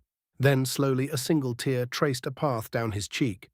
Behind him, Agamemnon straightened slightly, as though bracing himself before speaking again. "My lord, there is more you should know," he said, choosing each word with deliberate care. "Maximus and Sebastian are already on their way back to Mandalore. They departed shortly after the engagement, and by all estimates, they will arrive within the hour, with Raxor's body." "I see," Vulkan said at last, his voice low and now carrying a sadness that had not been there before. Agamemnon inclined his head, then continued, knowing there was little comfort to be offered and much that still needed to be said. "There are many things that have changed, my lord. This Imperium is not the one you remember. You will see things that may not make sense at first, decisions that may seem unconventional." He hesitated briefly, searching for the right phrasing, before continuing more firmly. "But all of it, every action taken, every order given, has been done under the authority of the Emperor himself. That much, I can assure you, without hesitation." At that, Vulkan finally turned. His eyes settled upon Agamemnon. "Explain," he said. Agamemnon did not falter under the weight of that gaze. "This world, this entire splinter of the Imperium, is under the leadership of one individual above all others. She is not of our universe, my lord, but a native to this one. Her name is Nera." He paused, watching for a reaction, and though Vulkan's expression remained controlled, there was a flicker of recognition there. "She holds the title of Imperial Grand Regent," Agamemnon continued, "and she has been entrusted with complete authority over this Imperium in the Emperor's stead." Vulkan's brow furrowed slightly. "A native," he repeated, the word carrying a quiet weight of skepticism, though not outright rejection. "And she commands the Imperium?" "Yes, my lord," Agamemnon replied. "By the Emperor's will. The details of their arrangement are not fully known to all, but it is understood that some form of pact was made. Since that moment, she has led us in establishing and maintaining what you see now. Without her, it is unlikely any of this would still stand." Vulkan's gaze lingered on him for a moment longer, weighing the truth of what he was being told. It was a strange thing, to awaken into a reality where the Imperium was fractured, displaced into another universe and led by one who had not been born of it. Stranger still that the Emperor, his father, the master of mankind, had allowed such a thing to come to pass. Vulkan exhaled slowly, his eyes drifting once more toward the window, though this time his thoughts were sharper, more focused, despite the lingering gaps in his memory. Nera, he murmured, the name stirring something deeper within him, something just out of reach. I have heard this name before. Then Agamemnon straightened slightly, his tone shifting as he moved from explanation to action. If you wish it, my lord, I can take you to her now. The Grand Regent will undoubtedly want to meet you as soon as possible, and it may be best for you to hear certain things directly from her. Vulkan was silent for a moment longer, his thoughts turning inward as he considered everything he had been told. The loss of his son, the fractured state of the Imperium, the Emperor's unseen hand guiding it all through an unfamiliar figure. There were so many questions, but he understood, as he always had, that answers were rarely found in stillness. At last he gave a single slow nod. Take me to her, he said. Nera. Padme lay motionless upon the medici table, her features serene in a way that felt almost cruel, as though the galaxy had stolen her breath and left behind only a hollow, perfect stillness. For a long moment, Nera could not move, her arms wrapped tightly around the two infants as if they alone were tethering her to the present, their small, fragile bodies trembling against her chest as their cries filled the void their mother had left behind. Her throat tightened, and when she tried to speak, the words nearly failed her. Take care of her, Nera said at last, her voice low and unsteady. She did not look at the medici as she spoke, could not bring herself to meet their eyes. Prepare her, for burial, with honor, with everything she deserves.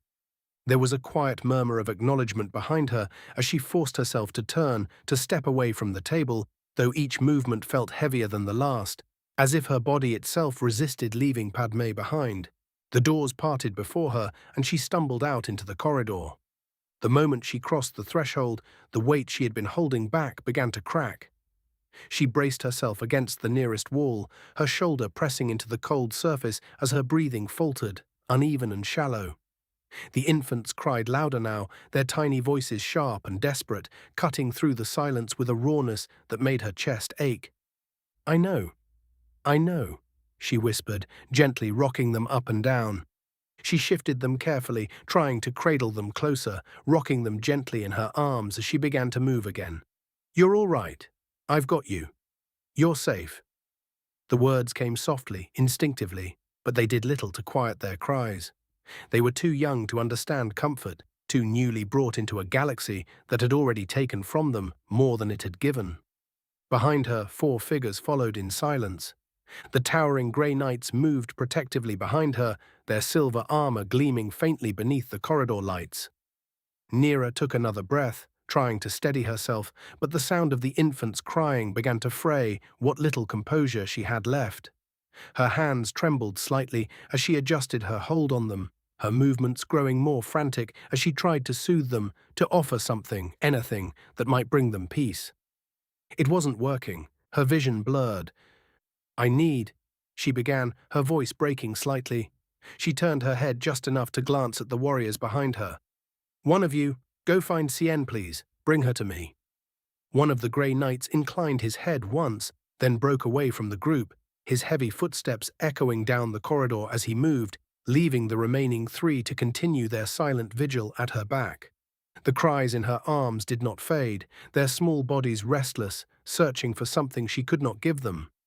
I'm trying, she murmured again, more to herself now, her voice barely above a whisper. I'm trying. Time blurred. It could have been minutes or longer before the sound of approaching footsteps broke through the haze, and when Nera looked up, she saw Cien. The Twi'lek's eyes were red and swollen from crying, but moved quickly toward her. Without a word, Nera shifted one of the infants into her arms. Cien took the child gently, cradling it with care. She began to murmur softly to the child, her voice low and soothing, and though the cries did not cease entirely, they softened, just slightly, just enough to ease the sharpest edge of the chaos. Nera exhaled shakily, her shoulders sagging ever so slightly as she adjusted her hold on the remaining infant, her free hand rising briefly to brush at her eyes, though the tears refused to fully stop. For a fleeting moment, the world seemed to narrow to just the 3 of them. Then it shattered again. Grand Regent. Nera turned, her expression tightening almost instantly as a uniformed messenger approached, slowing only when he reached a respectful distance. He bowed his head, though there was a clear urgency in his posture that he could not fully conceal. "My lady," he said, "the Primarch, Vulkan, has awakened. He is requesting an audience with you." For a moment, Nera simply stared at him, her mind struggling to process what he had just said, as though it were yet another impossible weight being placed upon an already breaking foundation. "Vulkan is awake," she repeated. "Yes, my lady," the messenger replied. "He is currently within the citadel and—" "That's—" Nera exhaled slowly, her eyes closing briefly as she tried to steady herself, though the timing of it all felt almost cruel. Of all moments, of all possible times, this was when a Primarch chose to return to the world. Her grip tightened slightly around the child in her arms. "Of course he is," she murmured under her breath. For a brief moment, she said nothing more, her thoughts racing, torn between grief, responsibility, and the relentless demands of the position she held. Then, slowly, she straightened, forcing a measure of composure back into herself, even as the sorrow remained etched into every line of her expression. "I will meet him," she said at last, "in my office." The messenger bowed his head again. "At once, my lady." As he turned and departed, Nera remained where she was for a moment longer, the cries of the infant in her arms finally beginning to soften into quieter whimpers as exhaustion began to take hold. She looked down at the child, her expression faltering once more. Equals, equals, equals. By the time Nera reached the doors to her office, Luke had finally begun to settle, his cries softening into uneven breaths, though every so often he stirred. Beside her, Cien cradled Leia with a gentler rhythm, murmuring softly. The doors parted with a low hum. Vulkan stood at the right side of the chamber, his immense form impossible to ignore as he looked out across the city, Agamemnon by his side. The room itself was quiet and almost bare, save for a table and a few chairs. For a brief moment, no one spoke. Then the air began to shift, a subtle distortion rippling outward from no discernible source, like heat rising from unseen flames. Light bent until a figure began to take shape within the room. Not fully solid, yet undeniably present. Golden wings, radiant even in their ghostly form. "Brother," Sanguinius said softly, his voice carrying a warmth that no death could strip away. "Tell me, is it truly you? Are you awake?" For the first time since Nera had entered, Vulkan's composure broke. Shock flickered across his features as he stared at the figure before him. "Sanguinius," he breathed, the name carrying disbelief and hope. "How—" He did not finish the question. Sanguinius crossed the distance between them in a heartbeat and pulled him into an embrace. And Vulkan, Primarch, son of the Emperor, Lord of the 18th Legion, returned it without hesitation. For a moment, the weight of war, death, and time itself seemed to fall away, leaving only two brothers who had thought each other lost. "How are you here?" Vulkan asked quietly, his voice lower now, though still touched by that same disbelief. Sanguinius pulled back slightly, a faint, almost bittersweet smile touching his lips as he gestured lightly toward Nera and Cien. "It is a long story, brother, one that does not belong to me alone." Vulkan followed the gesture, and then his expression changed. His gaze settled upon Cien, upon the unmistakable features of a Xeno, and in an instant, the warmth that had just filled the room hardened. "A Xeno," he said, his voice no longer soft but edged with iron. "What is a Xeno doing here?" Cien did not respond. Her grip on Leia tightened slightly, her expression lowering just a fraction, though she said nothing, as though she had heard such words too many times to be surprised by them anymore.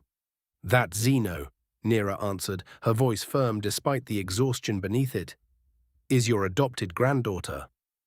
Vulkan's gaze snapped back to her. Nera met it without hesitation, her expression unwavering as she continued. Raxor treated her as his own daughter. She stood at his side, fought beside him, and lived under his protection.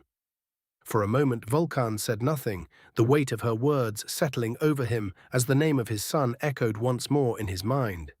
The hardness in his expression faltered, then slowly it gave way. His gaze returned to Cien. "Then I have wronged you," he said at last, his voice low, carrying a sincerity that could not be mistaken. "You have my apology." Cien hesitated, clearly caught between hurt and understanding, before she gave a small nod. "It's fine," she said quietly. "I'm used to it. The other Space Marines, they don't exactly hide what they think." Vulkan's jaw tightened slightly, guilt flickering across his features, though he did not linger on it. Instead, he turned his attention once more toward Nera. She had begun to gently bounce Luke again, the child stirring slightly in her arms, small sounds of discomfort escaping him as she tried to soothe him back into sleep. "You are Nera," Vulkan said. "I am told you are the leader of this Imperium, that you hold this authority through some form of pact with my father." Nera nodded once. "That's correct." Vulkan studied her for a moment, his gaze sharp and searching. "Then I would hear the terms of this pact." For a brief moment, Nera said nothing. Her eyes lowered slightly, her attention flickering to the child in her arms before she exhaled slowly.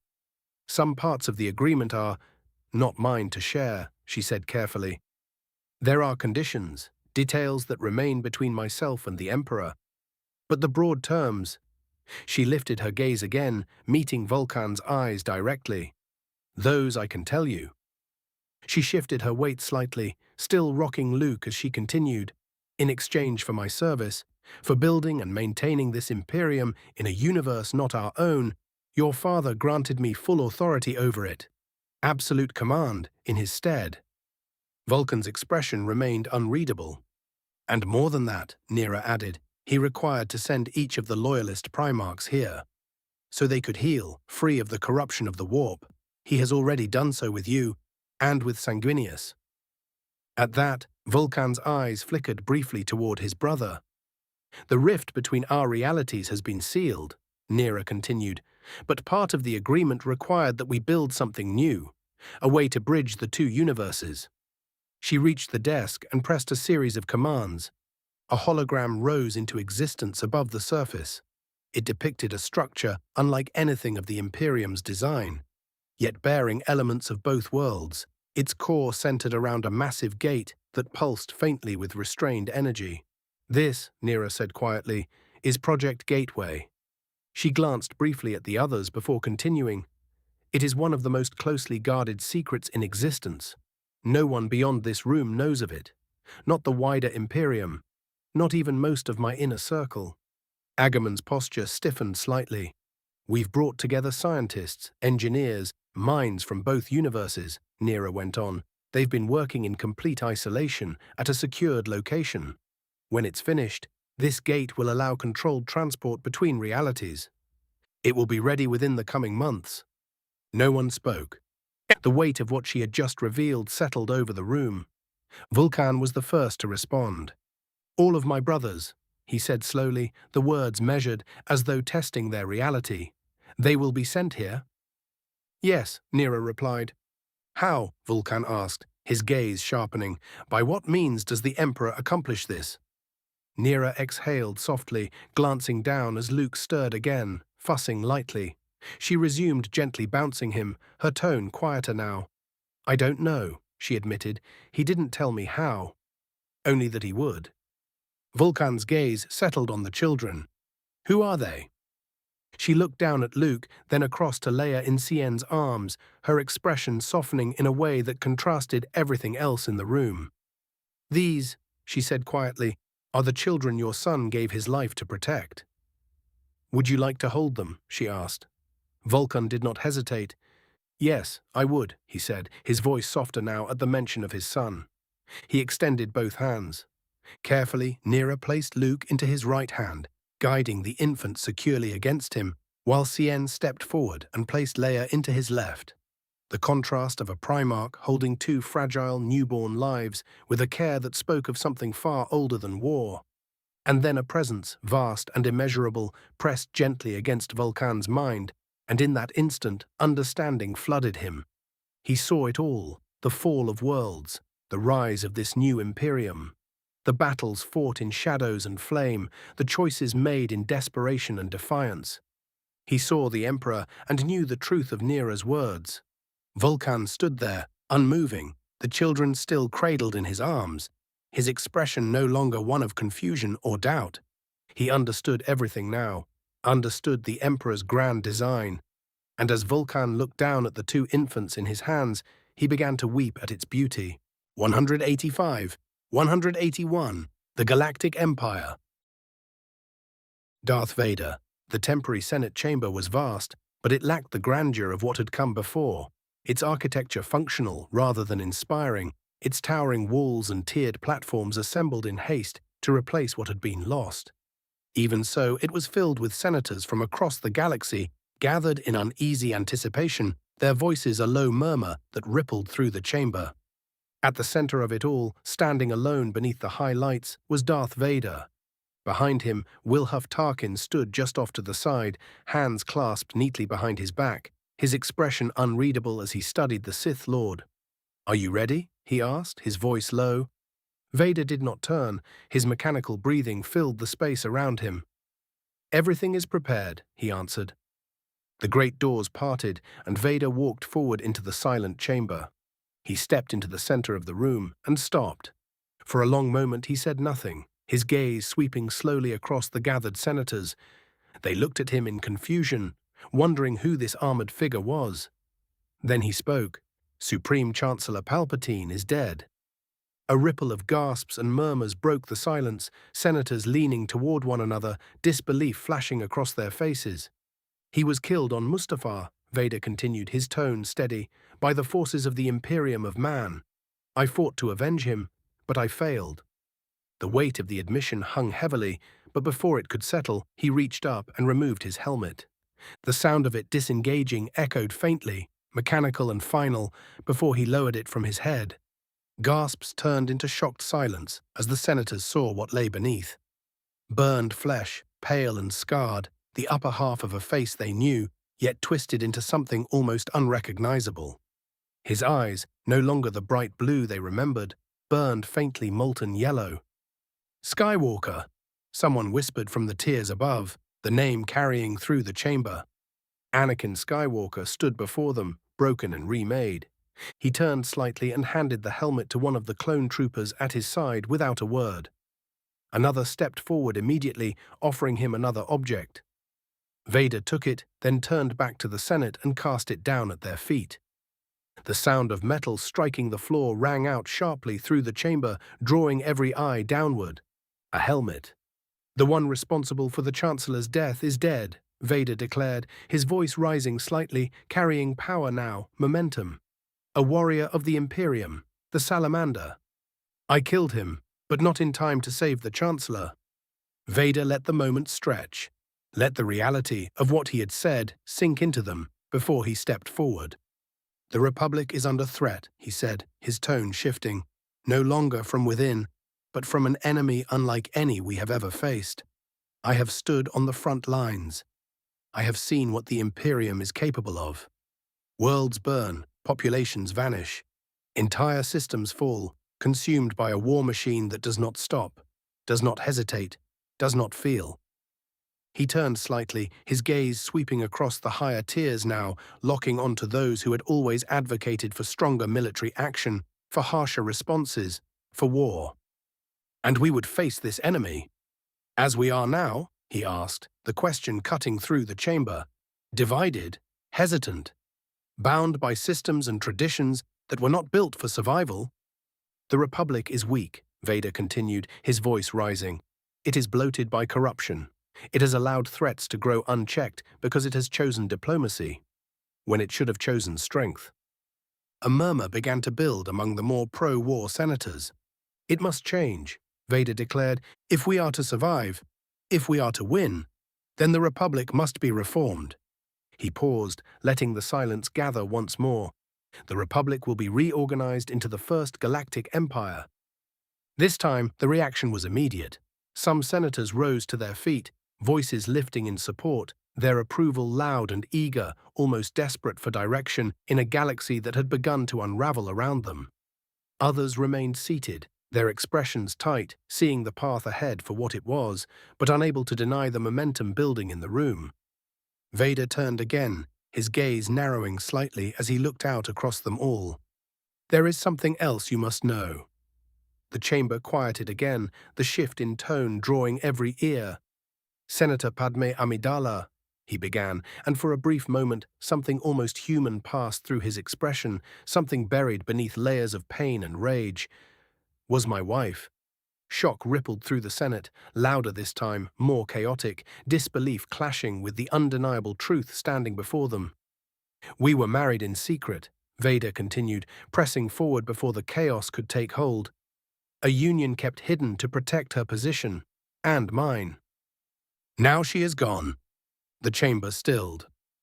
The Imperium took her, he said, his voice dropping, becoming darker, and they killed her. Anger replaced the confusion in the room, outrage rising where uncertainty had lingered. The loss of one of their most respected voices reframed into something that demanded vengeance. Vader stepped forward once more, his voice rising, no longer controlled but burning with fierce, raw anger. These crimes will not go unanswered, he roared, the force echoing through the chamber. The Imperium believes us weak. They believe we will fall as others have fallen. They are wrong. He raised his hand in declaration. We will rise, we will unite, and as a galactic empire, and we will crush them. The chamber erupted. Cheers, shouts, voices raised in unified fury, the war factions surging to their feet, their support overwhelming, drowning out the quieter, more uncertain voices that remained seated, watching as the republic they had known slipped through their fingers. Vader stood at the center of it all. Obi-Wan, after the Jedi massacre on Alderaan. Consciousness did not return to Obi-Wan Kenobi gently. For a long moment he lay where he had fallen, half curled against the cold, unforgiving durasteel of the lower platform, his breath shallow and uneven as the world spun above him in fractured pieces of firelight and smoke. A sharp, involuntary breath escaped him as he tried to move, and agony flared instantly along his left side, his knee buckling beneath him before he had even fully risen. His shoulder screamed in protest, the joint swollen and half numb from the impact of the fall, and for a moment he nearly collapsed again, teeth gritted as he fought to steady himself. Slowly he pushed upright, leaning his weight onto his right side as he tested what remained of his strength, every motion slow and careful, as though the wrong shift might simply break him apart entirely. Drawing his cloak tighter around himself, he began to move. Each step was a quiet battle, his limp pronounced as he made his way along the shadowed edges of the lower structure, avoiding the open spans where the fires above cast flickering light down into the abyss. The architecture of Alderaan's elevated platforms had felt elegant, almost serene in their openness, but now it left little room for concealment, and Obi-Wan found himself hugging the darkest corners, slipping between broken support beams and fallen debris as he climbed inch by inch back toward where he had fallen. The sounds reached him before the sight did. Hundreds of clone troopers moved across the platform above, their white armor stark against the scorched metal and the scattered remnants of battle. They moved, combing through the aftermath, kicking and shooting what moved. Jedi robes lay strewn across the ground, some still clutched in lifeless hands, others torn free and discarded as though they meant nothing at all. Lightsabers, so many lightsabers, were gathered into crates, treated like confiscated weapons rather than the sacred extensions of those who had once wielded them. A figure, barely stirring beneath a collapsed section of plating, tried to reach out for help. "Please," the injured Jedi said. A blaster shot rang out. The Jedi went still. The clone who fired did not hesitate, did not pause, did not question. He simply moved on. Obi-Wan's fingers curled into his palm, nails biting into flesh as he forced himself not to move. There is nothing you can do. And so, with a heart that felt as though it were being torn apart piece by piece, Obi-Wan Kenobi turned away. He moved as quietly as he could, retreating into the deeper shadows of the lower levels, each step carrying him further from the massacre and yet doing nothing to lessen the weight pressing down upon him. A sharp, sudden flash of light cut across the darkness ahead of him, reflecting briefly off the metal wall beside him, and Obi-Wan froze. "Don't move," a firm voice said. Slowly, Obi-Wan raised his hands, turning just enough to see the figure stepping into view, blaster pistols raised. For a moment, neither of them spoke. Captain Rex's helmet tilted slightly, the T-shaped visor betraying nothing of the man beneath. But Obi-Wan could feel it. The tension. The conflict. It radiated from him like heat. "Obi-Wan Kenobi," Rex said at last, his voice carrying through the modulator, "you are under arrest for treason against the Republic." Obi-Wan lowered his hands just slightly. "Rex." His voice was quiet, worn thin by everything that had already happened. "You know me. You know all of us. This is wrong." The blasters did not lower. "I have my orders." "And since when?" Obi-Wan pressed gently, taking a careful step forward despite the pain that lanced through his leg. "Have you followed orders without question?" There it was, the smallest tremor in the clone's grip. Rex's grip tightened, the barrels of his pistols shifting ever so slightly as something behind that visor faltered. "The Jedi attempted to overthrow the Republic," he said, but the conviction was cracking now, the words sounding more like something recited than something believed. You betrayed us." Obi-Wan shook his head slowly, his gaze never leaving Rex's helmet. "No, we did not. And you know that we did not." His voice softened. "Ahsoka. Would she betray you, Rex? Would she turn on everything she fought for?" At the mention of her name, the clone went still. Rex's arms lowered just a fraction, but enough. "No." The word slipped out before he could stop it. "And I would not betray the Republic," Obi-Wan continued, taking another step closer, his mind reaching through the storm of confusion, clawing at the clone captain's brain. "Something has been done to you. To all of you." The blasters began to shake. For a heartbeat, it seemed as though the moment might hold, might break in Obi-Wan's favor, might allow Rex to step back from the edge. And then Obi-Wan moved. In a blur of motion, he surged forward, the force flaring through him as he struck Rex's arms aside, the blasters firing harmlessly into the darkness as they were wrenched off target. The impact carried them both to the ground, Obi-Wan driving forward despite the protest of his injuries, his weight pinning Rex beneath him as he reached for the helmet. "Forgive me," he breathed. With a sharp, force-assisted pull, the helmet tore free. Rex's face was twisted, his eyes wide and shocked as Obi-Wan bright his fist up. Obi-Wan struck him. The blow was strong enough to send Rex into unconsciousness without lasting harm, and as the tension left his body. For a moment, Obi-Wan simply knelt there, breathing heavily, staring down at the fallen soldier who had once stood at his side through countless battles. "I will not lose you too," he murmured softly. Then he reached for Rex's comm unit. His fingers moved quickly, adjusting its frequencies. Bypassing encryption protocols he had learned through years of working alongside the clones, until at last the channel opened and a familiar voice answered. "Obi-Wan?" Relief flooded through him at the sound of Satine cries, so sharp and immediate it nearly stole his breath entirely. "Satine," he said, the single word carrying more weight than he could possibly express. "Obi-Wan, where are you? We thought—" Her voice faltered, but only for a moment. "Give me your coordinates. I'll come get you." He relayed them quickly, his gaze already scanning the shadows around him, ever aware of how little time they likely had before someone noticed Rex's absence. "Hold on, my love. Just hold on," she said, her voice thick with emotion.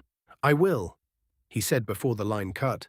He slipped the comm unit into his robes before reaching down and hauling Rex's unconscious body up with a strained effort, slinging one of the captain's arms over his shoulders as he began to drag him into the deeper darkness beyond the platform's edge. 186, 182. To be human. Vulkan. The chamber was silent as the heavy doors parted with a low, grinding resonance as Vulkan entered, his immense frame casting a long shadow across the stone floor. At his side walked Nera, still holding Luke in her arms. To her right walked Cien, who held Leia. Waiting in the center of the chamber stood Maximus and Sebastian, both having just returned from Mustafar. The moment Vulkan crossed the threshold, both dropped immediately to one knee, striking the ground with a reverberation that echoed faintly through the chamber. Vulkan did not acknowledge them. His gaze had already moved past them, drawn toward the form that lay at the heart of the room. Raxor. What remained of him lay upon a raised slab of black stone, the armor of the Salamanders that had once been a symbol of indomitable strength, now little more than a shattered husk. Warped and cracked from the fury of Mustafa's fires, the ceramite was split open in places, revealing the ruin beneath. Burned flesh, seared beyond recognition in some areas, yet still bearing the strength of a warrior who had stood his ground until the very end. Even in death, there was a defiance in the way he lay, as though the flames themselves had struggled to claim him. For a long moment, Vulkan said nothing. He stepped forward slowly, each footfall heavy with a grief. When he reached the slab, he did not reach out immediately. Instead, he stood over his fallen son, unmoving, as he took in every detail, every mark of the battle that had taken him, committing it all to memory. Did my son die well?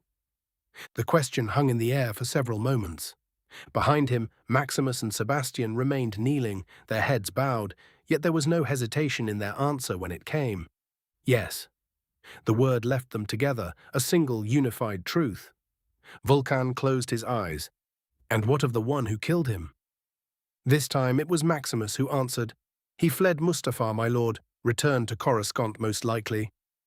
I understand. Sebastian's head lifted slightly at that. My lord, we must strike, he said, his voice hard. We must bring the full wrath of the Imperium upon Coruscant. We must tear it from the stars and burn it until nothing remains. Every soul complicit in this war, every world that supports the Republic, we must cleanse them all. And we must not stop until this galaxy learns what it means to incur our wrath.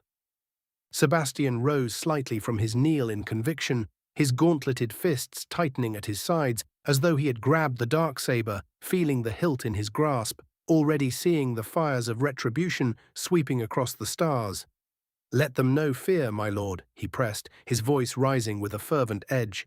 Let them know that the blood of your sons is not spilled without consequence. We will burn every world to ash if we must. No. The single word stopped the Black Templar dead in his tracks. Maximus stiffened beside him, and for the first time since entering the chamber, Vulkan turned. His gaze did not fall upon the Astartes immediately. Instead, it moved to where Nera and Cien stood, the twins cradled in their arms. Luke and Leia stirred faintly, unaware of the storm that raged around them, unaware of the legacy they had been born into. Vulkan studied them for a long moment, then he turned back to his son's body. The Imperium has more important things to do, he said, his voice quieter now, but no less absolute. Then to avenge my son. The words struck harder than any shouted command.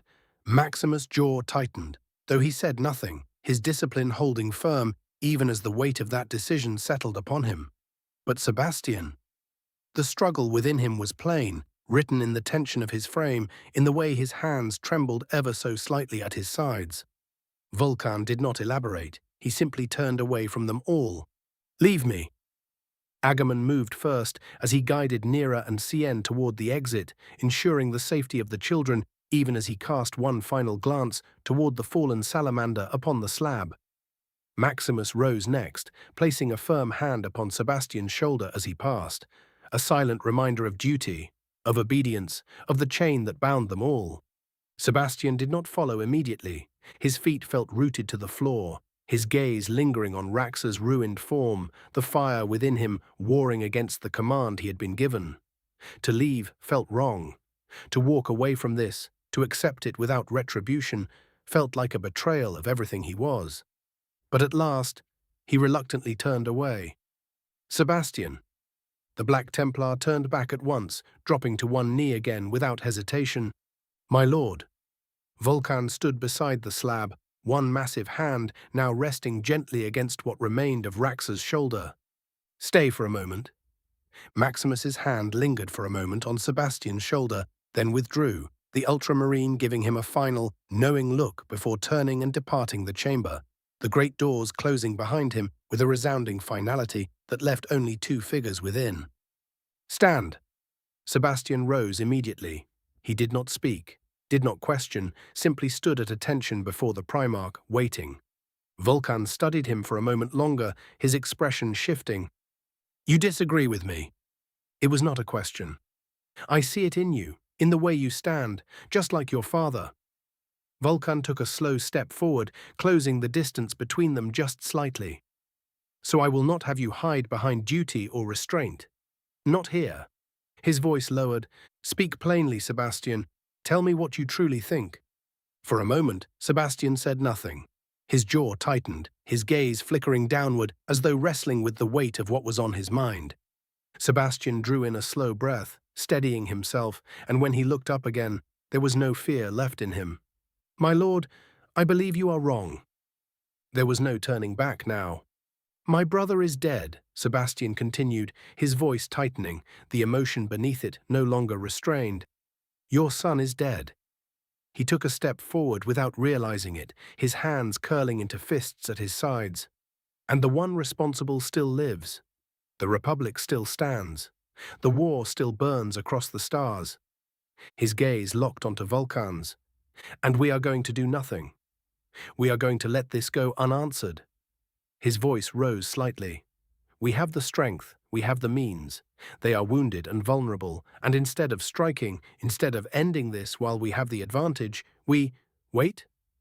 His lip curled slightly, not in disrespect, but in raw disbelief. That is not strength, my lord, he said, the words cutting clean and direct. That is weakness. You speak of weakness, Vulkan said slowly, his voice deepening. To me? He took a step forward. Sebastian did not move. You have lost a brother, Vulkan continued, his gaze unwavering, pressing down with the sheer gravity of his presence. And that loss is real. It is not something I would diminish. He took another step forward, now towering over the Black Templar. But I have lost a son, and I will not be told, Vulkan went on, that my unwillingness to burn entire worlds in his name is weakness. That should have been the end of it, and for any other Astartes it would have been. But something in Sebastian snapped. His hand rose before he could stop it, a gauntleted finger pointing at the Primarch.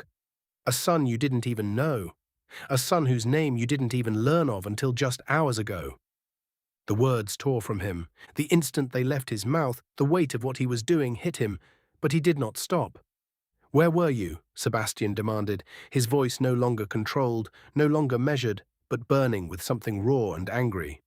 Where were you when the Imperium needed you? When your sons were dying by the thousands and the people of the Imperium by the billions? His chest rose and fell heavily. Where were you when the galaxy was tearing itself apart and we stood alone against it? He took another step forward, closing the distance entirely now, standing before the Primarch as a son of the Imperium who had endured without him. You are gone, and now you return. And you take command, and you tell us not to strike, not to avenge them. His jaw clenched. Not to avenge him? His voice rose again. I hate it. I hate that you can stand there and speak of patience and restraint and greater purpose, when the right decision is right in front of us. His hand lowered slowly, though it still trembled with the force of everything he had said. They are weak, they are broken, and we should be ending this. His breath came heavy now, chest rising and falling as the last of his words left him, the fire that had driven them finally burning itself out. And we are not, and I cannot avenge my brother, because you have forbidden it. Silence fell. Sebastian stood there, facing the Primarch, the enormity of what he had said settling upon him, but he did not look away. And Vulkan smiled. Rogel Dawn would be proud of you. The words seemed to catch Sebastian completely off guard. For a moment, Vulkan continued, his voice softening, I thought it was your father speaking to me. Sebastian blinked, the tension in him faltering, confusion cutting through the remnants of his anger as the meaning of those words settled in. Vulkan inclined his head slightly. You have conviction, you have clarity, and you have the courage to speak what you believe, even when you stand before a Primarch. A faint breath escaped him. He turned then slowly, returning his attention to Raxor. They are strengths. Another pause. Thank you, Sebastian, for your honesty. I have been gone for a long time, Vulkan said at last, his voice low and reflective, carrying a depth that reached far beyond the confines of the room. Too long. There was no bitterness in it, no anger. The warp, it does not pass time as we understand it. I have walked paths that do not exist, seen things that cannot be spoken, endured, things no being should ever have to endure. His fingers curled slightly against the broken ceramite of Raxor's shoulder, then stilled again. And in that time, the galaxy has changed. My sons have changed. He shifted just slightly enough for his voice to carry more directly toward the Black Templar behind him. I do not know you, Vulkan continued, nor him. Not as I should. A pause followed. Tell me about him. Sebastian blinked. It was not a question he had expected. For a moment he said nothing, his mind struggling to reconcile the image before him, the Primarch of the Salamanders, a being of legend, of myth, whom he had just yelled at, asking him to tell stories. My lord, he began, then faltered, the words catching in his throat in a way they never had before. You wish me to tell you about Raxor? Yes, Vulkan answered. Raxor. He exhaled, the name alone seeming to catch in his throat. He was the strongest of us, not in battle, but in will, in spirit. There was a sturdiness to him. Where others would have buckled, he endured. Where others faltered, he remained. His gaze drifted to the body upon the slab, as though seeing not what lay there now, but what had once been. He was always the calmest of our squad, even in the worst of it. Even when the galaxy seemed intent on tearing itself apart, he never lost himself to it. Sebastian paused, his jaw tightening slightly as memories flashed in his mind. He believed in something greater, he went on, more quietly now, not just the Imperium, not just the Emperor. A faint shake of his head followed. He believed in people, in what they could be, in what they should be. My lord, I am a Black Templar. The words were not prideful now. They were more of a confession. My faith in the Emperor is absolute. It always has been. From the moment I was raised into the chapter, I was taught that there was only one purpose, one truth. His hands curled slightly at his sides, gauntlets tightening with the memory of it.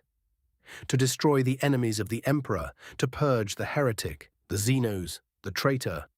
Without hesitation, without mercy. I had believed that was enough.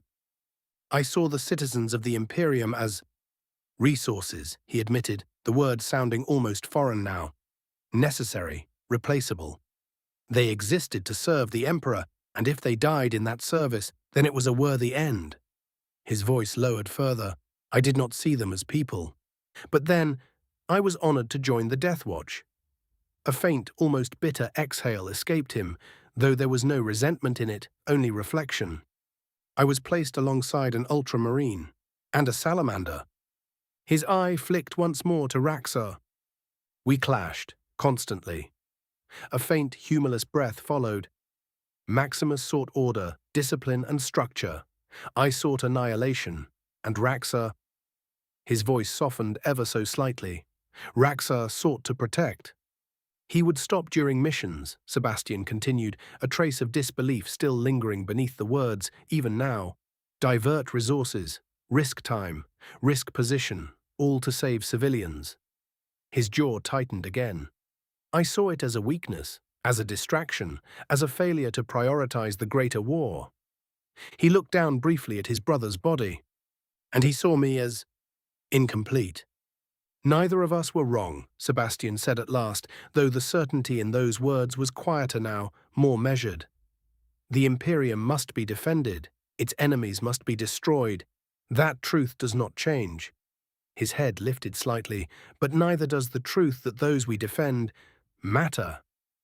I did not see it at first, he admitted, not consciously, but over time, I began to notice the things he did, the way he spoke to them, the way he treated them.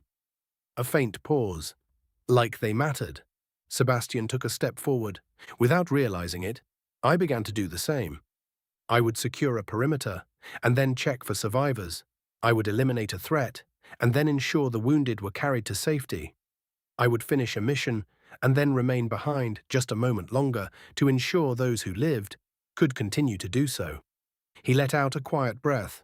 I told myself it was efficient, that preserving manpower served the Imperium. A faint shake of his head followed. But that was not the truth.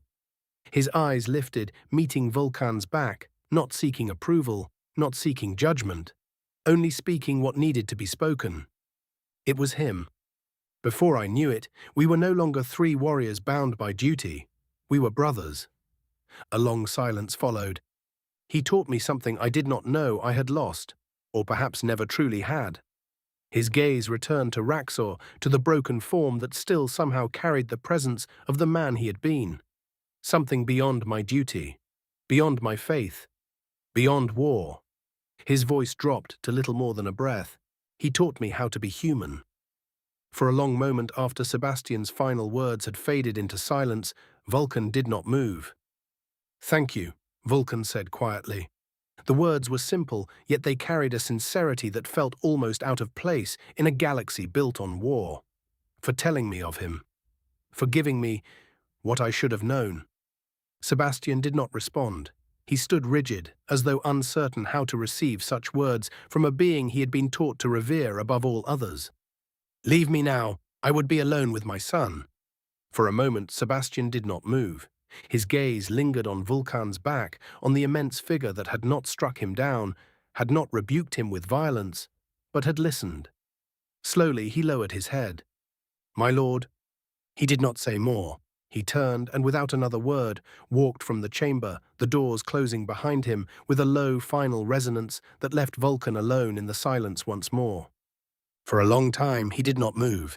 He stood beside the slab, looking down at what remained of his son, the echoes of Sebastian's words lingering in the stillness. Then, at last, "They were right, you know."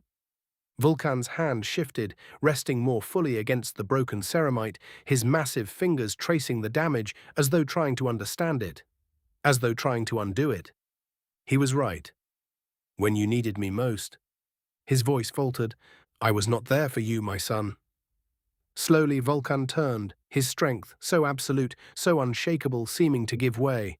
He lowered himself beside the slab, his back pressing against it as he slid down to the floor.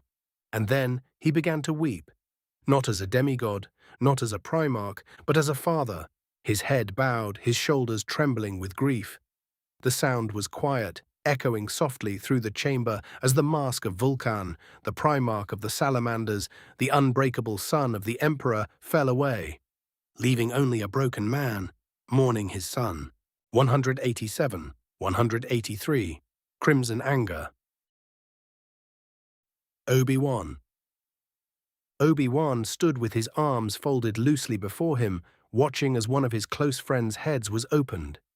Across the room, upon a raised medical platform, Rex lay motionless, his armor stripped away, replaced by sterile coverings and a web of scanning devices that cast faint, shifting lights across his body. Thin beams of blue light passed methodically over his skull, mapping and revealing what had been hidden beneath. A violation that sent a quiet chill through Obi-Wan's thoughts every time he allowed himself to truly consider it. At his side stood Satine Kryze.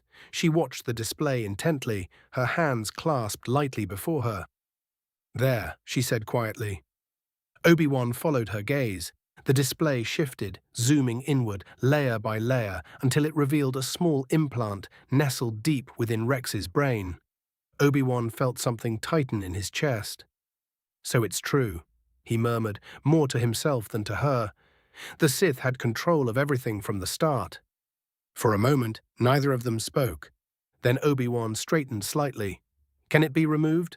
"Yes." Her eyes flicked toward him briefly. "But it will be delicate. One mistake." She didn't finish the thought. Obi-Wan nodded once. "Do it." The droids moved in, their movements smooth as they positioned themselves around Rex. The faint hum of surgical instruments replaced the steady rhythm of the scanner, and silence settled over the room as the process began. Obi-Wan watched as the incision was made, as the delicate tools moved and navigated the fragile pathways of Rex's brain. The chip itself was smaller than he had expected, insignificant in size, yet catastrophic in its purpose. And as it was carefully extracted, lifted free from where it had been embedded, Obi-Wan felt his stomach churn. "It's done," Satine said at last. Obi-Wan exhaled slowly, a breath he hadn't realized he had been holding. Rex was moved into recovery soon after, the medical systems adjusting to monitor his vitals as his body began the slow process of stabilizing. Satine stepped away from the platform, her gaze drifting toward Obi-Wan as the tension in her posture eased. if only slightly. He should wake soon, she said. He may be confused, but physically, he'll recover. Obi-Wan nodded, though his thoughts were already elsewhere. Satine studied him for a moment, then asked quietly, "And you?" He didn't answer immediately. Instead, he closed his eyes. He reached outward, searching and feeling for the familiar signatures of those friends, allies, and fellow Jedi. But what came back was absence, silence, a void where there should have been light. There were presences, yes, life still burned across the galaxy, but the ones he sought, they were gone, or hidden, or worse. He opened his eyes slowly. "I don't know who's left," he admitted, his voice quieter now. "I can't feel them. Not clearly, though.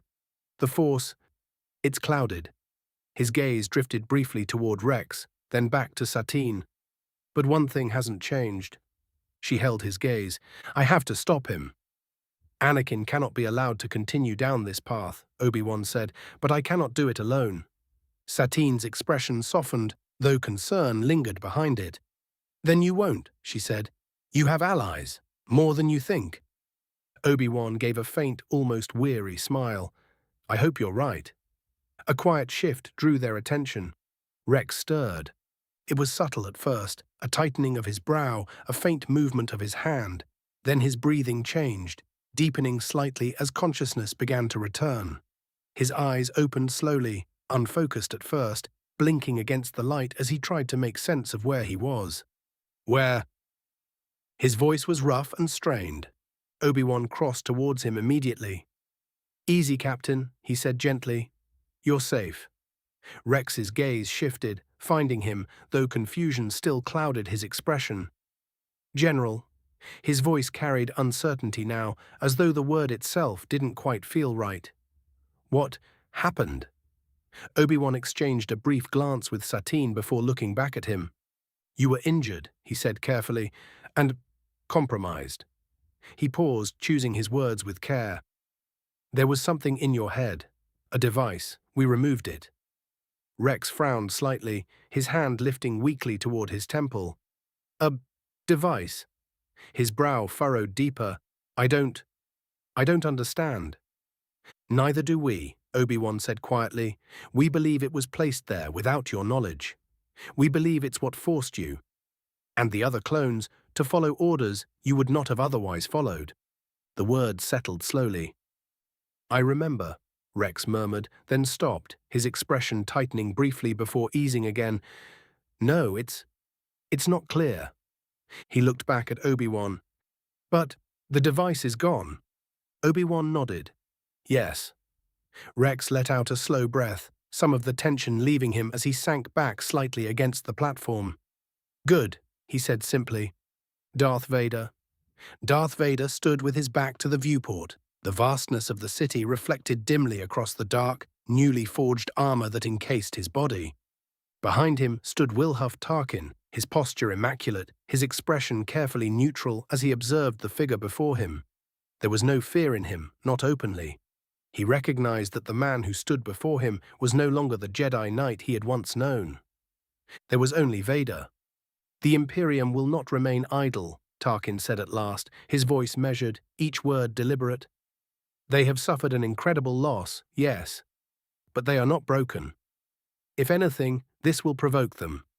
Vader remained still for a moment longer before responding. "Good." The word came low, distorted slightly through the partial vocoder integrated into his armor.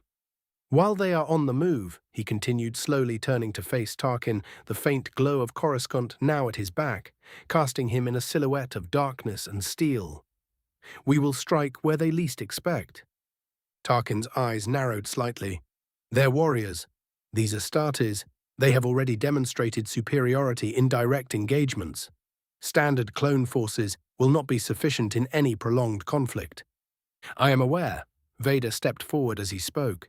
His gaze, hidden behind the dark lenses of his mask, fixed upon Tarkin with an intensity that made the man swallow hard. Vader turned slightly, one gloved hand rising, as though grasping at something unseen, his thoughts already moving beyond the present moment, shaping what would come next. "Their armor," he said slowly, "their weapons. Their resilience. A faint tilt of his head followed. They are designed for war, forged for it. His hand lowered, Tarkin's brow furrowed just slightly. You have something in mind. Vader's voice lowered further. We have one of the largest armies the galaxy has ever seen, yet the Imperium is able to stomp us down in every battle, he said. A brief silence followed. Recognition flickered across Tarkin's expression. Beskar. Vader inclined his head ever so slightly. Yes. We will need it, he continued, in quantity, enough to outfit specialized units, enough to create armor capable of standing against the Astartes and surviving. Tarkin stepped forward slightly, his hands clasped behind his back as his mind moved rapidly through the implications. Mandalore, he said, the source of nearly all known Beskar reserves. Yes. Vader turned fully now, facing him. While they focus on Coruscant or one of the other surrounding plants, we will be going after a lightly defended capital world. You would sacrifice Coruscant in doing so, Tarkin rebuked. Small damages, yes. But they will not stay here long when they begin receiving distress calls from Mandalore. Vader replied, seeming to care little for the fate of Coruscant. Vader went on. The Sun Eater is en route to one of Mandalore's surrounding systems. Tarkin allowed himself the faintest pause at that, the mention of such a weapon not taken lightly even by him. A decisive measure, he said. It will be sufficient. Tarkin inclined his head slightly. Then I will begin preparations immediately, he said. The full strength of the clone army will be mobilized. Supply lines redirected, command structures reorganized for planetary assault. His gaze lifted, meeting Vader's mask. It will be done. My Emperor. Vader did not react outwardly, though there was a moment of silence that followed. See that it is, he said. Without another word, Vader turned.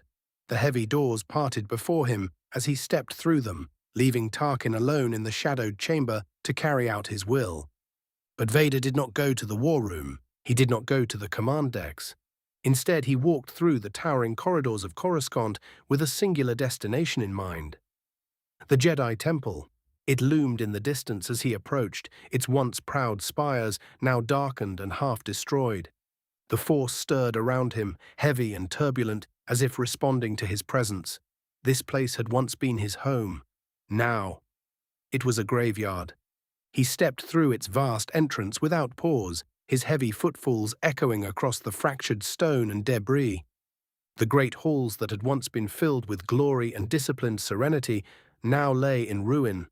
Pillars were cracked, and leaning into walls or laying on the floor, sections of the ceiling had collapsed inward, debris scattered around haphazardly. Dust hung in the air, disturbed only by his passing. The Force clung to the walls, to the shattered floors, to the broken remnants of 1,000 lives that had been extinguished in a single violent assault. There were echoes here, and they brushed against Vader's senses as he moved deeper, whispers of fear, of confusion, of desperation, of anguish and sadness. The dark side guided him now, pulling him forward with an insistent hunger, leading him through the ruins of what the Imperium had destroyed. He passed through long corridors where the light no longer reached, where only the shadow remained. He knew where he was going, even if he had never been there before. A hallway, half buried beneath fallen stone, opened into a narrow passage, its walls lined with ancient carvings long since dulled by time. Vader's gaze passed over them without interest. The past held no power over him now, only what could be taken from it mattered.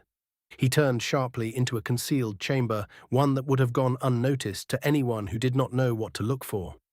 At its center stood an old hollow bookshelf, its structure archaic, out of place among the more refined architecture of the temple. It flickered faintly, long abandoned, its stored knowledge locked behind systems that had not been accessed in years. With a violent, sudden motion, the entire structure tore free from the wall, ripping loose with a shriek of metal and stone before crashing aside in a cloud of dust and debris. Behind it, concealed for generations, a narrow entrance revealed itself. Vader stepped forward. The darkness swallowed him immediately until with a sharp hiss, a blade of blue light ignited in his hand. His lightsaber cast long, shifting shadows along the walls as he descended, the glow reflecting faintly off the metal of his armor. The corridor was tight and ancient, the air stale as though it had not been disturbed in centuries. The deeper he went, the heavier the force became. The dark side coiled tighter around him as the passage opened suddenly into a vast chamber covered in dust. It lay across the floor, across the walls, across the relics that filled the room in silent, forgotten rows. Artifacts of an age long past, holocrons, ancient texts, and fragments of knowledge deemed too dangerous, too powerful to be left in the open. The Jedi had hidden them away, locked deep within the temple, as they feared what one could learn from them. Vader stepped forward slowly, his gaze moving across the relics with indifference. A holocron lifted from its resting place, drawn into his hand by the Force. It hovered there for a moment, its surface catching the faint glow of his blade. He crushed it in his hand as the Force flooded him, forcing it to collapse inward under his impossible strength, before fracturing into jagged fragments that fell to the floor with hollow, meaningless clatters. Whatever knowledge it had once held was gone, reduced to nothing in an instant. Vader released it without a second thought. The chamber gave way to another passage, wider now, leading into a second room, and as he entered, he stopped as hundreds of lightsabers came into view. They lined the walls in careful rows, arranged as trophies and as records, each one a life, a legacy, a purpose given form. Vader deactivated his own weapon. The blue blade vanished with a hiss, plunging the room into shadow once more, broken only by faint ambient light filtering through unseen cracks above. He stood there for a moment, surrounded by them, the weight of what they represented pressing in from all sides. Then slowly he raised his hand. His lightsaber lifted from his grasp, suspended in the air before him. With precise, controlled motions, the weapon began to come apart, piece by piece, each component separating cleanly, until at last the core was revealed. The Kyber crystal hovered there, glowing faintly, its light soft, steady, and oh so pure. Vader reached out and took it into his hand. For a moment, everything stilled as the crystal hummed. A resonance brushed against him, familiar in a way that felt distant now, like a memory half forgotten. It resisted him, not violently, but with a quiet, unwavering will. It remembered what it had been, what he had been. Vader closed his fist around it and turned to walk deeper still, leaving the room of blades behind him, descending into the final chamber, the place where the dark side coiled strongest. At the center stood an altar that Vader approached slowly, his steps echoing in the vast emptiness until he stood before it, the Kyber crystal still clutched in his hand. For a moment he did nothing, then he slowly placed it down. The crystal rested against the stone, its faint blue light flickering softly in the darkness. Vader stood over it before letting his pain, anger, hatred, and anguish consume him. The fire of Mustafar, the burning, the feeling of flesh turning to ash as everything he had been was stripped away. The lies of the Jedi, the weakness of their teachings, the betrayal of those he had trusted, the loss of Padme. Suddenly his fist clenched as the Force erupted around him. It poured out of him, raw and overwhelming, crashing into the crystal like a tidal wave of fury and suffering. The chamber trembled as dust lifted from the ground, as the very air seemed to distort under the pressure of it. The crystal resisted, and for a moment its light flared, fighting against what was being forced upon it, against the corruption, the pain, the sheer overwhelming darkness being driven into its core. Vader did not relent. He forced it. Every ounce of hatred, every fragment of anguish driven into the crystal without mercy. It began to crack, the blue light flickering, then slowly, it began to bleed. Red spread through it, like blood in water. The glow deepened, darkened, until the soft blue was consumed entirely, replaced by a violent, burning crimson that pulsed with the same fury that had created it. The crystal fought him, as the dark side poured into it, as his will crushed down upon its essence and bent it toward something new. The Kyber did not simply yield. Light burst across his mind, visions forming without his consent, rising from the depths of the Force as though the crystal itself was reaching back, offering something in return for its survival. He saw himself not as he was, but as he could have been. His armor was gone, his pain was no more. He stood beneath open, endless blue skies, the force around him calm, whole, at peace. There were voices, no screams, no echoes of death, but laughter, soft and real. He saw two young children running and playing in the fields of Naboo as they ran towards a woman. Padme. She was alive. But how? Then he saw the Imperium, not burning or killing, not crushed beneath overwhelming force, but speaking, negotiating. Their warriors standing as guardians and protectors, not executioners. Absurd. The vision twisted again. He saw himself standing before them, not as Darth Vader, not as a ruler forged through fear, but as something else. The force around him was steady, no longer so one-sided, as he spoke to Nera. There was peace, genuine, real peace. He saw a galaxy that did not tremble beneath his hand. A future where the war ended, not in annihilation, but in peace. One where he turned away. One where he chose to be something else. Vader's hand tightened. But in this perfect situation, where was Padme? The visions faltered, but did not break as he tightened his hand on the crystal. He would have to go to the Imperium, not as a conqueror, not as a destroyer, but as something far worse, a supplicant. He felt the weight of it pressing down on his shoulders, standing before those warriors, before beings like Vulkan, and offering terms, speaking of peace, of coexistence, after everything he had been through, after the blood that had already been spilled, after his mother, the Jedi, Raxor, after Padme. The idea did not simply feel impossible to him. It felt disgusting. The crystal trembled in his grasp before suddenly something within Vader snapped.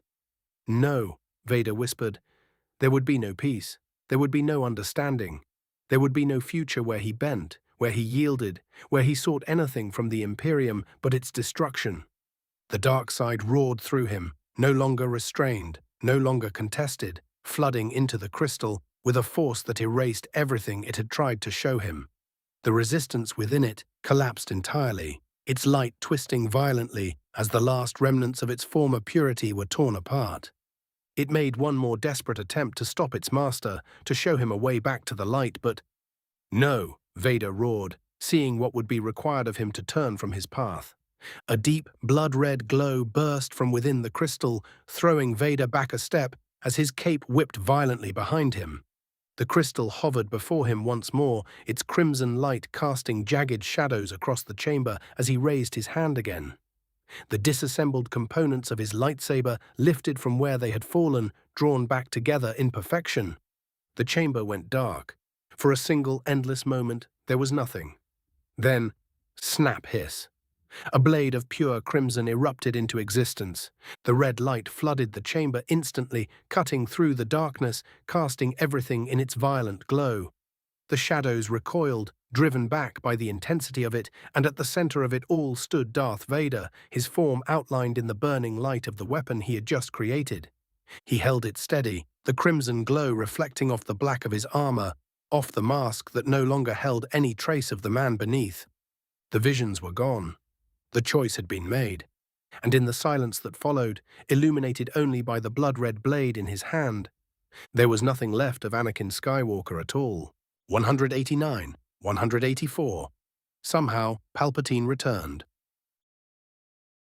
The Emperor, the warp churned without form, a roiling expanse of raw thought, emotion and nightmare, given shape only by the will of those powerful enough to impose it. Colors that did not exist bled into one another across an endless void, screams echoed without origin, and entire realities formed and collapsed in the span of a heartbeat. And at the center of that impossible storm, where even the madness of the warp recoiled under the pressure of greater powers, 6 beings clashed with a violence that threatened to tear the immaterium itself apart. The Emperor stood among them, not as a broken corpse bound to a throne, but as something radiant and terrible, a being of golden light and unyielding will as he gathered himself for this fight. His form was clad in his towering armor, wrought from his own psychic essence, every inch of it blazing with power, every movement sending ripples through the warp like a stone cast into an endless ocean. In his grasp burned a sword of pure psychic might, its edge brighter than a star and just as lethal. Before him loomed Abeloth, her form a constantly shifting horror, flesh and shadow twisting into shapes that defied understanding. Her presence a corruption even the warp found unnatural. Around them circled the four ancient and monstrous chaos gods, each a god in their own right, yet even they turned their fury more often toward her than each other, for in this moment she was the greatest threat. The Emperor moved first. With a surge of will that cracked the immaterium around him, he drove forward, his blade carving a blazing arc through the warp before slamming into Abeloth's side. The impact was conceptual, a strike that tore through layers of existence at once, ripping through her form and sending a shockwave of screaming distortion across the battlefield.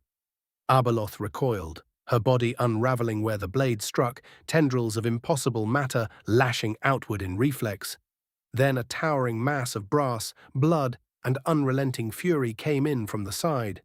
Khorne's presence shattered the space around him as he brought his colossal blade down in a brutal overhead arc.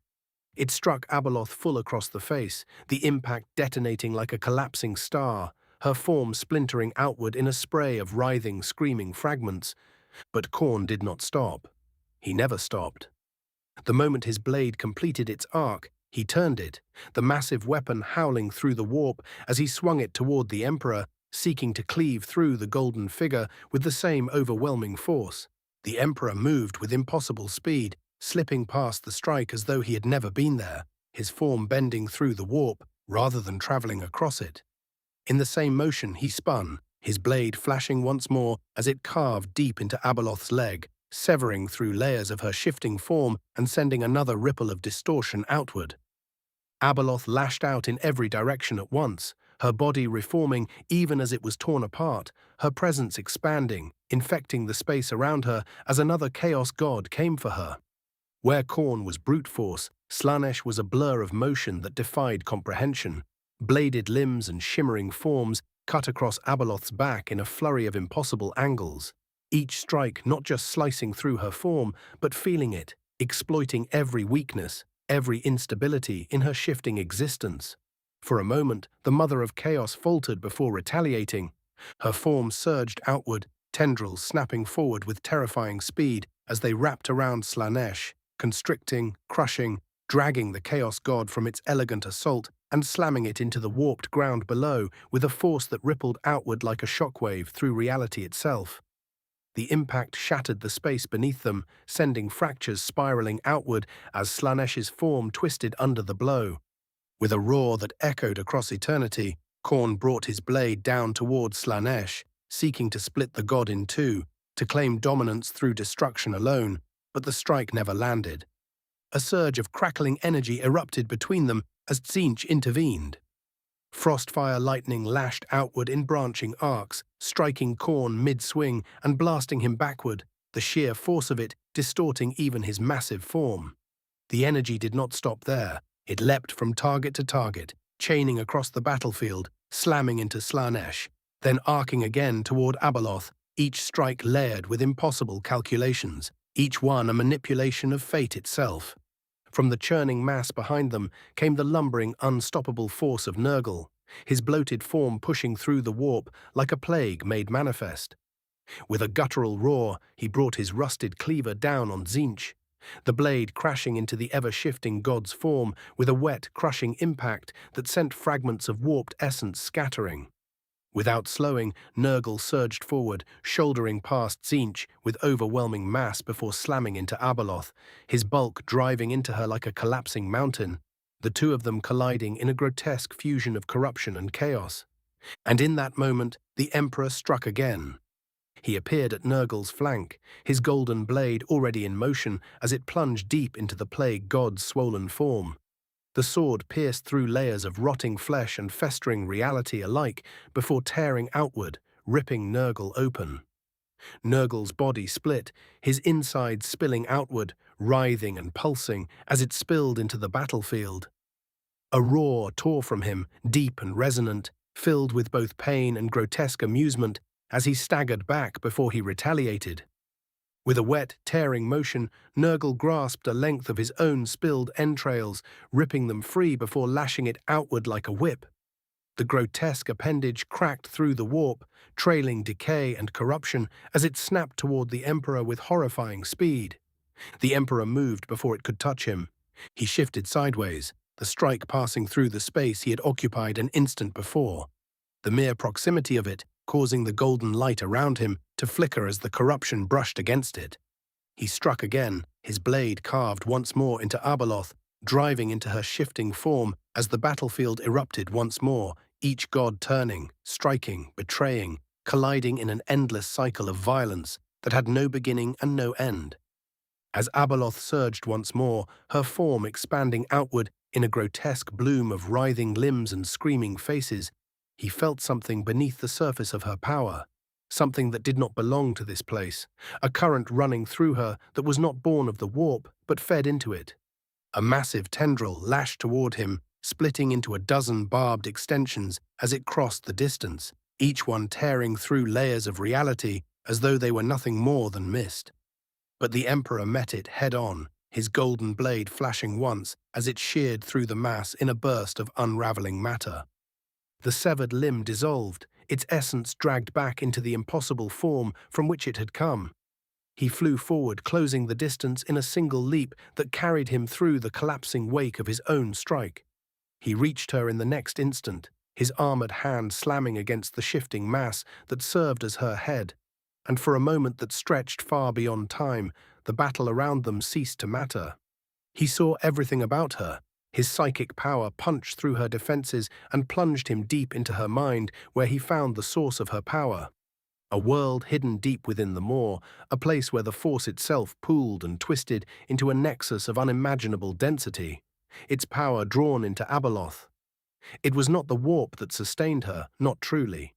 It was the Force, a tether between universes, feeding her endlessly, making her something more than even the Chaos Gods could easily destroy.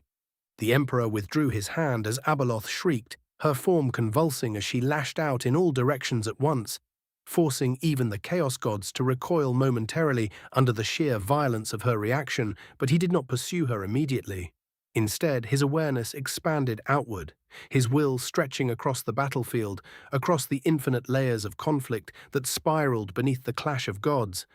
And what he saw there was war on a scale that would have broken lesser minds. The Grey Knights stood against the legions of lesser demons, each strike of their weapons not merely destroying their enemies, but unmaking them, banishing their essence. Around them surged tides of horror, creatures born of nightmare and madness, yet they held firm, their formations unbroken, their purpose absolute as they waded through the slaughter without hesitation. Beyond them, greater demons clashed not only with the Imperium's forces, but with each other, the battlefield fracturing into countless overlapping conflicts where alliances meant nothing and survival was measured only in moments. Towers of warped flesh rose and collapsed, storms of screaming energy tore across entire regions of the warp, and still the fighting continued, endless and unrelenting. Other Astartes moved like specters through the battlefield, appearing where the fighting was thickest, where the Imperium's lines threatened to break, their forms wreathed in flame. Bolter fire roared from their ranks, each shot punching through demon flesh with explosive force, their advance unstoppable, their presence turning the tide wherever they manifested. Among them, one burned brighter than the rest. He moved with a brutality that bordered on feral, his massive frame wreathed in fire that poured from every fracture in his armor, each step leaving scorched echoes in the warp itself. A heavy bolter rested in his grip, its roar constant as it tore through the demonic hordes, shells detonating within warped flesh in a series of thunderous impacts that reduced entire clusters of enemies to ruin. Yet when one drew too close, he met them head-on.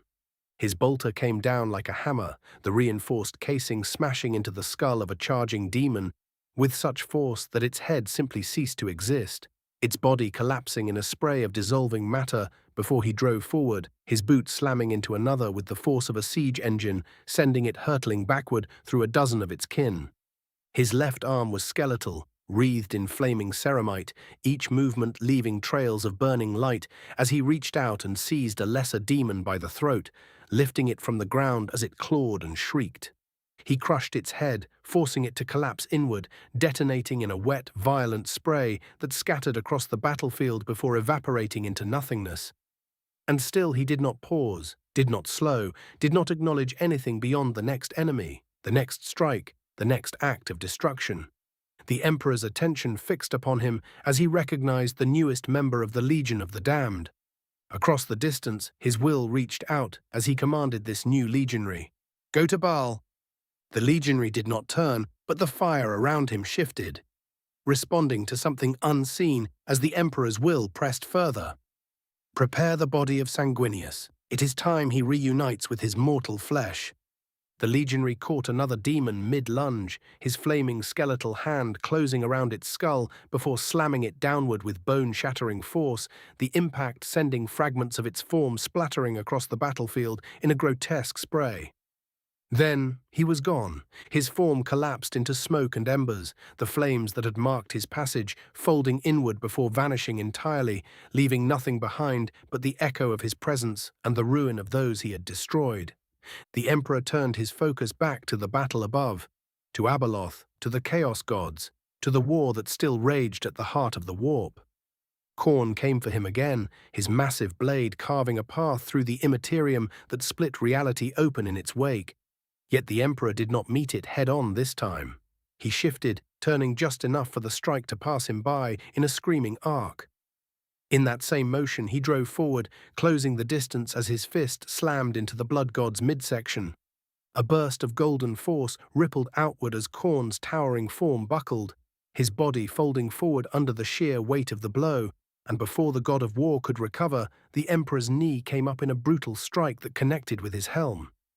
The sound that followed was like a bell being struck at the end of the universe, a concussive shock that sent Khorne staggering backward, his grip tightening on his weapon as rage roared outward from him in waves that shook the battlefield.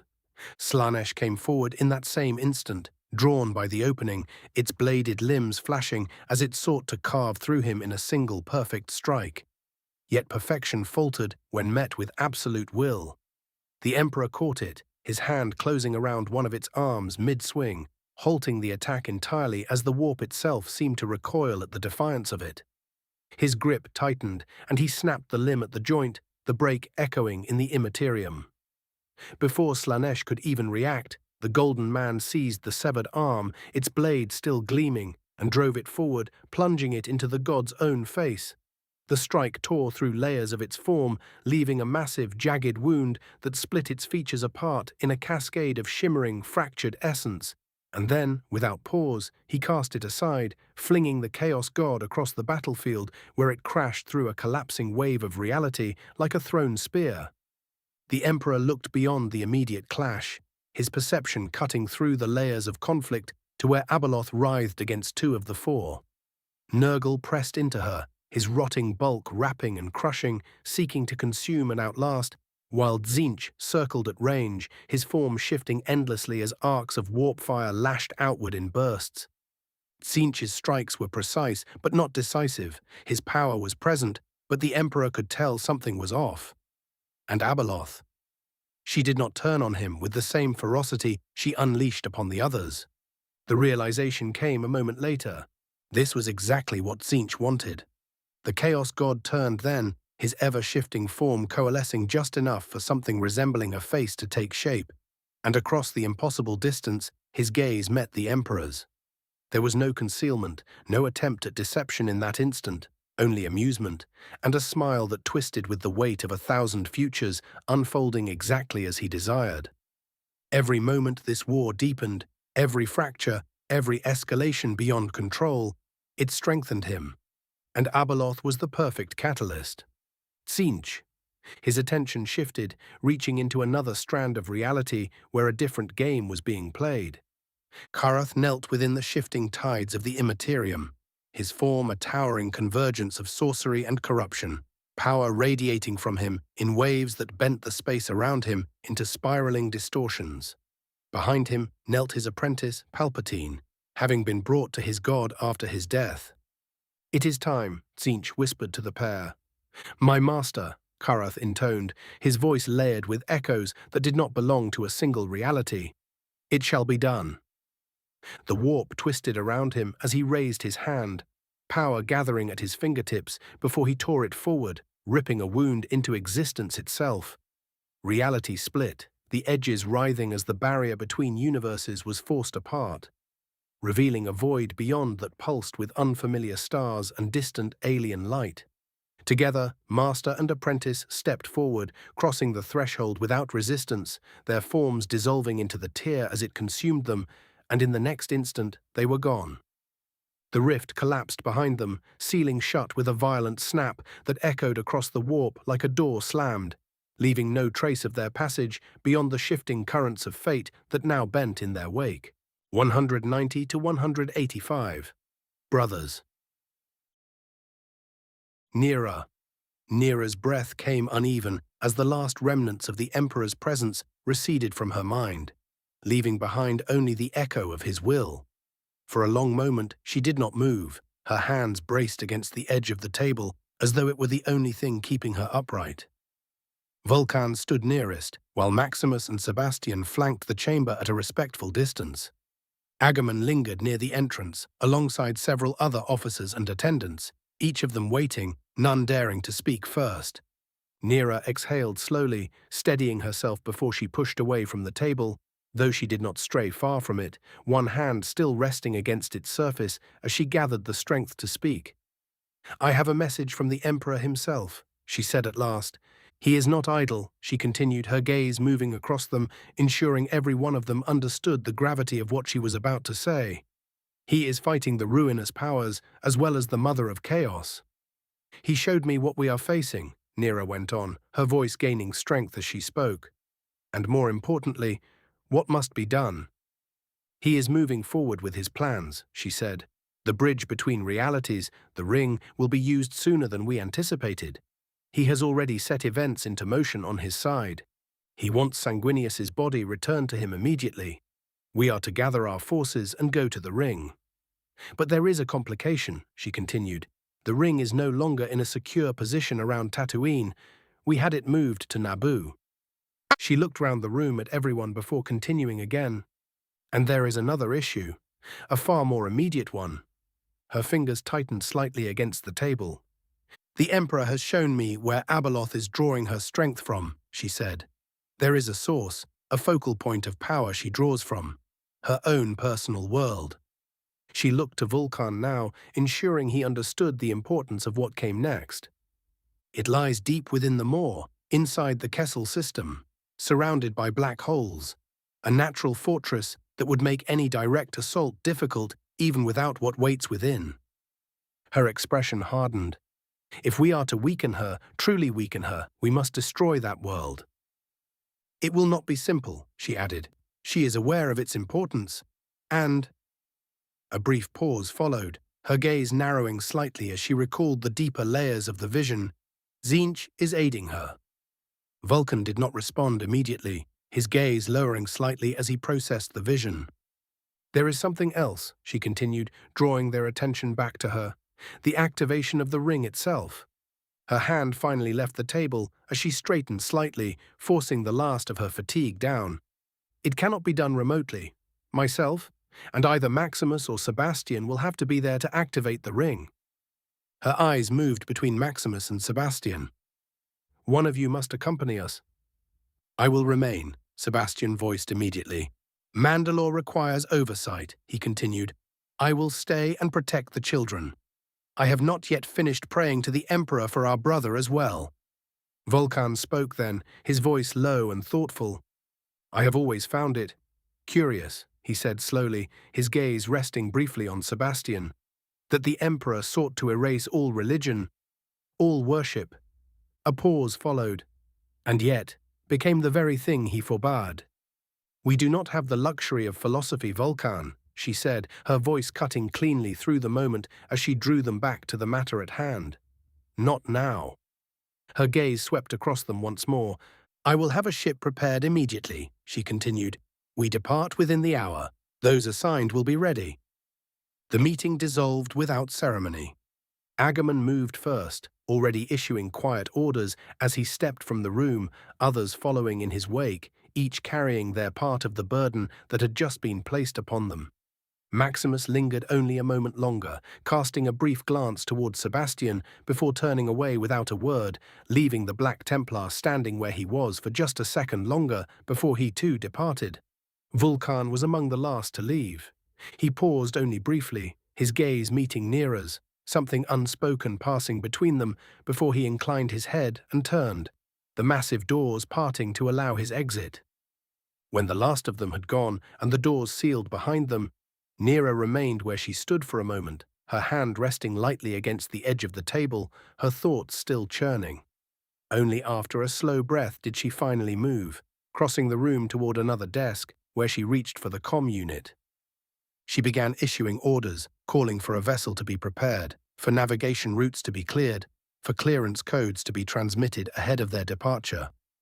When the final acknowledgement came through and the channel closed, she let her hand rest against the console for just a second longer before pulling away, her shoulders easing slightly as she turned back toward the room. Sanguinius sat in one of the chairs across from her desk, his form faintly luminous, more suggestion than substance, the edges of him shimmering softly. For a moment she simply looked at him. "How does it feel?" The question lingered between them. Sanguinius did not answer immediately, his gaze lowered slightly in thought.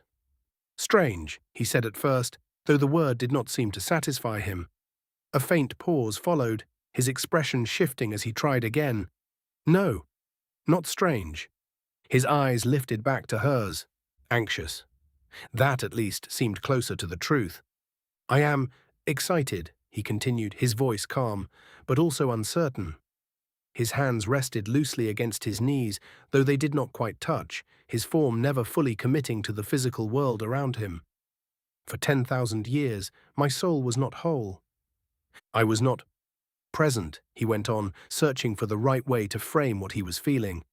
"It was not death, not in the way we understand it.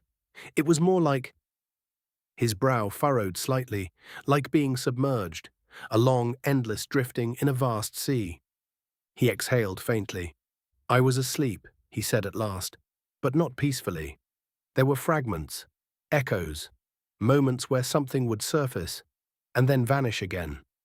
His gaze drifted briefly, as though remembering something half-formed and unpleasant. Dreams, perhaps, though they felt more like nightmares. Nera listened without interrupting. "I did not truly awaken," Sanguinius continued, "until the Emperor placed what remained of me with you." His eyes returned to her. "That was the first moment of clarity, the first time I was myself again." She held his gaze for a moment longer before finally moving, circling behind her desk and lowering herself into the chair. She reached for a glass and poured herself a drink before leaning back slightly, taking a small sip as she let his words settle. "We've come a long way since then," she said, her tone reflective. Sanguinius regarded her for a moment, then inclined his head slightly in agreement. "We have," he said, "more than I think either of us could have imagined. It has been a blessing," he continued, his voice softening just enough to make the words feel more personal. "To be with you, to watch you grow." A faint smile touched his features. "From a frightened young girl into the woman you are now." Nera gave him a small smile.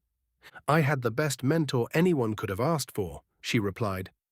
Sanguinius's smile deepened just slightly. "And I," he said, "will miss it." That gave her pause.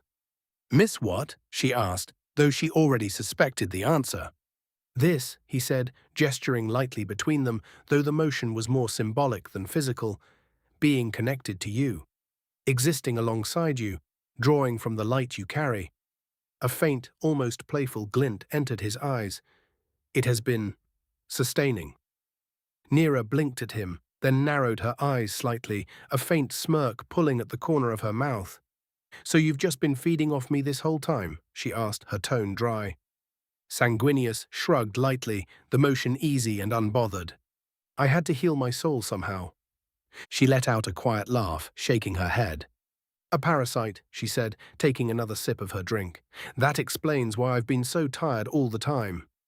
He did not deny it. If anything, his expression suggested he found the accusation entirely reasonable. The moment lingered there, light in a way that felt almost out of place given everything else that surrounded them, yet all the more valuable because of it. And for a brief time, neither of them felt the need to fill the silence that followed.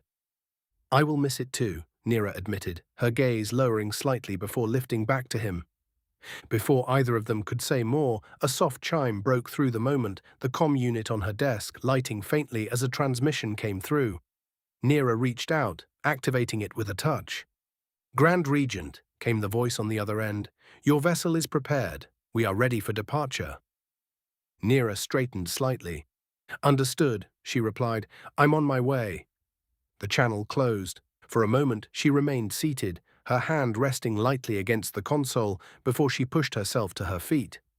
The last traces of fatigue set aside as purpose took its place. She looked at Sanguinius with a faint smile touching her lips. "Come on," she said. "Let's go get your body." Maximus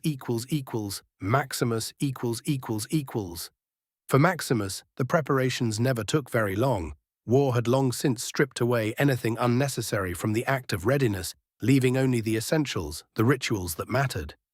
He finished checking his gear, and by the time he reached for his helm. And yet, he did not put it on. Instead, he simply looked at it before putting it beneath one arm and walking out of his personal quarters. He let his feet take him where they wished, and soon found himself before Sebastian's personnel quarters. The Ultramarine reached out and pressed his hand against the control, the mechanism responding with a quiet hiss as the barrier slid aside, revealing the dimly lit space beyond.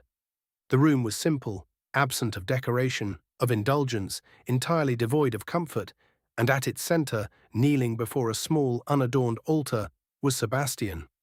The Black Templar did not move at Maximus's entrance.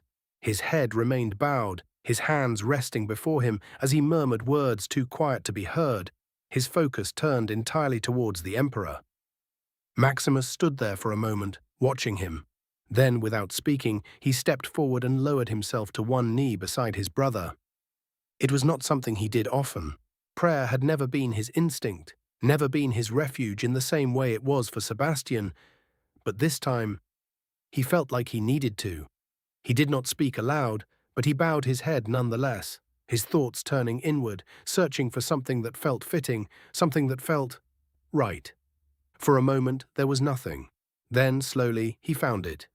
He did not ask for victory, nor did he ask for survival. He simply acknowledged what was to come and asked for the strength to see things through. And in that acknowledgement, there was a kind of acceptance. Sebastian turned slightly, his gaze shifting toward Maximus, his expression unreadable for a brief moment. "I believe our journey may be coming to an end," he said quietly. Maximus met his gaze, considering the statement for a moment before responding. "If that is to be our fate," he said, "then it is by his will." His tone did not waver, and he has ordained it so. A pause followed, and when Maximus spoke again, there was something different in his voice. "I do not fear death," he admitted, his gaze lowering slightly, "but I find that I do not wish for it either.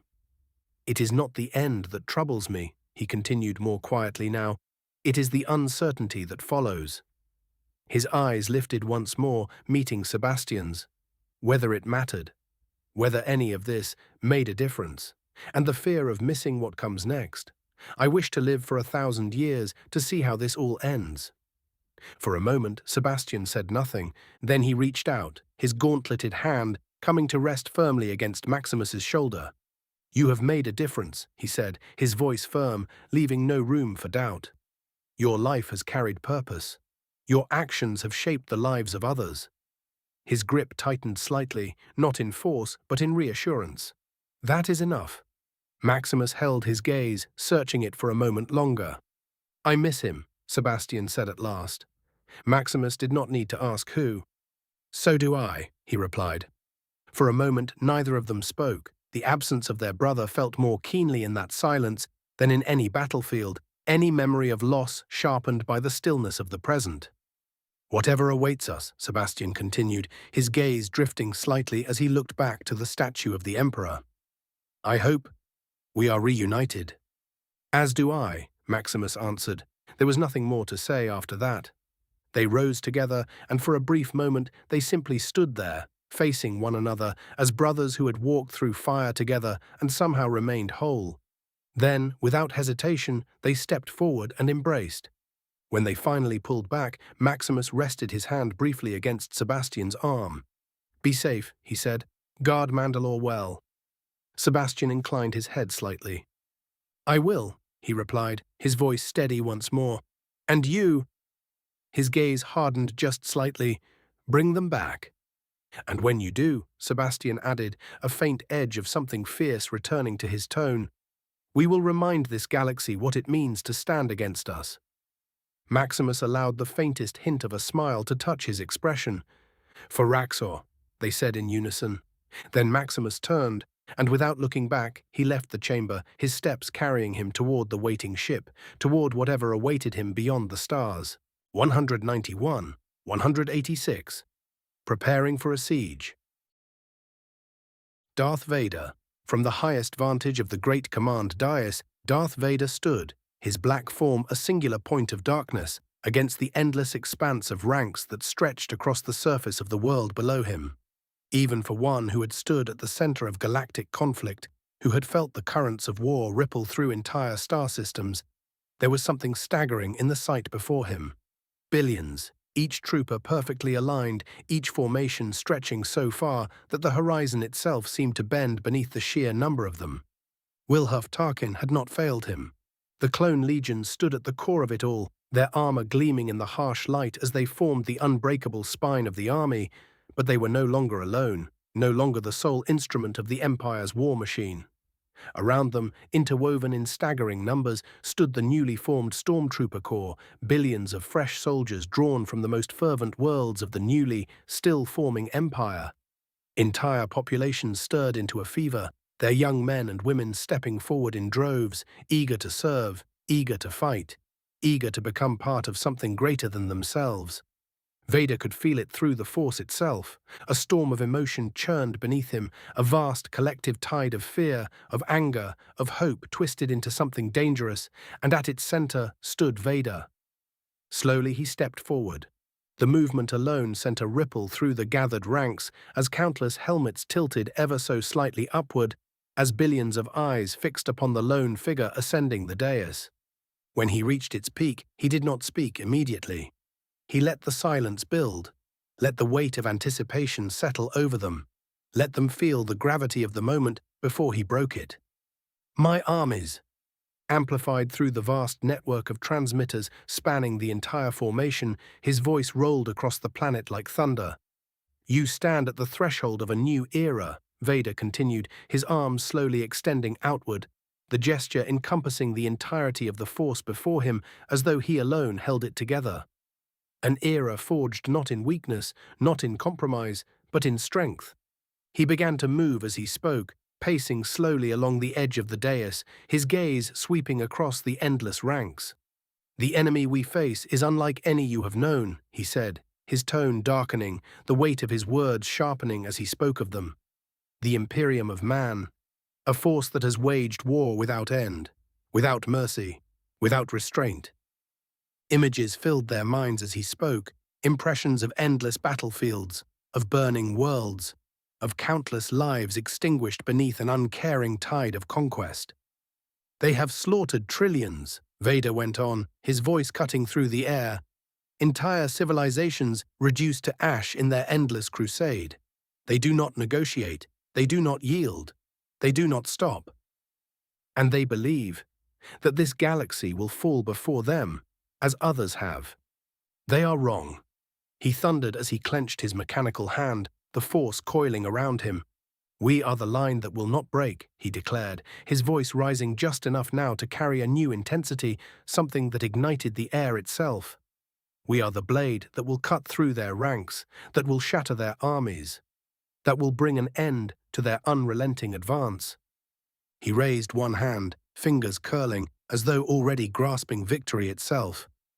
"You will be the shield that guards this empire as it rises from the ashes of what came before," he continued, his tone hardening as he felt the fervor of the masses begin to rise. "You will stand against their storm, and you will not falter." The Force surged with him, amplifying every word, every emotion, binding the countless minds before him into a single, unified purpose. He could feel it taking hold, feel the fear giving way to determination, feel the uncertainty burning away beneath the weight of their conviction. You will avenge the fallen, every life taken, every world destroyed, every injustice wrought by those who would see this galaxy burn. Above them, the sky began to change.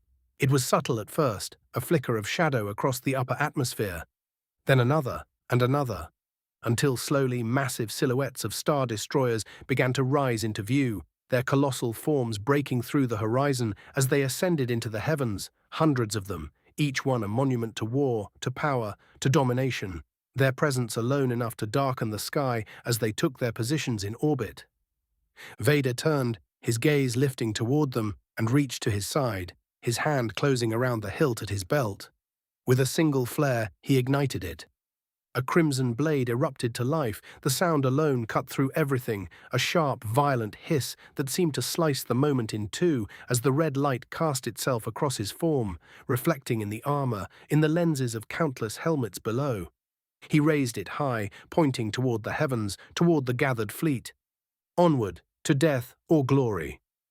The sky fractured as all at once, the star destroyers vanished into hyperspace, streaks of light tearing across the heavens as the fleet surged forward, leaving behind only the echo of their departure. Below, the response was immediate. As in perfect unified motion, billions of soldiers stepped forward, the ground itself trembling beneath the sheer force of their march as they advanced toward the war that awaited them. Sebastian stood near the entrance of the nursery for a moment before stepping fully inside, his armored form at odds with the gentleness of the scene before him. Across from him, seated in a chair, Cien cradled the two children in her arms. Luke and Leia stirred faintly against her as she herself drifted in and out of sleep. For a moment, Sebastian simply watched them. These were not merely children in his eyes, not merely lives to be protected, but something greater, something sacred, fragments of the being he had devoted his existence to, and the weight of that belief settled heavily upon his shoulders as he took another step forward. "Is there anything I can do?" he asked at last, his voice quieter than it had ever been. "To assist you?" Cien jumped in fright before she turned her head toward him, and in that simple motion, Sebastian saw it. The exhaustion. Her eyes were swollen, the skin beneath them darkened, her expression worn in a way that no amount of composure could fully hide. And though she held herself together, though she continued to care for the children, it was clear that whatever strength carried her forward was being drawn from a well that was quickly running dry.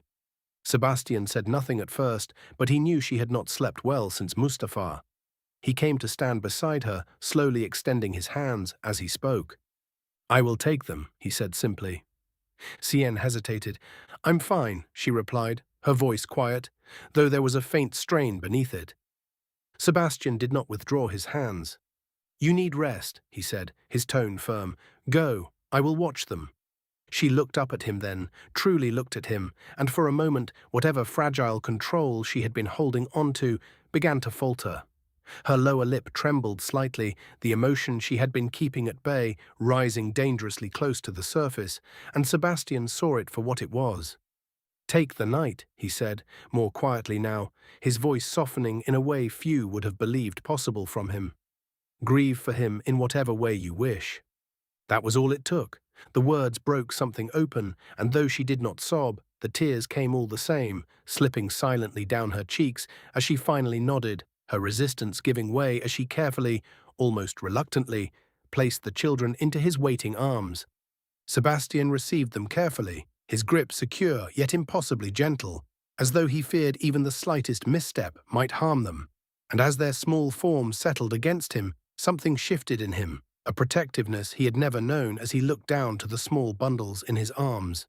Cien lingered only a moment longer, her gaze drifting between the children and the warrior who now held them, as though reassuring herself that they would be safe, and then she turned, her steps slow at first as she made her way toward the door. "Cien," Sebastian called. She paused and turned back. Sebastian stood where he was, the two infants held carefully against his armored chest. "He loved you," Sebastian said, his voice steady and unwavering. "Very much." Like a daughter. Cien's expression shifted as she managed a small, fragile smile. Thank you, Lord Sebastian, she said quietly. Please, call me Sebastian, he replied, watching the Twi'lek almost short-circuit at his words. She nodded her head once. Thank you, Sebastian. Then she turned once more, and this time she did not stop, the doors parting to allow her passage before sealing behind her, leaving the chamber in silence once again. Sebastian remained where he stood. For a long moment he did not move, his gaze lowering slowly to the children in his arms as they stirred faintly, unaware of everything that had been lost, everything that had changed. Carefully he adjusted his hold, ensuring they were secure, his massive form shifting just enough to cradle them more comfortably, and as he stood there, "I will protect you," he murmured, so quietly that even the room itself barely seemed to hear it. The hours passed without disturbance. The door parted quietly before Cien as she rushed back inside the room she had left Sebastian in, apologizing profusely that she had overslept. She stopped mid-word for a moment as she simply stood there, taking in the sight before her, the towering Astartes still standing motionless in the center of the room, the children held against him. Part of her had expected this, had known that he would not move, that he would endure the long hours without complaint. "Oh, Sebastian," she softly said, exasperated, "I did not wish to wake them." She stepped closer, her gaze moving briefly to the children, noting the way they rested against him, undisturbed, before lifting her arms slightly to take them back. "Did they fuss much?" she asked as she approached. "A little," he replied, his tone as even as ever, "but not excessively." She reached out, carefully taking the children back into her arms before she settled them against her once more, rocking them lightly as she adjusted their positions. "Thank you," she said. Sebastian inclined his head slightly in acknowledgement. He turned and began walking away, the doors parting and sealing behind him. He made his way towards the command center where he knew Vulkan would be. The doors opened at his approach, revealing the vast chamber within, filled with hololithic projections and shifting data streams. Vulkan, his immense form illuminated by the flickering light of the tactical displays, stood still as he studied the information before him. He did not turn immediately. "Your timing is impeccable," Vulkan said, his voice carrying easily across the chamber. "Just like your father." Sebastian stepped forward, stopping at a respectful distance as he inclined his head. "My lord." Vulkan turned then, his gaze settling upon the Black Templar. "Come," Vulkan said, gesturing him closer, "there is something you must hear." Sebastian obeyed without question, stepping forward as the hololithic display shifted, data reorganizing itself as a report began to play out before them. "A transmission has been received," Vulkan continued, "from one of our hidden agents.